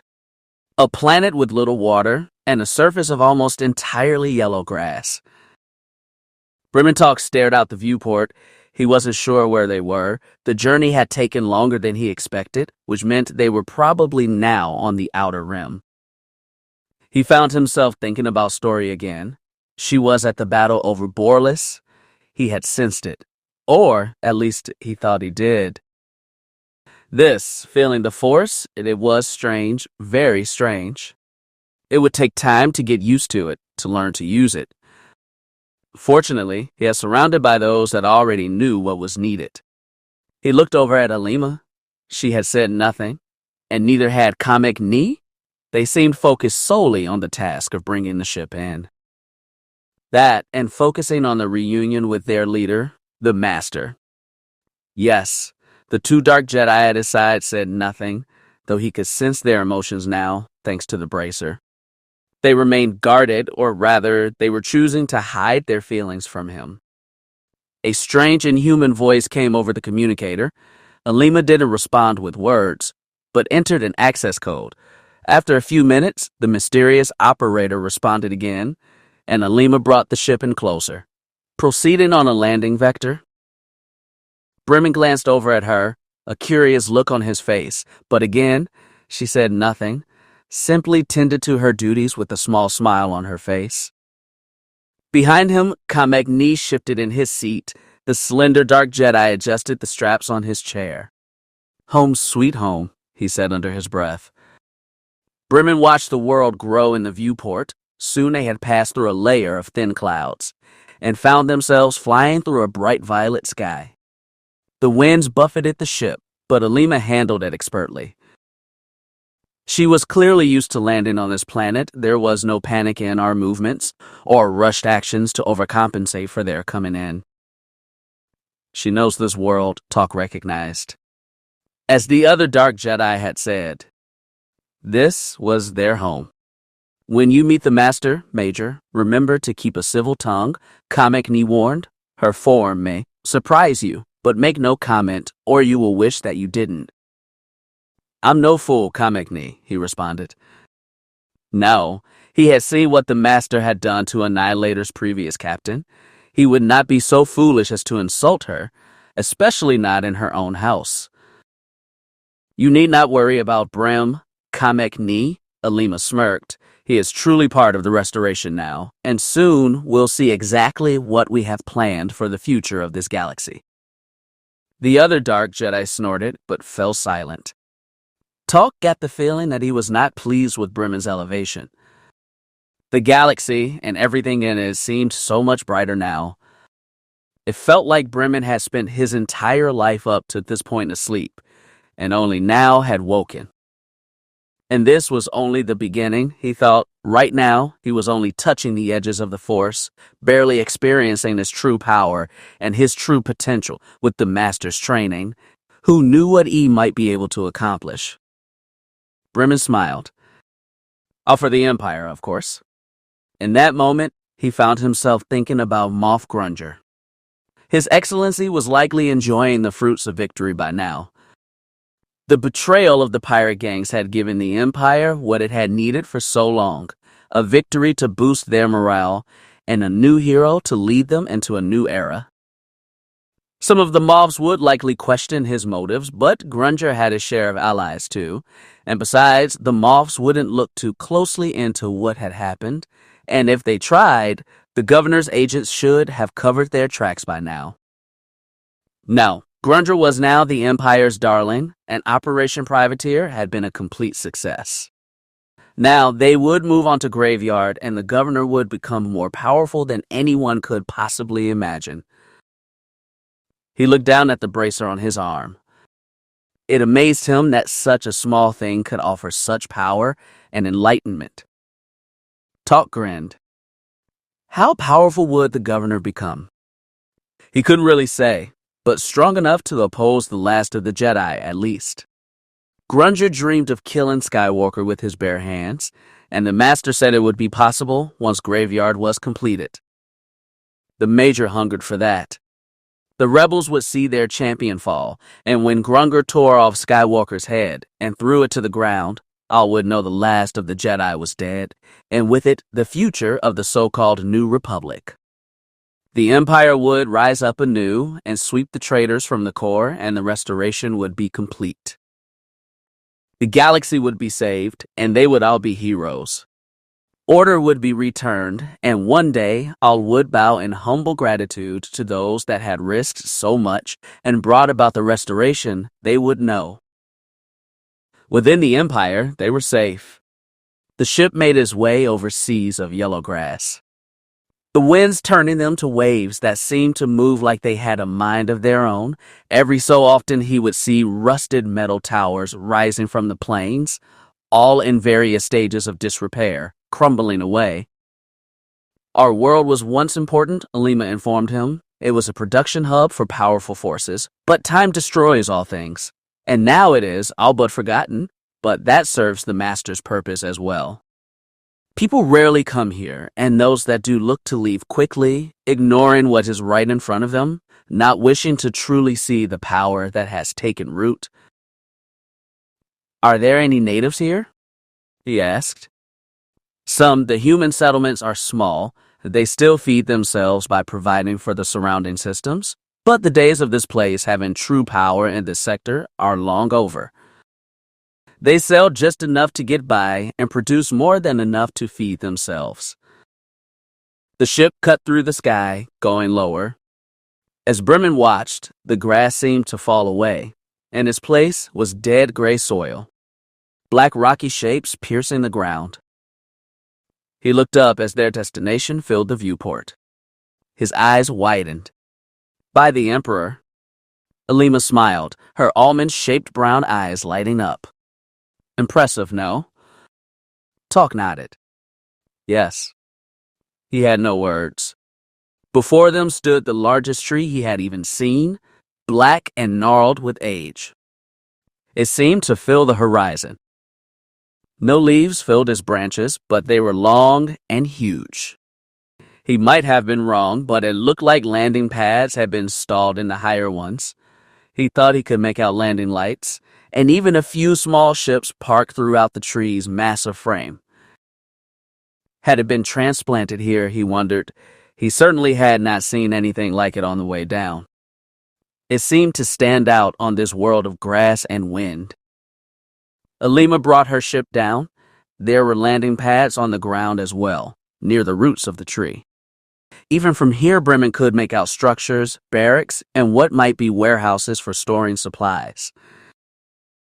Has the master been here long? He asked. Both of the Dark Jedi laughed at his question. Since long before any of us were born, Kamekni answered. The surface structures are new, Alima added. During the reign of the Emperor, the master needed to keep a low profile. As we said before, he would have considered the master as a potential rival, so she needed to remain hidden. But soon the time for hiding will pass, and all will know what began here. Bremen nodded. He still wondered what made the master such a threat to Palpatine. Why the ruler of the galaxy could not accept another font of wisdom in matters of the Force? Because Palpatine didn't share, he realized. And why should he have? The power was his. Why would he tolerate any threat to his grasp upon it? Alima brought the ship in closer. She circled one of the landing pads once before touching down, sending a coded signal to the ground crew. The response was a raspy shriek over the comms, but it seemed they had full clearance to land. The ship landed lightly, and the ground crew hurried to see to it. Alima popped the hatch, and the three exited. Bremen's eyes narrowed at the sight of the creatures seeing to the ship. They all stood about 5 feet tall, small ape-like creatures with pointed ears. They chittered to each other in their own language, the same language that had given the Dark Jedi clearance to land. They are Simong, Kamekni informed him. They were brought here years ago to tend the facility. A job they do well, Halima added, though I wouldn't make any hostile movements towards them. They are much stronger than they look, and I've heard they kill for pleasure. Bremen nodded and followed after Alima. A few of the technicians looked up at him as he passed, their dark eyes cold and evaluating. Cunning. Ruthless. He smiled. He was starting to like this feeling, sensing things through the Force. The experience excited him. The three made their way to a black metal dais in the shadows of the great tree. 2 others were waiting for them, a tall pink-skinned humanoid with thick yellow or emerging downward from his head, and a lithe blue-skinned girl, both clad in garb similar to Kamekni and Alima. The governor's daughter smiled as they approached and called out to them. At Frere Cross, it is good to see you again, and you as well, Suchi. The horned humanoid bowed his head. Alima, he said in a soft musical voice, Kamek Ni? His yellow eyes fell on Brementalk. He smiled, revealing stained yellow teeth. The lower half of his jaw was covered with dagger-shaped red tattoos that made it look like he had been drinking blood. This must be him, the Imperial. Greetings, I am at Frere Cross, first among the Master's 4 servants. I have seen you many times in my visions, boy, and at last you are here. Now the work may truly begin. He wasn't sure what the alien meant by that, and what was that about visions. The Major saluted the one who called himself the First. Major Brementalk, sir, of the Imperial Navy. I bring the regards of the Governor and offer my aid to the Master in her endeavors. Frere chuckled. We will see, he said. I have seen you often as I meditated, Major, more than a few possible futures. Your success here depends on if the force connection you have enhanced remains so. If it does, then the work will progress faster, and your suffering will be far less. Bremen gave the creature an arched look. Suffering? Alima sided up close to him. Frere is of the Aite race. He is both precognitive and telepathic, even more so when he calls upon the force. Bremen nodded. Precognitive. Did that mean that Frere saw the future? He looked at the dark Jedi with curiosity, wondering exactly what this being had seen of his future.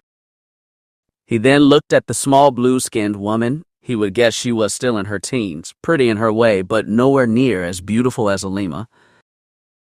Greetings, young one. She nodded. Suchi will not answer you, Cross said. She doesn't speak. Why? Bremen asked. She never said. Kamek Ni cackled as he took his place next to the rest of the dais. Once all were aboard, Frere gestured with his left hand, and the platform began to descend. Bremen was caught off guard. This didn't feel like a turbolift. He could not feel the hum of the repulsor lifts. Alima put her hand on his shoulder. It is fine, she said. This is the only way down into the facility. He nodded as they left the bright light above and descended deeper into the shadows. A shiver of excitement ran down his spine. Bremen's new senses were alive. He could feel this place calling out to him. The sensation was intoxicating. It was then that Frere spoke to him again. It has been a while since we have had a new acolyte among us. Alima was the last, and she was raised here, taking her place only when Brother Frist was killed. Does the Master train many acolytes? Bremen asked.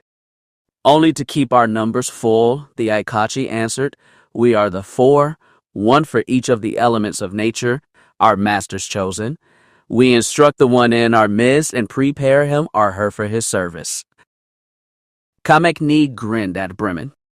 Your future is in our hands, Major. You should feel grateful.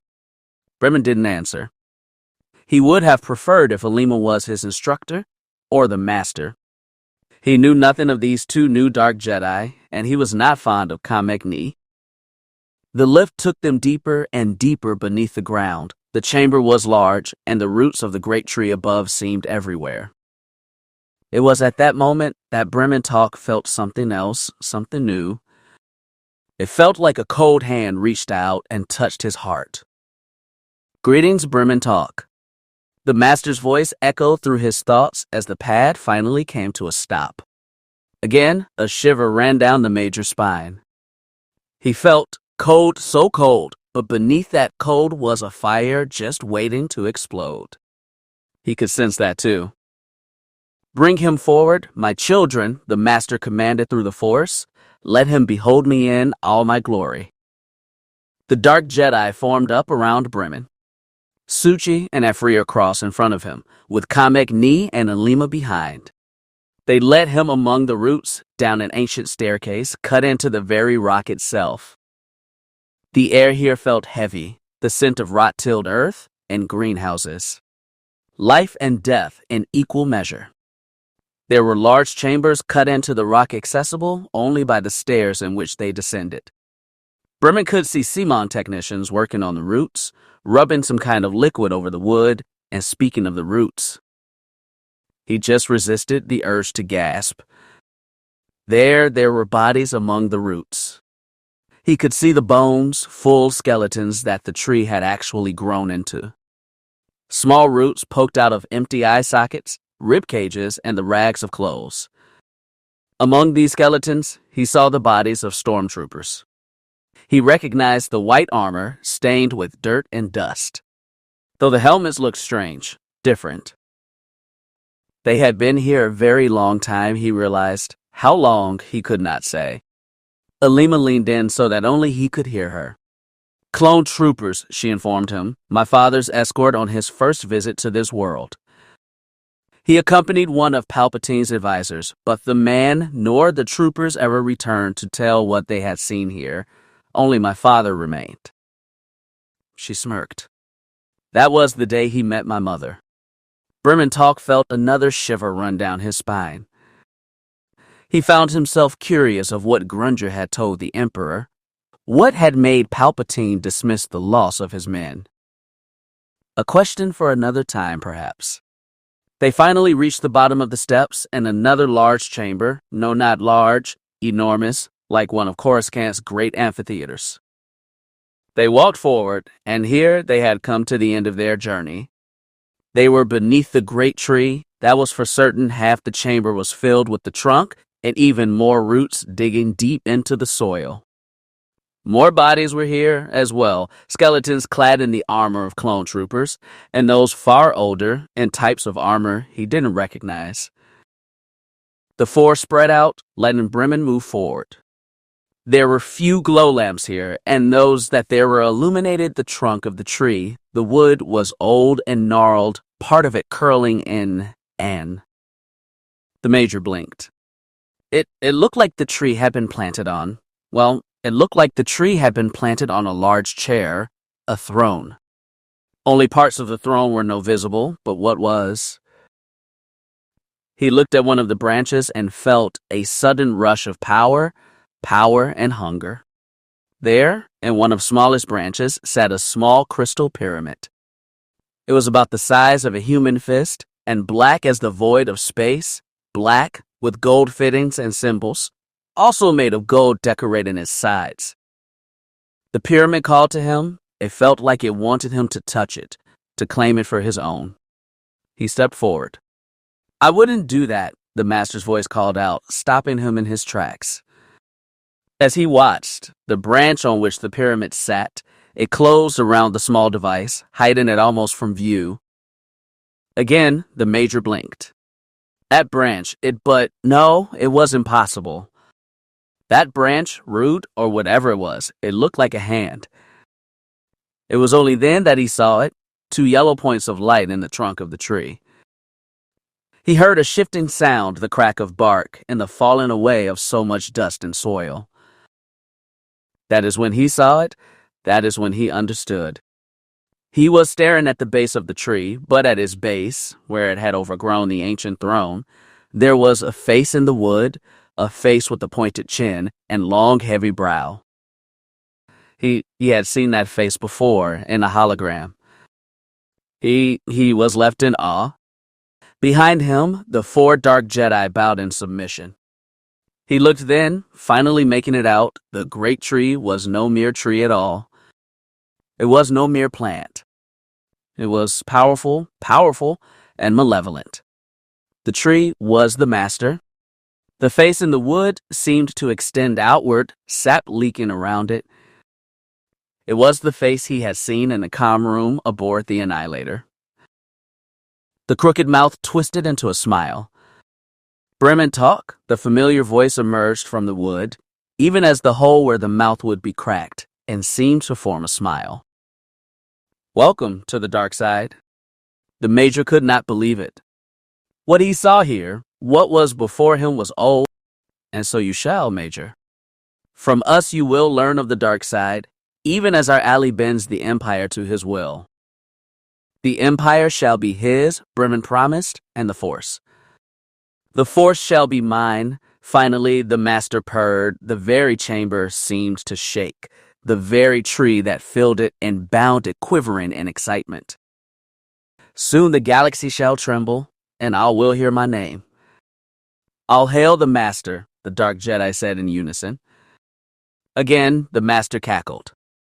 It is a time of rebirth and restoration, not of the Galactic Empire, but of the Sith Empire of old.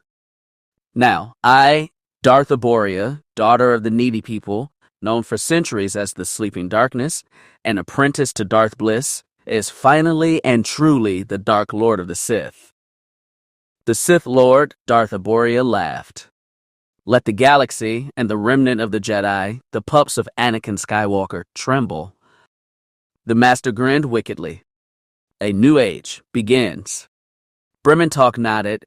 He could not help but smile, feel the dark side coursing in his veins.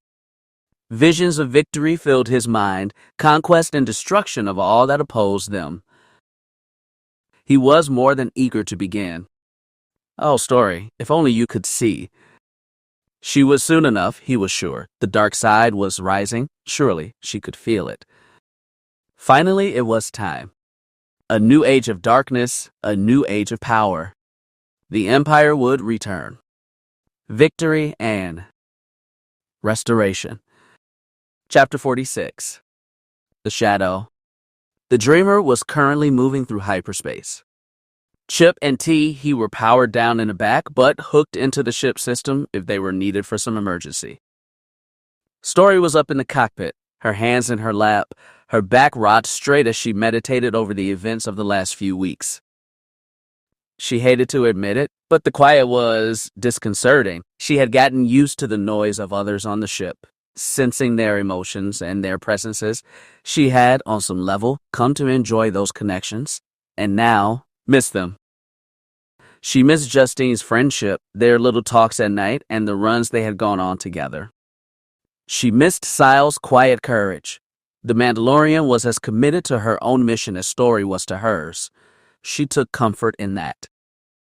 She missed Gav. The Bothan might not have fully trusted her, but he seemed to know just what to say when the mood of the people around him turned dark.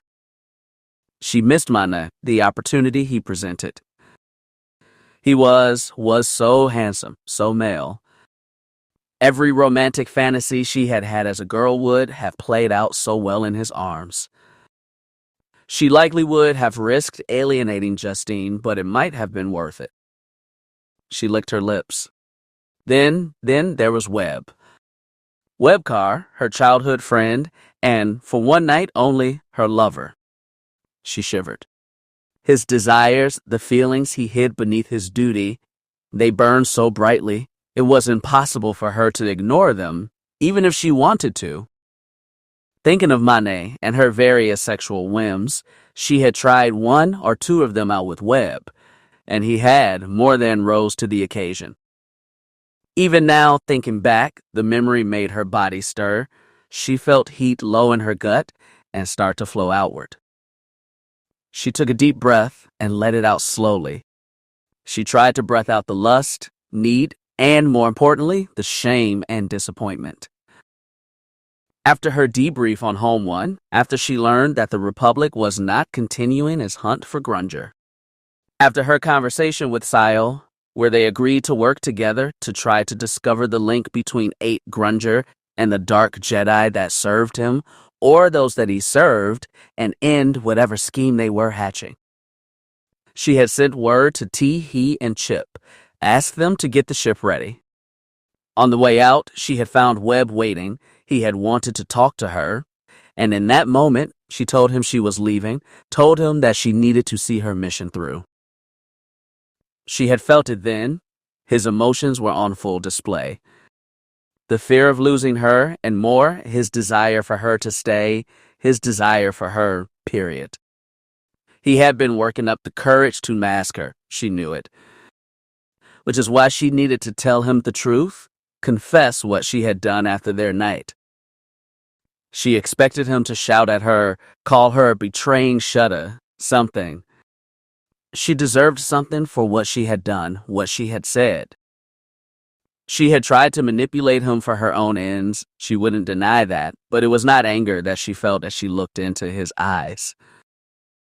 He offered her no anger. He was surprised, hurt, but she felt forgiveness.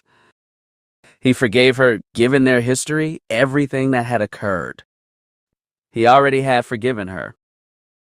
He still wanted her to stay, to help the Republic, and more important, to stay with him.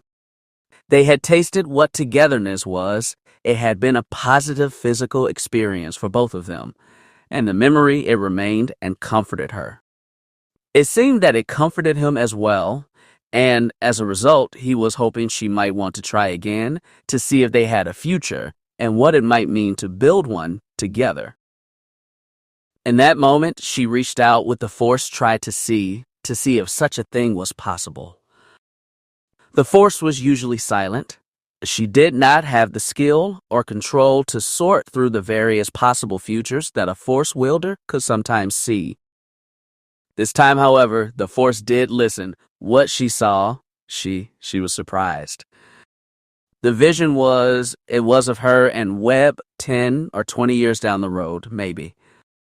They both had gray in their hair and embraced. He wore the clothes of a citizen, and she the cream and brown robes of the old Jedi Order. She could feel the affection between them, two old friends meeting after a long time apart. She had remembered standing next to Webb, talking and laughing about the past, and then he brought her over. He introduced her to some people. Introduced her to his wife and children, how she had smiled, happy that her old friend had found happiness. She had come out of the vision with a gasp. Webb stood before her, asking her if she was okay. She said she was, but still. He is on a path, she realized. She had placed him on the path that would lead to what she had just seen. He had not met the woman who would be his wife yet, but soon. Seeing that, remembering the happiness in his eyes in that vision, the pride and love he felt in his family. In that moment, she knew she couldn't stay. It wasn't fair, not to him. She feared that, in the end, she would only drag him down. Besides, she had a mission to complete. Grunger was still free, and she remained committed to his end. She didn't tell him about the vision. She didn't want to risk the future by giving him too much information on it.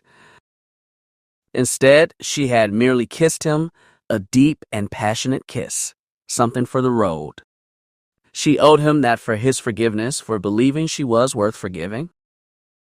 He promised her that if she needed help, needed anything, she could call upon him. He would do everything he could to help. That offer, that promise, it had meant so much. She was certain that they would meet again. She was just not sure if they should meet again.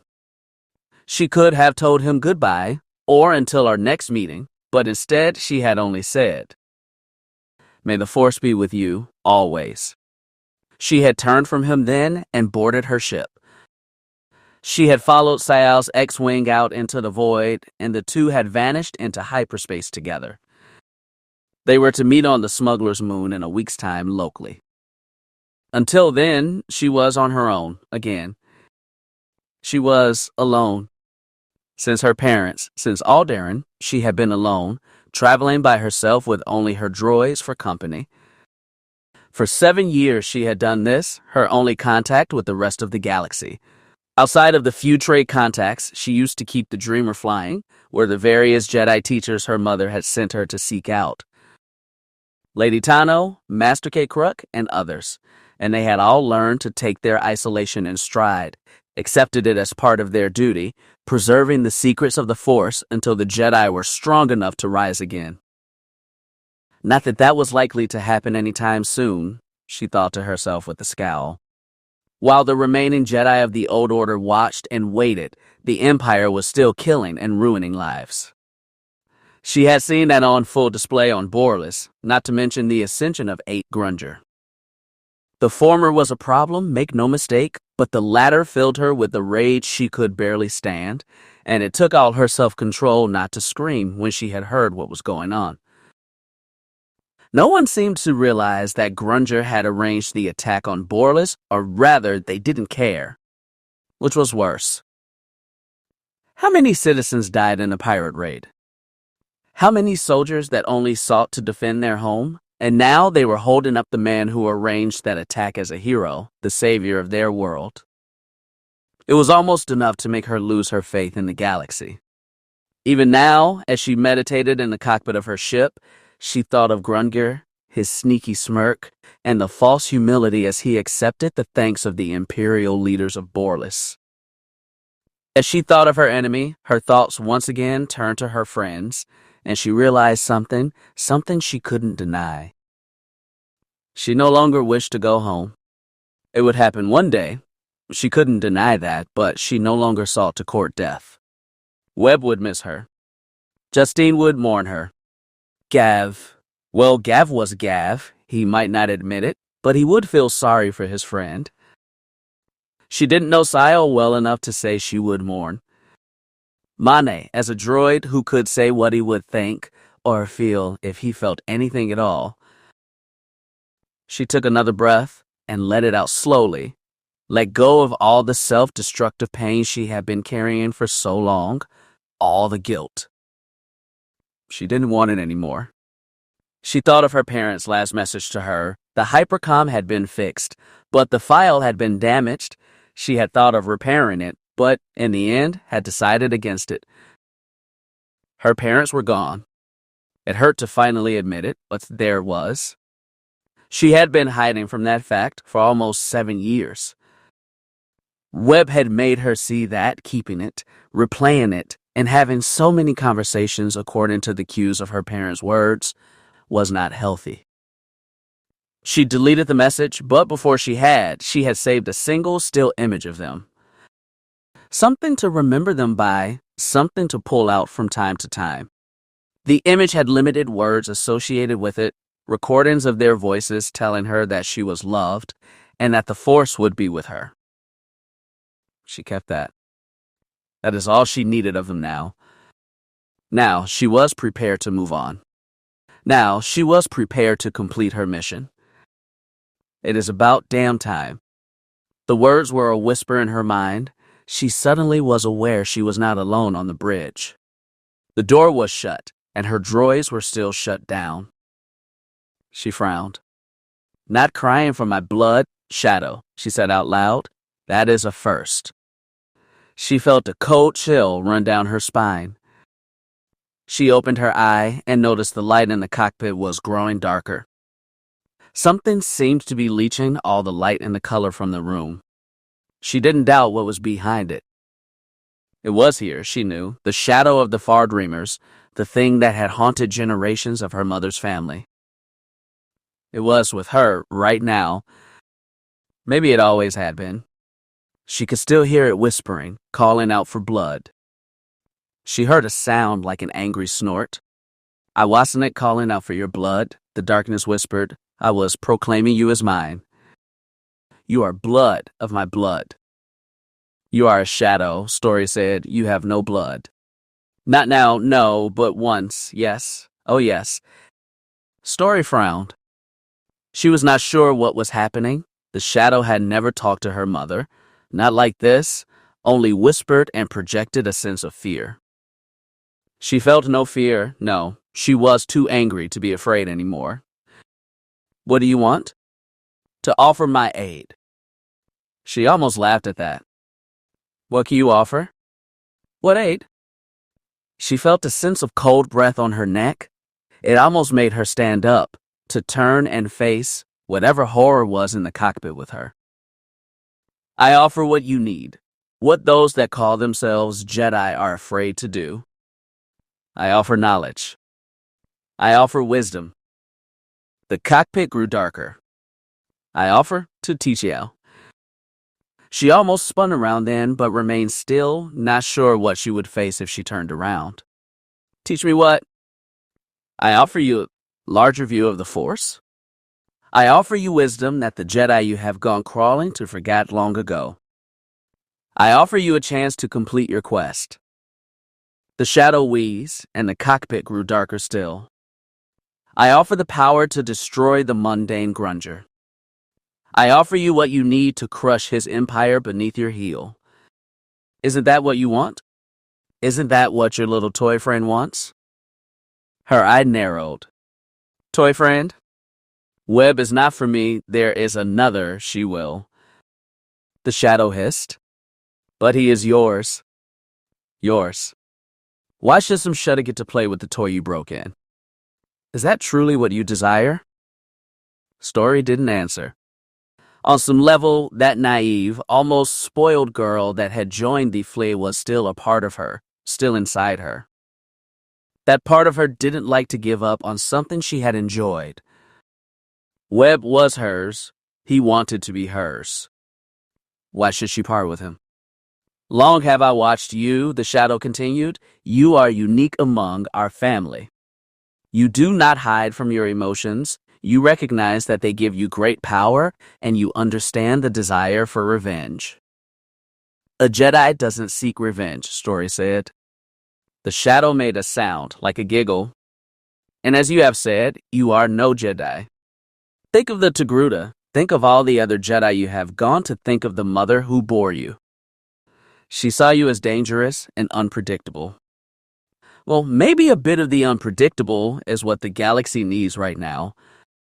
The Jedi were too rigid to stop the rise of Palpatine. Maybe what it needs now is a little chaos. Chaos with the power of the Force behind it. Story considered what she was saying. She realized that she was nodding, agreeing with what she was hearing. Can we talk? She asked. The shadow giggled again. I thought that was what we were doing. No, I want to look upon you, face to face.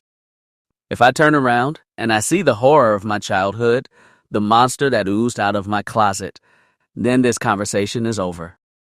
Let me see you as you are or were. The shadow fell silent. Story felt her temper flare. Is what I ask so impossible? No. As she watched the light return to the cockpit, the darkness surrounding her retreated, and isolated itself in one small corner of the cockpit. You may turn around now. Story obeyed, and what she saw surprised her. The shadow had collected itself in the seat behind her. It was no longer a liquid-like being of screams and wailing faces. It wore the shape of woman about her age, a woman dressed in a simple gray shift. Her legs were long and shapely, her figure slender, yet athletic. Her long black hair flowed around her like she was underwater. Her mouth was twisted into a sneer that suggested arrogance, and her eyes. Her eyes were two glowing golden pools that seemed to look through Story. The shadow tilted her head innocently. There, it said, I trust you find me a little less frightening now, Story Fardreamer. She nodded. So it does have a face. It says it was alive once, that we are blood. She shook her head. You really are a Criffin ghost, aren't you? The shadow shrugged. I am an echo of lost greatness. The Jedi might have called me a stain on the Force, but then again, they did everything in their power to erase me. Yet, in spite of it all, here I am. I still exist. You are one of my ancestors? I was. If you look into yourselves, you will still find traces of me and mine. Go back far enough in your family tree, and you will come to me, the seed from which your family sprung. The shadow smirked. The power of our family started with me, and if it was not for the actions of the unloyal and foolish, you would have had a life far beyond anything you could have imagined. I don't know, Story said. I can imagine an awful lot. The shadow's smile widened. Why do you think that I'm here? Your spirit and power have drawn me from my rest, and now I'm ready to help you ascend, help you be more. Story licked her lips. Her mouth suddenly felt dry. She could hear her mother's voice in the back of her head, telling her to turn away, but in that moment, she didn't want to. She had wanted the Jedi to give her what she needed to stop Grunger. If they would not, maybe the shadow could. I won't let you corrupt me, she told the shadow. It shrugged. When the day comes that you wish to end your lessons, all you have to do is tell me. You can't stop whenever you wish. I'm not here to hurt you, merely give you the tools you need to make our family shine, like the star it should always have been. Story nodded grimly. She could not say that the promise of learning about the Force, learning more than the Jedi could teach her, was not compelling. She could still hear her mother's voice warning her to stop, but in that moment, she did something she never thought she would do. She let that voice fall silent. Her mother was gone. She had died on Alderaan. Story was alive, and she wanted more. She needed more. How do we start, Shadow? The spirit wrinkled his pretty nose. We have already begun. And I can stop whenever I wish. Of course. You promise? You are the one with the physical body, remember. You can walk away whenever you choose. The shadow leaned back in his chair, but the chair itself didn't move or creak. It smirked at her. First thing is first, you can't go around calling me Shadow. That is something the Far Dreamers have done for centuries. I never cared for it. So what should I call you? The spirit considered it. In life, my underlings called me Master or Sir. Those above me had many titles for me that you would not recognize now. My friends, those that cared for me, and I for them, had another name, a name I think I shall reclaim now. Okay, Story said, what is it? The shadow smiled, showing a mouth full of very sharp teeth. A predator smile. Story was not intimidated by it. She held the spirit's gaze. It seemed pleased with that. Finally, it answered her. Avi, it said, you may call me Avi, young Story. She nodded. Pleased to meet you, Avi. I. The spirit, the shadow that 3,000 years earlier had once been known as Darth Avarice grinned. Far too easy, it thought. Pleased to meet you, Story Far Dreamer, and now we can begin.